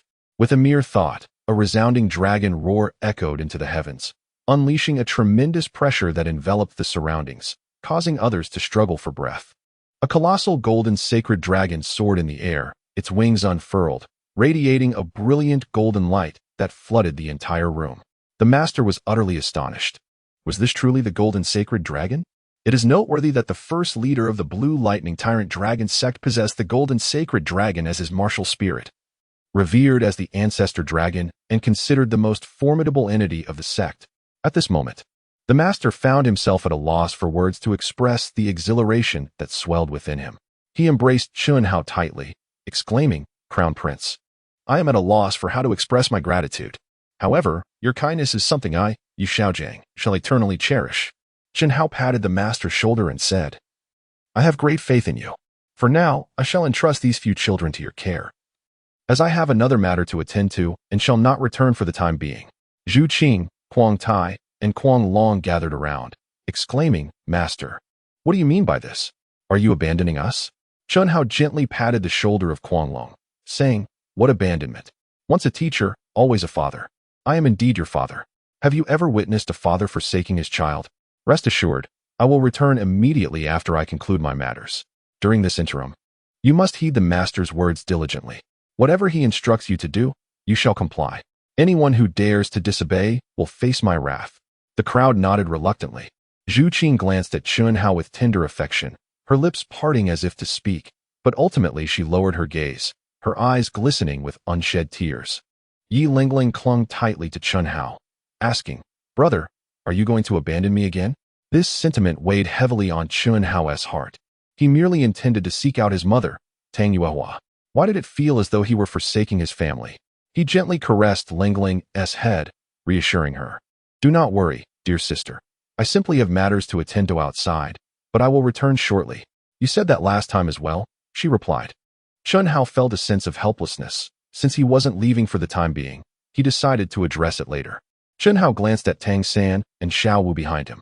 Xiao Wu's complexion was flushed, her head slightly bowed as she fiddled with her fingers, anxious that Chen Hao might expose her true identity. Chen Hao took a few steps forward and spoke. "Xiao San, do you have a moment? I wish to discuss something with you." "With me?" Tang San's expression revealed a hint of astonishment. The two of them walked out of the hall, proceeding to an open space not far away. Chen Hao, with a jovial expression, warmly inquired, "Dear cousin, how have you been lately?" "Cousin?" the young man replied. "Your Highness must have mistaken me for someone else. My name is Tang San." With a resounding laugh directed towards the heavens, Chen Haoyang exclaimed, "Ha ha! It cannot be wrong, for I possess a hammer akin to yours." As he spoke, a subtle movement of his thoughts summoned the Hao Tian Hammer into his left hand. This hammer mirrored Tang San's Hao Tian Hammer precisely, yet the aura emanating from it was nearly 100 times more formidable than Tang San's. Tang San's face revealed a look of astonishment. "Now do you believe? However, my martial soul is inherited from my mother, while yours is from your father. Both stem from an extraordinarily powerful sect, the Hao Tian sect." Tang San's expression flickered with surprise upon hearing the name of the illustrious Hao Tian sect, the preeminent sect in the world. Having spent considerable time at Shrek Academy, he was well aware of the Hao Tian sect and its reputation for possessing the mightiest assault-type martial soul, the Hao Tian Hammer. He was taken aback to discover that his second martial soul was indeed the Hao Tian Hammer. "To put it simply, your father is my uncle, and my mother is your aunt. I am a few years your senior, thus I am naturally your cousin." The weight of this revelation was overwhelming, leaving Tang San momentarily unable to fully comprehend it. Chapter 051. Tang San's Heritage and Tang Hao's Heroic Deeds. Chen Hao gently patted Tang San's shoulder, speaking with profound significance. "You may find it difficult to accept at first, Yet the truth remains unaltered. The martial soul does not deceive. Do you not wish to know that your father, my second uncle, is merely a worthless blacksmith? How could you possibly possess dual martial souls? Tang San's gaze flickered, abruptly lifting his head. For this was a question he had long yearned to uncover. However, the instructors seemed to be intentionally concealing the truth. This was hardly a secret. Revealing it would bear no consequence. The martial soul is fundamentally rooted in bloodline inheritance. And the hammer in your left hand is a legacy passed down from your father Hao Tian Hammer.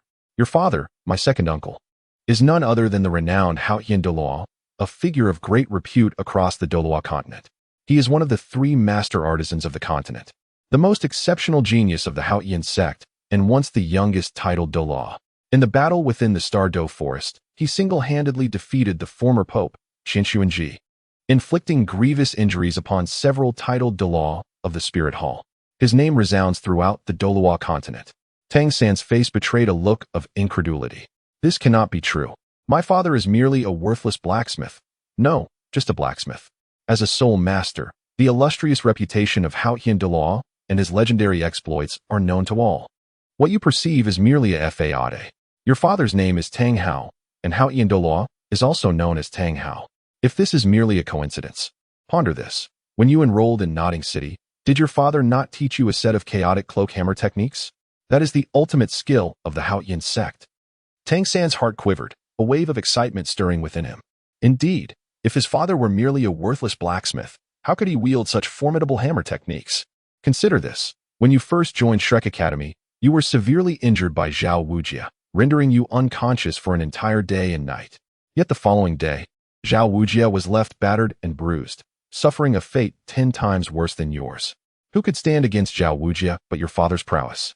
Tang San reflected deeply, his heart racing with a mix of emotions. Having believed himself to be an ordinary commoner, the revelation that his father was the illustrious Hao Tian Douluo, a figure of great renown in the Douluo Continent, stirred an exhilarating sense of pride within him. Then why have they chosen to conceal this from me? A subtle, profound smile graced the corners of Chen Hao's lips, prompting a conversation about the blue-silver grass soul spirit in your right hand. Do you truly believe that the soul spirit residing in your right hand is merely an ordinary blue-silver grass? No, you are mistaken. The master must have enlightened you on the principle that twin soul spirits exist in a proportional relationship. Thus, it is only through the presence of 2 equally exceptional soul spirits that they can coexist within a single individual. This balance is essential to prevent any form of repulsion. Much like my 7 killing sword and Hao Tian Hammer soul spirits, both of which are among the most formidable assault-type soul spirits in the Douluo Continent. However, the soul spirit in your right hand is not the inferior blue-silver grass. It is the rare blue-silver emperor, comparable to the Hao Tian Hammer. All members of the blue-silver lineage are its descendants, eternally inheriting its legacy, and a new blue-silver emperor can only emerge upon the demise of the previous one. When 2 blue-silver emperors exist simultaneously, the one with lesser cultivation automatically transforms into a blue-silver king. The blue-silver emperor is born from the second awakening of the blue-silver grass, representing the nobility among plants, possessing formidable bloodline abilities that suppress other plant-type soul beasts and soul spirits. Tang San's expression turned solemn, the earlier excitement dissipating into calm composure. He gently extended his right hand, and with a subtle intention, a small blue sprout emerged in the palm of his hand. The surrounding blue-silver grass seemed to sense the presence of the blue-silver emperor, appearing increasingly vibrant as it swayed gently from side to side. Then where is my mother? Chen Hao paused for a moment, and everything must begin from here. Before I speak, prepare yourself mentally, lest you become overly agitated and faint. Tang San's eyes flickered with curiosity, pondering the true identity of his mother that could elicit such words from Chen Hao. He then gently nodded. Now, I shall proceed. Brace yourself. Your mother is named Ain, a blue-silver grass that has existed for 100,000 years. Tang San's eyes widened in astonishment, his expression betraying utter disbelief. How could it be that his father could unite with a plant and give birth to him? Chen Hao quickly interjected. No, I misspoke. Your mother is transformed from a 100,000-year-old blue-silver emperor. Tang San exhaled deeply, startled by the revelation. A soul beast that has transformed after 100,000 years is indistinguishable from a human, which is somewhat plausible.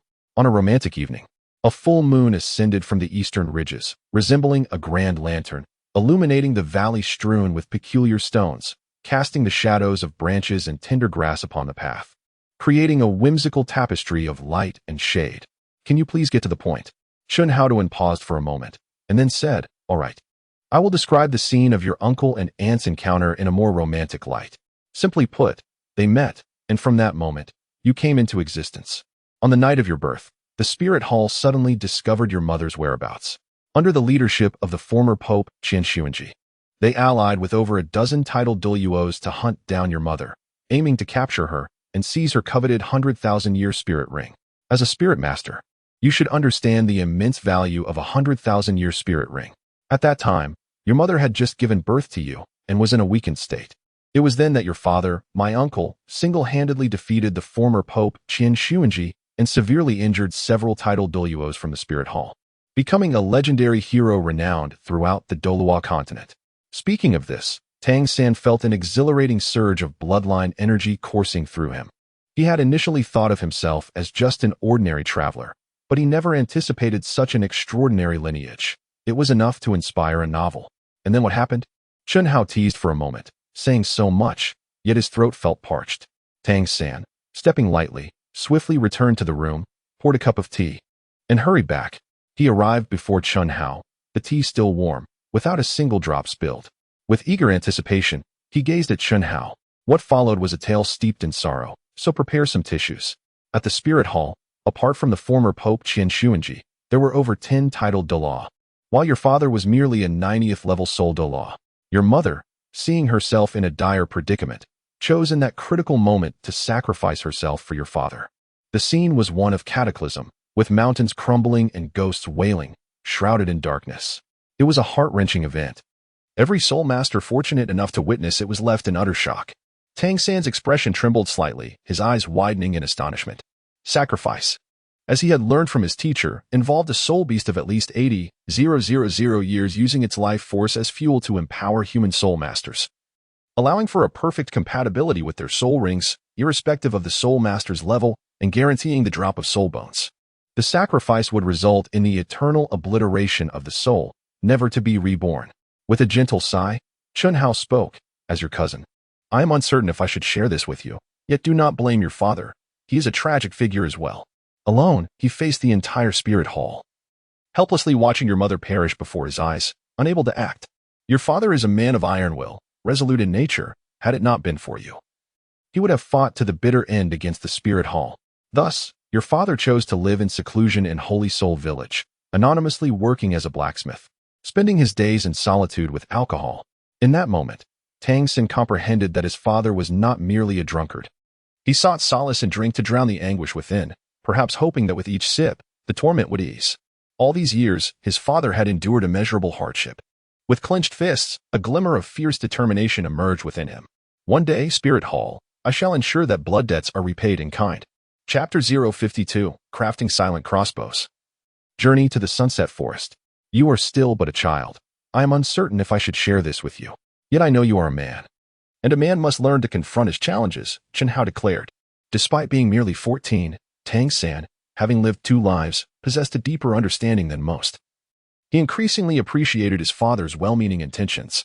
His father had refrained from revealing these truths to spare him from undue psychological burdens. Now that he was aware, he felt compelled to strive harder and share in the responsibilities. With resolute eyes and a solemn tone, Tang San expressed, "Thank you for sharing this with me." Chen Hao chuckled lightly, remarking that since they were all family, there was no need for such formality. Let us unite our efforts to overthrow the Spirit Hall. Tang San's eyes flickered with intrigue. You harbor a grievance against the Spirit Hall as well? While I do not possess a personal vendetta against the Spirit Hall, my desire to dismantle it stems purely from my own interests. After all, there is perhaps no greater sense of accomplishment on the Douluo Continent than achieving this feat. Of course, the primary motivation remains to avenge you and my second uncle. Tang San felt a surge of gratitude and could not help but acknowledge this cousin in his heart. With a respectful tone, he expressed, "Thank you, Cousin Chen Hao." Chen Hao nodded with great satisfaction. Indeed, you are aware of the formidable power of the Spirit Hall. It is no simple task to overthrow it. With just the 2 of us, it is utterly impossible. Therefore, we must strive to recruit and expand our strength as much as possible. The individuals I have brought may appear ordinary, but they possess significant backgrounds. For instance, Talon is the heir of one of the four major single-attribute families of the Douluo Continent. And then there are Guanglong and Guangtia, who are heirs of the Guangxi clan. Thus, during my absence, I kindly ask that you look after them. Tang San nodded gently, acknowledging his cousin's impressive capabilities. Chen Hao continued. I have heard that you possess profound expertise in hidden weapons. Tang San paused for a moment, initially puzzled as to how his cousin Chen Hao had acquired this knowledge. However, upon reflection, he realized that his frequent use of hidden weapons had ceased to be a secret. Indeed, I have delved into this subject, he replied. You are aware that my 7-killing sword martial soul is inherited from my grandfather, the Sword Douluo.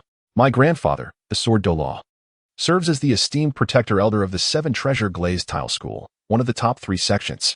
I have also had the honor of becoming the 3rd elder protector of the 7-treasure Glazed tile school, designated as the ideal match by sect leader Ning. Should you wish to take action against the Spirit Hall in the future, the 7-treasure Glazed tile school can undoubtedly serve as a formidable ally. However, aside from a small contingent of battle spirit masters, the majority of our members are support-type spirit masters, lacking in combat prowess. I aspire to mass-produce hidden weapons to distribute among the disciples of the 7-treasure Glazed tile school, thereby enhancing our combat effectiveness. Tang San hesitated for a moment, contemplating the implications of such large-scale production, which could potentially expose the secrets of the Tank sect. Nevertheless, since his cousin had broached the subject and had articulated clearly that the 7-treasure Glazed tile school would be a significant ally in any future confrontation with the Spirit Hall, he felt compelled to respond positively. After all, it was all for his own benefit, and declining would seem rather callous. With a resolute gaze, Tang San declared, I can provide each disciple of the 7-treasure Glazed tile school with a silent sleeve arrow. Chen Hao nodded, acknowledging the situation. What he had previously discussed with the sect leader Ning was the silent wrist crossbow, priced at 5,000 gold soul coins each. A total of 500 would amount to 250,000 gold soul coins. Since the sect leader was affluent, there was no reason to pass up the opportunity for profit. Very well, I shall require 500 silent wrist crossbows, and the sooner the better. 500? Tang San nearly collapsed to the ground. Although the silent wrist crossbow was less intricate than other concealed weapons, even if he were to forego food and drink for an entire day, he could only produce 3. 500? Wouldn't that be tantamount to exhausting himself to the brink of collapse? Chen Hao promptly spoke, Cousin, do not fret. I can enlist the assistance of the Guangxi blacksmith shop and the Li clan to collaboratively forge the components for the silent wrist crossbow. You shall retain the core technology and assemble it yourself. This approach will not only expedite the production of the silent wrist crossbow but also ensure that the secrets within remain safeguarded. Tang San nodded thoughtfully in response. Cousin Chen Hao has indeed given this matter considerable thought. Very well, I shall comply. Once I return, I will meticulously draft the schematics for the components of the silent sleeve arrow and present them to you. When the components are crafted, they shall be entrusted to me for assembly. A look of ecstatic joy appeared on Chen Hao's face. This not only had the potential to enhance the overall strength of the disciples of the 7-treasure Glazed tile sect, but also promised a substantial profit. Truly a splendid opportunity that served 2 purposes. Chen Hao's expression radiated joy as he said, of course, to express my gratitude. I would like to take you to a wonderful place. What wonderful place? A mysterious smile graced the corners of Chen Hao's lips. The location lay within the Sunset Great Forest, where the master was set to acquire the 3rd spirit ring. Thus, we shall journey together. Additionally, let us take the other children along to broaden their horizons. Tang San nodded with a hint of anticipation. Cousin Chen Hao spoke of an extraordinary place, undoubtedly remarkable. The 2 of them seemingly returned to the hall without a care. Although curiosity lingered in the hearts of the crowd, they refrained from probing further since the 2 remained silent. Chen Hao spoke.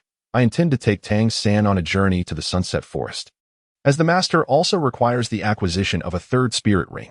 How about we all embark on an excursion to the Stardow Forest together?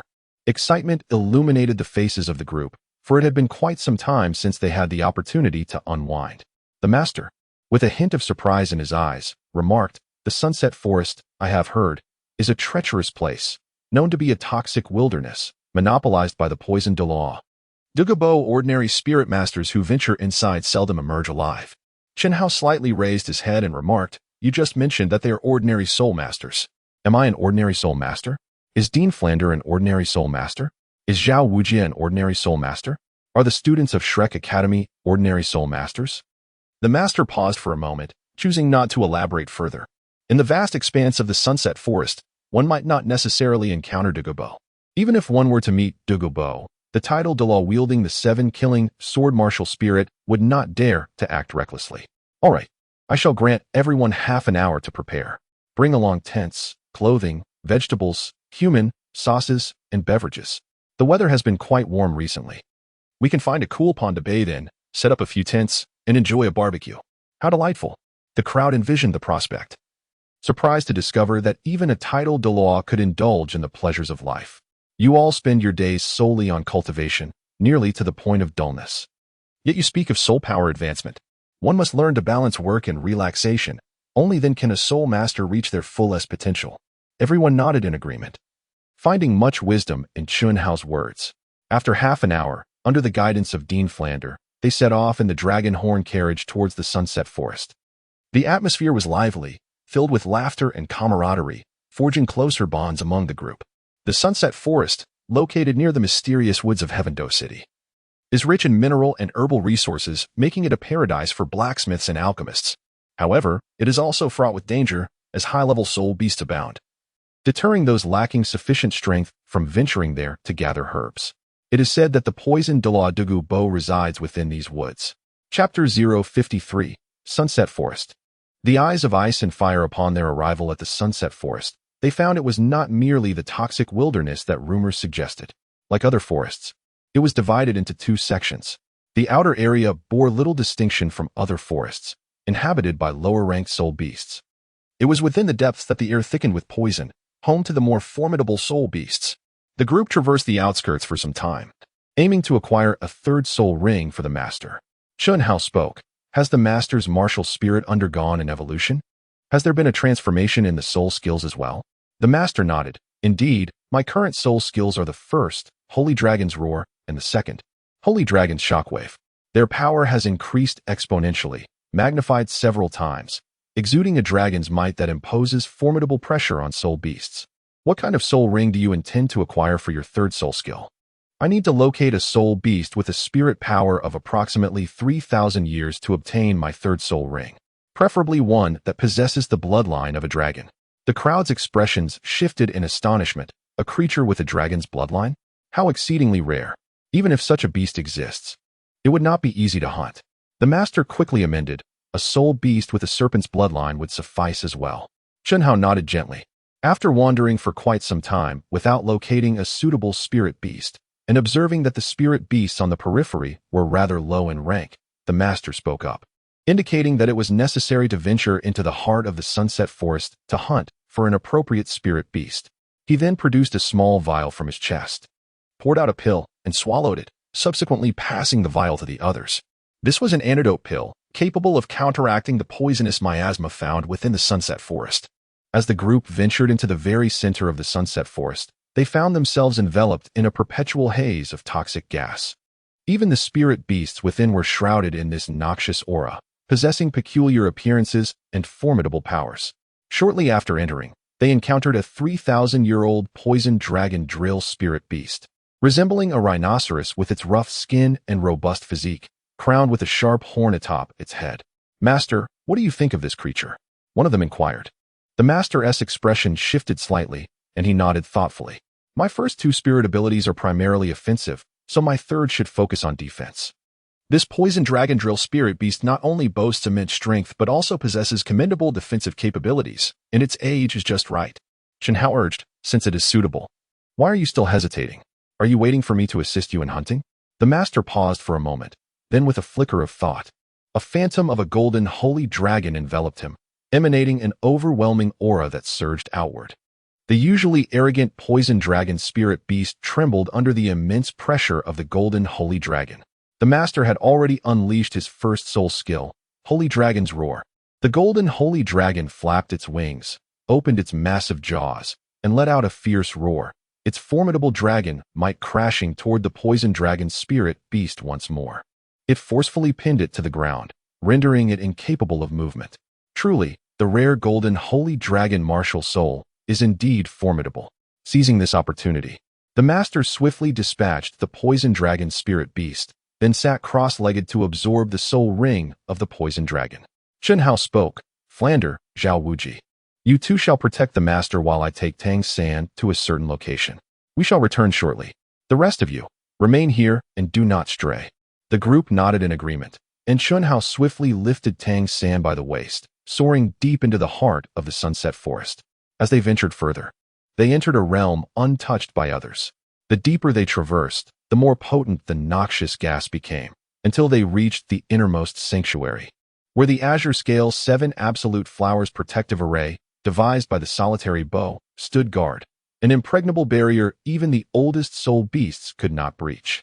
Chen Hao gracefully stepped upon the rippling waves, skillfully evading the array and leaping over the noxious gas layers, making his way directly to the center.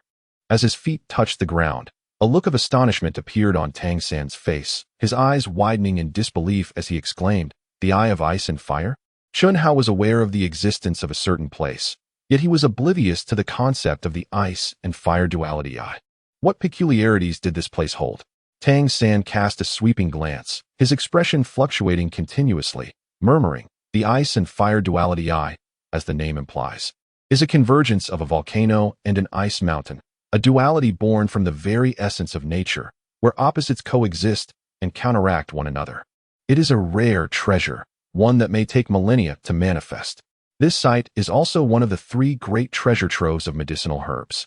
Within the environment of these 3 great treasure troves, ordinary plants cannot possibly thrive, for they are unable to adapt to the unique climate.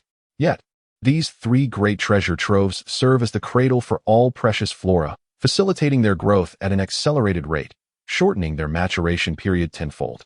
To put it simply, if a spiritual mushroom were to grow in any of the 3 great treasure troves for a decade, it would yield the efficacy of a century-old mushroom. The 3 great treasure troves possess unparalleled natural conditions, a gathering place for the quintessence of heaven and earth. Tang San gradually approached the Ice and Fire Duality Eye, his expression shifting with intensity. At the confluence of the spring waters of the Ice and Fire Duality Eye, there bloomed a magnificent flower of delicate pink hue. Its blossoms immense, with a pale purple center resembling a multitude of amethyst gems embedded within. Leafless, its stem reached 3 feet in length and boasted a diameter of nearly a foot, each petal glistening like crystal, exuding a subtle, enchanting fragrance. Tang San, his face alight with astonishment, exclaimed, This is actually the fragrant Qi Luo, a celestial treasure and a nemesis to all toxins. It possesses the remarkable ability to neutralize all poisons. Although it does not detoxify by itself, it effectively counters toxins. Within the range of its fragrance, no poisonous substance holds any power. Its aroma neutralizes 100 toxins, making it the finest antidote herb. A wicked smile crept across Chen Hao's lips. What do you think? This is a splendid place, isn't it? Tang San chose to ignore Chen Hao, murmuring to himself, 8-angled mystic ice grass, fiery apricot blossoms, rare celestial chrysanthemum, 8-petaled immortal orchid. And this is actually the Chihuahua tulip. Its rich fragrance evokes a sense of opulence, promising the essence of heaven and earth, the brilliance of sun and moon. Tang San's expression flickered with disbelief. This happiness had arrived so unexpectedly. Such celestial herbs are exceedingly rare, let alone a dozen of them. He had only glimpsed them in the Xiantian treasure record, never having encountered the real thing. Chen Hao's face once again revealed a wicked smile. Upon discovering that all of his celestial herbs had vanished, one can only wonder if the old monster would be so infuriated as to spew blood and meet his demise. As Chen Hao observed Tang San remaining motionless, he promptly urged, "Why are you still standing there? Hurry and take action." Tang San replied, "The dual nature of ice and fire is a rare phenomenon, a creation of the heavens that occurs once in a millennium. It must be utilized wisely. The octagonal mysterious ice grass is an exceptionally rare and chilling herb, capable of instilling a deep frostiness within the heart, numbing the central nervous system. Within a 10-meter radius, the cold air is oppressive, and prolonged exposure can lead to a lethal frostbite that is beyond cure. Conversely, the fire apricot blossom, with its vibrant crimson flames, embodies the essence of supreme fire toxicity, standing in stark contrast to the octagonal mysterious ice grass. I intend to simultaneously consume these 2 celestial herbs and subsequently harness the ice and fire duality to absorb their medicinal effects, refining my body in the process. There may be unforeseen developments during this endeavor, so I kindly ask my cousin Chen how to safeguard me during this critical moment. Chen Hao nodded, declaring, "Do as you wish. With my presence, not even a fly shall pass." However, the area was toxic, and it seemed that even the flies could not venture forth. Tang San approached the cold extreme Yin spring, plucked the octagonal profound ice grass, and the moment he made contact, his entire body was instantly frozen. A wave of dizziness washing over his mind. Enduring the pain, Tang San managed to extract the octagonal profound ice grass. He then used the profound jade hand to gather the blazing apricot blossom. Although the profound jade hand was impervious to blades and spears, it was severely burned upon contact with the blazing apricot blossom. The convergence of these two celestial herbs formed a miniature ice and fire duality eye. Tang San leaped into the ice and fire duality eye, harnessing the effects of extreme cold and scorching heat to absorb the medicinal properties of the two herbs. Refining his body. Chapter 054. Defeating Dugubo, rescuing Duguyen. At that moment, a bellow echoed from a distance. "Who dares to trespass in my domain?" Cheng Hao couldn't help but furrow his brow. His misfortune was truly profound, for he had encountered the ancient monster, Dugubo. The thought of stealthily absconding with his precious immortal herbs was tantalizing. Yet, what did Cheng Hao have to fear? Suddenly, two figures materialized swiftly before Cheng Hao. Behind the old monster stood a young girl, appearing to be around 13 or 14 years of age. Her physique was already remarkably developed, her complexion pale, and her eyes emitted an eerie green light, radiating an aura of menace that instilled dread in all who beheld her. She was undoubtedly Dugubo's granddaughter, Duguyen. Upon spotting Cheng Hao, Dugubo felt a tremor of alarm in his heart. He instinctively glanced back at the protective formation surrounding the 7 absolute flowers of the azure scales he had established. With such a formation, even a soul beast of 10,000 years would find it impossible to breach. How had this young man entered without disturbing the protective array, and more astonishingly, how had he managed to escape being poisoned? Dugubo raised his gaze to see Tang San, positioned squarely within the eye of ice and fire, as well as the two missing immortal herbs. His expression shifted abruptly. Herbs he had safeguarded for decades without daring to consume had been pilfered by this young man. A fierce light erupted from his eyes as he bellowed, "You wretched brat! How dare you touch my herbs?" With a slight motion of his right hand, he unleashed a powerful strike towards Cheng Hao. Cheng Hao's lips curled into a faint smile, his gaze lingering on Duguyen as he advanced with an outstretched palm towards Dugubo. Without hesitation, Dugubo merely murmured, "Seeking death." With a resounding crash, their palms collided, and Dugubo, a formidable Soul Douluo of the 92nd rank in the control system, was utterly astounded to find himself propelled backward by the force of this young man's strike. His feet touched the ground, and he staggered back 2 paces before finally regaining his balance, the blood within him surging with fervor. A faint smile graced the corners of Chuen Hao's lips as he declared, "Old Poison Master, with me here, you shall not dare to approach the eye of ice and fire even a step closer." Dugubo straightened his posture, fixing his gaze upon Chuen Hao, a sense of astonishment brewing within him. How could one so young possess such formidable cultivation? Suddenly, a realization struck him. The audacious youth who had brazenly seized the 10,000-year soul beast embryo at the Tiando auction house, in full view of the crowd, must be the same person. Aside from not having seen his face, everything, his physique, height, and voice, was identical. "Youngster, was it you who absconded with the 10,000-year soul beast embryo at the Tiando auction house?" With a light chuckle, Chuen Hao declared, "A true man does not change his name nor alter his surname. It is indeed my doing. And what can you do about it?" Upon hearing Chuen Hao's response, Dugubo felt a mix of astonishment and fury within. He had been entrusted by the Heaven Do auction house to guard the premises and had rushed out at the first opportunity, only to find that he could not even catch a glimpse of the young rascal. This underscored the formidable swiftness of Chuen Hao.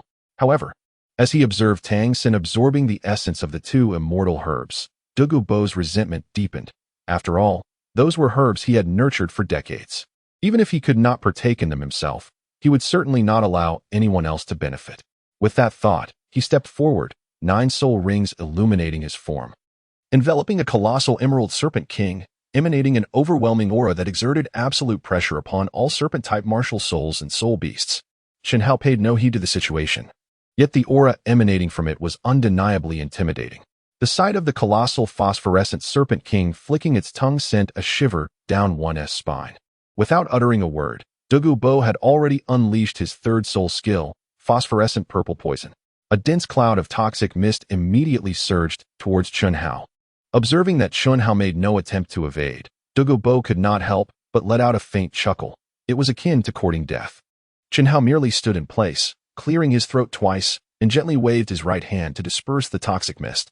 Surrounding him was a faint golden aura, a manifestation of the Nine Suns' divine skill, rendering him immune to all poisons. Both Duality and Dualyin were left utterly astonished. Could it be that you are impervious to my third spirit ability? Your poison? Merely refuse, a triviality at best. Upon hearing Chen Hao's words, a surge of fury erupted within Duality. You insolent brat! I, Duality, have dominated the Douluo Continent for years, and no one has ever dared to label my poison as trash. Today, I shall show you what true poison is. He then unleashed his seventh spirit form, the Phosphor Serpent Emperor, transforming into a colossal, 30-meter-long snake, as thick as a water barrel, resembling a mighty dragon radiating an overwhelming pressure. Gazing upon the immense serpent, Chen Hao felt a slight tremor course through him.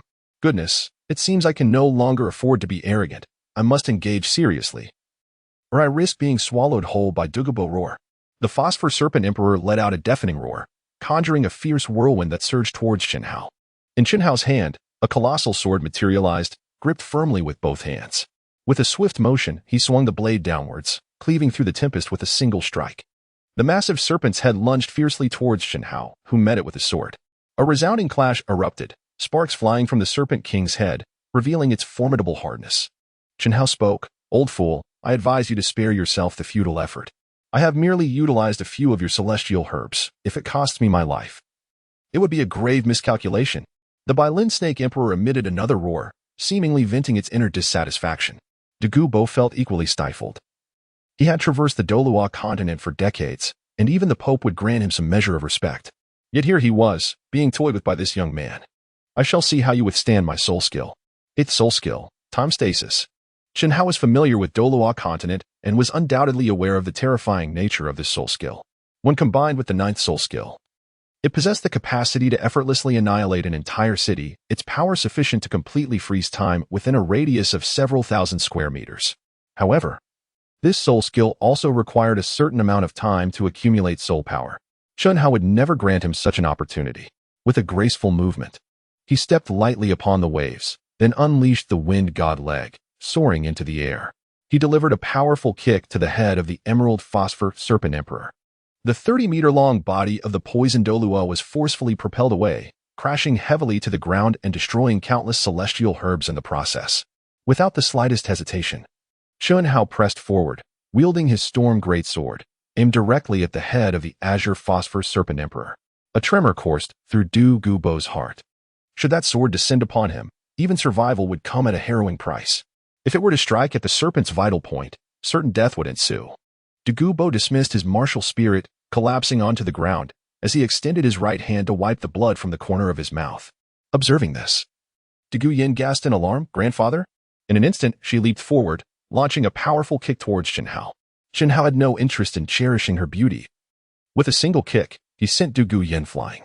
Chen Hao withdrew the storm giant's sword, while Duality slowly rose to his feet.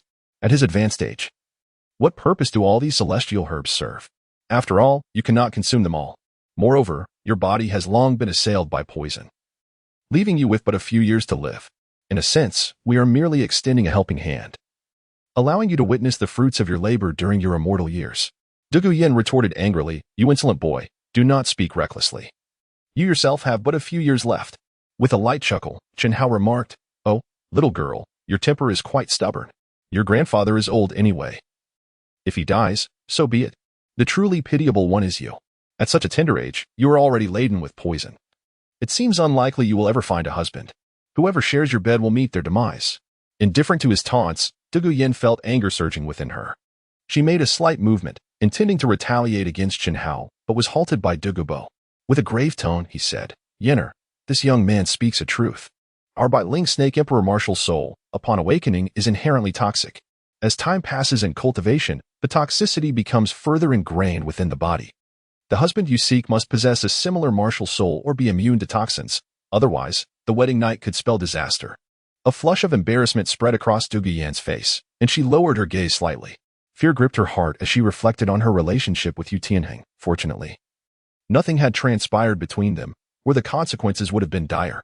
Dugubo's eyes flickered with intrigue as he suddenly raised his head and inquired, "Since you understand this matter so well, do you possess a means of salvation?" Chapter 055, Marrying Duguyin, Gift of the Ice and Fire Dual Eyes. Chen Hao slightly raised his head, his tone filled with fervor as he declared, "Since I can perceive the truth, I naturally possess a means of salvation. It merely depends on your sincerity." Sincerity? Dugubo's eyes narrowed thoughtfully. "What kind of sincerity do you desire? If I were to articulate it, would it still be considered sincerity?" After a moment of contemplation, Dugubo remarked, "I can offer you boundless wealth." Chen Hao's eyes glimmered faintly, displaying a semblance of sincerity. Yet it remained insufficient, as wealth is merely a transient possession. Dugubo's expression shifted subtly as he gently stroked the long beard at his chin. Having devoted his entire life to the mastery of toxic arts, he was already teetering on the edge of the grave, having long since come to terms with the inevitability of life and death. However, Yin'er is but 14 years old. I do not wish for her to endure a lifetime of suffering from the venom of the green phosphor serpent. If you can assist in alleviating the poison that afflicts Yin'er, I shall acquiesce to any terms you propose." Chen Hao's expression brightened subtly, a flicker of excitement stirring within him. He had not anticipated that this old fellow would be so generous. "You are willing to let your granddaughter marry me?" Upon hearing Chen Hao's words, the eyes of Dugubo sparkled with delight. "This is indeed splendid. You possess a natural immunity to snake venom, and with your profound cultivation, you will be perfectly capable of looking after Yin'er." Duguyan's face flushed with a hint of crimson as she lowered her head shyly. Chen Hao was startled. He merely intended to jest with the ancient monster. Initially, he anticipated that the old creature would erupt in fury, yet to his astonishment, the old fellow actually acquiesced. With the breathtaking beauties of Zhu Qing and the little princess Rong Rong by his side, he felt more than content. Hastily, he exclaimed, "I was only joking. Please don't take it seriously, Poison Douluo." Poison Douluo, with a grim expression, retorted, "As a man, one must keep one's word. Once spoken, how can it be disregarded? I find you quite commendable, far superior to that lad Yu Tianheng of the Blue Lightning Tyrant Dragon martial spirit. With Yin'er by your side, I am at ease. At least when you share a chamber, you won't be poisoned to death." Chen Hao quickly shifted the topic, straining his mind to recall the narrative of the novel set in the Douluo Continent. Alas, it seemed he had overlooked the part concerning the antidote for the old toxic being, leaving him with no recollection whatsoever. The plot appeared to be at an impasse. Chen Hao cleared his throat and spoke, "If I am not mistaken, during overcast and rainy days, do you not experience an itching sensation in your flanks that gradually intensifies? Given your current condition, this should persist for at least an hour each time. Furthermore, in the dead of night, around the third watch, do you not feel a stabbing pain on your crown and heart, accompanied by spasms throughout your body, lasting no less than half an hour? The agony of such an ordeal is more unbearable than death itself." Dugubo furrowed his brow, if he had harbored any doubts about Chen Hao before. In this very moment, he was utterly convinced that Chen Hao possessed a remedy for the poison. Chen Hao stood with his hands behind his back, appearing outwardly composed while internally he was in a state of utter panic. The narrative could not progress any further. What was he to do? Dugubo quickly interjected, "What you have said, young brother, is absolutely correct. The Bailin snake is inherently venomous. Having practiced the art of poison since childhood, the toxins have long pervaded my entire being, which has led to this predicament." Noticing Chen Hao's silence, Dugubo hastily inquired, "Is there any remedy you might possess?" Chen Hao slightly lifted his head, a subtle hint of arrogance flickering across his face. "Why the haste? The venomous techniques you have cultivated for decades have permeated your entire being. It is not something that can be remedied in a short span of time. My cousin is currently absorbing the medicinal essence of the two celestial herbs, and I am here to safeguard him, leaving me no room to be distracted. You may wait patiently over there." Dugubo nodded repeatedly. This individual, Dugubo, embodies both righteousness and wickedness, despite his tarnished reputation in the spirit master realm. He acts solely according to his own inclinations. The seemingly fearsome Poison Douluo is not so different from an ordinary elder, although he may speak with menace. His true nature is not malevolent. As long as one does not threaten him or provoke his ire, he will not seek trouble indiscriminately. Furthermore, he is a man of his word. Whatever promises he makes, he will undoubtedly fulfill. This is one of the reasons Chen Hao holds him in esteem. Otherwise, he would have already met his demise. Tang Xin sat cross-legged at the heart of the ice and fire yin-yang eye. The two celestial herbs had long been refined. transforming into streams of energy akin to a miniature ice and fire yin-yang, honing his very essence. Dugubo approached slowly, his tone profound as he inquired, "Who might this young brother be, daring enough to consume 2 celestial herbs without fear of perishing from the excess?" Chen Hao chuckled lightly. "Rest assured, Poison Douluo. Since my cousin dares to take this step, he must possess absolute confidence. Let us refrain from speaking and quietly guard him. Once my cousin emerges, I shall contemplate how to alleviate the serpent poison afflicting you." Dugubo nodded repeatedly. Brother Chen Hao truly embodies loyalty. This continued for half an hour, until a thunderous shout pierced the air. Tang San leaped forth from the eyes of ice and fire, his entire being aglow with a brilliant blend of white and red light, his soul power surging as if he had undergone a momentous transformation. Filled with excitement, Tang San exclaimed, "Cousin, I have succeeded." Chen Hao was somewhat perplexed. What had succeeded? The absorption of the celestial herb? Congratulations then.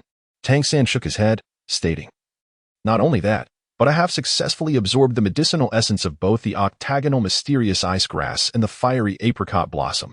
With the assistance of the ice and fire duality, I have cultivated the ice and fire golden body, impervious to water and fire, and resistant to all toxins."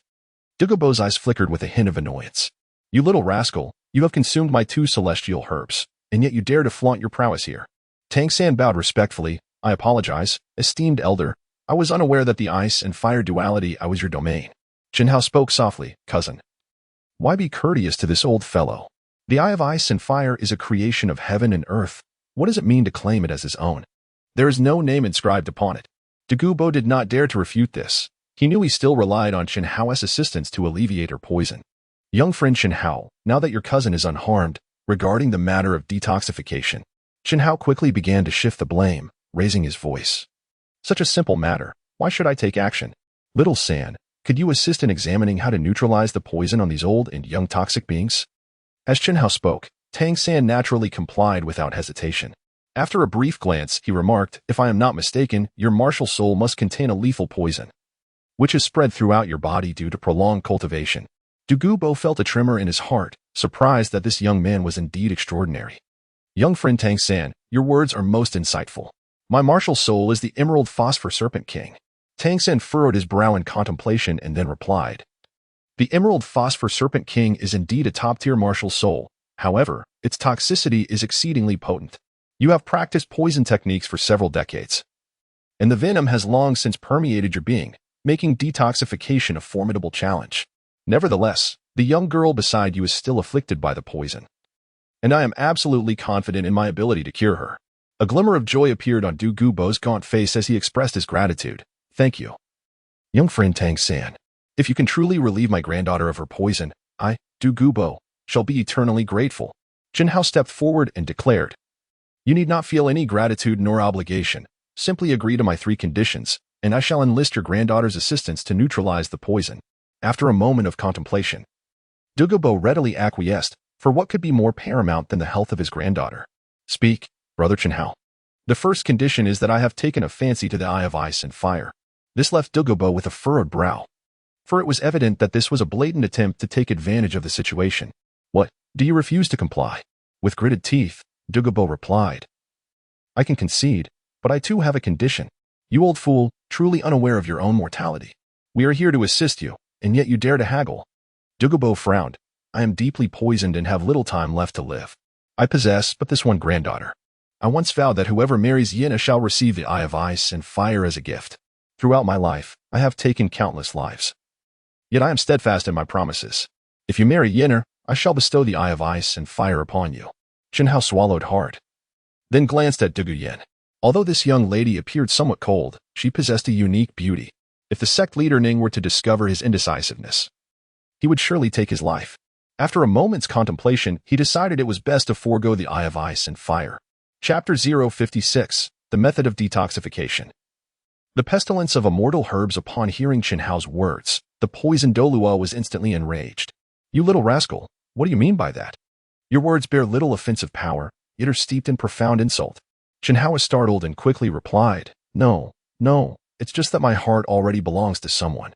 Poison Douluo exclaimed loudly, "What kind of girl could possibly be more beautiful than our Yenner?" Chen Hao lingered for a moment upon the figure of Dugu Yen, unable to suppress a gentle swallow.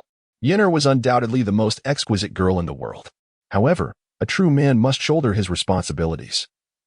It is simply fate that we are destined to be apart. The expression on Poison Douluo's face deepened as he said, "My apologies. But I cannot bestow upon you the ice and fire eyes. Nevertheless, feel free to gather any celestial herbs that you desire or wish for." A glimmer of joy flickered in Chen Hao's eyes, and he replied, "That will do." Duality then spoke up, "By the way, you have yet to inform me how to detoxify my granddaughter." Tang San responded, "The blue phosphor snake martial spirit inherently possesses toxicity. As you continue to cultivate, the toxicity will only intensify. There are two methods for detoxification.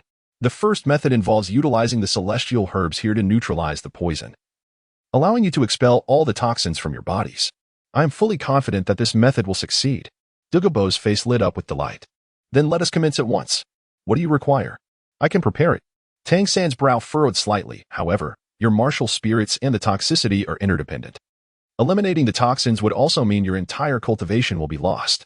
Dualiti's eyes widened, a fierce light flashing across his face. "As a soul master, if I were to lose all my soul power, would I still be considered a soul master?" Tang San continued, "Please do not rush, esteemed senior. I have a second method. We can seek out a soul bone and gradually compress the toxins within your body into it, using the soul bone as a vessel for the blue phosphor snake's poison. When needed, you can retrieve it for use. This way, not only can we achieve detoxification, but you will also retain your original cultivation." Duality, taken aback, asked, "Is it really that simple?" Tang San nodded gently.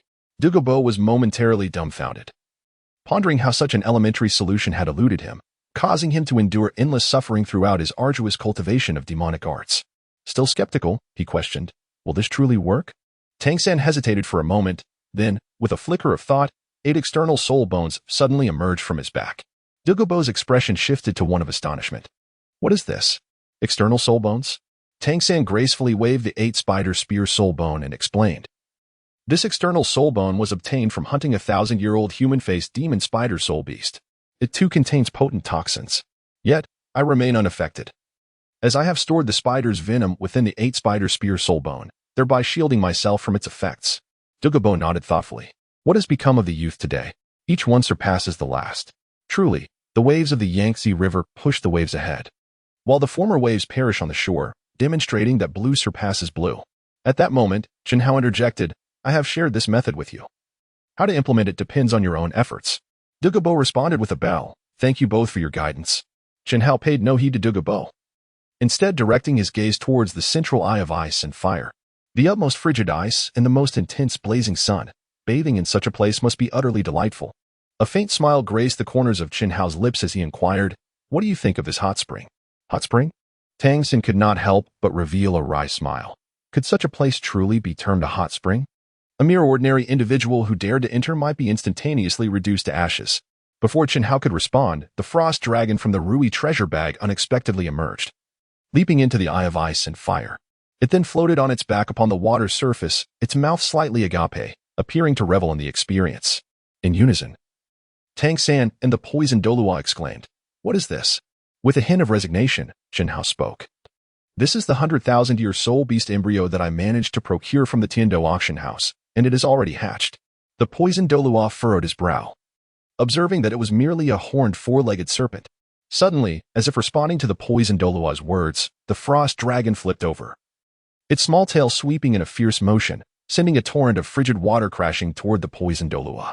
A glimmer of delight appeared on Dualiti's face. Indeed, it was a 100,000-year soul beast, imbued with a remarkable intelligence, perfect for hunting when the need arose to serve as a soul ring. Hearing this, the frost dragon grew increasingly irate. It opened its mouth and unleashed a blast of freezing dragon flame. Duality did not evade. Instead, he found himself encased in ice. With a sudden jolt, he broke free from the frost dragon's icy grip, exhaling a breath of cold air as his body trembled slightly, the chill seeping deep into his bones. Truly, a 100,000-year soul beast is ferociously formidable.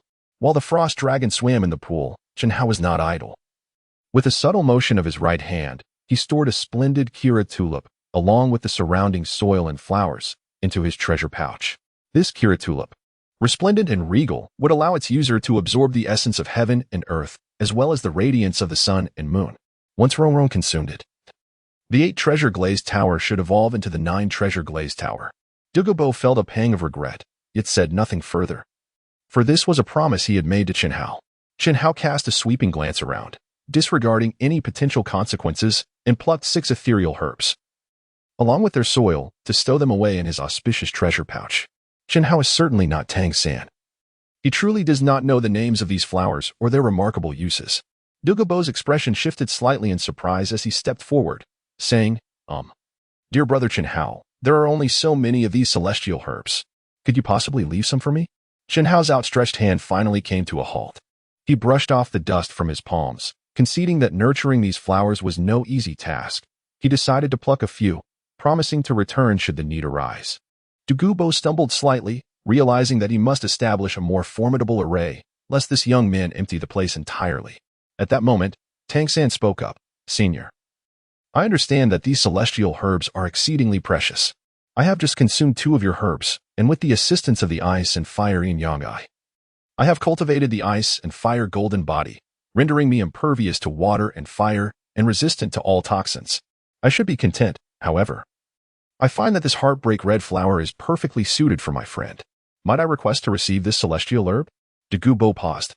Considering that he had already suffered considerable mischief at the hands of that Chen Hao lad, one more flower seemed inconsequential. He gently nodded in acquiescence. A look of joy illuminated Tang San's face as he promptly bowed to Dugubo, carefully placing the heartbreak red into his jade belt. Dugubo's gaze lingered on Tang San.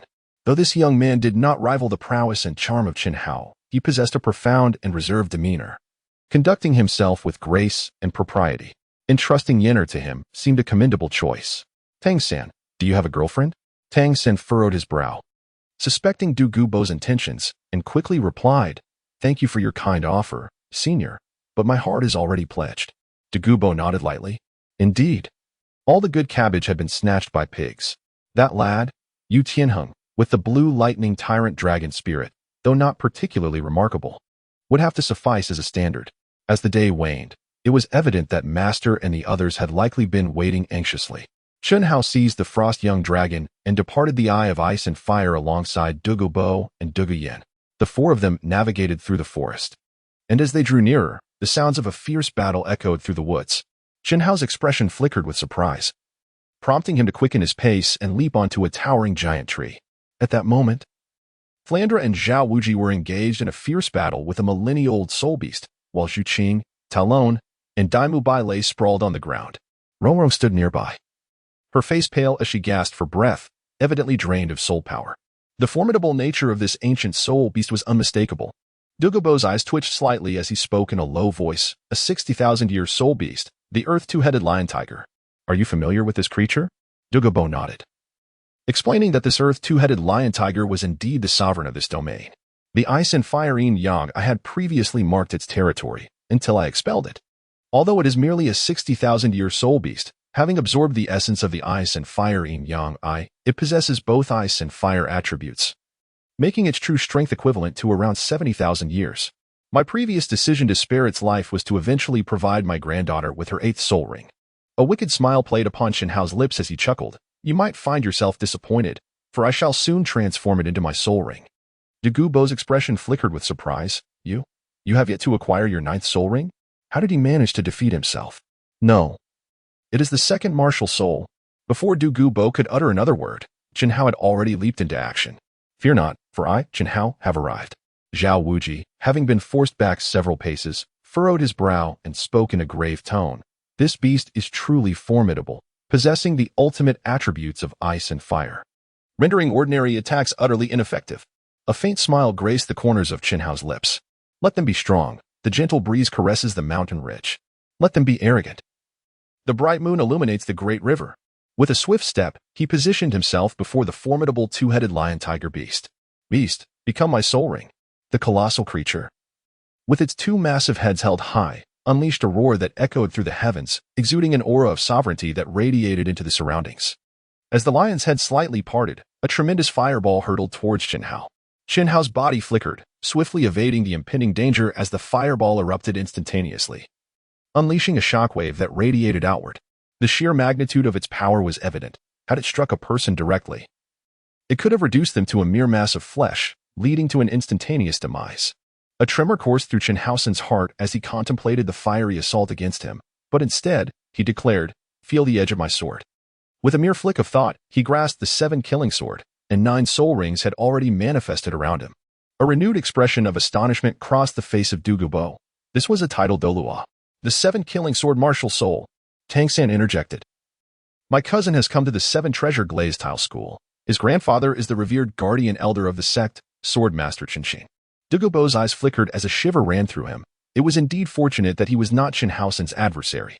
Should he inflict any lasting damage or injury, he would surely face the wrath of the Sword Douluo's relentless vengeance. Dualbo held a deep respect for the prowess of the Sword Douluo. With a subtle movement of his right hand, Chen Hao's 7 killing sword glimmered ominously. Beast, unleash your fury, he commanded. The 4th spirit ability, manifestation of killing intent. The earthly 2-headed lion tiger leaped towards Chen Hao, its razor-sharp claws lunging fiercely against the 7 killing sword. It seems you require a taste of true power to understand your elder's might, he declared. The 5th spirit ability, dominance over all. The brilliance of the sword surged as Chen Hao prepared to display his formidable prowess. At that moment, a frost dragon hatchling suddenly emerged from the treasure pouch, letting out a resounding roar. What manner of creature is this 4-legged serpent? Flinder mused, raising an eyebrow. The frost dragon hatchling turned to glare at Flinder, its movement somewhat comical. With a sudden tremor, its diminutive form emanated a powerful aura that spread in all directions. The Master's expression shifted in surprise, recognizing the overwhelming might of the dragon's presence. Chen Hao spoke. This is a 10,000-year-old soul beast embryo that I seized from the Tiandou auction house. Once it hatches, it transforms into this creature. The crowd gasped in astonishment. A soul beast of such age, no wonder its aura is so formidable. And this is merely a juvenile. When it matures, who knows what it will become? The ground around them instantly froze, with the frost dragon hatchling at its center, its icy breath sweeping outward. It enveloped a radius of 100 miles, exuding an intensely chilling aura. 100 miles frozen. The others involuntarily trembled in fear. The once mighty earth 2-headed lion tiger beast lay prostrate on the ground, shivering uncontrollably. The frost dragon hatchling leaped onto the head of the earth 2-headed lion tiger beast and gently patted its feline head, seemingly attempting to communicate. Suddenly, the earth 2-headed lion tiger beast's eyes flared with a fierce light, its expression contorted with rage as it stood upright and let out a deafening roar. Once again radiating a powerful aura. The onlookers were filled with confusion, unsure why this creature had suddenly gone berserk. Chen Hao speculated that the frost young dragon must have imposed some outrageous condition upon it. Perhaps demanding that the earth 2-headed lion beast become its pet, or even require the earth 2-headed lion beast to offer sacrifices to him. It was only then that the earth 2-headed lion beast suddenly went into a frenzy. The frost young dragon, not one to back down, locked eyes with the earth 2-headed lion beast and let out a fierce roar, a howl that echoed through the air. However, while the former's roar was thunderous and ascendant, the latter's response resembled the meek chirp of a chick, a mere buzzing sound. Simultaneously, the 2 soul beasts unleashed colossal orbs of frost that collided in midair. The frosty sphere belched forth by the earth 2-headed lion beast was instantly consumed by the frost young dragon's icy dragon flame, subsequently crashing down upon the earth 2-headed lion beast, encasing it in a layer of ice. The frost young dragon then leaped behind the earth 2-headed lion beast, delivering a swift kick that sent the creature tumbling before Chen Hao. A proud, wicked grin revealed its sharp white teeth, seemingly flaunting its accomplishment. Not only were Flinder and the others taken aback, but even Chen Hao was left in astonishment. Had this soul beast truly attained sentience? Chen Hao did not linger, his sword descending with a swift strike, cleaving the earth's 2-headed lion beast in half. A resonant hum echoed as a millennium soul ring manifested around the beast, accompanied by the fall of a frost-laden skull. Confusion rippled through the crowd. Chen Hao was already a title Douluo. What purpose did slaying the earth's 2-headed lion beast serve? Could he possibly absorb a 10th soul ring? As Chen Hao retracted the 7 kills sword martial soul, a mere thought conjured a hammer emanating bolts of lightning in his right hand. Dual martial souls? The 7 kills sword. The Hao Tian Hammer. The atmosphere ignited with fervor. It was astonishing that 2 formidable assault-type martial souls could coexist within a single individual. What an undeniably terrifying existence that would be. Chen Hao offered no further explanation as he sat cross-legged upon the ground, summoning the earthly 2-headed lion tiger beast spirit ring to himself through the power of his mind. Initially, the beast displayed a semblance of resistance, yet it was not long before it chose to submit willingly. Chen Hao effortlessly attached the first soul ring to the Hao Tian Hammer, acquiring his inaugural soul skill, Ice and Fire Duality. In Chapter 58, the evolution of the 8 treasure glazed pagoda and Xu Qing's poisoning unfold. The Poison Douluo's expression quivered. What manner of prodigy was this? At such a tender age, to be a titled Douluo was remarkable enough. The existence of dual martial souls was understandable. Yet to possess the 2 most formidable assault-type martial souls, the 7 killing sword and the Hao Tian Hammer, within a single individual was beyond comprehension. How many virtuous deeds must this young man have committed in his previous life to be graced with such fortune?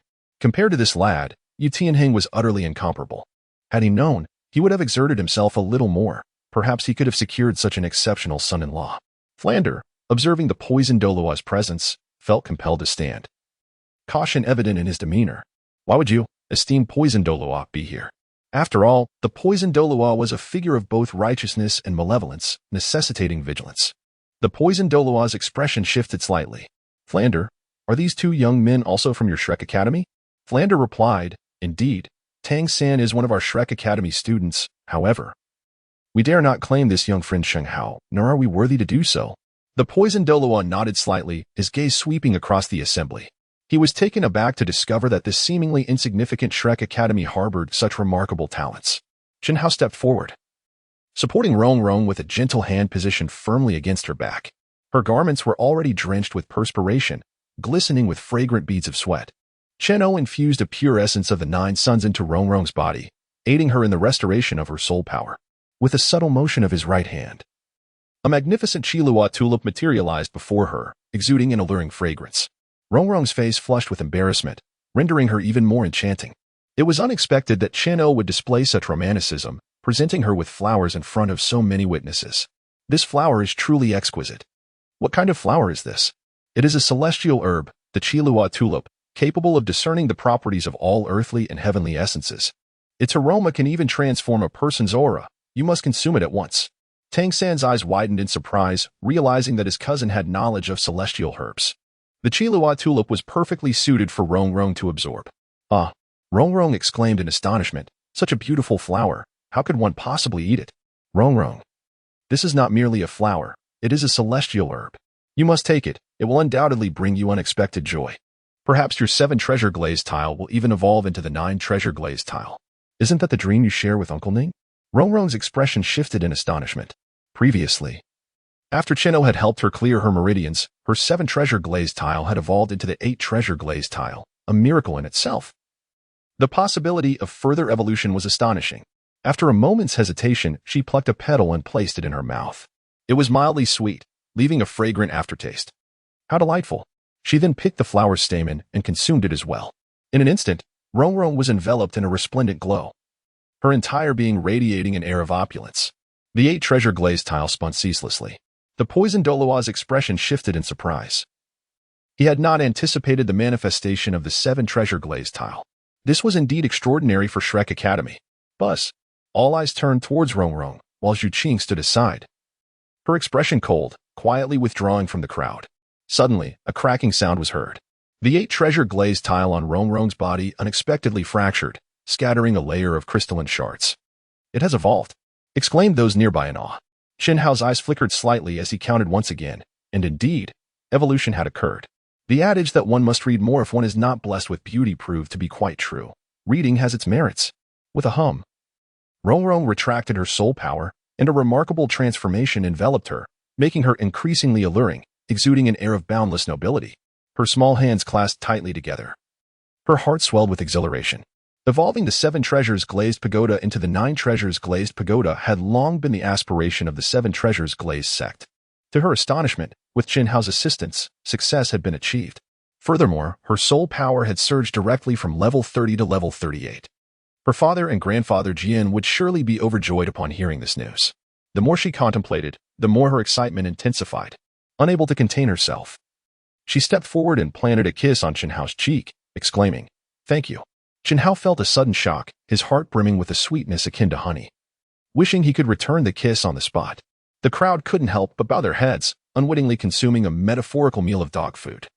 Chen Hao then recalled Xu Qing and suddenly turned around, preparing a celestial herb for her. Where's Xu Qing? The crowd had just fixed their gazes upon her, oblivious to the fact that she had already departed. Luo Feng glanced around, noting that she had just been here. She must have gone in that direction. Chen Hao's eyes flickered slightly. It was evident that Xu Qing was consumed by jealousy. Over there lay the ice-fire duality eyes of Duality, within which a lethal poison array was meticulously crafted. Any ordinary individual who dared to enter would meet their demise in an instant. Chen Hao's expression slightly hardened as he took a swift step forward. The crowd paused momentarily before promptly following in his wake. After an extensive search in all directions, Chen Hao found no trace of Xu Qing. Directly ahead lay the lethal poison formation set by Duality. Chen Hao swiftly leaped inside. Indeed, as soon as he stepped into the poisonous formation, he discovered Xu Qing lying within, her complexion a deep shade of purple, devoid of any vitality. Chen Hao felt an overwhelming sense of anxiety as he hurriedly carried Xu Qing out of the poisonous formation. His right hand pressed firmly against her back, channeling streams of pure Juyang true energy into her body. However, the vital energy could not coalesce. As soon as it entered her form, it dissipated instantaneously. Chen Hao exerted himself for a considerable duration, yet there remained not the slightest hint of a response. Chen Hao felt an increasing sense of dread, fearing that she might perish, which would render him a sinner in the Douluo Continent. At that moment, Tang San and the others also approached, saying, "Cousin, allow me to take a look."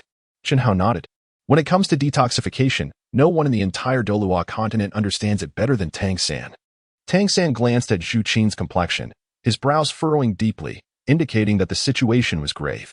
He then took Xu Qing's pulse once more. "Cousin, assist Xu Qing to sit up." Tang San promptly settled into a meditative posture, channeling the Xiantian skill into Xu Qing's body. Although the Nine Yang divine skill undoubtedly surpassed the Xiantian skill, in matters of detoxification, Chen Hao could not compare to Tang San. After a considerable time, Tang San withdrew his hands, his complexion pale. With a somewhat feeble voice, he remarked, "It is still ineffective. Xu Qing is too deeply poisoned. I have just safeguarded her heart meridian, and for the moment, she is out of immediate danger. However, the poison has already infiltrated her entire body." Chen Hao's countenance grew increasingly anxious, as if he had lost his sanity. He could only blame himself for failing to consider Xu Qing's feelings. He had promised her that he would take her back to the Star Luo Empire. With a flicker of thought, he scattered a multitude of celestial herbs across the ground. Grasping Tang San's shoulder, he urged with urgency, "Little San, think of another way. Can't these celestial herbs serve to detoxify Xu Qing?" Tang San shook his head somberly. Though these celestial herbs were indeed precious, they merely addressed the symptoms without curing the root cause. They could not detoxify Xu Qing. Instead, their potent effects might even harm her meridians. "I have one more solution," he continued. "We must procure a celestial crystal blood dragon ginseng, a natural 8th-grade herb. Evolved over millennia, it can cleanse Xu Qing's meridians and revitalize her through a blood rebirth." The mention of the celestial crystal blood dragon ginseng startled everyone. Seeking such a rare spiritual herb was no easy task. Even Duality had never encountered it. Dust Hao's eyes flickered slightly. In the world of Douluo Continent, the legendary 10,000-year crystal blood dragon ginseng had once made an appearance within the Min family. According to the narrative of Douluo Continent, Tang San's grandmother is the biological sister of Bai He. Thus, he must refer to Bai He as his granduncle. It should be feasible to procure the 10,000-year crystal blood dragon ginseng. If all else fails, one might have to resort to forceful means. For no matter how precious the ginseng may be, it pales in comparison to the life of Xu Qing.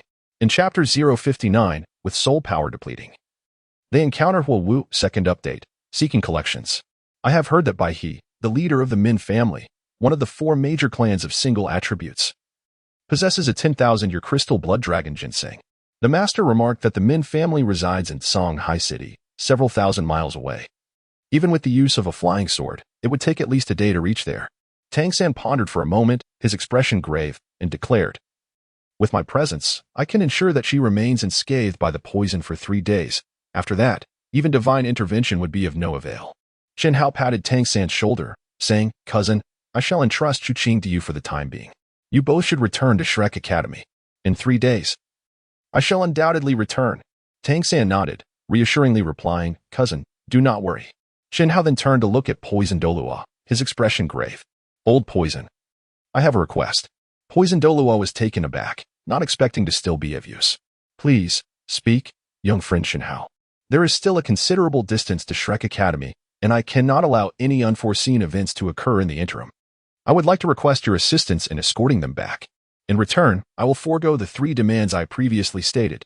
Poison Douluo's eyes flickered. "Young friend Chen Hao, you jest. Even if you did not mention it, I would still take action."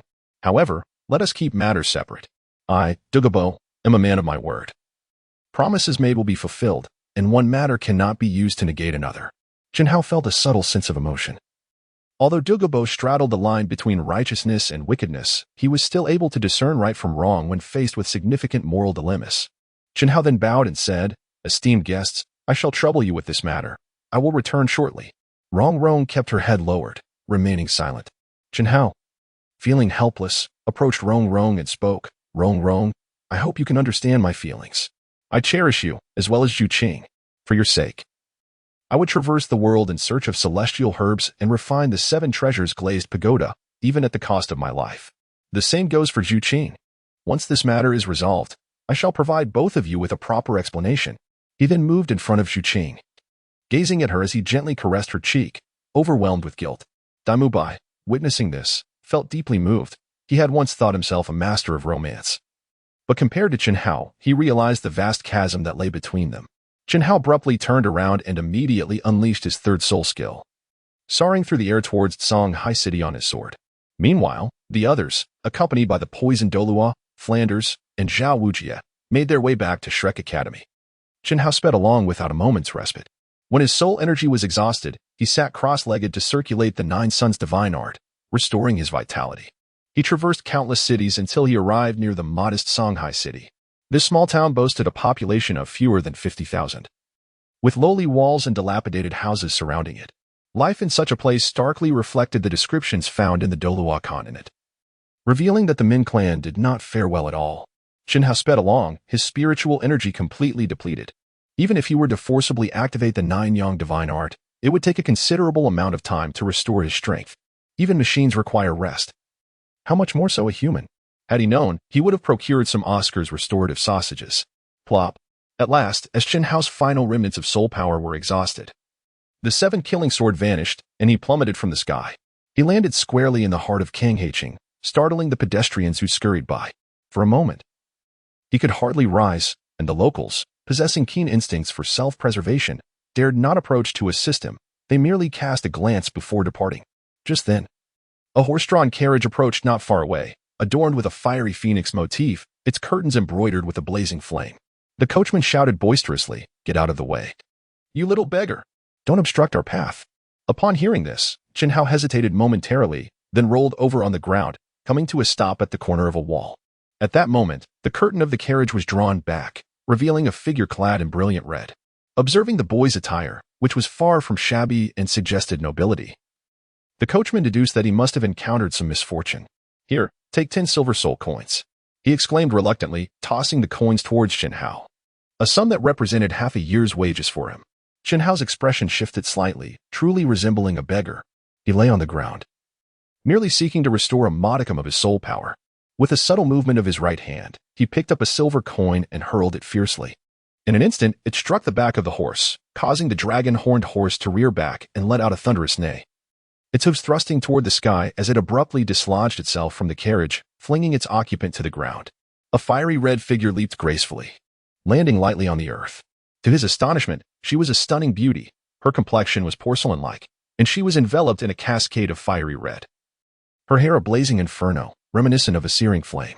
With a breathtaking countenance and an alluring figure, she would undoubtedly ignite the hearts of any man fortunate enough to behold her.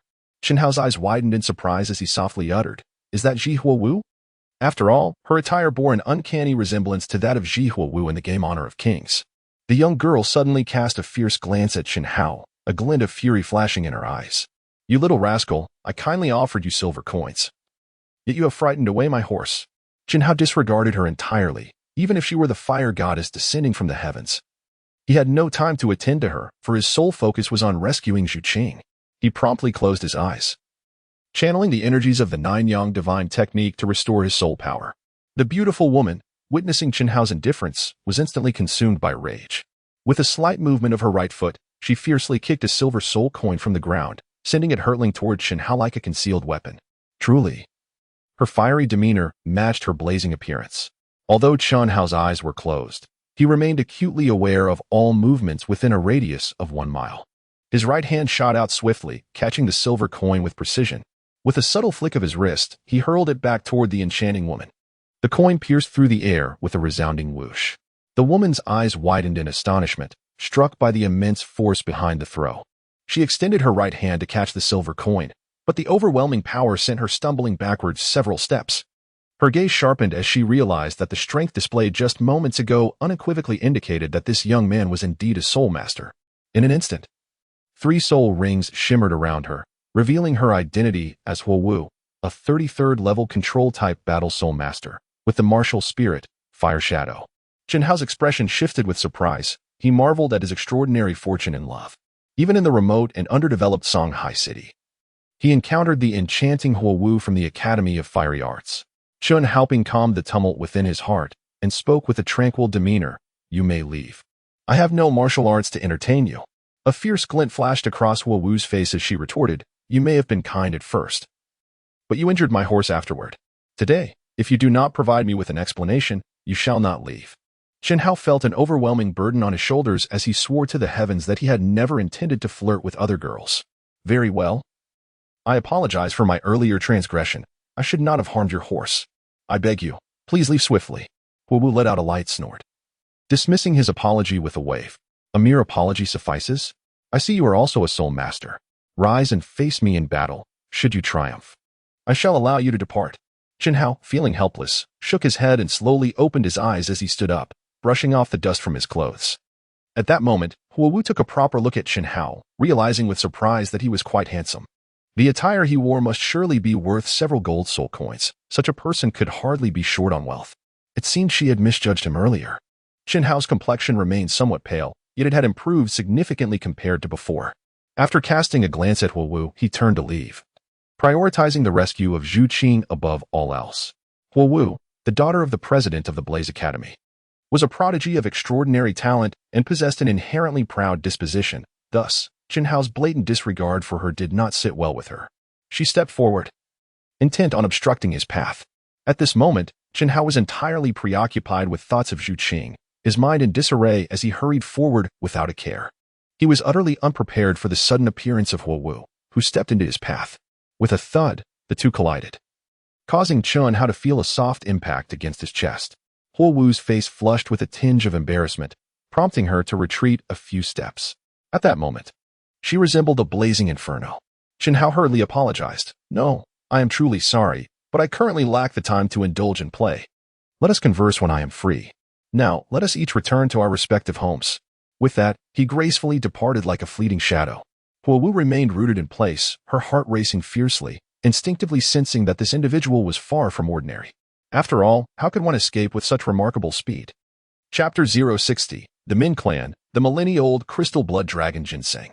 After much inquiry, Chen Hao finally located the territory of the Mingji clan, nestled within a dilapidated castle to the southwest of Songhai city. Although it was indeed a castle, it bore no comparison to the stronghold of the Lizi clan.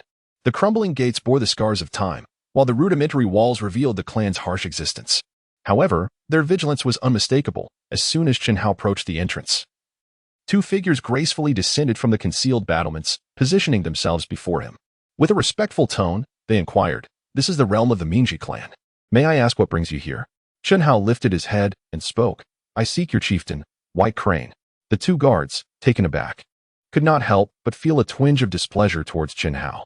They were surprised that someone so young would exhibit such a lack of respect for the elders and the young. At the very least, he should have addressed him as Chieftain White Crane. "What business do you have with our chieftain?"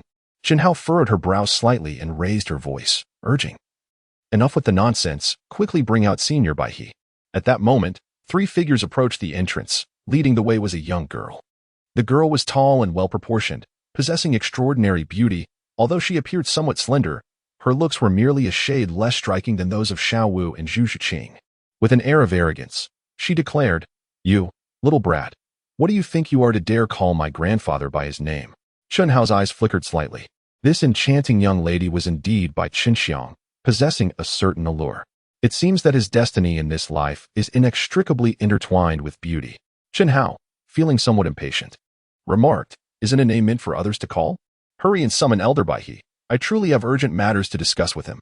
Bai Qinxiang, crossing her arms, replied with a hint of arrogance in her voice, "My grandfather is not here. You may convey whatever it is you wish to me." With a face full of impatience, Chen Hao exclaimed, "What nonsense are you spouting? Hurry and summon Elder Bai He, or I shall breach the premises myself." Bai Qianxiang's expression darkened, an aura of fury enveloping her as she retorted, "It is one thing for others to bully us. But how dare even a mere child like you challenge the Mingji clan?" In an instant, she transformed into a swift feathered swallow, darting towards Chen Hao with remarkable speed. Her first soul skill, Blade Wings. Her wings morphed into sharp blades, slicing through the air towards Chen Hao, resembling two gleaming daggers.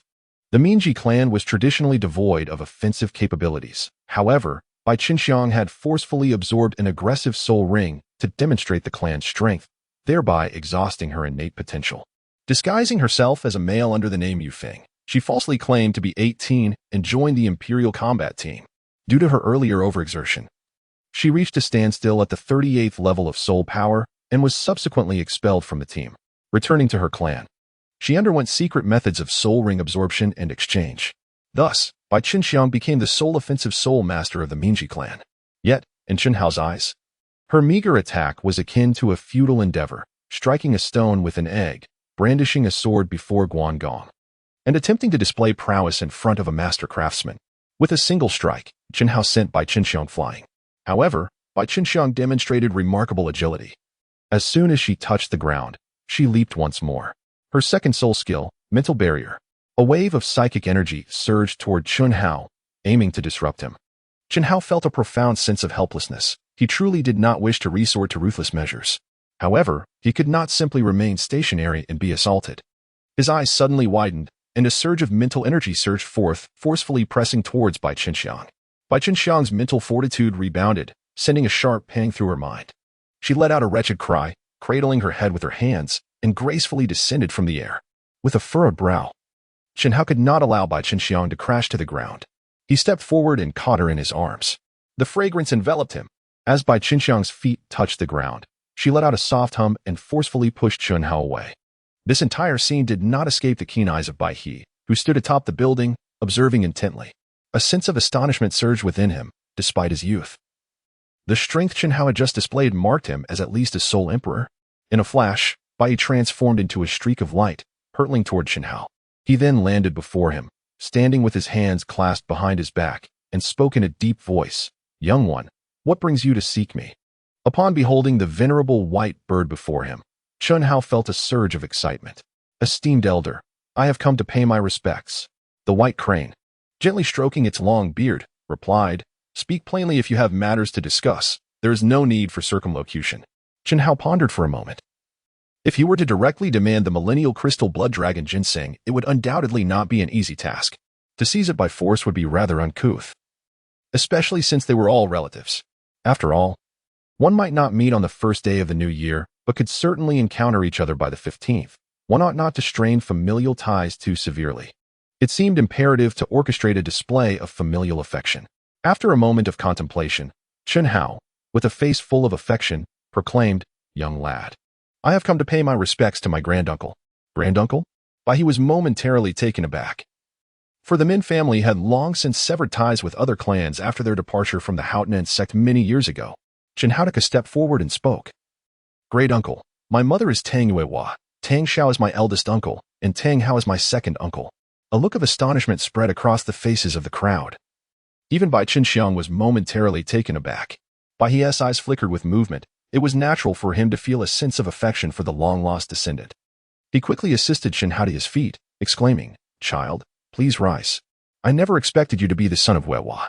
I recall that in those days, Yuehua had some interactions with Qin Feng, the son of the Sword Douluo from the Seven Treasures Glazed tile school." Chen Hao nodded and said, "Yes. My grandfather is none other than Jian Dao Chenxin." Upon hearing this, the crowd was once again taken aback. For the name of the Sword Douluo is known far and wide among soul masters. It is no wonder that this young man possesses such remarkable strength. After all, he is the grandson of the Sword Douluo, born with an inherent advantage over most soul masters. Bai He assisted Chen Hao, his expression gentle as he remarked, "Come, let us discuss this further inside." Chen Hao grasped the frail, bony hand of Bai He with a tender expression, saying, "Uncle, I have come not only to visit you, but also to seek your assistance in a matter of great importance. I hope you will grant my request." Bai He, displaying remarkable candor, replied, "Speak freely." Although our Min family has experienced a decline since parting ways with the Hao Tian sect, I have watched Weiwa grow since childhood. And we shall certainly do what we can without hesitation. Hearing these words, Cheng Hao felt a glimmer of hope in his heart. Uncle, my girlfriend Zhu Qing has inadvertently wandered deep into the sunset gray forest, where she has succumbed to poisonous gas and is in grave danger. The only remedy lies in the essence of the 10,000-year crystal blood dragon ginseng. Upon hearing this name, both Bai He and Bai Qinxiang involuntarily shuddered. It is well known that the crystal blood dragon ginseng is the Min family's ancestral treasure, capable of reviving the deceased and mending broken bones. Its rarity surpasses even that of external soul bones. Bai He's brow furrowed slightly. How did you come to know that I possess a 10,000-year crystal blood dragon ginseng? Chen Hao paused for a moment, recalling that he had inadvertently heard Elder Titan mention it. Before Bai He could speak, Chen Hao continued, Grandfather, I am fully aware of the preciousness of the 10,000-year crystal blood dragon ginseng. I possess some golden soul coins, soul bones, and several celestial herbs. You may take whatever you desire. I harbor no objections, even if you were to take it all. I must save Zhu Qing. With a wave of his right hand. Several large chests, already placed on the ground, were revealed, each brimming with golden soul coins, amounting to hundreds of thousands. Additionally, there were over a dozen soul bones, radiating a kaleidoscope of colors. Xiao Tong Tian chrysanthemum, 8-petal orchid, Chilua tulip. Bai He's eyes nearly bulged in astonishment. Kid, have you transported the entire treasury of the 7 treasures Glazed tile school here? Chen Hao gently shook his head, reassuring his uncle, rest assured. All of these are my personal possessions, unrelated to the Qibao Yuli sect. Chapter 061, The Deficiencies of the Min Clan, Encountering Fire Dance Again, Second Update. Seeking support.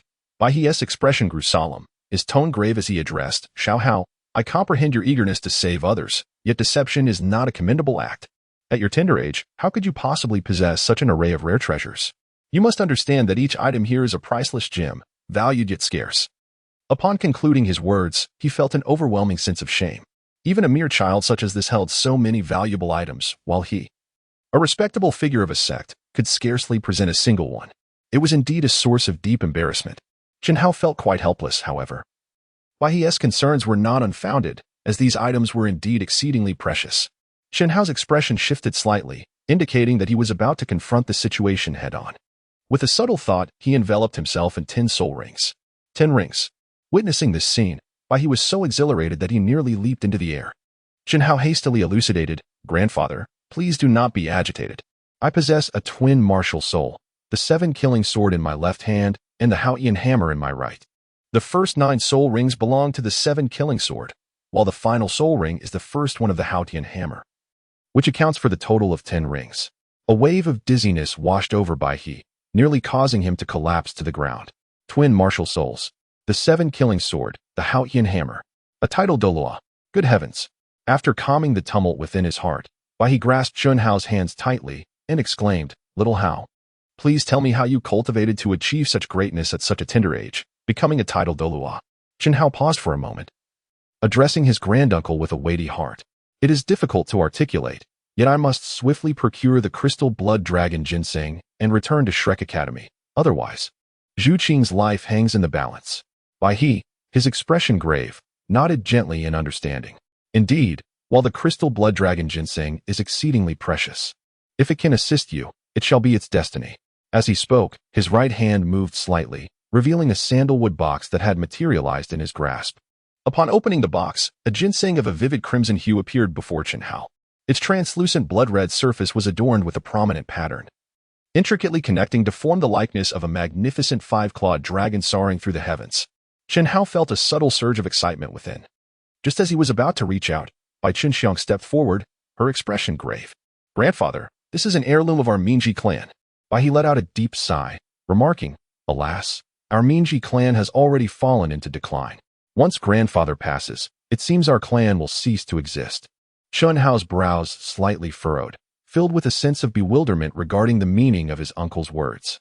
Bai He let out a deep sigh once more. Oh, you should be aware that our Min family has always been renowned for our martial souls, particularly in terms of speed. I can proudly assert that when it comes to speed-type martial souls, we claim the second position, and no one dares to contest the first. However, our martial souls do possess a flaw. They are solely reliant on speed, lacking any offensive capability. In years past, Xiang, in an attempt to prove the Min family's worth, forcefully absorbed aggressive soul rings, thus exhausting her innate potential. Disguised as a male under the alias Yufeng, she falsely claimed to be 18 years old and joined the Imperial combat team at the tender age of 12. Due to the prior depletion of her talents, she found herself unable to progress beyond the 38th level of soul power and was subsequently expelled from the Imperial combat team. Now, her martial soul is forever stagnated at the 38th level, unable to advance even a fraction further. Hence, I lament that after my passing, it is likely our Min family will cease to exist. Upon hearing this, a glimmer of determination flashed in Chen Hao's eyes. Uncle, perhaps I can assist you with this. Bai He's eyes sparkled with intrigue, but how can you help? I have scoured the world for renowned physicians, all to no avail. A flicker of joy appeared on Chen Hao's face. The inept physicians may have been at a loss, but that does not imply that I am without recourse. Regardless of the outcome, one must endeavor to ascertain the truth. Bai He felt a profound anticipation should Xiang's soul power experience another enhancement. It would be nothing short of magnificent. For a soul master, what could hold greater significance than this? How shall we proceed? Bai He's external uncle inquired. Given the urgency of the situation, I have little time to elaborate. It would be best if you accompany me to Shrek Academy. Once there, I shall devise a means to assist Xiang in overcoming her affliction and restore the glory of the Min family. A wry smile crossed Bai He's face. Ah, glory. If we can merely preserve the legacy of our Min family, that would suffice. Very well, let us set forth at once and discuss along the way. Bai He declared without hesitation, for this matter pertained to the enhancement of her granddaughter's soul power. If it truly could elevate Xiang's abilities once more, even the loss of the crystal blood dragon ginseng would be deemed worthwhile. You have traveled tirelessly for a day. Would you not first rest for a while? Chen Hao extended his tongue to moisten his lips, declaring, no need, I can hold on a little longer. Subsequently, the trio set forth towards Shrek Academy. The swift-tail swallow martial soul of the Mingji clan truly lives up to its reputation as the premier flying martial soul in the Douluo Continent. Its speed far surpassing that of Chen Hao's sword flight, leaving him trailing behind after several moments. After flying for half a day, Chen Haofei had already exhausted his soul power and could no longer pursue the white crane and Bai Xiang. He promptly descended to the ground to practice the Nine Suns' divine art and replenish his soul power. At that moment, a dragon-horned carriage slowly approached from a distance. Chen Hao discerned the fiery emblem upon the drapery of the dragon-horned carriage from a considerable distance. His brow furrowed deeply, for it seemed that fate was inexorably dictated by the heavens, leaving no room for evasion. Indeed, the dragon-horned carriage came to a halt right before him. Wu leaped gracefully from the vehicle, her alluring figure igniting the imagination and rendering one unable to look away. With a fierce glare directed at Chen Hao, she proclaimed, "You, young man, have been following us." Chen Hao's face was filled with helplessness. Had it not been for his exhausted soul power, he would have effortlessly flung them away a dozen streets back. He chose to ignore her, deeming it a waste of breath. Yet, Fire Dance, undeterred by his silence, raised her voice once more, warning, "If I catch you following me again, do not blame me for being rude." With that, she boarded the dragon-horned carriage, preparing to depart. Just as the carriage had galloped a few paces, a loud neigh pierced the air, and a massive net suddenly sprang up from the ground, ensnaring Fire Dance, the coachman, and the horses alike. A sinister laugh echoed through the forest, announcing the presence of the infamous Mongshan Five Thieves. One of them taunted, "Pluck the feathers as the wild goose passes." Another chimed in, "Men leave wealth behind." A third added, "Women leave their lives." The last declared, "Those who are neither man nor woman shall leave corpses." In an instant, 5 figures leaped from the thicket, each varying in height and build, dressed in eccentric attire. Their appearance is grotesque. It was unexpected to encounter robbers even in the Douluo Continent. Ensnared within the net, Fire Dance roared in fury, "How dare you? Release me at once." "Do you know who I am?" The leader of the bandits, a burly figure with a face full of scruffy hair, glared menacingly, a wicked grin spreading across his face. Although he discerned no valuables among them, the young girl was striking, her fiery red appearance presenting a unique allure. A wicked smile crept onto his face as he spoke. Fire Dance's expression hardened, flames igniting around her. In an instant, she shattered the net and landed gracefully on the ground. The tall bandit wore a sinister smile. His voice shrill as he exclaimed, "I never expected this little girl to be a soul master." The stocky men beside him swallowed hard, their eyes glinting with greed. "How splendid. I have a particular fondness for soul masters, especially young female ones." Fire Dance shot a glare, retorting, "You can keep your fondness to yourself." Enveloped in an aura of flames, she moved with the swiftness of a fiery shadow, launching a kick at the hefty bandit. The rotund rogue smirked, retaliating with a punch that sent her hurtling backward. Subsequently, the 5 bandits shifted, with 2 enveloped by 4 soul rings and 3 others surrounded by 3. They were, astonishingly, 2 soul ancestors and 3 soul kings. A sense of trepidation crept into Fire Dance's heart. She had not anticipated that the robbers would possess such formidable prowess. Feigning composure, she declared with authority, "I am a student from the Blaze Academy of Tiando City. I advise you to think wisely, otherwise the consequences will be beyond your capacity to bear." The scar-faced leader chuckled maliciously. "Ha! The Mongshan 5 thieves have roamed these mountains for decades, robbing countless treasures and women. Do you think we fear you? Not even the Blaze Academy, let alone the Hao Tian clan or the Spirit Hall, commands our respect." A lean thief grinned. "Not long ago, we robbed a female disciple from the 7 Treasure Glazed Tile School. She was a delectable prize." Fire Dance's eyes narrowed, a fierce glint illuminating her gaze. She realized that in this desolate wilderness, hope lay solely in her own strength. These brigands had long since abandoned fear of death, rendering them impervious to the threats of any sect. With a flicker of determination, flames began to swirl around her, encasing 3 soul rings. Her fingers twitched as she conjured a fireball in her right hand. Before Fire Dance could unleash her soul technique, a figure surged forward with blinding speed, a sword slicing through the air. The hefty and short bandits, standing side by side, had their throats severed in an instant by Cheng Hao's blade. The remaining 3 bandits exchanged startled glances, readying their soul techniques. With swift strokes, the sword cleaved through the air, blood splattering as 3 fell lifelessly to the ground. In the realm of martial arts, speed reigns supreme. The sword, indeed, is a formidable weapon, especially for taking lives. Fire Dance's eyes widened in disbelief. The young man she had previously dismissed was, in fact, a hidden master of extraordinary skill. In the absence of his martial soul, he had effortlessly dispatched 2 soul ancestors and 3 soul kings in a heartbeat, demonstrating his astounding prowess. These brigands, emboldened by their soul power, had brought upon themselves a deserved demise. Chen Hao's act of slaying them can merely be regarded as a chivalrous deed. Otherwise, one can only speculate how many virtuous maidens would have fallen into their clutches. Observing the slight parting of Huo Wu's lips, Chen Hao gracefully withdrew his sword and preemptively declared, "Do not be enamored with me. I am but a legend." He then resumed his pursuit of Bai He and Bai Qinxiang, prioritizing the rescue of Xu Qing above all else, with everything else merely serving as a diversion. Huo Wu stood transfixed, captivated by Chen Hao's retreating figure, imprinting in her memory his striking demeanor while drawing his sword, the elegance with which he sheathed it, and his roguish banter. She pondered which esteemed sect could possibly cultivate such an exceptional disciple. The trio sped forth, completing their journey in merely 2 days. Upon their return to Shrek Academy, Chen Hao was immediately left drained. Cold, with a heart full of concern, rushed over, her face etched with worry as she inquired, "Brother, are you all right?" She promptly activated her first soul skill to heal him. However, Chen Hao was merely exhausted from soul power depletion, having sustained no injuries, rendering her abilities of little use to him. Rong Rong stood quietly, her head bowed, grappling with her inner turmoil. The words of Chen Hao lingered in her heart, echoing with profound resonance. "Rong Rong, I hope you can understand me. I cherish you, as well as Xu Qing. For your sake, I would traverse the ends of the earth in search of celestial herbs, evolve the 7-treasured glazed pagoda, even at the cost of my life." The same goes for Xu Qing. For 2 consecutive days, Rong Rong found no respite. Every moment spent with Chen Hao surged forth in her mind. She realized she could no longer be without him, yet the thought of another woman claiming her love filled her with trepidation. Oscar paused nearby, his heart heavy with the memory of Chen Hao's conquest over Rong Rong. However, he was acutely aware that in terms of appearance, strength, and background, he could not compete with Chen Hao. Even as a woman, he understood the choice that lay before him. With a subtle shift in intention, he softly recited, "I possess a grand sausage."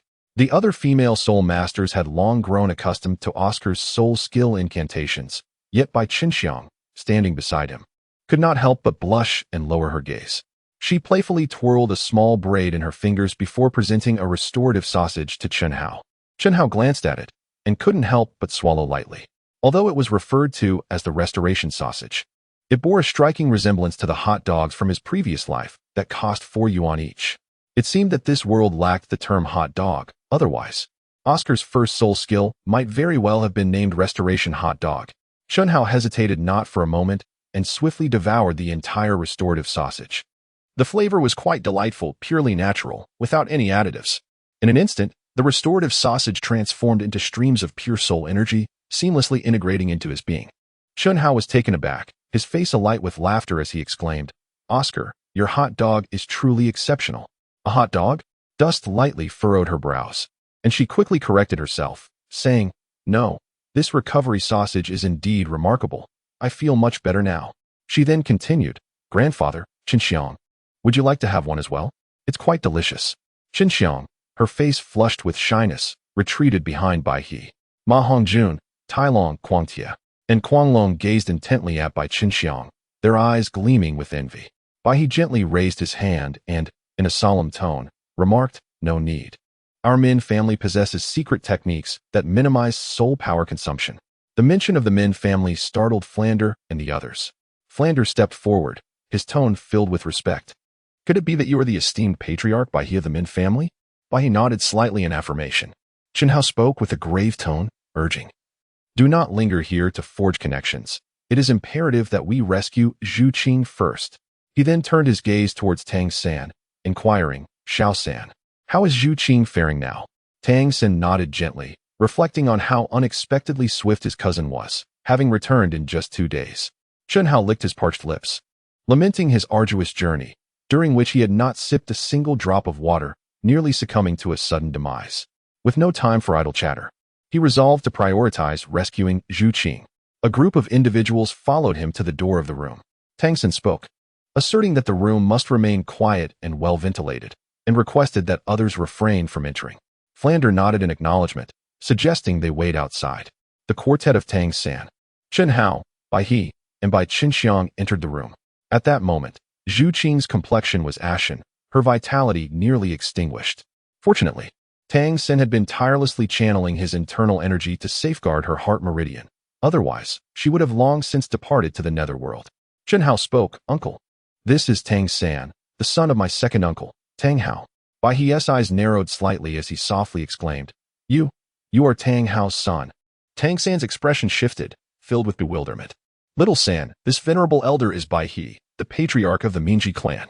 My grandmother, who is also your grandmother, is Bai He's younger sister, hence you should address Bai He as uncle."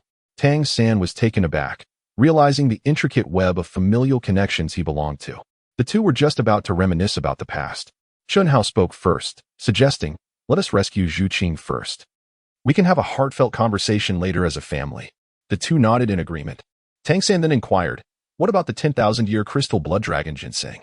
With a subtle shift of his thoughts, Bai He summoned a sandalwood box, within which lay the coveted 10,000-year crystal blood dragon ginseng. Tang San's eyes flickered with intensity, a fiery light emanating from his gaze as he fixated on the precious herb. Having only encountered such a rare celestial plant in texts, he was astonished to witness its existence firsthand. The crystal blood dragon ginseng, inherently an 8th grade herb, would elevate to a 9th grade after 10 millennia.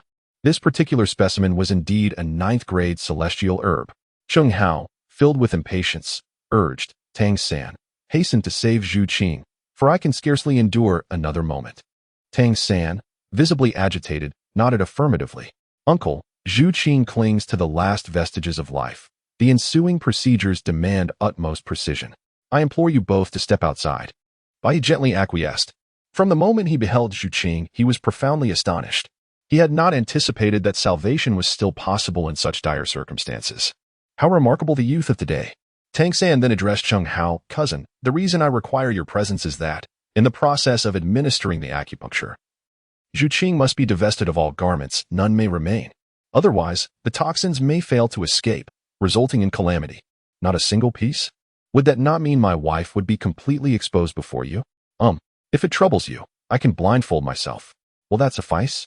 If there truly is no alternative, then so be it." Tang San, with unwavering determination, reassured, "Fear not, cousin. I am adept at managing both open and closed eyes as though they were one and the same." As he spoke, a strip of azure cloth materialized in his right hand, and with practiced ease, he covered his eyes. Incredible. Chen Hao silently vowed that, based on this alone, his cousin would undoubtedly offer more assistance in the future. Chapter 63. Tang San detoxifies Zhu Qingsu awakens. With trembling trepidation, Chun Hao cautiously removed Zhu Qing's garments. Tang Sen extended his slender, delicate fingers to pluck the tendrils from the ancient crystal blood dragon ginseng. Chun Hao furrowed his brows, questioning whether this was truly sufficient. Tang Sen nodded in affirmation, explaining that this crystal blood dragon ginseng, aged for 10,000 years, was a 9th-grade celestial herb of extraordinary rarity. It's worth surpassing that of other celestial herbs they had previously encountered at the ice and fire yin-yang eye. Just a single root was adequate. Excess would yield no benefit. He then handed the ginseng root to Chun Hao, noting that the efficacy of such herbal remedies was best realized through mastication. And with Zhu Qing currently devoid of consciousness, it fell upon him to take action. Chun Hao was momentarily taken aback. He had engaged in such actions before. He extended his index finger and thumb to receive the delicate ginseng tendril, placing it gently in his mouth to chew. Subsequently, he passed it to Zhu Qing for consumption. Now, the pivotal moment had arrived. Please assist Zhu Qing to her feet. Following Tang San's instructions, Chun Hao cautiously assisted Zhu Qing to her feet. Tang San activated his Xiantian skill, placing his hands gently on Zhu Qing's back. Waves of pure internal energy flowed into her body, urging the effects of the millennia-old crystal blood dragon ginseng to permeate her being. At that moment, Zhu Qing was enveloped by 2 swirling auras, one red and one purple. As if engaged in a fierce battle, sweat beaded on Tang San's forehead, and his back was already drenched. Although it appeared straightforward, it required a profound understanding of the human body's meridian distribution, meticulously channeling the medicinal effects to neutralize the poison. The pace could neither be too fast nor too slow. The control of timing was critical. After nearly an hour had passed, the toxic energy around Zhu Qing gradually converged towards her limbs. Her hands and feet shifted from a violet hue to a purplish black. However, her face and body had returned to a previous milky white. A glimmer of vitality was evident on her face, akin to Phoenix rising from the ashes. Cough. Tang San withdrew his hands, feeling utterly weakened, having nearly exhausted his entire reserve of true energy. Chun Hao cradled Zhu Qing in one arm while his other hand rested gently on Tang San's back, channeling pure Nine Sun's true energy into Tang San's body. Tang San's expression shifted with astonishment. The purity of this energy surpassed even the profound techniques he had cultivated. 100-fold in essence. The speed of his recovery was astonishing. In mere moments, all of Tang San's depleted energy had been replenished. A flicker of doubt crossed his mind. Could it be that his cousin was also a traveler from another realm? Yet, he possessed no concrete evidence to substantiate this thought. Tang San spoke up, expressing his gratitude. Thank you, cousin. I have managed to suppress the venom coursing through Zhu Qing's body to her extremities. Now, I must pierce her index finger with a silver needle to expel the toxins. As long as the blood turns red, we shall succeed. The residual poison will be neutralized by the effects of the crystal blood dragon ginseng. With that, Tang San retrieved a silver needle from his jade belt, meticulously pricking Zhu Qing's fingers and toes to guide the venom out of her system. It is said that the fingers are connected to the heart. Chun Hao observed it with his eyes, feeling the pain in his heart, yet there was nothing he could do. After a while, Chun Hao dressed Zhu Qing in her clothes, while Tang San carefully bandaged her wounds, observing Zhu Qing's complexion gradually returning to normal. The heavy stone that had weighed upon Chun Hao's heart could finally be set at ease. Chun Hao exhaled a breath of relief. At last, it is over. Thank you, cousin. Tang San replied with a serene expression. Oh, cousin, you are too kind.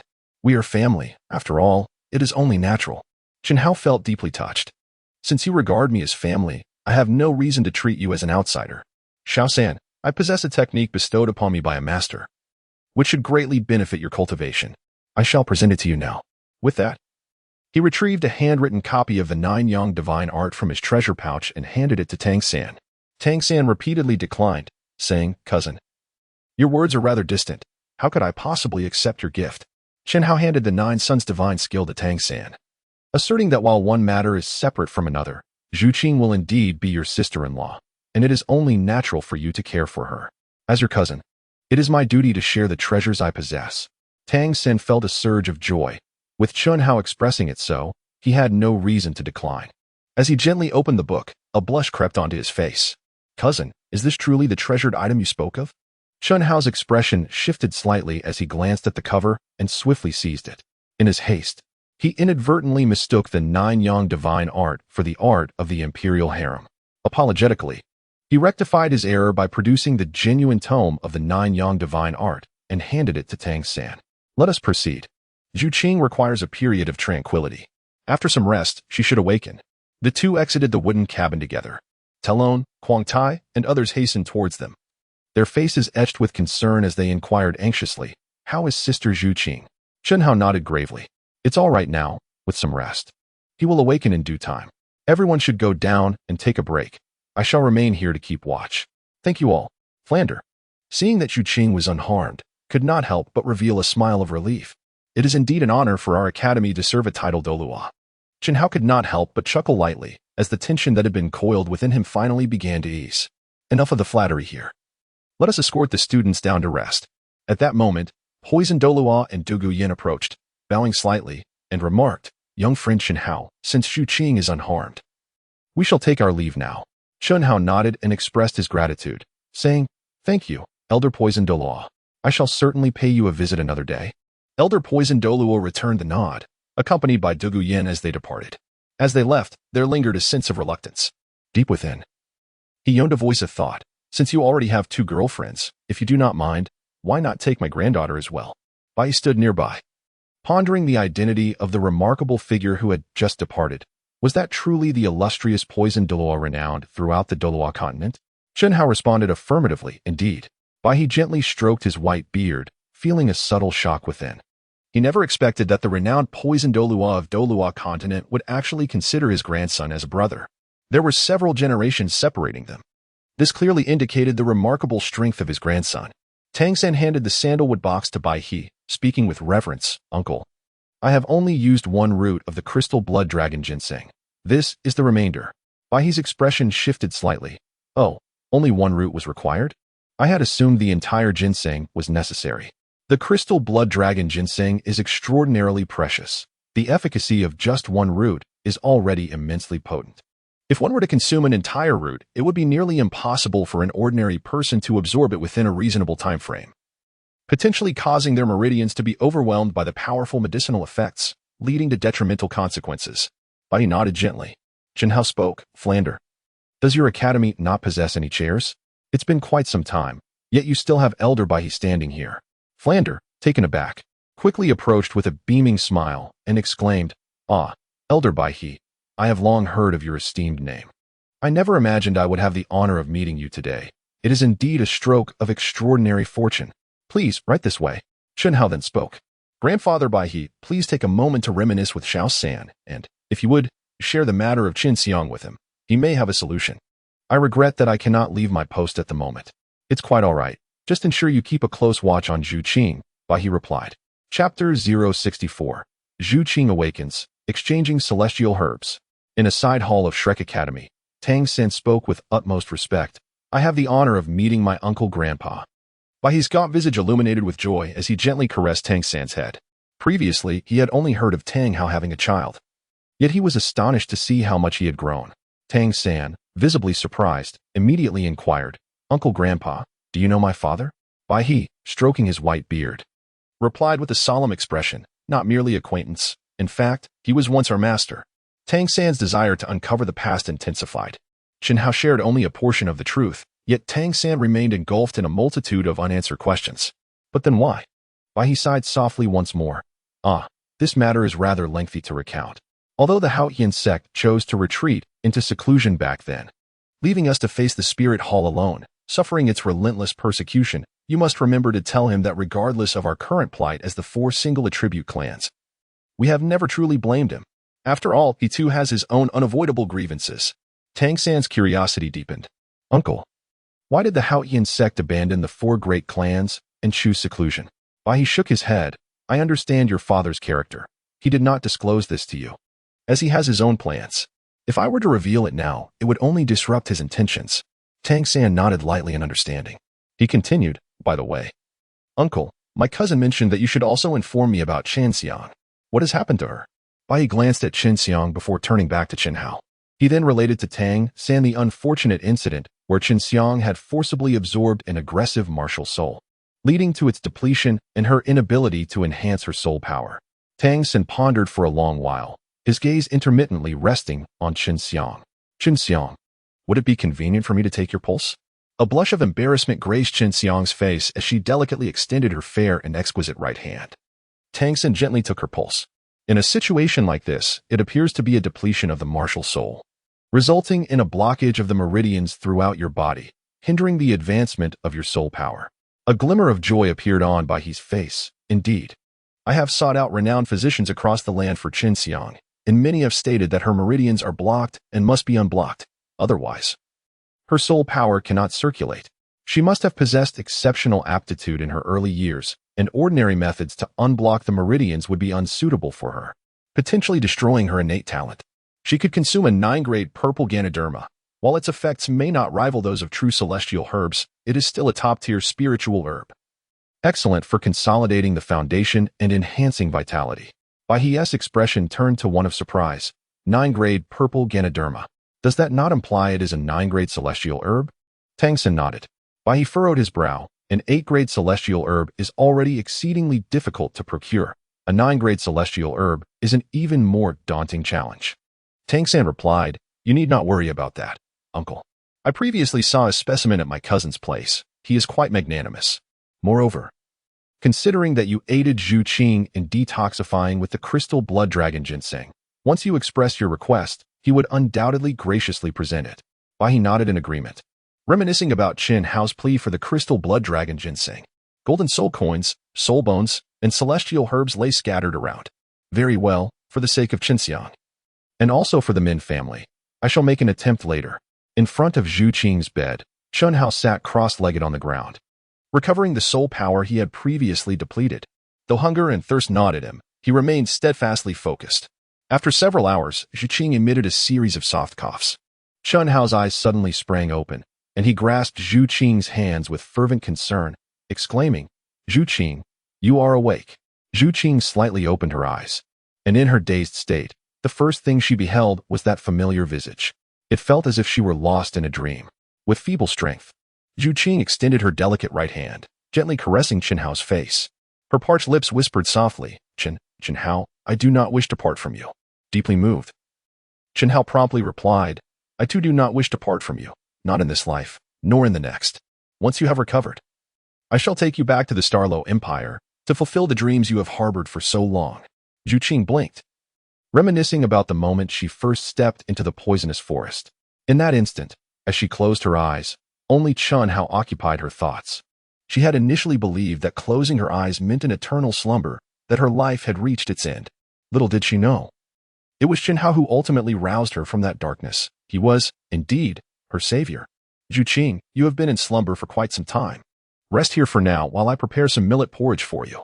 As Chen Hao had just risen to his feet, Zhu Qing grasped his hand firmly, gently shaking her head. "Do not leave me."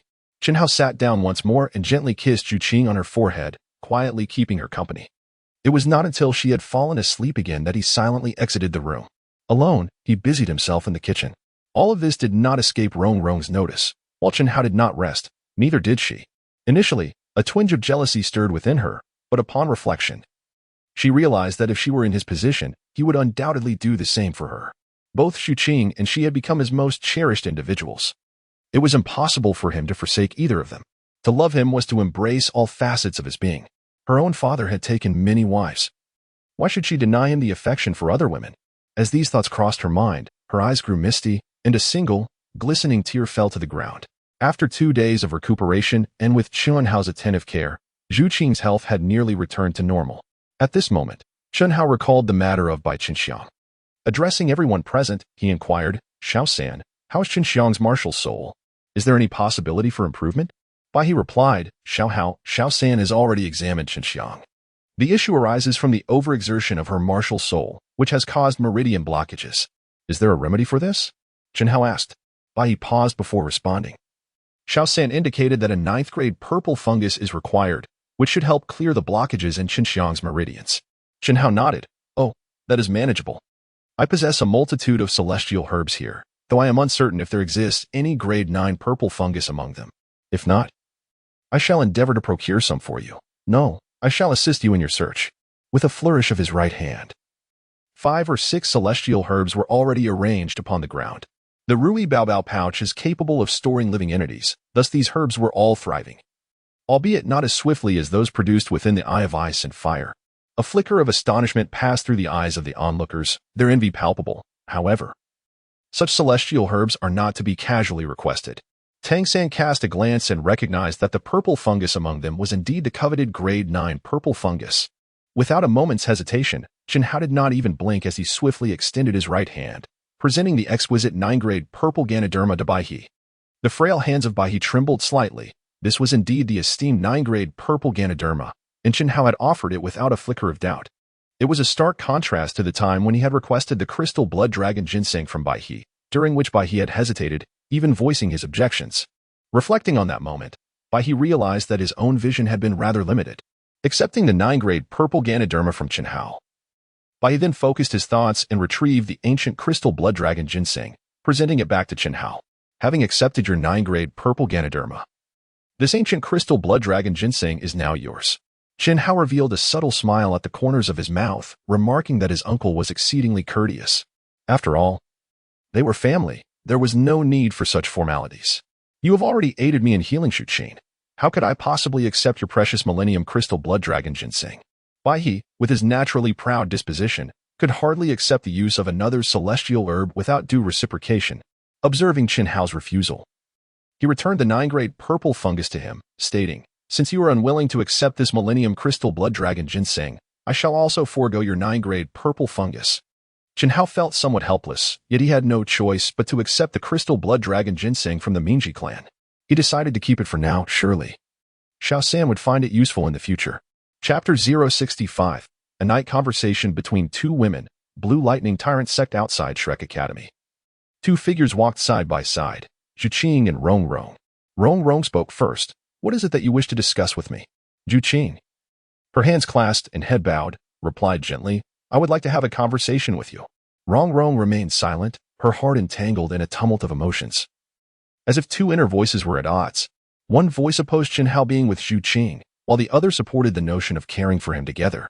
Xuqing continued, "After this incident, I have come to realize that I have deeply fallen in love with Chen Hao. He is my savior. Without him, I might not have been here today. Yet, I also understand that you and he share a childhood bond, a love untainted by suspicion. In fact, I was aware of your engagement long before this. I even contemplated leaving. However, Chen Hao found me, and he went as far as to sever the hands of a rogue for my sake. Ultimately, I have come to terms with it. All I need is for him to love me as he always has. The rest is inconsequential. Every moment spent with him brings me happiness. Today, I sought you out to inquire about your feelings, considering the bond you both share. If you are willing to care for him alongside me, I shall remain. If not, I will return to the Star Luo Empire. Regardless of the outcome, certain matters must be faced alone. He has already helped me immensely." Xuqing's heartfelt words further solidified Rong Rong's resolve. Indeed, as a woman herself, she pondered why she should harbor such pettiness when others could accept her. To love someone is to wish for their happiness. Given Chen Hao's nature, no matter how deeply he loved her, if he discovered that Xuqing had departed, he would traverse the entire Douluo Continent, opposing the world itself, to bring her back. As his beloved, how could she bear to see him suffer? After a moment's reflection, Rong Rong spoke with unwavering determination, "I agree to care for him alongside you." With that, the two women shared little more conversation, falling into a comfortable silence as they made their way back to Shrek Academy. Observing as Xuqing and Rong Rong returned together from outside, Chen Hao's heart raced with an anxious thrum. Initially believing that the two of them intended to return and confront him. However, it was peculiar that they remarkably refrained from any quarrel. In fact, they seemed to exhibit an increasing concern for him, which left Chen Hao feeling somewhat disconcerted. He pondered whether this was a consequence of his own overly pliant nature. It was only later that he learned about their nocturnal conversation from Xuqing. Meanwhile, in the Grand Hall, everyone engaged in casual discourse, deliberating on the evolving trends of martial souls. Chen Hao spoke, "Xuqing, previously I procured a 9th-grade celestial herb, the exquisite Qilua tulip, for Rong Rong, which enabled her 8-treasure glazed tower to evolve into the 9-treasure glazed tower, elevating her soul power by 5 levels. In a similar vein, I have also prepared a celestial herb for you, the water immortal jade skin bone, which will allow you to undergo a remarkable transformation, enhancing your martial spirit to become more ethereal and swift. Do partake of it at once." A warm sensation blossomed within Xuqing's heart. Indeed, her earlier apprehensions had been unfounded. How could Chen Hao possibly forget himself? Under Chen Hao's guidance, Xu Qing consumed the exquisite 9-tiered immortal herb, the water immortal jade body essence, enveloping himself in a mist as he sat cross-legged, absorbing its medicinal properties. Having previously ingested the 9 orifices golden pill and with Chen Hao having already opened his meridians, Xu Qing's body was devoid of impurities, allowing for rapid absorption. Onlookers watched with envy, for each of these immortal herbs was exceedingly rare. More importantly, it could lead to a significant surge in soul power. Many aspired to be Chen Hao's girlfriend, unaware of his preferences. In a mere span of time equivalent to half a stick of incense, Xu Qing's aura stabilized. His skin became even more luminous and translucent, resembling fine white jade. An expression of disbelief crossed Xu Qing's face, rendering him momentarily speechless with excitement. My soul power has surged by 6 levels. The crowd exhibited expressions of astonishment, their envy for Xu Qing and Rong intensifying. Indeed, having a good boyfriend meant soul power could continuously elevate without the need for arduous training. A glimmer of joy appeared in Chen Hao's eyes, which was within his expectations. He had not anticipated that Xu Qing's soul power had risen to such heights. At merely 14 years of age, she was poised to absorb her 4th soul ring, thereby becoming a battle soul master.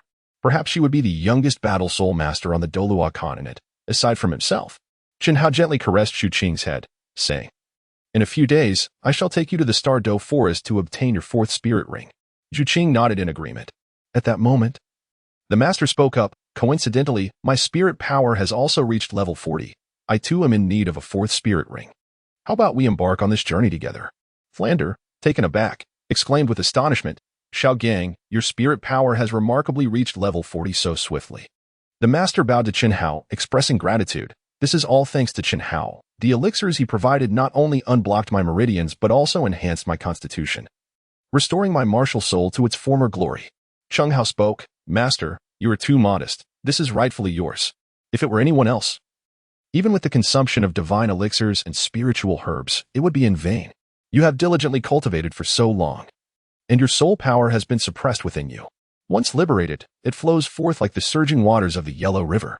The master bowed deeply to Chen Hao once more, expressing his gratitude for the gift of the elixir, for without it, my life would have been utterly ruined. "Let us embark for the Star Dao Forest tomorrow afternoon to acquire the 4th spirit ring. The others should remain here and focus on their training at the academy." A sense of discontent stirred among the group, as they had initially anticipated a delightful excursion to the Star Dao Forest. It seemed their hopes were dashed. The cumin and vegetables they had brought last time remained untouched. The following day, Chen Hao set out for the Star Dao Forest alongside Flinder, the master, and Xu Qing. In her heart, Xu Qing silently vowed to train diligently and soon catch up to Chen Hao's pace. This journey proved remarkably smooth, devoid of any interruptions. Xu Qing successfully hunted a 1,000-year-old ghost tiger, acquiring the 4th spirit ability, Phantom Shadow Clone, allowing her to manifest multiple versions of herself to attack simultaneously. Meanwhile, the master hunted a golden serpent, obtaining the 4th spirit ability, Golden Dragon Tail Smash. Swish, swish, swish. 3 figures darted through the Star Dao Forest, intent on returning to Shrek Academy. However, nearby, a fierce battle erupted, causing the surrounding giant trees to sway and the birds to screech in alarm. From a distance, they could hear a dragon's roar.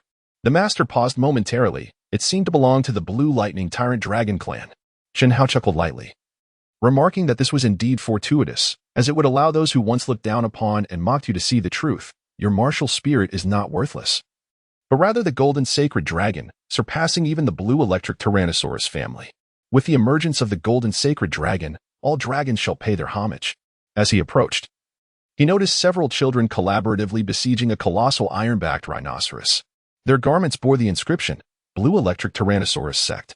Leading the charge was a middle-aged mentor, in his 40s, who refrained from intervening and instead allowed his students to join forces against the mighty beast. True to the Blue Electric Tyrannosaurus Sect, each student possessed a dragon martial spirit, their soul skills resonating with the sounds of dragon roars and tiger howls, undeniably formidable and awe-inspiring.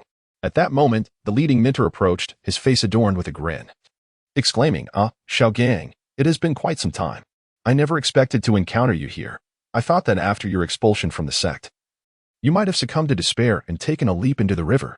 Chapter 066, Blue Electric Tyrannosaurus Sect, the female Tyrannosaurus Lu Erlong.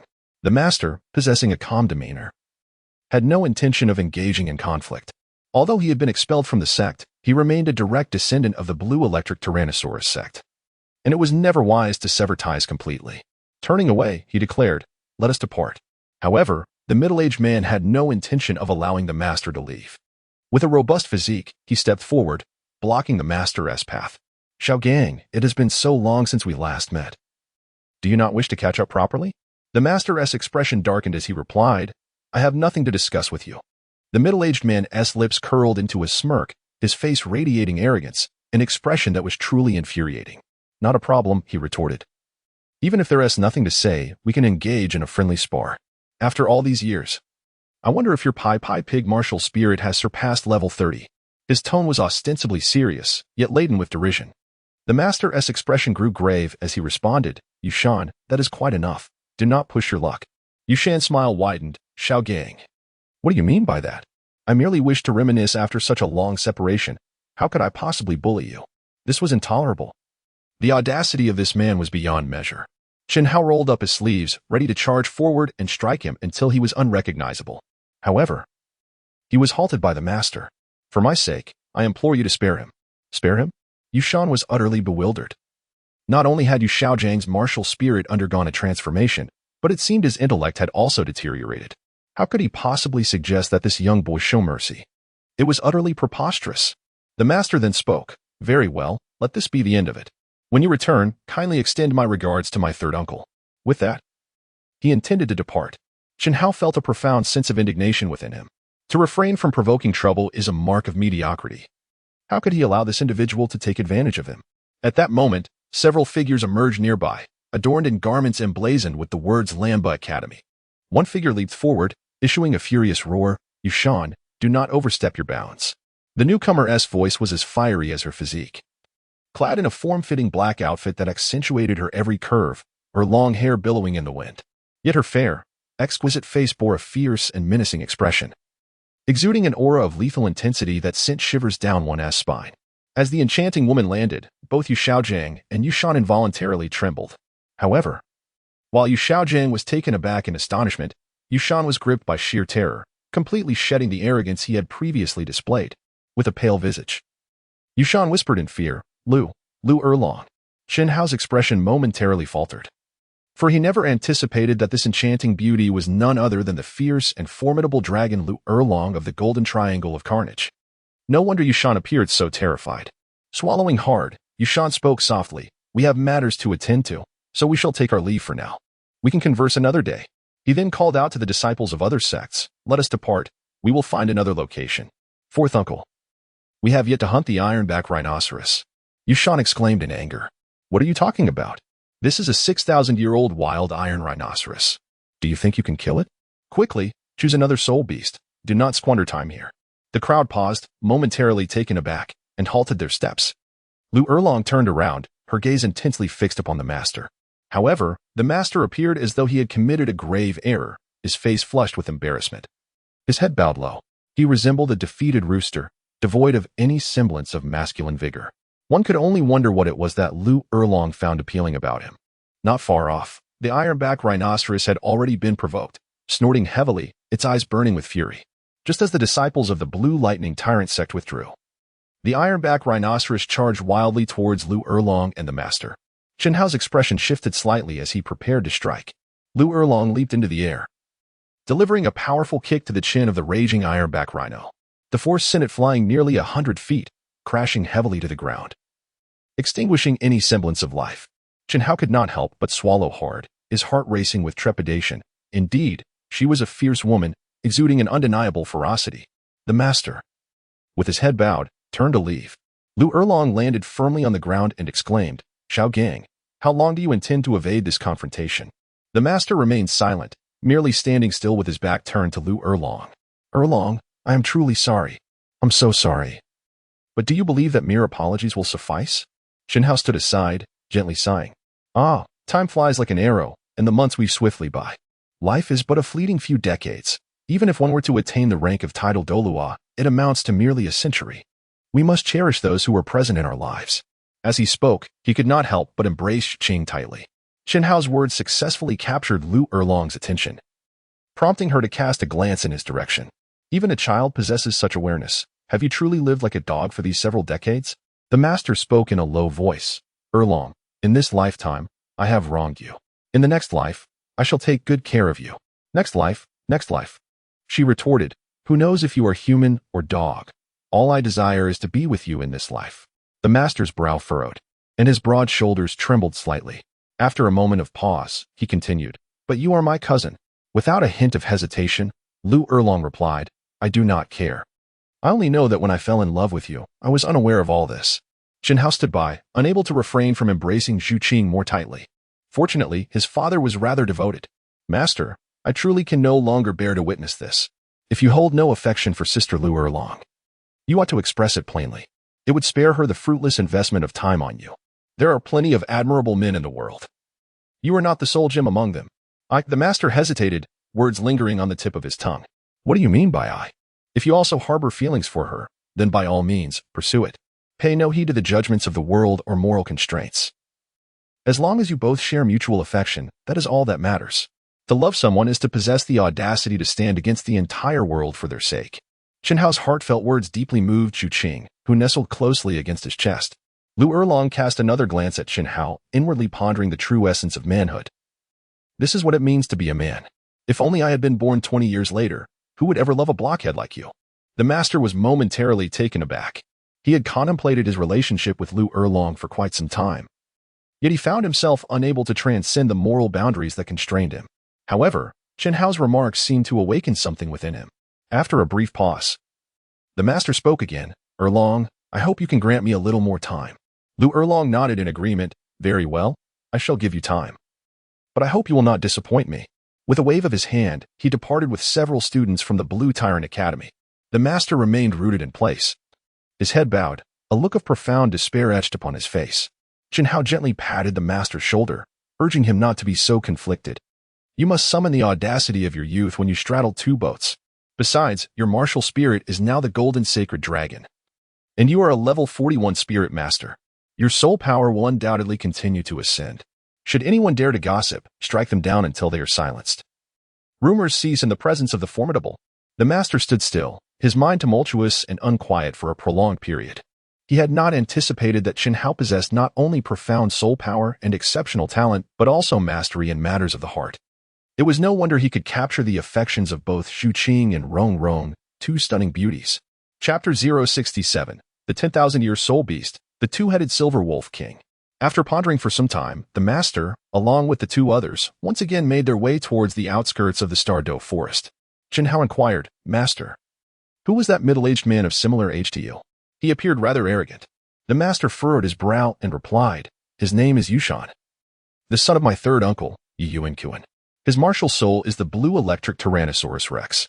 When I was expelled from the family, he had already attained the rank of a soul king at level 54. By now, he has likely become a soul emperor. Chen Hao nodded thoughtfully. Considering this, you are indeed cousins, and your relationship should be closer. How could he treat you with such scorn and derision? The master sighed softly, noting that the larger the sect, the more intricate its relationships become. Although the Blue Lightning Tyrant Dragon sect is reputed to be among the top 3 sects on Douluo Continent, internal competition is equally fierce. Due to issues surrounding power and resource allocation, my father has always been at odds with my second uncle, Yuluomian, and my third uncle, Yuan, which has consequently led Yushan to regard me in such a manner. Chen Hao nodded gently. Indeed, since ancient times, sects have been as profound as the ocean. And the larger the sect, the more challenging it becomes to manage. At that moment, a howl of a wolf reverberated through the sky, deafening in its intensity. The master's expression shifted slightly. This was the sound of the two-headed Silver Wolf King. Wherever the Wolf King appeared, there would undoubtedly be a pack of wolves. And the source of the sound was precisely in the direction that Yushan and the others had just ventured towards. Chen Hao chuckled lightly, remarking that the Yushan had just shown such disdain for you, so why concern yourself with their fate? The master furrowed his brow, acknowledging, while that may be true, Yushan is ultimately the eldest son of my third uncle, and those members of the family share a blood connection with me to some extent. No sooner had the master uttered these words than he swiftly dashed into the forest. Zhu Qing spoke up. Let us go as well. Perhaps we can assist the master. Chen Hao nodded gently. The two joined hands, closely following the master's lead. In the distance, a vast horde of wolves, nearly 100 strong, was besieging Yushan and 5 disciples from the Blue Electric Tyrannosaurus Rex sect. At the forefront stood a formidable 30,000-year-old two-headed silver wolf king, flanked by 2 towering iron-backed silver wolves. Surrounding Yushan was the ethereal visage of a Blue Electric Tyrannosaurus Rex, and he promptly unleashed his first soul skill, Thunder Dragon Claw. The massive claw struck fiercely at the adjacent wolves, crackling with arcs of lightning, exuding an intimidating presence, instantly slaying 2 gray wolves on impact. The other disciples also revealed their soul rings, among them 3 soul masters and 2 great soul masters. Yushan's eyes gleamed with ferocity as he bellowed, "Fear not, children, consider this an impromptu practical lesson. Always remember that our family's martial soul is the mightiest on the Douluo Continent, the Blue Electric Tyrannosaurus Rex. Show no mercy, eliminate them." Roaring, he activated his second soul skill, Thunderous Might. Yushan's body shuddered as he let out a thunderous roar, mingled with electrical energy, sending dozens of gray wolves flying. Despite their overwhelming numbers, these mere centuries-old gray wolves were no match for Yushan's prowess. His formidable attack swept through the surrounding wolf pack.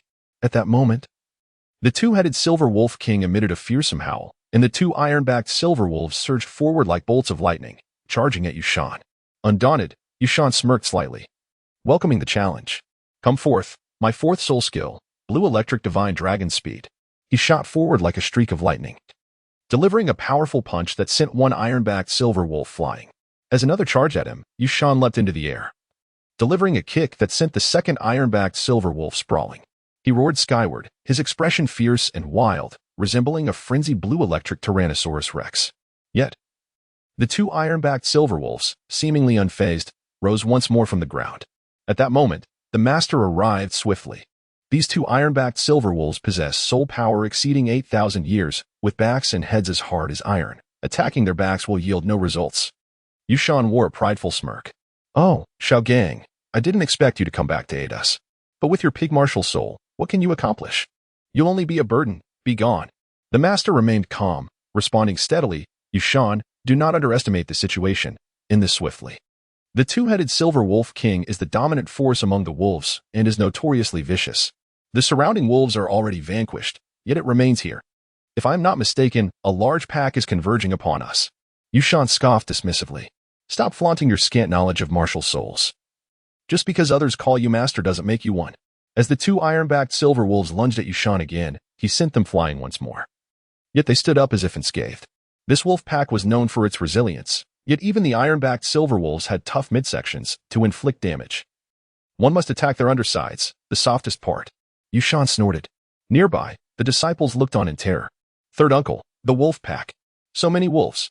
Yushan's eyes widened as he noticed hundreds more wolves emerging from the underbrush, their eyes glowing with a menacing green. The sight of the blood only ignited their primal instincts. With a command from the 2-headed silver wolf king, the multitude would charge again. "Third uncle, we have already exhausted our soul power." Observing the dense mass of wolves, Yushan felt a cold sweat trickle down his spine. Alone, he could navigate the situation with ease, but with everyone else depleted of energy, he could not protect the children. Furrowing his brow, he finally spoke. "Xiao Gang, these are disciples of our sect.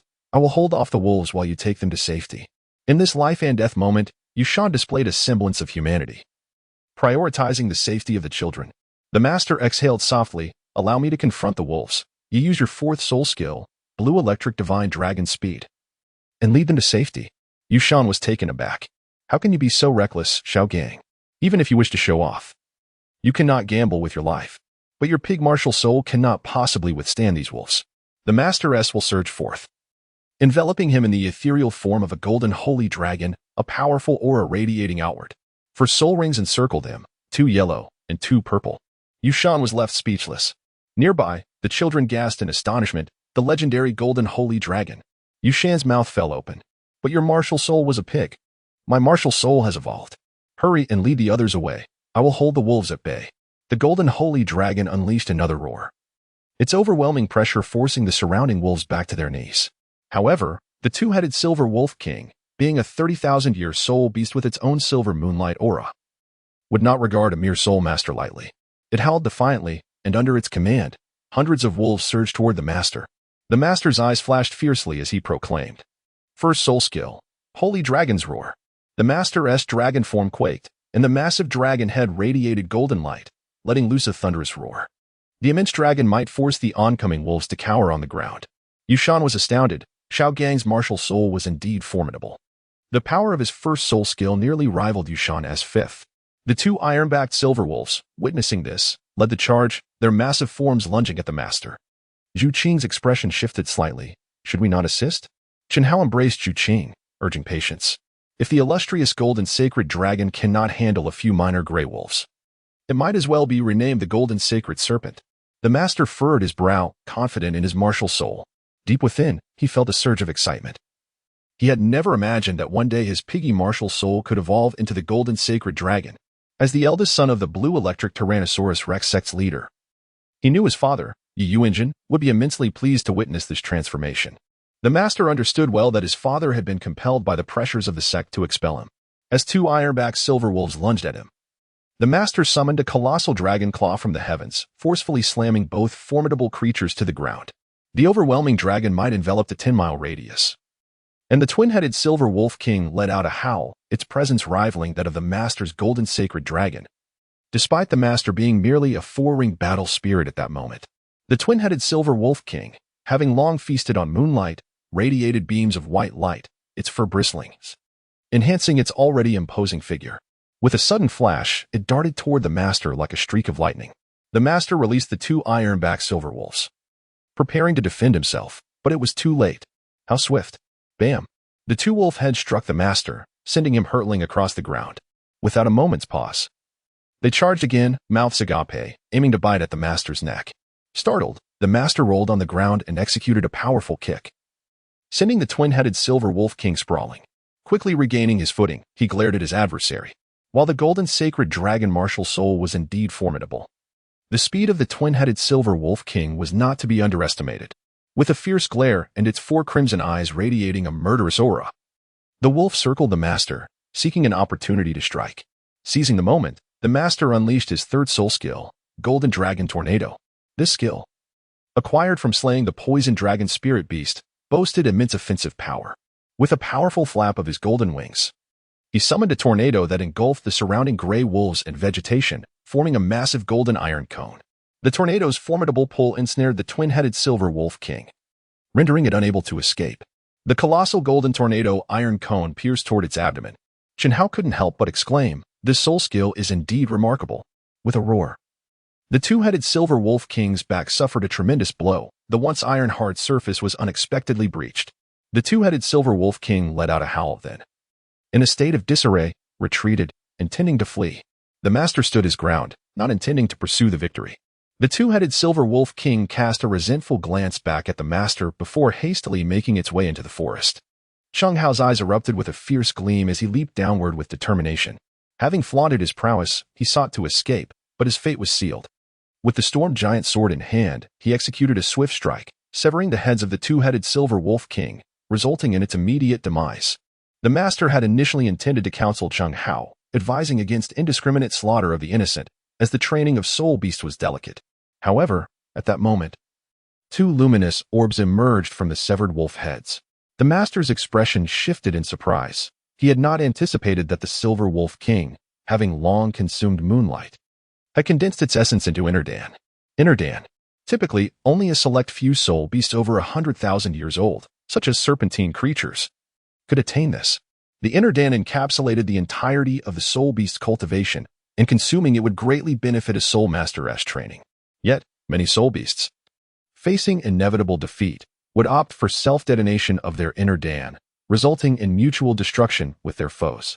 Thus, Innerdan are exceedingly rare in the Douluo Continent. Chen Hao picked up two inner elixirs, rolling them gently in his hand. They were smooth and round, resembling two luminous pearls, subtly pulsating with the vibrations of soul force. A faint smile graced the corners of his mouth. With such fortuitous luck, it seemed that even the act of walking would lead to beautiful women colliding into his embrace. Chen Hao then handed Zhu Qing a gem, saying, "Here, just right. You and Rong Rong each take one." The master's expression shifted slightly, and he quickly interjected, "No. The inner core of the twin-headed silver wolf king is condensed from moonlight, possessing a chilling essence. Both Zhu Qing and Rong Rong are women. Consuming it would not only be of no benefit, but could indeed be detrimental." This substance requires a balance of yin and yang. It is best suited for soul masters with a purely yang attribute to achieve optimal results. The master seemed to refer to himself, as he modestly stated. That might be true, but the most suitable candidate would be Ma Hongjun with his fire phoenix, embodying both the utmost yin and yang, creating a harmonious balance. Chun Hao gently weighed the two inner elixirs, pondering internally, what reason do I have to offer them to Ma Hongjun, with whom I am not well acquainted? At that moment, a frosty young dragon unexpectedly emerged from the treasure pouch, swiftly swallowing the two orbs. The sound of crunching echoed as the little creature audaciously chewed through the inner elixirs of the twin-headed silver wolf king. It then leaped into the embrace of Zhu Qing. Eyes half closed, wearing an expression of sheer delight. The master's expression shifted slightly. Indeed, the inner elixirs of soul beasts are of greater benefit to other soul beasts.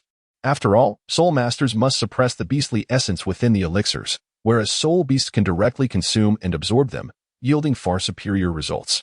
Before long, the little creature leapt to the ground. Its originally diminutive form began to swell gradually. Scales emerged one after another, appearing as if inlaid, resembling silver-white jade. A row of shallow yet razor-sharp spines adorned its back, while the tip of its tail formed a slender arrowhead.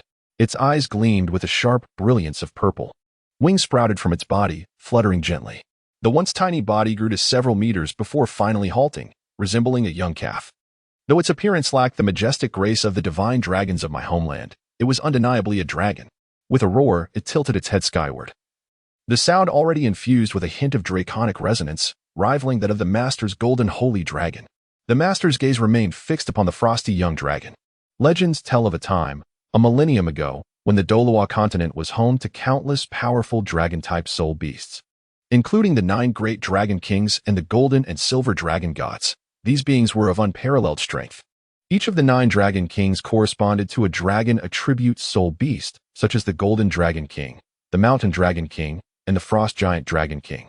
Their existence can only be described as extraordinary, with each dragon possessing immense power. This little creature is likely a descendant of the frost giant dragon king. Chen Hao's expression subtly shifted. He still harbored a sense of admiration for dragons. After all, they were the totem of the illustrious Xiao civilization in his past life. Although the frost dragon had grown in size, it had not become ferocious. Rather, it remained remarkably docile. Approaching Chen Hao, it gently rubbed its head against his thigh. Chen Hao gently patted the head of the frost young dragon, urging the little creature to grow quickly, as his brother intended to train him as a mount. Chapter 69, The Mass Production of Silent Dart Arrows. The group departed from the Star Do Great Forest. A nearby child inquired, "Father, who is he?" His martial spirit is actually the legendary golden sacred dragon of our blue electric Tyrannosaurus sect. Yushan softly stroked the child's head, feeling a profound gratitude towards the master.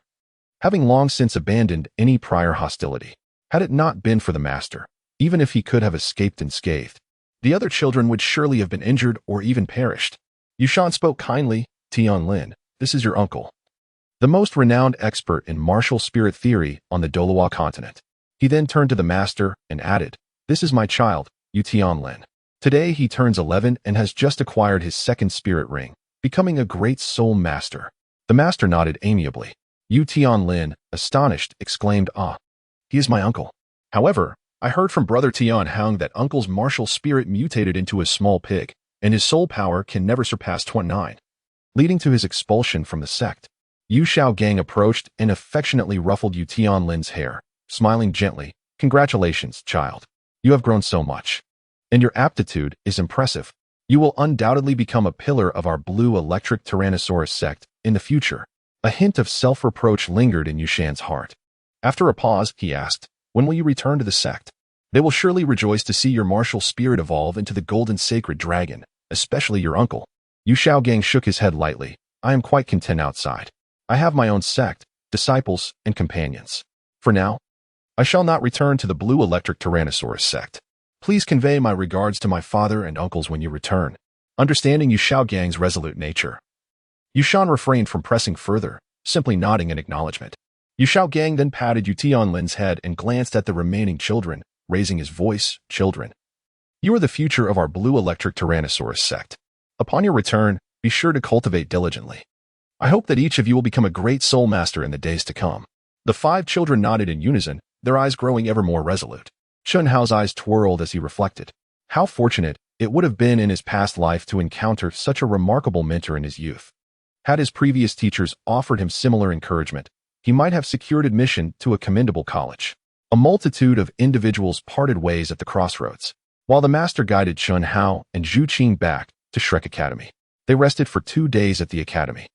Chen Hao followed the previous plan and returned to Notting City with the blueprints provided by Tang San. Enlisting the assistance of the Li family and the crazy rhinoceros blacksmith shop to collaboratively forge the components for the silent wrist crossbow, Chen Hao first sought out Guangxi, bringing him to the territory of the Li family. Upon hearing of Chen Hao's arrival, Titan was filled with excitement and personally came to greet him. From a distance, the jovial laughter of Titan could be heard. Ha ha ha, my young friend Chen Hao, it has been a long time. Guangxi, on the other hand, surveyed the surrounding architecture with wide-eyed wonder, exclaiming, "Goodness, I never anticipated that the realm of the Li family would be so magnificent." Titan, with a hearty tone, responded, "Aha, my brother, what do you think? Quite impressive, isn't it?" Guangxi nodded enthusiastically.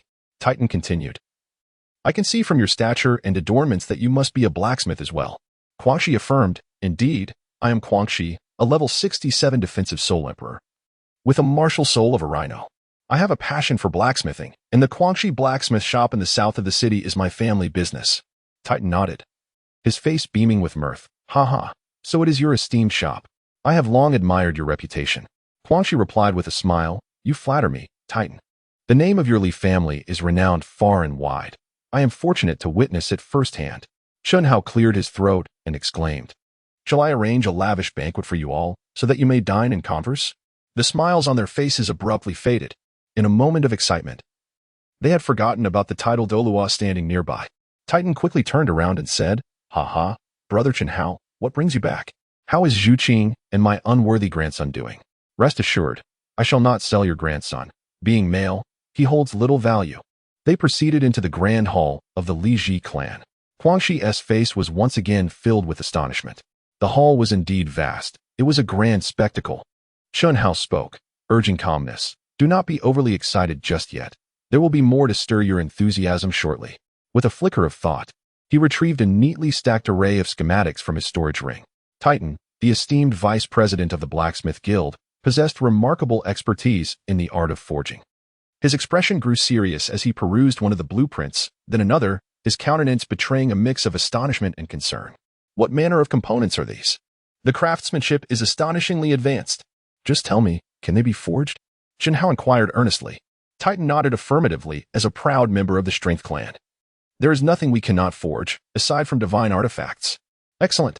I require 500 complete sets of components. Do the calculations and see if you can have them ready in a month." Titan's expression shifted to one of shock. "A month, my dear brother Chen Hao? This request is nothing short of perilous for us. Even if we were to halt all other endeavors and devote ourselves entirely to this task, we could not possibly complete it within that time frame. The intricacies and standards of this equipment's forging are far beyond the capabilities of ordinary blacksmiths." Chen Hao cast a glance at the nearby mad rhinoceros, aware of the formidable challenge that lay ahead. "Fear not, for I have summoned assistance," he declared. Titan regarded the mad rhinoceros, acknowledging it as a formidable ally, considering he was indeed a soul emperor. Titan spoke, "Even so, this task remains insurmountable. How long will you require?" Chen Hao inquired. Titan raised 3 fingers. 3 months, at the very least. 2 months, just 2 months. I shall come to collect the goods." Chen Hao insisted. Titan, wearing a look of consternation, replied, "Brother Chen Hao, you are placing an undue burden upon me." Chen Hao patted Titan on the shoulder, saying, "Don't try to play coy with me, you old rascal. Am I not aware of your capabilities? 2 months is more than sufficient." A sheepish grin spread across Titan's face as he replied, "Hee, brother Chen Hao, you are indeed astute. Yet, may I boldly inquire, what precisely is this object?" "The craftsmanship is remarkably advanced." The silent dart whizzed by with a swift whoosh. Chen Hao raised his right hand slightly, and a silent dart silently shot towards the Titan. It was only as it neared the Titan that he became aware of its presence. With his broad right hand, he swiftly grasped the silent dart. Just as he seized it, his expression shifted in alarm once more. It was poisonous. A subtle smile graced the corners of Chen Hao's lips. "How remarkable this silent dart is," His assault can effortlessly penetrate the defenses of a level 30 soul master, silently and unexpectedly. Titan's face revealed a moment of astonishment. Indeed, it is a splendid concealed weapon. However, with so many silent darts, to whom do you intend to sell them? The Empire? Naturally, it would be the 7 treasures Glazed sect, in the entirety of Douluo Continent, who possesses greater wealth than sect master Ning. Titan suddenly grasped the truth. It was indeed so. Although the 7 treasures Glazed sect is renowned as the foremost auxiliary sect of Douluo Continent, the majority of its members are defense-oriented soul masters, lacking in offensive capabilities. Equipping each of them with a silent dart would undoubtedly significantly enhance the overall strength of the 7 treasures Glazed sect. Ning Fengzhi, knowing of such an item, would certainly be willing to pay a handsome sum for bulk purchase. Titan leaned closer to Chun Hao and inquired, "Speak the truth. How much do you intend to sell this for to Ning Fengzhi?" Chun Hao extended 5 fingers. 50? 500. Titan's face displayed an expression of astonishment. Indeed, the 7 treasures Glazed sect is remarkably generous. They are willing to spend 500 gold soul coins on such items. However, it ultimately reflects your devious nature, consistently taking advantage of your father-in-law. Enough of the trivialities. They possess ample wealth. Rest assured, as I, Chun Hao, feast, I shall surely allow you to savor the broth. Chapter 070. Ning Fengzhi's Astonishment. 2,500,000 gold soul coins acquired. Upon departing from the Li Ji clan, Chun Hao made his way to the 7 treasures Glazed sect to pay a visit to his grandfather. Recently, he had acquired several valuable items through daily sign-ins, which he could impart to his grandfather to enhance his combat prowess. As he returned to the 7 treasures Glazed sect, 2 disciples tasked with safeguarding the sect, their faces brimming with excitement, respectfully bowed and exclaimed, "We welcome the esteemed elder back to the sect." A faint smile played upon Chun Hao's lips as he slightly lifted his head, a hint of pride illuminating his countenance. This sensation was truly delightful. With a confident stride, he entered the 7 treasures Glazed sect. From a distance, he spotted his grandfather, the esteemed Ning Fengzhi, and the venerable Gu, who had come forth to greet him personally. Although Jian Dao Chenxin appeared as a youthful silver-haired man, he was, in truth, over a century old. With a warm demeanor, he approached first, gently ruffling Chun Hao's hair and exclaiming, "Ah, little Hao, you finally decided to return." Chun Hao politely bowed and said, "Greetings, Uncle Ning and Grandpa Gu." Ning Fengzhi's expression was serene, and he held a deep fondness for his son-in-law. "Why hasn't Rongrong returned with you?" "Rongrong is currently preoccupied with enhancing her soul power at Shrek Academy and doesn't have the time to come back for now. I too have returned to visit Grandpa and to fulfill the transaction I previously made with Uncle Ning." Transaction? The 3 of them exchanged puzzled glances. CHNHO, employing his old tricks, believed that the most effective way to demonstrate the sweetness of a watermelon was to allow others to taste it. With a subtle movement of his right hand, a silent dart was already hurtling towards the face of the esteemed Master Ning. Naturally, Master Ning was caught completely off guard, and in a moment of negligence, he watched in astonishment as the sharp, silent dart flew directly towards him. Jian Dao and Gu Douluo exchanged startled glances. That insufferable brat. Gu Douluo swiftly stepped forward, positioning himself in front of Ning Fengzhi. Bang! The silent dart struck Gu Douluo with the force akin to hitting a metal plate. Immediately falling to the ground, Gu Douluo bent down to retrieve the dart. The moment his right hand made contact with the arrowhead, his fingers turned black in an instant. Surprised, he couldn't help but exclaim, "This thing is actually poisoned? You little brat, are you attempting to harm Fengzhi?"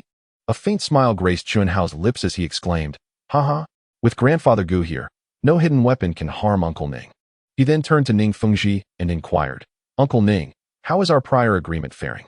I trust it has not disappointed you." Both the sword Douluo and the bone Douluo exchanged puzzled glances, unsure of the conversation's context. Ning Fengzhi's expression shifted to one of slight astonishment as he solemnly nodded. He was unaware of the method Chun Hao employed to unleash the arrow, yet its lethality was undeniable. Even he, caught off guard, would find himself vulnerable to such a weapon. "May I take a closer look at this item?" "Of course, Uncle Ning. As a buyer, you must see it before payment," Chun Hao replied, retrieving a brand new set of silent sleeve arrows from his treasure pouch.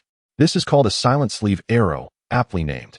It is concealed within a person's sleeve, and with a gentle touch to the mechanism, It can instantaneously launch a poison needle, silent and stealthy, rendering defenses ineffective against it.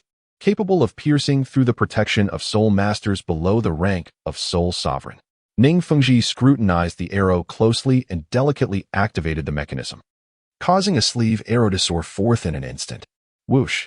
The arrow embedded itself into a nearby ancient tree, showcasing its formidable destructive power. A thrill coursed through Ning Fengzhi's heart. Possessing this item could significantly enhance the combat prowess of the 7 treasure Glazed Tile sect's disciples. Xiao, could you sell me the installation method for this concealed weapon? I will pay whatever you deem appropriate in gold soul coins. Chen gently shook his head. Uncle Ning, that may not be feasible. If I possessed the method to create such an item, I would not hesitate to bestow it upon you without a second thought, rendering the matter of gold soul coins irrelevant. However, this creation is the brainchild of another, and the crafting process is intricate. It is their means of livelihood, after all. How could they possibly sell it? Ning Fengzhi nodded slightly in agreement. Indeed, who would part with their source of sustenance? He continued. When can I expect the delivery of the 500 silent wrist darts I previously ordered? The gold soul coins have long been prepared, Uncle Ning. The crafting of this concealed weapon is indeed complex. However, rest assured, I have already contacted the Li family and the Mad Rhino Forge to work through the night on the components. With the assembly by the weapon's owner, we can deliver within 3 months. Ning Fengzhi's expression shifted. The Li family. Excellent. Their craftsmanship is indeed reliable. He then made a subtle gesture, retrieving a diamond card from his waist and presenting it to Chen Hao. This is a unique diamond card from the 7 treasures Glazed sect. There are only 3 in existence within the entire sect. It is usable at any bank, auction house, or soul fighting arena across the continent. I have already prepared 2,500,000 gold soul coins within. Chen Hao's expression flickered with surprise, unable to suppress the overwhelming joy swelling within his heart. As a mere intermediary profiting from the difference, how effortlessly had he amassed this 250,000 gold soul coins? Chen Hao forcibly suppressed the excitement within him. I have yet to deliver the goods, so how could Uncle Ning have already provided the payment? I truly appreciate this silent yet potent maneuver. Furthermore, even if I cannot place my trust in anyone else, I must certainly trust my future son-in-law. I feel deeply ashamed. Had it not been for my financial constraints, I would not have inadvertently caused trouble for my future father-in-law. Of course, one could argue that it isn't entirely a misstep, as I did manage to accomplish some tangible work, albeit at a rather inflated price. Chen Hao licked his lips. Well, since Uncle Ning has said so, I shall not be polite any longer. This item is indeed costly, with the processing fees from the Li family and the crazy Rhino Forge being substantial. Ning Fengzhi nodded gently. This venture seems quite lucrative. Chen Hao's eyes flickered slightly as he spoke again. Uncle Ning, I share a cordial relationship with the inventor of this concealed weapon, which is why he consented to provide the schematics for mass production. I specifically sought him out, and I discovered that he possesses not only the silent sleeve arrows, but also a more formidable concealed weapon known as the Shadow of Sand. Its power far surpasses that of the silent sleeve arrows and is an exquisitely crafted device. During tests of the Shadow of Sand's potency, the poison array it releases can penetrate several centimeters of steel plate, and upon unleashing the poison array, it emits a paralyzing mist that no soul master below the 40th rank can withstand. Moreover, there are no stringent requirements for its use. Any ordinary person can wield it. Both Sword Douluo and Bone Douluo were taken aback, astonished by the existence of such a powerful concealed weapon. There is also the Zhuge crossbow, a mechanical type of concealed weapon with immense power. Its might surpasses that of the Shadow of Sand, rendering soul masters below the 50th rank utterly defenseless against it. Its strength is comparable to a strike from a soul master at the 40th rank. Ning Fengzhi's expression fluctuated with concern. As the second-ranked sect on the Douluo Continent, the 7 treasure Glazed Tile School primarily comprises support-type martial souls, lacking offensive capabilities. This has long been a source of anxiety for the sect's successive leaders. If they could acquire these concealed weapons in bulk, it would undoubtedly address this significant shortcoming. Ning Fengzhi stepped forward and grasped Chen Hao's shoulder firmly, saying, Xiao Hao, could you possibly introduce me to this esteemed individual? Regardless of the cost, Uncle Ning is eager to procure these concealed weapons in mass quantities. Chen Hao paused momentarily, his brows slightly furrowed. If he were to introduce Tang San to Ning Fengzhi, what purpose would he serve? Alas, Uncle Ning, I fear this may not be feasible. My friend possesses a rather eccentric disposition and rarely engages with strangers. Were it not for the favor I have bestowed upon him, Acquiring even the silent hidden darts would be an impossibility. This explains why such a concealed weapon has never before graced the continent. Ning Fengzhi, without a shred of doubt, nodded thoughtfully.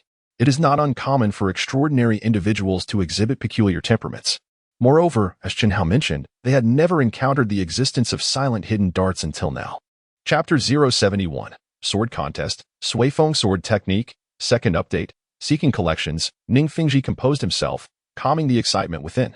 He spoke once more. Xiao Hao, could you assist Uncle Ning in procuring another batch of those concealed weapons you just described? The price shall certainly not be a concern. Chen Haotuan paused momentarily. Uncle Ning, rest assured, I will seek him out for a private conversation later. I owe him a debt of gratitude, so it should not pose a problem. However, the production of the latter two types of hidden weapons is considerably more challenging, and I fear we may not have an abundance of them. Ning Fengzhi understood and gave a gentle nod, acknowledging that acquiring even one would be preferable to having none at all. Later tonight, I will transfer 2 million gold soul coins to your card. Should that prove insufficient, do not hesitate to inform me. Indeed. It seems wealth can indeed pave the way to boundless possibilities. Chen Hao paused for a moment before speaking. By the way, Uncle Ning, Grandpa, and Grandpa Gu, I have some delightful news to share with you. Ning Fengzhi's brow furrowed slightly. Xiao Hao, what other good news could there be? Could it be that Rongrong's soul power has risen by another level? It is quite surprising that the sect leader Ning lacks confidence in his own daughter. Considering the time that has passed, it is improbable for Rongrong's soul power to have increased by just one level. However, I must clarify that what I wish to discuss is not related to soul power. The three of them were filled with curiosity. What is it then?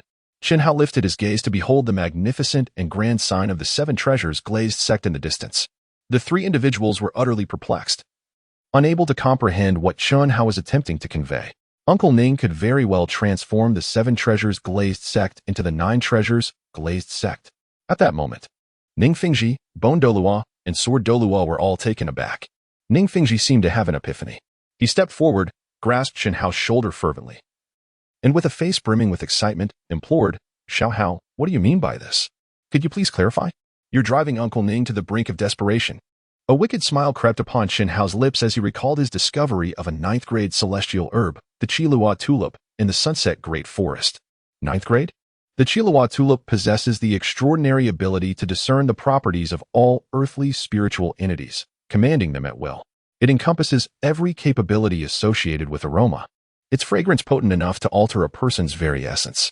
After consuming the Douluo tulip, Rongrong's martial spirit underwent a remarkable evolution, transforming from the 8 treasure glass tower into the 9 treasure glass tower, with her soul power soaring from level 30 to 38. Ning Fengzhi's feet trembled slightly, nearly causing him to stumble to the ground. The 7 treasure glass tower boasts the most formidable supportive capabilities in the Douluo Continent, yet it exacts a tremendous price, rendering one unable to advance to the rank of 8 title Soul Douluo for a lifetime. Successive leaders of the 7 treasure glass sect have tirelessly sought ways to transcend this limitation, only for it to manifest in Rongrong at last. All of this is attributed to Chen Hao. Ning Fengzhi, typically composed, was now awash with excitement and elation. The three remained enveloped in the astonishment that Chen Hao had instigated, as Gu Rong and Sect Master Ning took their leave. Chen Hao and Sword Douluo returned to the side hall together. The excitement that once stirred Sword Douluo's heart had long since settled into tranquility. He lifted his gaze towards the distant sky, his expression profound, and remarked, Ah, Xiao Hao, you are indeed a vessel of boundless opportunities, astonishing all who behold you. At such a young age, you have already attained the rank of title Douluo. Your future path shall undoubtedly extend even further. The lifespan of humanity is finite. My grandfather is now 120 years old, and I wonder how much longer he can endure. Even in the absence of my grandfather, you must persist in your cultivation and delve into the supreme path of martial souls. After all, my grandfather is a title Douluo, in the prime of his life. A gentle smile graced Sword Douluo's lips as he tenderly ruffled Chen Hao's hair. You are truly a perceptive child. While the title Douluo is indeed powerful, the longevity of a title Douluo is intricately linked to their soul power. The greater the soul power, the longer the lifespan. Chen Hao's eyes turned resolute. Rest assured, Grandpa, I will ensure that you remain by my side forever. Jian Dao said little, quietly seated in place, savoring this moment of tranquility. After a considerable time, Jian Dao spoke. Come, let us practice our swordsmanship together. With a slight movement of his eyes, Chen Hao eagerly exclaimed, Grandfather, what do you think of my 2 sword techniques? They are sure to overpower the Bone Douluo. Sword Do was filled with joy, his eyes brimming with anticipation. What sword techniques? Please demonstrate them for grandfather to see. With a flash of sword light in his eyes, Chen Hao focused his thoughts, and a 7 kills sword materialized in his right hand. Grandfather, watch closely. This move is called traversing the 8 directions. He swung the sword, unleashing a powerful wave of sword energy that swept outward, grand and imposing. He then leaped into the air, executing a swift and lethal sword strike, reminiscent of the unity of man and sword found in the Sword Douluo's techniques. Yet without the soul power consumption associated with such unity. This technique is known as flying sword of 100 paces, with a single stroke. His sword cleaved through a nearby massive tree. The Sword Douluo observed with a stirring heart, a glimmer of excitement within. The Sword Douluo, with resolute eyes and a resonant voice, proclaimed, the 7-kill sword possesses its own martial soul. Imbued with innate sword intent and accompanied by a unique set of sword techniques. The first sword, the heavy sword with no edge. The second sword, 7 emotions and 7 injuries, capable of evoking various emotions. Cultivation, in essence, is the refinement of one's external skills, honing the fusion of one's martial soul through combat. The second aspect involves the 7 emotions, joy, anger, sorrow, contemplation, grief, surprise, and fear. Mastery of both facets allows one to ascend to higher realms, explaining why those with greater cultivation remain unperturbed in the face of adversity. The 7 emotions and 7 injuries sword has distinct techniques, each invoking a different emotion. The third sword, the pinnacle of them all, is great skill without effort, a single strike that is certain to kill, with power so immense it can distort and tear apart space. Although your previous 2 strikes may not be the strongest, they possess a unique sword intent and consume minimal soul power. The lethality varies with the level of execution. The Sword Douluo leaped, meeting the attack with his own sword. 2 7 kills, swords tearing through the air, releasing a fierce sword energy that enveloped the sky, captivating countless disciples of the 7 treasure Glazed tile school. Xiao Hao, pay attention. Today, grandfather will impart to you a new sword technique. Named, aspiration to soar above the clouds, when following sword technique, shooting stars chasing the moon. In an instant, 19 continents, 10,000 swords concealed. Let not the mundane disturb. Sword energy crisscrossing. Cold light spanning miles. Fury to slay gods and demons. Indomitable iron sword. Guarded by the profound nether, the iron sword is invincible. 1,000 swords concealed for decades. Yet unsheathed. When I turned back, shooting stars chased the moon. In an instant, 19 continents. Slay demons and gods alike. 1,000 generations for the sake of the great sword's unification. One may linger in a corner, carefree, undisturbed by the mundane. Now as I turn, sword energy crisscrossing. Cold light extending 30,000 miles. I ask, who in this world can rival me? The immense sword energy of the 7-kill sword enveloped the entire sky, dyeing the clouds above crimson. Bone Douluo and Ning Fengzhi stood before the grand hall, gazing upward. Bone Douluo sighed deeply, alas. It seems this old fellow's soul power has risen again. In our recent contests, I have gradually felt outmatched. Should I ask him to take it easy? I am no match for him.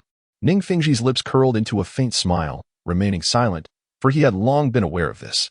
Bone Douluo continued, ultimately, it comes down to him having an exceptional grandson. If my grandson were equally formidable, I might not necessarily lose to him. Perhaps I should send Gu Feng out for some training. He might encounter some fortuitous opportunities. A flicker of delight crossed Bone Douluo's eyes as he considered this idea. Gu Feng, that boy, spends every day within the sect, believing himself to be quite powerful. It is indeed time for him to venture out and hone his skills. Sword completed. The powerful sword energy still enveloped the skies above the 7 treasure Glazed tile school. That evening, Gu Feng found himself unceremoniously ejected from the 7 treasure Glazed tile school, penniless, as Bone Douluo decreed. You shall not return to the sect until you reach the Soul Emperor rank. Poor Gu Feng spent that night outside the sect's gates. The 2 female disciples guarding the entrance felt a twinge of pity, yet there was little they could do. Bone Douluo's orders were absolute, forbidding any disciple from aiding or sheltering Gu Feng. Those who defied this decree would be expelled from the sect. Chen Hao spent 2 days at the 7 treasures Glazed tile school before setting off for the Heaven Do Empire. His mother, Tang Yuehua, currently serves as the head of the Moon Pavilion at the Imperial Etiquette Academy of the Heaven Do Empire. Although their relationship lacks affection, she is ultimately his mother in this world, and it is imperative that he pays her a visit. Chen Hao strolled through the bustling streets of Tiando City. expending over 100 gold soul coins to acquire several exquisite and stylish outfits. Following this, he visited a barber shop for a fresh haircut, enhancing his already striking appearance. After enjoying a light meal in Tiando City, he rose with the intention of heading to Weixin. However, just a few steps away, he was startled by the sound of a familiar dispute nearby. How could a dignified member of the Battle Soul sect possibly lack the funds for a meal? Rest assured, once I am prosperous, I shall repay you tenfold, exclaimed a young man, as the restaurant owner clutched his collar, refusing to relent, drawing the attention of numerous onlookers. My dear young sir, the owner implored, this establishment operates on modest profits and cannot withstand such turmoil. If every patron were to behave as you do, how could we possibly continue our business? Chen Hao stood nearby and cast a glance. Indeed, it was that rascal Gu Feng. What a disgrace to the Seven Treasures Glazed sect. The shopkeeper then gently pinched the fabric of Gu Feng's clothing, remarking, this material seems quite fine. If you truly lack funds, perhaps you could settle your debt with your garments. Gu Feng's expression darkened with indignation. This attire cost me 10 gold soul coins, custom made by the sect.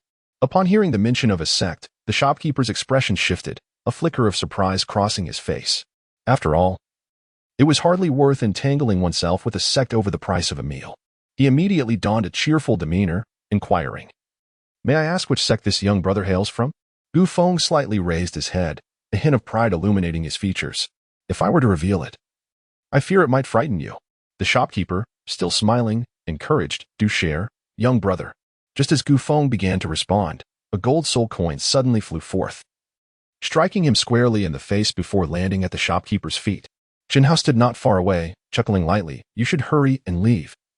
Don't bring disgrace to the sect. The proprietor, upon spotting the golden soul coins, quickly bent down to pick them up, disregarding Gu Feng. Gu Feng cast a glance at Chen Hao, his heart swelling with both jealousy and resentment. Humph, who are you to meddle? Enough of this fussiness. If your grandfather saw you squandering the sect's reputation while indulging outside, he would surely strangle you. Upon hearing these words, Gu Feng's body involuntarily trembled. There was indeed a possibility of that. His grandfather was capable of anything. He had previously warned Gu Feng never to mention the sect's name when outside, lest he attract unwanted trouble. Gu Feng paused for a moment, a shiver coursing through him.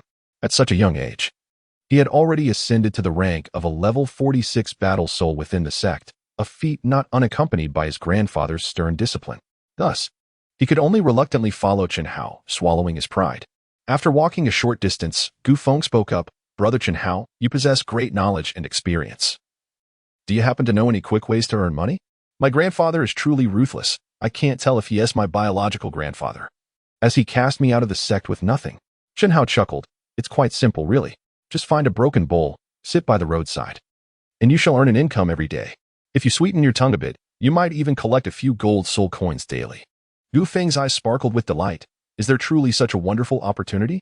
However, his expression shifted as he quickly realized, are you suggesting that I beg for alms? There is no method that yields money more swiftly than this, and the best part is that it requires no investment. Gu Feng let out a light snort, visibly annoyed, and prepared to take his leave. Chen Hao gently shook his head. After all, he was ultimately the grandson of Old Bone, and any assistance he could provide was valuable. Bang! Just as Gu Feng turned around, he collided with a young man. Beside the young man stood a captivating beauty clad in a fiery red robe, none other than Huo Wu. Chen Hao's gaze narrowed slightly. The world indeed felt small, as he unexpectedly encountered Huo Wu here. Upon seeing Chen Hao, Huo Wu's eyes sparkled with excitement, and she could not help but take a step closer, her voice softening as she exclaimed, You are here too. Beside her stood a young man with silver hair, his face obscured by a black mask. He donned a suit of dark green attire, his figure tall and imposing. He appeared to be another prodigy from the Douluo Continent, Feng Xiaotian. Feng Xiaotian seemed to sense a threat to his presence. He slightly raised his head, a hint of arrogance evident on his face. So, this is the person you mentioned, the one who saved you on your way back. Huo Wu nodded gently in affirmation. Feng Xiaotian courteously bowed to Chen Hao, stating, Miss Huo Wu has spoken of you on several occasions. I extend my gratitude on her behalf for your previous act of heroism in saving her. Chen Hao chuckled lightly. I saved her, yet I did not save you. Why should you thank me on her behalf? A shadow of annoyance crossed Feng Xiaotian's fair visage. Indeed, Huo Wu had never consented to pursue a relationship with him, so on what grounds could he express gratitude for her? After a brief pause, he spoke. Wu is rather shy. I feared she might struggle to articulate her thanks, which is why I took it upon myself to express it for her. No sooner had he finished speaking than Wu stepped forward once more, her voice gentle as she said, "Thank you for your life-saving assistance earlier. Were it not for you, I would have been at a complete loss in dealing with the 5 bandits of Mongshan." Jian Dao slightly raised his head, a hint of pride surfacing on his face. "No need for modesty. A hero ought to rescue a damsel in distress. May I inquire your name?" "I am Jian Dao. And you?" "Fire Dance from the Fire Academy." As they exchanged smiles and responses, Fire Dance felt an increasing fondness for Jian Dao. Meanwhile, Feng Xiaotian stood aside, feeling quite superfluous. Having pursued Fire Dance since childhood, he couldn't help but feel overshadowed by this newcomer. It seemed imperative to diminish this young man's aura and demonstrate to Fire Dance that he was, indeed, the most formidable genius. Feng Xiaotian then spoke. "I have heard that you, brother Jian Dao, are remarkably skilled, having slain the 5 thieves of Mang Mountain with a single sword strike. I am truly impressed. How about we engage in a friendly sparring match? For men, a fight is often either a display of strength or a means to win a woman's heart." Jian Dao had long anticipated such a turn of events. The youth, brimming with vigor and passion, often resorted to conflict as an outlet for their fervent emotions. He then cast a glance toward Gu Feng, saying, "Little Feng, there is an opportunity at hand to earn quick money. I wonder if you would be willing to take it?" Gu Feng, his expression somewhat dazed, replied, "What kind of opportunity?" Jian Dao gently lifted his head and declared, "If you can defeat me in battle, I shall reward you with 20 gold soul coins. Even if you lose, fret not, for I will still grant you 5 gold soul coins. It is indeed a profitable venture." Gu Feng's eyes sparkled with determination to continue thriving in the outside world. He needed to amass wealth. He raised his voice, "Come on, I am ready to fight you." Feng Xiaotian glanced at Gu Feng with disdain, retorting, "Mind your own business. I only wish to compete with brother Jian Dao." Gu Feng's expression shifted, incredulous that someone of Feng Xiaotian's caliber dared to challenge him. Feng Xiaotian's anger ignited within him. He contemplated, "Very well, I shall first dispatch you before dealing with that brat. By defeating both of you, I will further showcase my prowess. Wu, take note. Your brother Feng Xiaotian is the most formidable genius." Gu Feng's eyes narrowed slightly as he revealed 4 soul rings. "I am Gu Feng, a level 44 defense-type soul master. With the martial soul, Bone Dragon. Bone Dragon." Both Wu and Feng Xiaotian were taken aback. Chapter 073, Gu Feng vs. Feng Xiaotian, second update, seeking support, indeed. It was the first defense and the most enigmatic martial soul of Douluo Continent, Bone Dragon. Feng Xiaotian spoke first. "What is your connection to the Bone Douluo of the 7 Treasure Glazed Tile School?" Gu Feng, somewhat irritated, replied, "What concern is it of yours? Are we fighting or not? If not, concede quickly so I can collect my money." Feng Xiaotian hesitated, then stated, "I am Feng Xiaotian, a level 44 agility-type soul master. With the martial soul, twin-headed Gale Demon Wolf." A smirk crept across Gu Feng's lips. "Very well, our soul power is equal. I shall not take advantage of you." Before Jian Dao's arrival, Gu Feng had long dominated the battle rankings of the 7 Treasure Glazed Tile School, which instilled a sense of pride within him. His eyes gleamed with ferocity as his robust form radiated strength. A phantom of the Bone Dragon loomed around him, massive, eerie, exuding a chilling aura. Feng Xiaotian enveloped himself with the phantom of the twin-headed Gale Demon Wolf, a mutated martial soul that surpassed the ordinary in both attack power and speed, making him the foremost talent of the younger generation in the city of Xinfeng.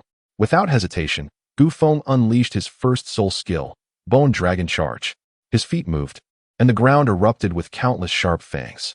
Feng Xiaotian smirked, enveloped by a fierce wind, dodging Gu Feng's initial attack with ease. He wasted no time, his eyes glinting with intensity. First soul skill, Gale Blade. Winds coalesced into numerous blades, slicing towards Gu Feng like a barrage of lethal daggers, exuding tremendous destructive power. However, the Bone Dragon, renowned for its unparalleled defense and enigmatic nature, was no mere facade. Gu Feng swiftly activated his second soul skill, Bone Armor. White dragon bones manifested before him, shielding him entirely. The wind blade struck, yet failed to breach his defenses. Third soul skill, Bone Dragon's Might. A powerful dragon's aura radiated from Gu Feng, sweeping toward Feng Xiaotian. Feng Xiaotian, agile as the wind, evaded with remarkable speed, spinning in a whirlwind before launching his second soul skill, Twin Wolves Manifest.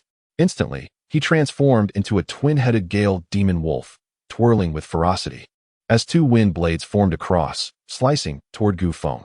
This was an enhanced version of Feng Xiaoyan's first soul skill, with destructive power several times greater.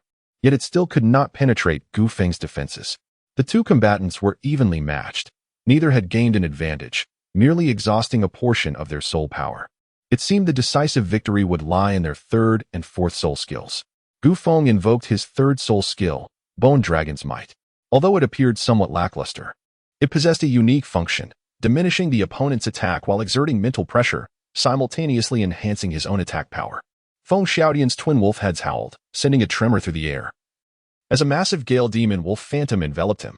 Third soul skill, Gale Wings. Upon activating his third soul skill, Feng Xiaotian sprouted wings, soaring into the sky with a 100% increase in speed. Using this advantage, he launched another assault on Gu Feng. The wind blades cut into Gu Feng's form. While his defenses held, his clothing was tattered, revealing red marks upon his skin. Seeing his inability to secure victory, Feng Xiaotian unleashed his fourth soul skill, Demon Wolf Mirage. Instantly, he split into two figures, with an illusion behind him, transferring all damage to the Mirage. The Mirage could separate from the body, retaining 50% of its attack power. The two figures danced around Gu Feng, their sharp claws aimed at him. Gu Feng surveyed the scene, his eyes narrowing as he struggled to discern which was the real body among the indistinguishable wolf figures. As Feng Xiaotian lunged at Gu Feng, he unexpectedly vanished into thin air, reappearing behind him. In that instant, a sharp set of fangs erupted from one of the wolf illusions. Feng Xiaotian swiftly switched to the other wolf figure. Yet, Gu Feng had anticipated this. With only two illusions, the last one must be the true body. Fourth soul skill, Bone Dragon Devour. Gu Feng was cloaked in the phantom of a colossal ancient dragon, its skeletal form imposing and fearsome. He opened his cavernous maw and consumed Feng Xiaotian whole. Once the Bone Dragon's devouring skill succeeded, few could escape its grasp. Of course, Cheng Hao was an exception. Inside the Bone Dragon, the overwhelming aura would instill a sense of dread, often causing soul masters to exhaust their soul power and concede. Feng Xiaotian surveyed his surroundings, feeling an inexplicable pressure that made breathing difficult. Nevertheless, he would not choose to concede. The sharp claws of the Gale Demon Wolf struck against the Bone Dragon's interior, but it felt as though they were swallowed by the void, having no effect whatsoever. Struggling mightily, Feng Xiaotian's strength and soul power rapidly diminished. Truly, the first defense and the most enigmatic martial soul of Douluo Continent were formidable. After much contemplation, he resolved to unleash his most powerful self-created soul skill. Initially intended for the national elite competition, there was no time to hesitate. Huowu was watching, and he could not afford to lose. Feng Xiaotian's eyes blazed with intensity as he expended his final reserves of soul power to execute his self-created skill, Gale Demon Wolf 36 slashes. With gritted teeth, he swung his wings, initiating the first slash, the second slash, the third slash. The speed of the slashes intensified, and the offensive power escalated exponentially. Gu Feng could only sense a vigorous assault on his martial spirit. His body involuntarily trembled as he channeled more soul power. The greater the soul power, the stronger his martial spirit became. The fourth slash, the fifth slash. However, this onslaught showed no signs of abating. Rather, it continued to intensify. Gu Feng began to feel a sense of panic. This young man had clearly exhausted all four soul skills. So why had the attack suddenly escalated? The soul skills he had just unleashed did not possess such destructive force. The eighth slash, the ninth slash. Gu Feng's soul power was subtly depleting, and waves of pain coursed through him, as if the entire phantom of the Bone Dragon were being cleaved from within. Gu Feng gritted his teeth against the agony. As the proud wielder of the Bone Dragon martial spirit, the foremost offensive martial spirit in the Douluo Continent, how could he allow himself to be breached? What a disgrace it would be if word got out. Clenching his jaw, Gu Feng unleashed his third soul skill, Bone Dragon's Dread, attempting to launch a mental assault on Feng Xiaotian. Yet, Feng Xiaotian's Gale Wolf's 36 consecutive slashes had already commenced.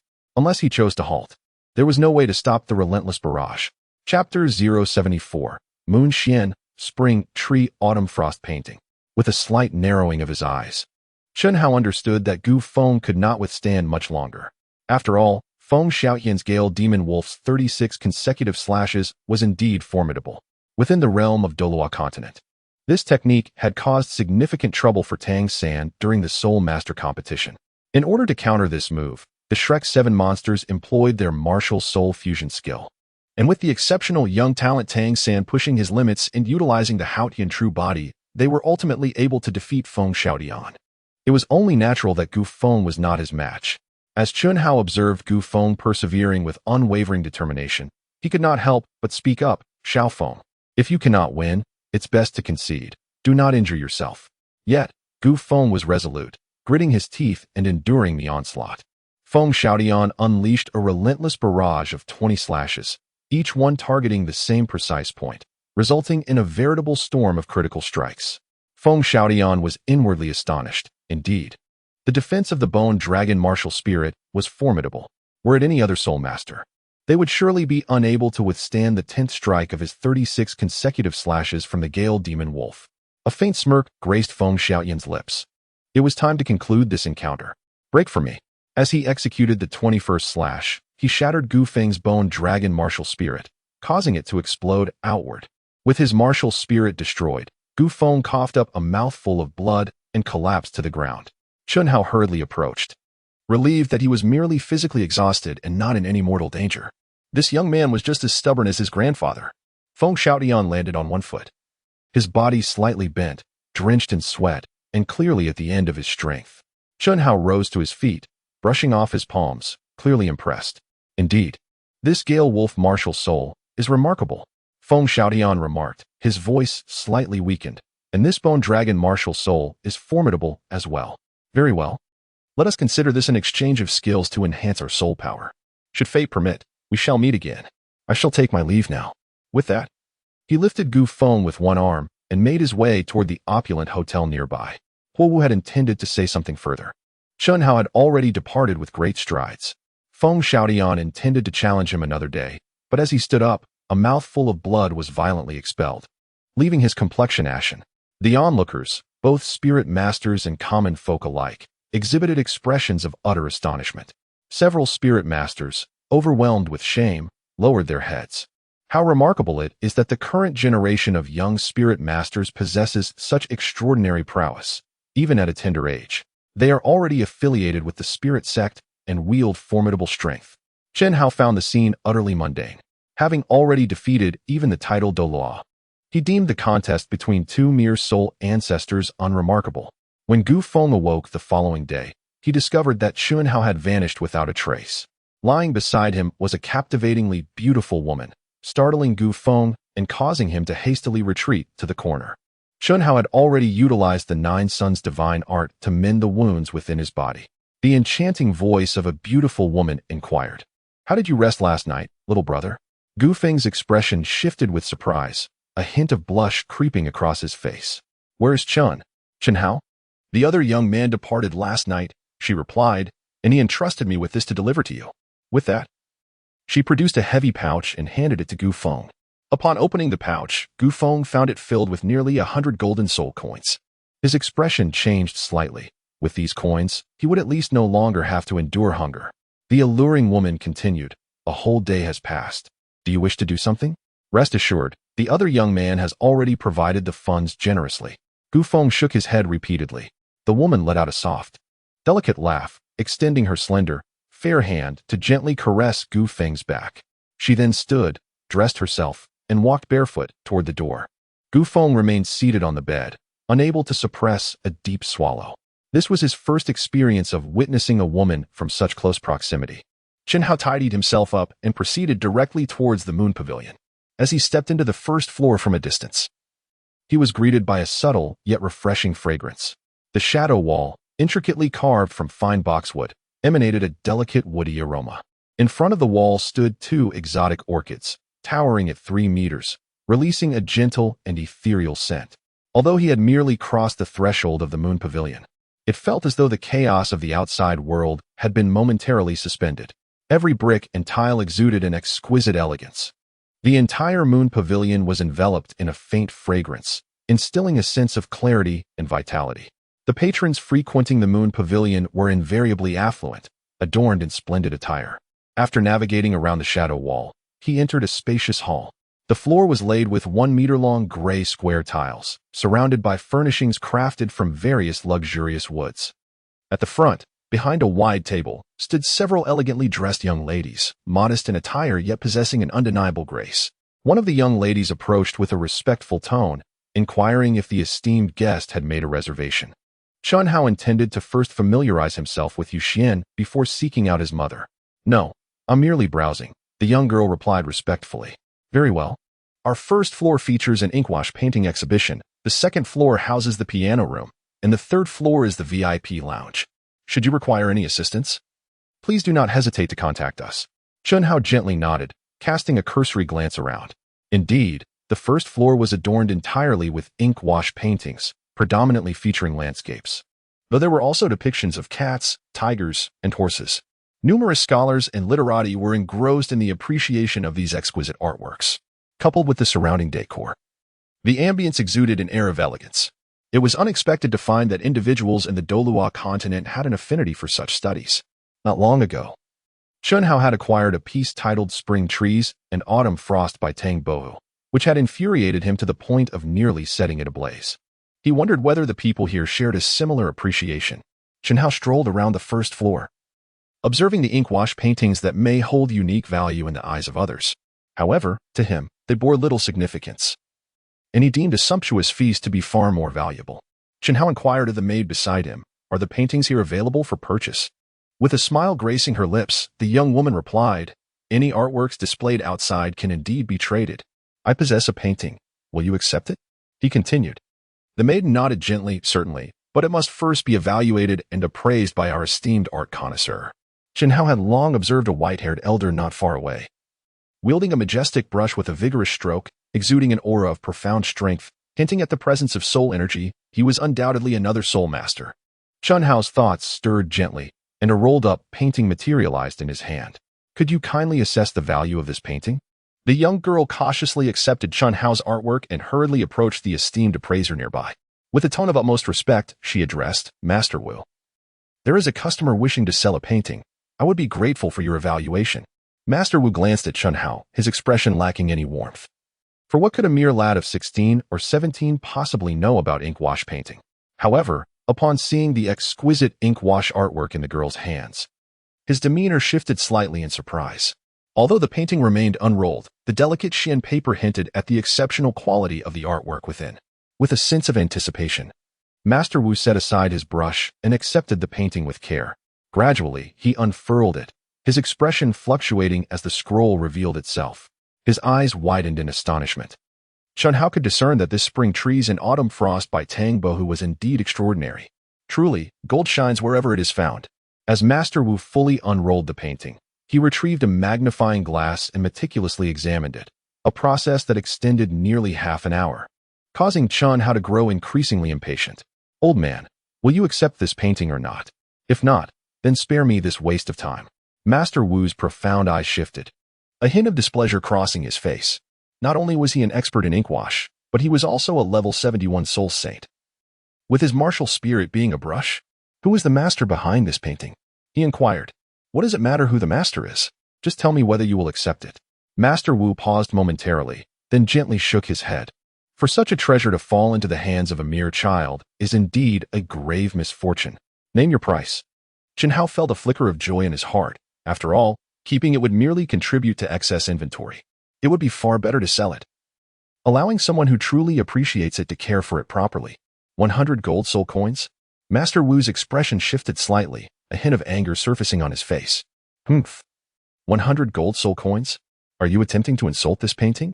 Chen Hao was instantly taken aback. Is this old man out of his mind? Has he not realized that he's the one selling the paintings? What seller would ever consider a low bid from another seller? Chen Haotuan paused for a moment and said, "All right, then you make an offer.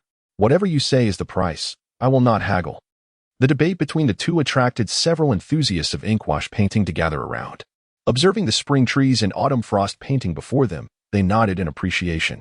A slender, middle-aged man beside them spoke up. "Young brother, would you sell this exquisite piece to me? I offer 10,000 gold soul coins." Chen Hao's expression subtly shifted, for he never anticipated that Tang Bohu had gained such renown that even reached the Douluo Continent. A mere tattered painting had attracted a bid of 10,000 gold soul coins. Without the slightest hesitation, the deal was sealed. Beside him, Master Wu slammed his right hand on the table, exclaiming in a voice filled with indignation, "Hold on. This painting was first auctioned at my Yuexian. Thus it rightfully belongs to us for priority purchase." A middle-aged man nearby glanced at Master Wu, his countenance quivering slightly, harboring anger yet refraining from voicing it. It was evident that this elder commanded a certain respect. Master Wu continued, "Young brother, this artwork depicts a scene of two scholars seated upon the stones by a brook, engaged in profound conversation amidst the verdant spring mountains and cascading streams. The towering peaks in the background, with their withered trees sprouting new buds, herald the arrival of spring. At the valley's mouth, a waterfall descends like silk, merging with the stream, splashing droplets that create a serene sound. The surroundings exude an ethereal elegance. Every blade of grass and every tree is rendered with lifelike precision, establishing this piece as a paragon of inkwash painting. Having dedicated several decades to this art form, I, Wu, am humbled and confess that I could never replicate such magnificent landscapes. To possess such a masterpiece in your hands would indeed be a grievous misappropriation of nature's treasures. If this paper is not properly preserved, it could easily fall prey to insects. How about my Yuexian offering 100,000 for this spring trees and autumn frost painting?" Chen Hao nodded repeatedly. "All right. Whatever you say it is." The onlookers, enthusiasts of inkwash painting, began to engage in animated discussions. A single inkwash painting fetching a price of 100,000 gold soul coins is indeed considered a pinnacle achievement. After all, only a select few who are incapable of cultivating soul power would seek solace in alternative pursuits. If one could cultivate a martial soul, who would take the time to study such things? Ultimately, Chen Hao's painting, Spring Trees and Clear Frost, was sold to Yu Xian for 100,000 gold soul coins. Chen Hao ascended to the second floor once more. The decor on this level was notably more elegant, featuring numerous private rooms. Nearby, in a pavilion, a young maiden was gracefully playing the guqin, the ethereal notes resonating in the air, fostering a sense of tranquility and delight. Within several of the private chambers, many young individuals were seated in quiet meditation, diligently cultivating their soul power. At first glance, nothing seemed particularly remarkable. However, upon hearing the maid's introduction, Chen Hao discovered that the music was no ordinary melody. It contained subtle fluctuations of soul power, capable of calming the mind, enhancing concentration, and accelerating the cultivation of soul energy.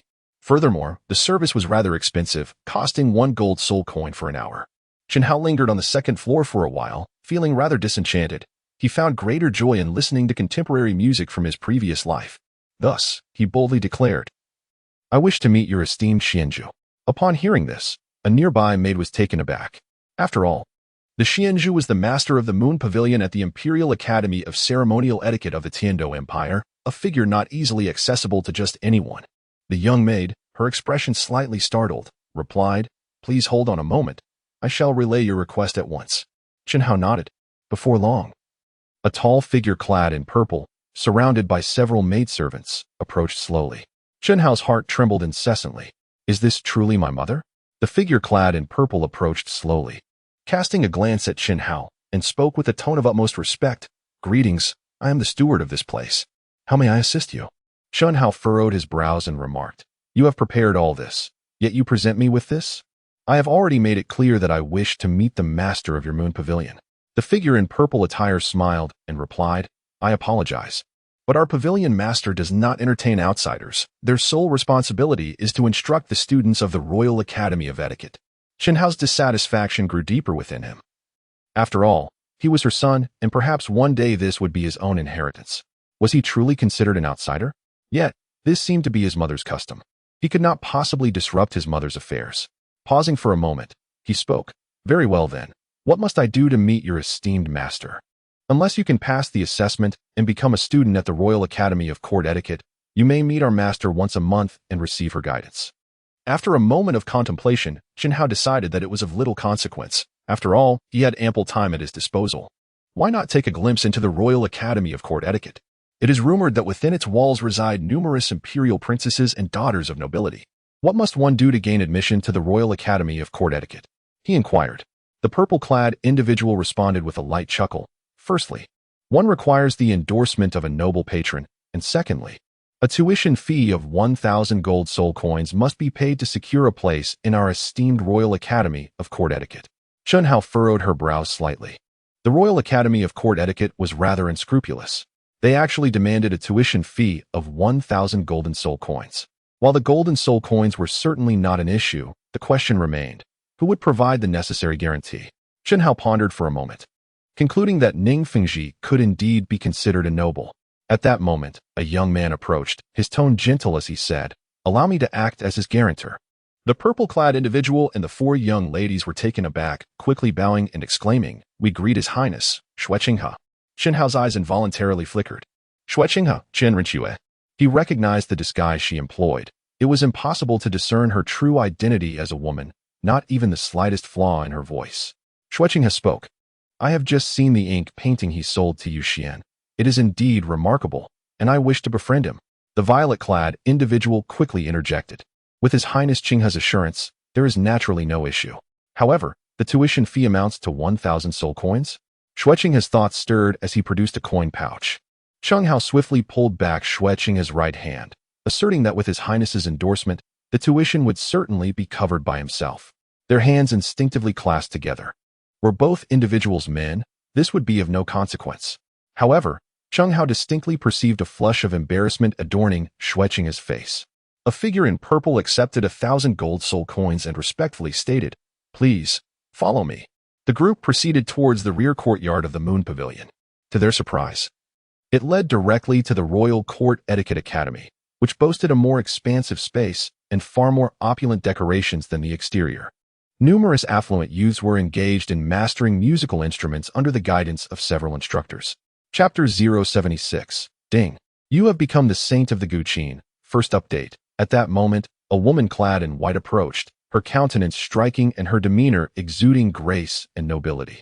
With a respectful tone, she greeted, "It is an honor to meet you, Prince Xueqinghe." Xueqinghe replied, "My friend wishes to join the Royal Court Etiquette Academy." The woman in white, maintaining a serene expression, responded, "That is certainly not an issue." Xueqinghe continued the introduction. "This is Vice Dean Su Cheng of the Royal Court Etiquette Academy." Chen Hao politely bowed and said, "Greetings, Teacher Su." Teacher Su Cheng's lips curled into a gentle smile. Although she appeared to be at least in her 30s, she exuded a profound artistic aura.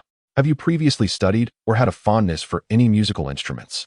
After a moment of contemplation, Chen Hao recalled that he had studied piano in his previous life. However, such an instrument did not exist in this world. No, it truly did not. Teacher Su Cheng nodded.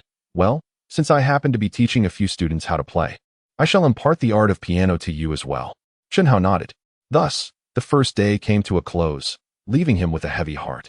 In his previous life, even tracing back 18 generations, there was not a single soul engaged in the arts. While he was adept at fighting, when it came to these artistic endeavors, he truly lacked any innate talent. Chen Hao began to feel somewhat disheartened. However, in order to see his mother, he could only endure a little longer. Ding. Congratulations to the host for signing in daily. You have received a quick mastery card for the Saint of Qin's 1. Ding. Congratulations to the host for signing in daily. You have obtained the sheet music for the Tranquil Source Melody 1. Ding. Congratulations to the host for signing in daily.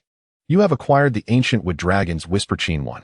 Chen Hao's expression shifted in surprise, abruptly awakening from his slumber. The system proved to be remarkably effective. Just as he contemplated giving up, it bestowed upon him a fortuitous gift. Ding. Using the Qin Saint Accelerated Mastery Card 1, the host has now become a Qin Saint. In an instant, Chen Hao's hands began to move involuntarily, and the techniques for playing the Guqin flooded his mind, manifesting with astonishing proficiency. Chen Hao couldn't help but be taken aback. The system was truly formidable. He retrieved the withered wooden longing chain, its tones ancient and its appearance exquisitely elegant. Gently plucking the strings, the sound resonated like the roar of a dragon. With the night enveloping him, Chen Hao played a serene melody, the Peiyuan Tranquility tune, whose gentle and melodious notes enveloped him in a sense of relaxation, as if a heavy burden had been lifted. Upon the conclusion of the piece, he felt an overwhelming sense of ease, as though he had ascended into the air, buoyed by the soothing strains of his performance. The following day, filled with enthusiasm, Chen Hao arrived at the Royal Academy of Ceremonial Arts, where students were instructed not only in the art of musical performance, but also in the intricacies of court etiquette. After a full day of learning, he had yet to encounter the principal. Thankfully, this was his mother's domain. Otherwise, given Chen Hao's tempestuous temperament, he might have caused quite a scene. As evening approached, teacher Su Cheng, with a serene expression, announced that, as was customary, a student would share their reflections on the day's learning. I wonder who among you would be willing to come forward? The surrounding students fidgeted, most of them young ladies. The air infused with a delicate fragrance. Among them, Chen Hao noticed several girls whose beauty rivaled that of Rong Rong and Zhu Qing. However, he refrained from making any reckless moves. Teacher Su Cheng scanned the room, noting the reluctance of anyone to step forward. Since no one seems inclined to volunteer, I may have to call upon someone, she said with a smile. At that moment, Chen Hao suddenly stood up. I will. All eyes turned toward him. The instructor at the front looked momentarily astonished. After all, Chen Hao had been introduced by His Highness Xue Qinghe and had been personally received by her. Teacher Su Cheng remembered this well, recalling how he had struggled to remember the music sheets just yesterday, yet now he dared to perform on stage. Who had instilled such courage in him? A faint smile crossed Teacher Su Cheng's face, as she thought to herself that Chen Hao had only just begun his studies and should focus on observing, listening, and learning. Chen Hao did not shy away from expressing his thoughts, stating directly, Teacher, do you look down upon me? Teacher Su Cheng quickly interjected, No, not at all. I merely hope for your better development. Without uttering a word, Chen Hao strode directly forward, casting a fearless glance at the surrounding classmates. Today, I shall perform a piece for everyone, remarked a nearby young girl, mockingly. Can you even play? Just yesterday, you couldn't even distinguish the sheet music. I hope you don't damage the Academy's guqin. Fear not, I have brought my own guqin. He replied confidently. But can you truly play? Please, do not harm our eardrums. As Chen Hao's thoughts stirred slightly, an ancient guqin materialized upon the table. While other students may have been oblivious to its worth, Su Qing's expression betrayed her astonishment. This guqin was exquisitely crafted, surpassing the quality of those in the academy by 100-fold, and even more refined than the few that Xian Zhu had collected. It was evident that this individual held a remarkable status. Chen Hao's eyes narrowed slightly as he sat cross-legged, his right hand gently gliding over the strings of the zither. The sound resonated like a dragon's long lament, sending a shiver through the hearts of those who listened.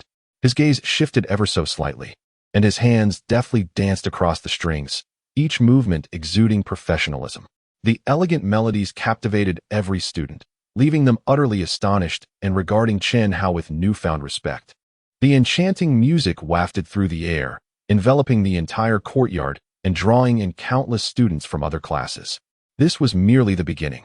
The crystalline notes flowed like a gentle stream emerging from a secluded valley, refreshing and invigorating the soul.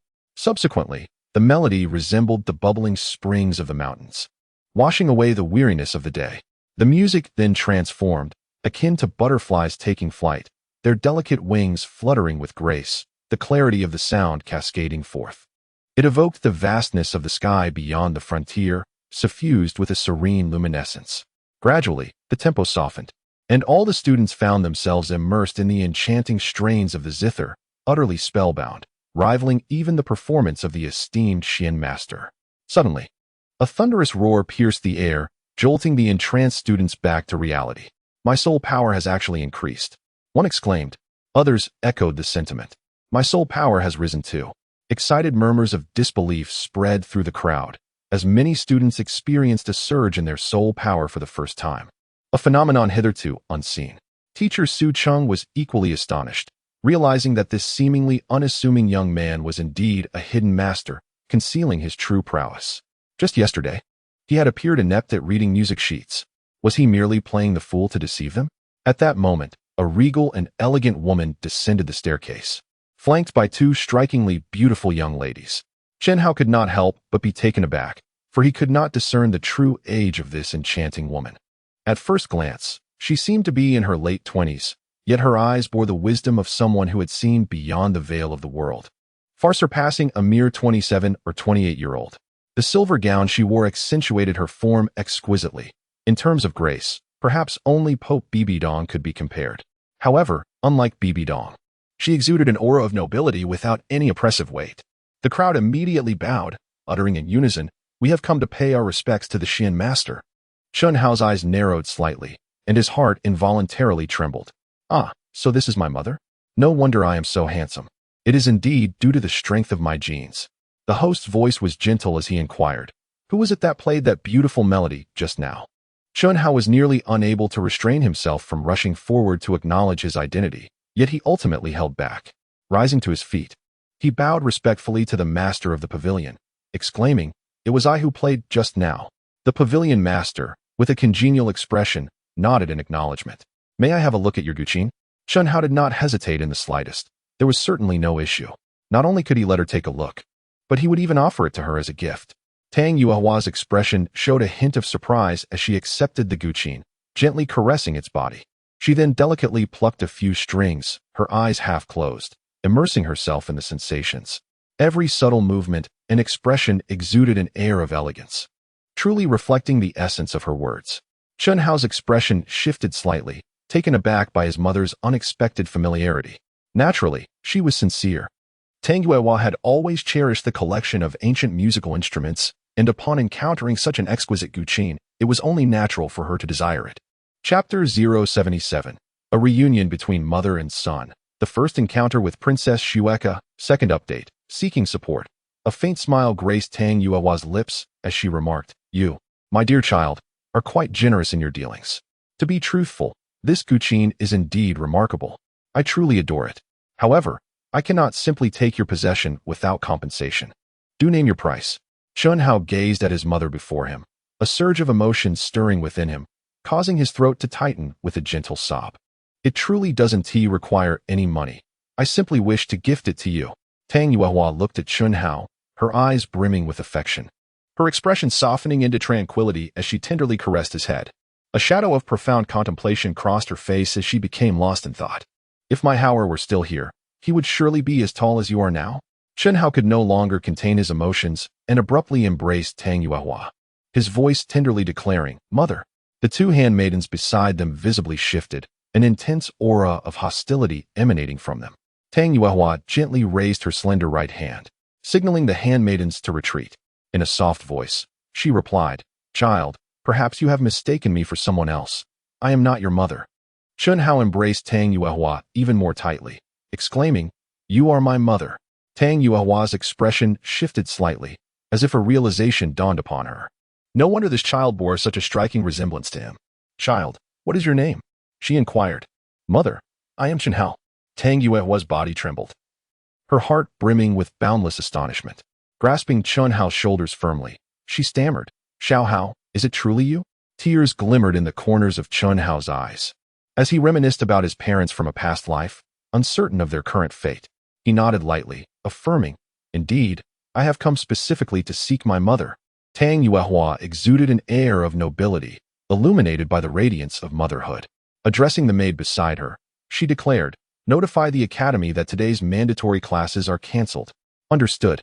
With a heart full of excitement, Tang Yuehua led Chen Hao to her lunar palace. The interior resembled a creation of crystal, with each brick, tile, flower, and blade of grass possessing its own unique charm. Unable to contain her longing for her child any longer, Tang Yuehua embraced Chen Hao tightly, exclaiming, "My dear child, I cannot believe you are alive." Chen Hao nodded, affirming that indeed, he was blessed with great fortune and a long life. Tang Yuehua then inquired, "And what of your father?" Chen Hao furrowed his brows slightly, pondering over the whereabouts of his rather unremarkable father, who seemed to have vanished without a trace. Even the sword-fighting Douluo remained oblivious to his location. He then gently shook his head, admitting, "I have no idea either. Ever since I awoke in the Star Dove Forest, I have not laid eyes on my father." Tang Yuehua nodded gravely, suggesting, perhaps he has truly ventured to that place. "By the way, Xiao Hao, how have you fared all these years?" A faint smile graced Chen Hao's lips as he reassured, "Mother, rest assured. I have been doing quite well all along." Tang Yuehua's eyes shimmered with profound affection, yet her heart was laden with guilt. "Xiao Hao, I am truly sorry. At that time, I had my own unavoidable circumstances that led me to leave you behind. Afterward, I searched for you, but alas, I could not find you." Chen Hao smiled and said, "Mother, there is no need for apologies. I understand that if it were not absolutely necessary, parents would never abandon their children." Tang Yuehua's eyes glistened with tears as she replied, "Xiao Hao, who taught you the guqin? I am astonished by your extraordinary skill, surpassing most of the mentors at our Weixin. The piece you just played was truly a celestial melody, bridging the ancient and the modern. It has allowed many soul masters to achieve breakthroughs in their soul power, something that has never been seen before. Even I am incapable of such a feat." Chen Hao, somewhat bashful, scratched the back of his head, and recounted, I encountered an elderly man in the Star Doe forest who imparted his wisdom to me. He even gifted me an ancient guqin and a chess manual. After that, he departed, and I have not seen him since. Tang Yuehuan nodded gently, acknowledging that in the vast expanse of the Douluo Continent, it was not unusual for a few extraordinary individuals to appear. This could be considered a fortuitous opportunity. Here, you may regard it as your own home. Within the Moon Palace, you are free to roam at your leisure. Chunhao nodded and said, Thank you, mother. Tang Yuehua then inquired, My child, how is your martial spirit cultivation progressing? I sense no fluctuations of soul power whatsoever. Mother, do not worry. My martial spirit cultivation is going exceptionally well. I am unmatched in this world. Should anyone dare to bully you, please inform me, and I shall deal with them harshly. Tang Yuehua gently pinched Chunhao's nose and replied, Silly child, it is fine to be affectionate with your mother, but do not speak this way in public. You must be honest. From now on, focus on your cultivation here with me, and I will take good care of you. Chunhao nodded appreciatively, expressing his gratitude. Thank you, mother. The two engaged in light-hearted conversation throughout the night, while Tang Yuehua arranged a splendid palace for Chunhao, who took residence in the Moon Pavilion. Each day, he was attended to by exquisite maidens, which brought him immense delight. On the following day, Tang Yuehua personally escorted Chunhao to the Moon Pavilion for his studies. The onlookers were astounded, having assumed that the pavilion master was a celestial being, untouched by the mundane world. They were surprised to learn that she had a grown son. At that moment, a young maiden approached, surrounded by several students. She appeared to be around 14 years old, her golden hair harmonizing beautifully with her flowing golden gown.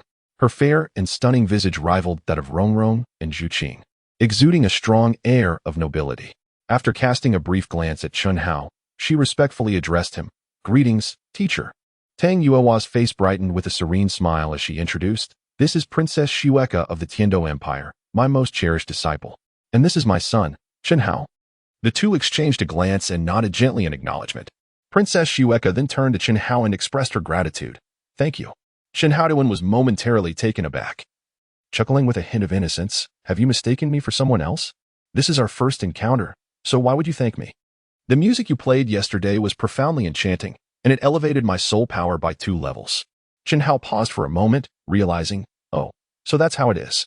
No need for formalities. Princess Xueka harbored a fondness for Chunhao and expressed her desire to hear him play the piano once more. Chunhao spoke in a hearty tone. Of course, that is not a problem. Several noble young ladies approached, their voices sweet as they said, We also wish to hear you play the piano. Each of them possessed a slender figure and stunning beauty, truly epitomizing the pinnacle of elegance. Chunhao couldn't help but swallow hard. It seemed his charm with women was rather exceptional. Excellent. It appears that Xiao will soon surpass me, Tang Yuehua remarked. Chunhao rubbed the back of his head and chuckled. I have only just begun. How could I possibly compare to my mother? I am still far from her level. Tang Yuehua glanced around at the crowd and said, All right, today we shall follow our usual routine. We will first study court etiquette, and then we will learn to play musical instruments. The intricacies and complexities of court etiquette are indeed daunting. Chunhao, accustomed to freedom, found it difficult to absorb such notions. He seized upon an excuse midway and discreetly slipped away. Chunhao departed from the Royal Academy of Ceremonial Arts and meandered around the Moon Pavilion. At this moment, the spring trees and autumn frost painting that had been sold yesterday was beautifully adorned and prominently displayed in the center of the first floor, capturing much attention. Surrounding it were dozens of refined middle-aged gentlemen and elderly scholars, all engrossed in appreciating the artwork and offering words of praise. Upon noticing Chunhao's approach, Master Wu's eyes flickered with a glimmer of excitement as he gently stroked his long beard and swiftly made his way toward Chunhao. His face radiating warmth as he exclaimed, Young brother, do you still have such exquisite ink paintings for sale? The price is open to negotiation. Chunhao chuckled. Observing Master Wu's demeanor, it seems you must have earned quite a fortune. Master Wu gently stroked his long beard, laughing heartily, Thanks to your assistance. This painting has appreciated to an astounding 300,000 golden soul coins. Chunhao's expression shifted with mild astonishment, involuntarily exclaiming, What on earth? In just a single day, he had suffered a loss of 200,000 gold soul coins. Had he foreseen this, he would have opted to auction them directly. Chunhao replied irritably, Just wait. When the time comes and I have it, I shall present it to you. Chunhao ordered several exquisite delicacies in the elegant chamber on the 3rd floor. Noticing that the time was nearing, he returned to the Royal Academy of Ceremonial Etiquette. Chapter 078, A Fierce Confrontation with the Snow Mountain Prince. At that moment, he happened upon a young man dressed in splendid attire conversing with Tang Yuehua, accompanied by 2 guards. Chun Hao inquired of the maid beside him. "Who is that young man? He does not appear to be from our academy." The maid, with a tone of utmost respect, replied, "That is Shueshan, the eldest son of Prince Xuexing from the Tiandou Empire, who has long harbored a fervent admiration for our esteemed leader." Damn! A surge of fury ignited within Chun Hao's heart. How audacious of this fellow to attempt to cuckold my father. Does he have a death wish? Without hesitation, he strode forward. From a distance, he overheard the Snow Mountain Prince speaking with a refined tone. "Tang Yuehua, this marks my 106th invitation for a dinner together. You cannot refuse me any longer." With a gentle smile playing on her lips, Tang Yuehua replied, "Snow Mountain Prince, I regret to inform you that I have other commitments. Yuehua, I have painstakingly secured a reservation at the Royal Imperial Kitchen, prepared the freshest vegetarian dishes and the most delectable roasted meats, along with the finest wines. I implore you to grace me with your presence." Tang Yuehua continued to decline graciously. "Snow Mountain Prince, I sincerely apologize, but I truly have other matters to attend to." Unrelenting, the Snow Mountain Prince persisted. Even Chun Hao began to find the scene intolerable, wishing he could deliver a swift kick to render the prince utterly helpless. "Listen here, you fool. My mother has been exceedingly clear. When she said she had other matters, it meant she has no desire to accompany you. Must she spell it out so plainly?" The Snow Mountain Prince appeared momentarily taken aback. "Mother? You are Yuehua's son?"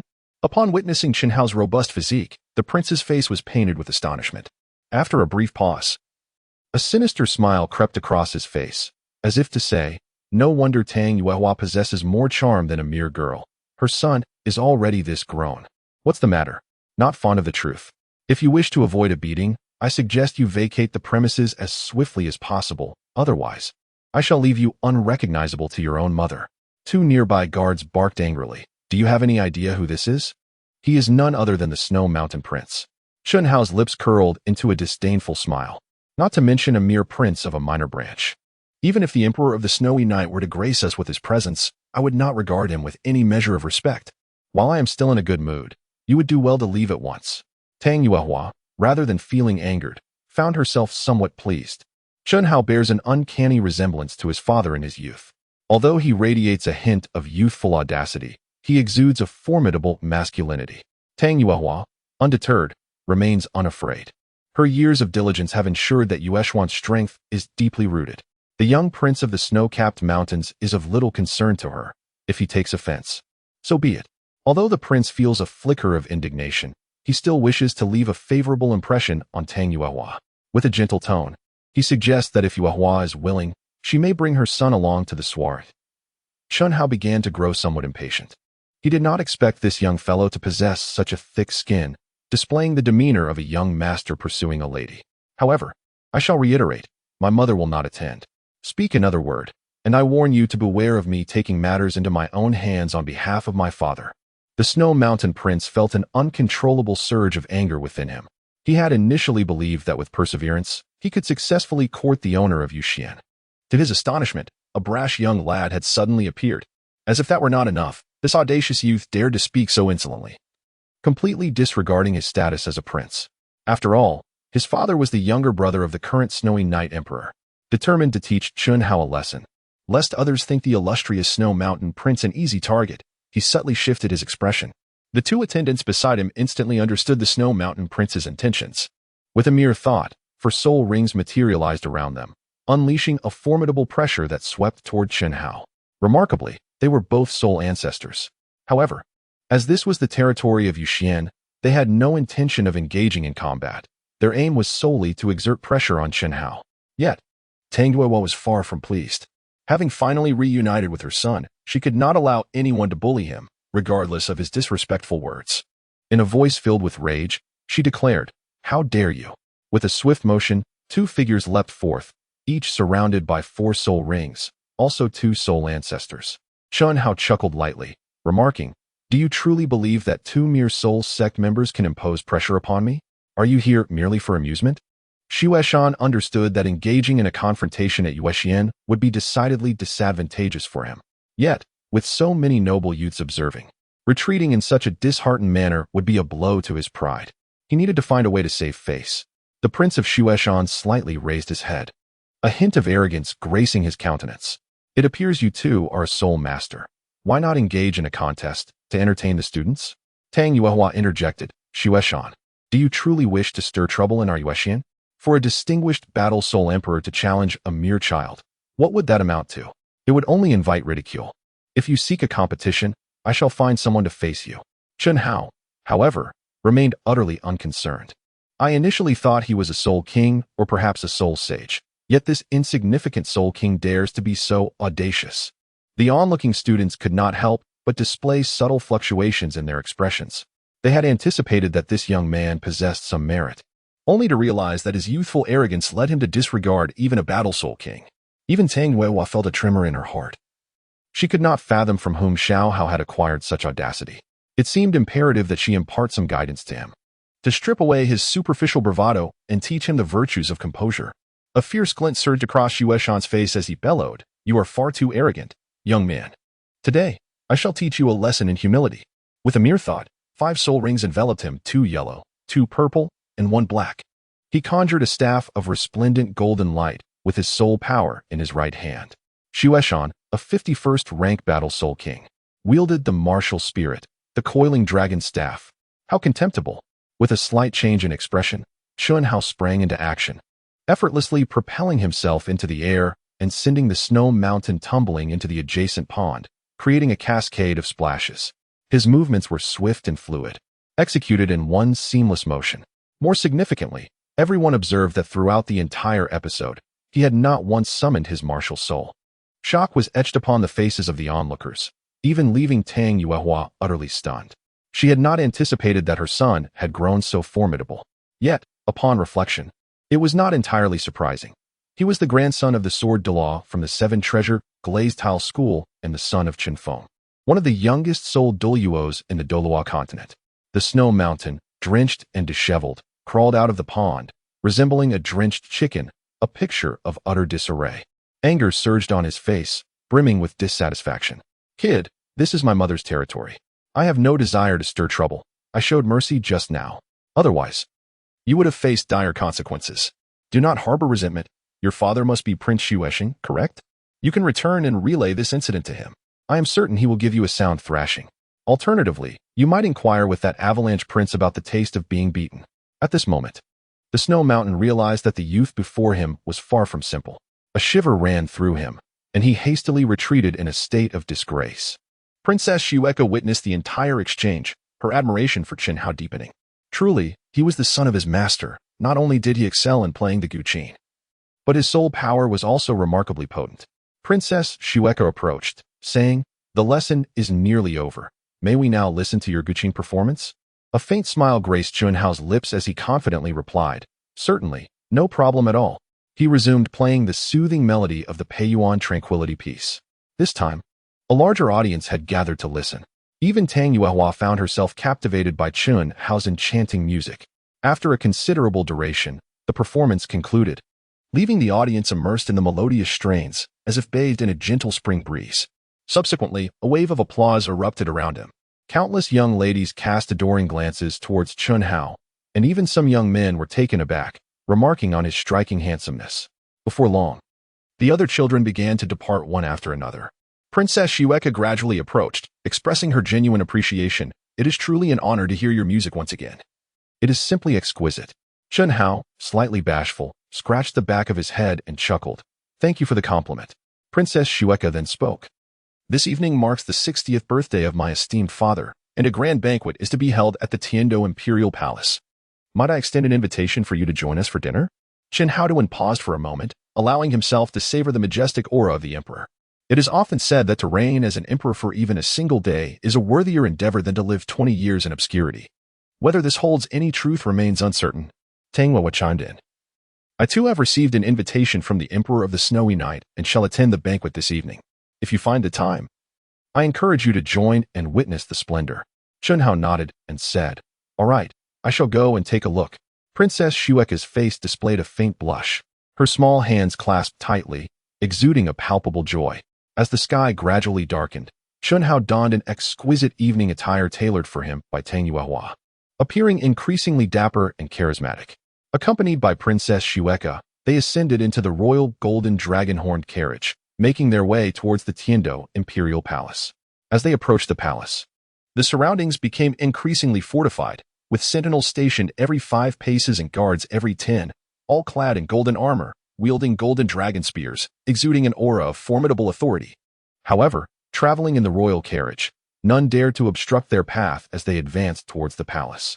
Upon entering the palace, they were greeted by a splendid floor made of exquisite white jade, radiating a gentle glow. The eaves, intricately carved from sandalwood, depicted phoenixes poised to take flight, while the red walls and yellow tiles shimmered in resplendent glory, surpassing even the 7 treasures Glazed sect. Yet, the two exhibited distinctly different styles. The 7 treasures Glazed sect predominantly featured tower-like structures, whereas the palace was characterized by its imposing golden edifices. Each building was adorned with a swan totem. And atop the highest palace, a colossal swan was sculpted, lifelike and majestic, its wings unfurled as if soaring into the heavens. A subtle smile graced Princess Xueke's lips as she remarked, "Our home is rather splendid, is it not?" Chun Hao gently nodded, expressing his approval. However, he inquired about the omnipresence of swans, wondering if they were indeed the totem of the Tiandou Empire. Princess Xueke furrowed her brow and replied, "It is not a totem. The swan is the martial soul of our Tiandou royal family, and it is also the origin of the name of the Tiandou Empire." Chun Hao's gaze narrowed slightly as he recalled the image of a plump swan, prompting an involuntary smile. Princess Xueke's expression shifted subtly, surprised by Chun Hao's nonchalance, undoubtedly indicative of his extensive worldly experience. Descending from the gilded horn carriage, Princess Xueke led Chun Hao towards the imperial palace. At that moment, Xue Qinghe stood at the palace gates, welcoming the nobles arriving for the banquet. Upon spotting Xue Qinghe, a glimmer of joy illuminated Xueke's face, and she rushed towards him, her voice sweet as she exclaimed, "Brother." Their camaraderie was evidently strong. A faint smile graced Xue Qinghe's lips as he gently patted Xueke's head with his right hand. The two young ladies displayed such affectionate familiarity. One must commend Qianren Xue for her remarkable acting skills, flawless in every aspect. It would indeed be a pity if she were not cast in a role as a pretender. One cannot help but wonder how heartbroken Princess Xueke would be if she were to discover that her brother was, in fact, a woman. Alas, what a sorrowful tale this is. Chun Hao slowly approached. Xue Qinghe observed him and gently nodded, acknowledging his presence. "Let us proceed inside," Princess Xueke remarked. CHNHU, with an expression of serene composure, followed Princess Su Ke into the grand palace. Su Qingh gazed at CHNHO's robust and imposing silhouette, his brows slightly furrowing, increasingly impressed by CHNHO's remarkable stature. It appeared that this young man was indeed extraordinary. The vast palace was ample enough to accommodate hundreds of guests dining simultaneously. At that moment, numerous nobles had already gathered within, engaging in lively conversation, resembling a grand court gathering. Chun Hao began to feel some regret for attending. Such gatherings were among his least favorite. However, these assemblies possessed both advantages and disadvantages. The downside was that individuals often displayed duplicity and flattery. On the other hand, they served as an excellent venue for networking among the upper echelons of society, fostering economic communication and deepening relationships. Chun Hao picked up a piece of pastry and placed it in his mouth, savoring its delightful flavor. Princess Xueke spoke up, "You might want to try this wine. It is a secret recipe from our royal court, and its taste is quite exquisite." Chun Hao nodded slightly, lifted his cup, and gently swirled it, releasing a rich bouquet of wine that was both profound and aromatic, presenting itself quite splendidly. After all, it was a royal secret recipe, and it ought not to disappoint. A delicate sip revealed nothing extraordinary. It was still not as refreshing as red wine mixed with Sprite. Well, it was satisfactory. Perhaps I should procure a few tons to savor at my leisure. Princess Xueke looked momentarily startled. After all, this was a royal concoction, produced only 100 bottles each year. Very well, then, let us arrange for 100 bottles. Princess Xueke hesitated, nodding reluctantly. "All right, I shall inquire with my father." The emperor. Before long, Emperor Shuiyi emerged, clad in a golden robe, crowned majestically, and wielding a scepter that shone brilliantly, exuding an aura of nobility. Surrounding him were the empress and the last 2 princes of the Tiandou Empire, Xue Qinghe and Xue Bang. Beside them stood Prince Xuexing, accompanied by 2 guardians, the chief dream master Meng Xinji and the vice master Ji Lin from the Royal Soul Master Academy. with a wave of his right hand. Silence enveloped the surroundings, and everyone cast their respectful gazes upon Emperor Shuiyu. Welcome to the Jian Dao Imperial Palace. As the seasons change and time cycles anew, today we gather once more to celebrate a day of auspicious joy. Following this, an eloquent speech from Emperor Shuiyu was inevitable. The air soon filled with a resonant applause. At that moment, Chen Hao spotted the resplendently attired Prince Shuishan within the crowd. Truly, it was a case of bitter rivals crossing paths. Prince Shuishan also caught sight of Chen Hao, his expression contorted with rage as a fierce fury surged around him. Chen Hao, intrigued, inquired, Shuike, did you not just mention that the martial soul of the heavenly Dou royal family is the swan? Why then? Does the Snow Mountain Prince possess the martial soul of the coiling dragon staff? Is it possible that Prince Xuexing has been deceived? Princess Shuike could not help but furrow her brow, exclaiming, how could that be? My elder brother from Snow Mountain has inherited our mother's coiling dragon staff martial soul, which is indeed considered a high-level martial soul. Among our generation, my elder brother's soul power is quite formidable. Chen Hao muttered a curse under his breath, deeming it worthless. At that moment, he spotted two familiar figures amidst the crowd, who, coincidentally, also recognized him. Chen Hao greeted Princess Shuike and quickly approached, saying, Uncle Ning, Grandpa Gu. What brings you here as well? Ning Fengzhi replied, the seven-treasure Glazed tile school maintains a certain connection with the Tiando imperial family. Chen Hao nodded, recalling the relationship among Ning Fengzhi and the Snow Knight Emperor in the Douluo Continent. This seemed rather peculiar. After a brief exchange of pleasantries among the three, Chen Hao returned to Princess Shuike. With a hint of joy on her face, Princess Shuike said, Come, I shall take you to meet my father, the Emperor. Chen Hao's expression flickered with surprise. Why do I see your father? Princess Shuike's cheeks flushed slightly. Today marks my father's 60th birthday. Shouldn't you offer him a word of blessing? Chen Haotuan paused momentarily, as if contemplating the situation. To arrive without a gift is one matter, but to forego even a simple blessing appears rather impolite. Very well. Chapter 080, The Affection of Princess Shuike, The Courtship of Zweeking. Chen Hao followed Princess Shuike towards the Emperor of the Snowy Night. The princess affectionately leaned against the Emperor's embrace, her voice tenderly uttering wishes for her father's longevity and health, as vast as the Eastern Sea. The Emperor gently caressed his only daughter's head, utterly indulging her. He was not only the sovereign of the Tiando Empire but also a doting father. Where have you been? I haven't seen you at all. Princess Shuike stood up from her father's embrace, her cheeks slightly flushed, and introduced, Father, this is my classmate, Chen Hao. I specifically invited him to celebrate your birthday. His guqin playing is truly enchanting. The Emperor's expression shifted subtly as he scrutinized Chen Hao beside him. This was the first time Shuike had brought a boy home, a gesture that unmistakably revealed her affections. It seemed this young man must be quite remarkable. Not far away, Shuibing was startled upon seeing Chen Hao and nearly tumbled down the steps, saved only by Xueqing's timely intervention. Chief Dream Machine's gaze also sharpened, fixating on Chen Hao with a sense of astonishment. It was him, the titled Douluo who had previously appeared in Nodding City. If the Tiando Empire could enlist such a formidable figure, it would indeed be a significant boon. Feeling the Emperor's gaze upon him, Chen Hao felt a wave of unease.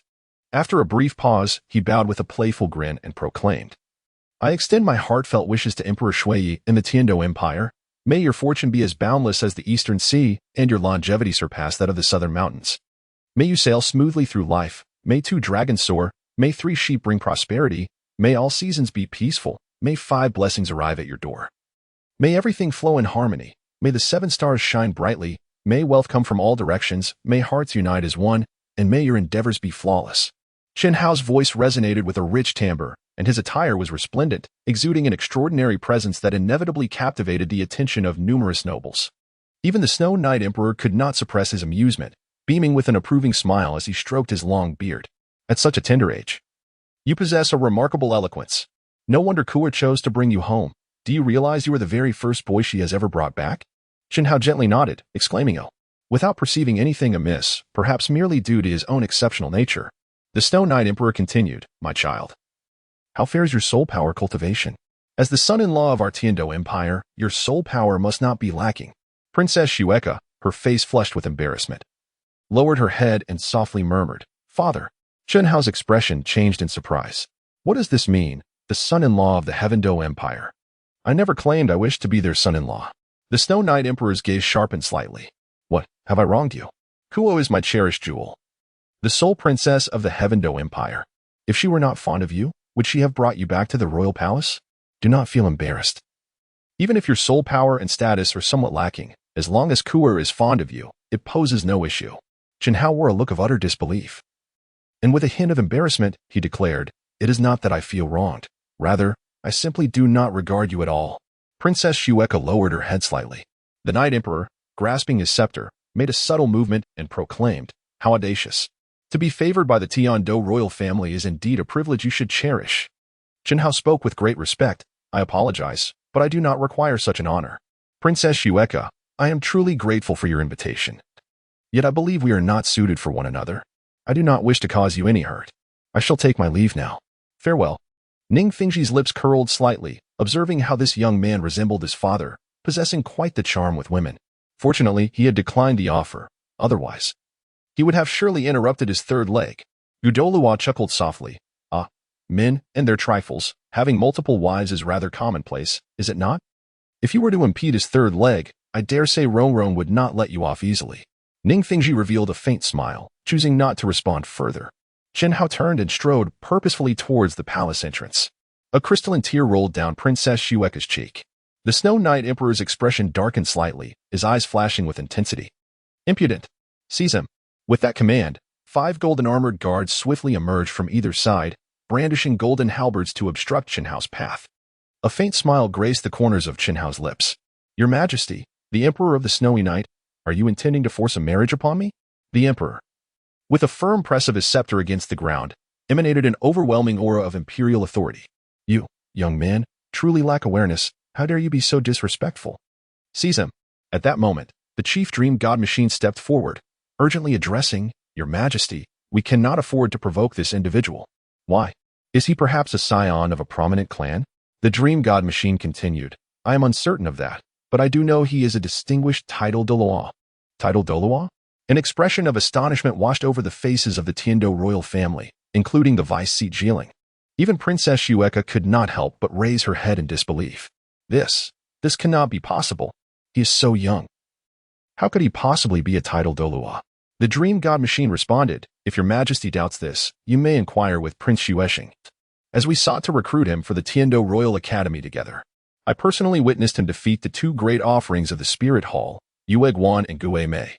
Prince Xuexing nodded repeatedly, though his heart brimmed with loathing for Chen Hao. Nonetheless, he acknowledged the undeniable truth that this individual was indeed a title Douluo. Someone not to be trifled with. The Snowy Knight Emperor furrowed his brow in contemplation for a moment. It would be rather disingenuous to approach him for recruitment at this juncture. Perhaps it would be best to let him depart. With a wave of his right hand, 10 golden armored guards neatly and orderly retracted their golden halberds.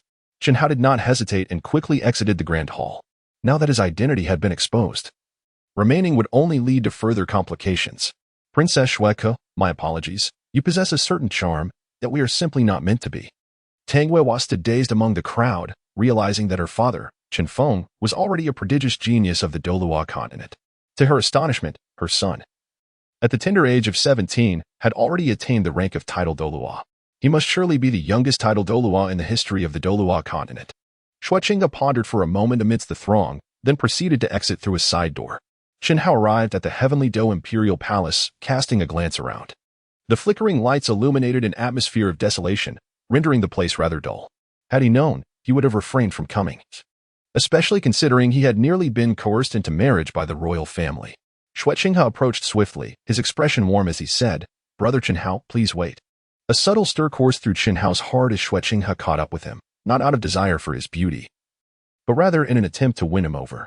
For the moment, he decided to indulge this charade. With a gentle smile, Xuexing bowed slightly and said, "Brother Chen Hao, I sincerely apologize for my father's earlier transgressions. I hope you can forgive us." Chen Hao spoke, "It is nothing. Merely my own failure to grasp the situation, thereby disappointing Princess Xueka's sincere intentions." Xuexing continued, "Although my sister was born into royalty, she possesses an innocent disposition. If she likes you, it may indeed be genuine. I urge you to contemplate this. My father, the Emperor, has also mentioned that you were the first person he has brought back to the palace." Chen Hao nodded. Indeed, Princess Xueku was quite admirable. However, my heart is already taken by someone I cherish. Xuexing nodded once more, understanding that matters of the heart cannot be compelled. Chen Hao wore a look of disdain on his face. "Are you teaching me how to fall in love?" Shui Qinghe continued. I noticed you haven't eaten much. Why don't we find a place to have a bite? Jian Dao gently caressed his belly, realizing that aside from a few sips of alcohol, he had indeed consumed very little. The two of them arrived at a hotel, requesting a lavish private room, where they ordered several exquisite dishes along with a pot of white wine. Jian Dao paid no heed to those around him, already engulfed in his meal with fervor and abandon.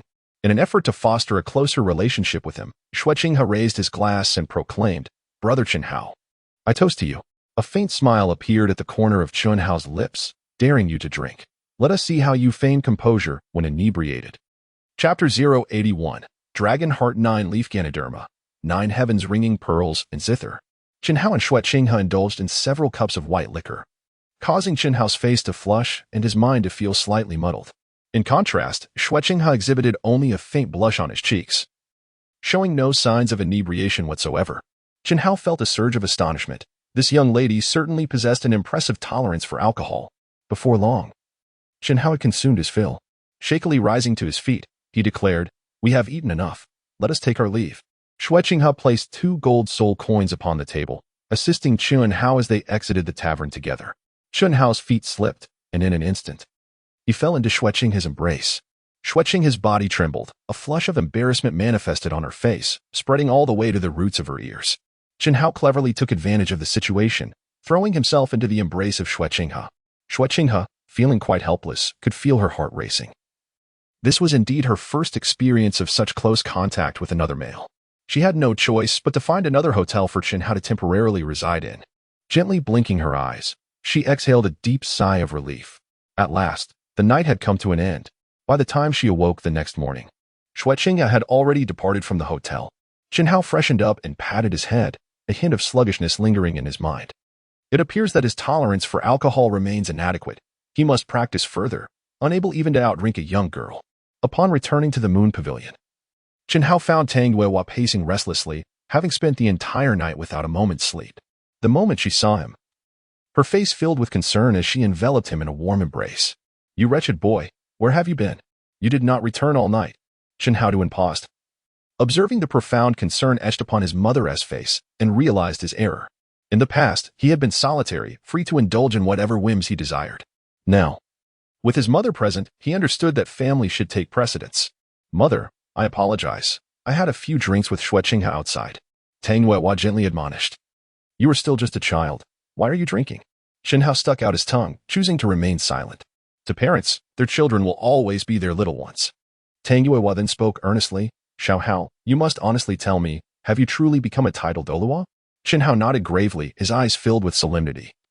Before Tang Yuehua could utter a word, as Jian Dao's thoughts stirred, 9 soul rings had already manifested around him, 2 yellow, 2 purple, 4 black, and 1 red.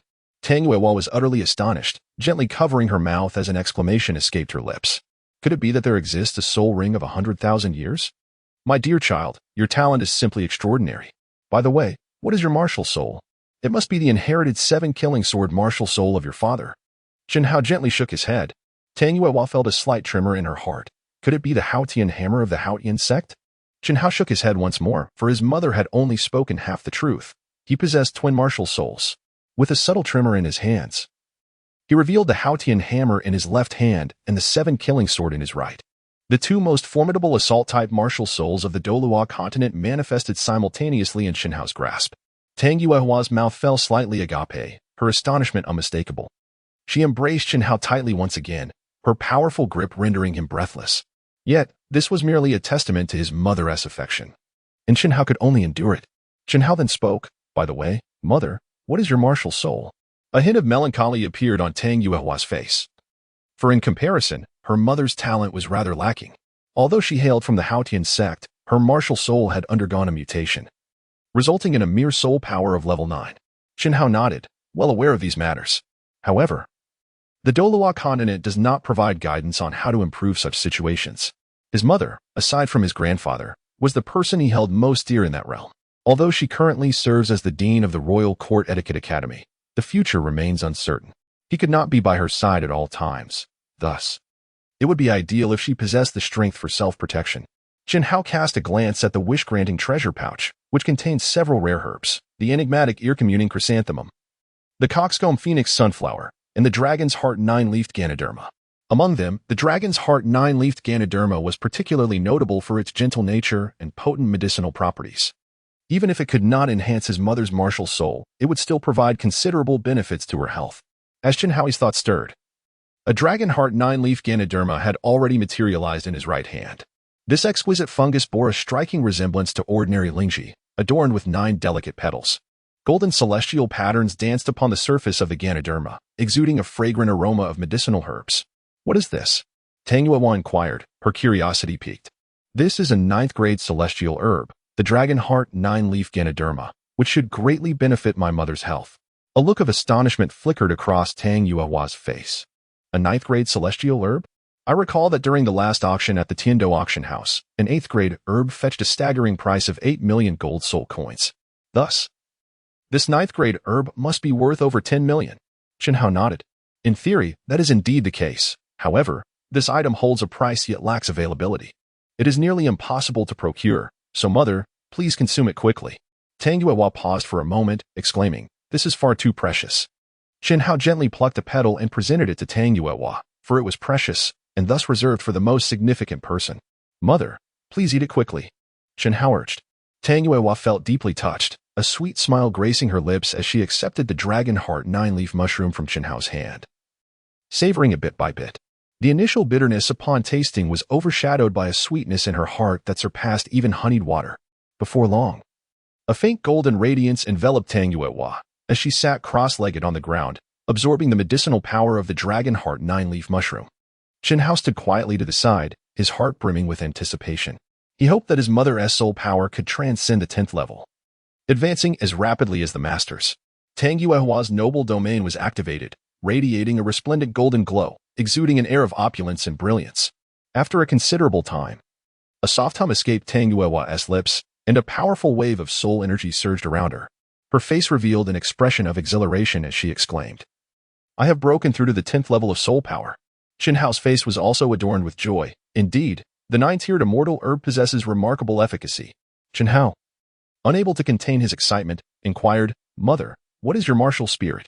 It cannot possibly be the Hao Tian Hammer, can it?" Tang Yuehua's expression grew slightly solemn as she summoned an ancient zither, exuding a profound and timeless aura. "My martial spirit has indeed undergone a transformation. It is an ancient zither, likely connected to my fondness for this instrument. It bears a striking resemblance to the Jiao Huanpei zither you previously gifted me. Henceforth, I shall refer to it as the Jiao Huanpei martial spirit." Chenhao's expression subtly shifted, his heart stirred with astonishment. Is it truly possible? Has it not been said that martial souls are rooted in heritage? This 9 heavens ringing zither, crafted from the phoenix tree for the face and cedar for the base, is entirely adorned with purple lacquer, displaying delicate snake-like patterns, making it exceedingly precious. One can only assume that my mother's martial soul must be remarkable as well. Tang Yuehua gently nodded, noting that the 9 heavens ringing zither is an auxiliary martial soul, somewhat akin to the 9 hearts begonia martial soul. However, while the 9 hearts begonia possesses only healing abilities, my 9 heavens ringing zither martial soul solely enhances strength. Chenhao nodded in disbelief. Did this imply that his mother's martial spirit could continuously augment his strength? The Hao Tian Hammer, being a powerful offensive martial spirit, would be even more extraordinary if its power could be doubled or even multiplied several times. Chenhao, filled with anticipation, exclaimed, "Mother, let me take you to the Starry Forest to acquire your first spirit ring. Once you obtain it, your spirit power should surge tremendously." Tang Yuehua nodded in agreement but urged patience, stating, "Let's not rush. I will attend to the matters of the academy first before we go." Chapter 082. A reunion with Princess Xueka, a reconciliation between two. Tang Yuehua continued, "By the way, what is the situation between you and Princess Xueka? I have watched her grow since childhood. She possesses a gentle demeanor and a sweet appearance. Do you truly have no feelings for her?" Chenhao paused for a moment, recalling the noble demeanor of Princess Xueka and her exquisite figure, and involuntarily swallowed hard. Thoughts, undoubtedly, were in abundance.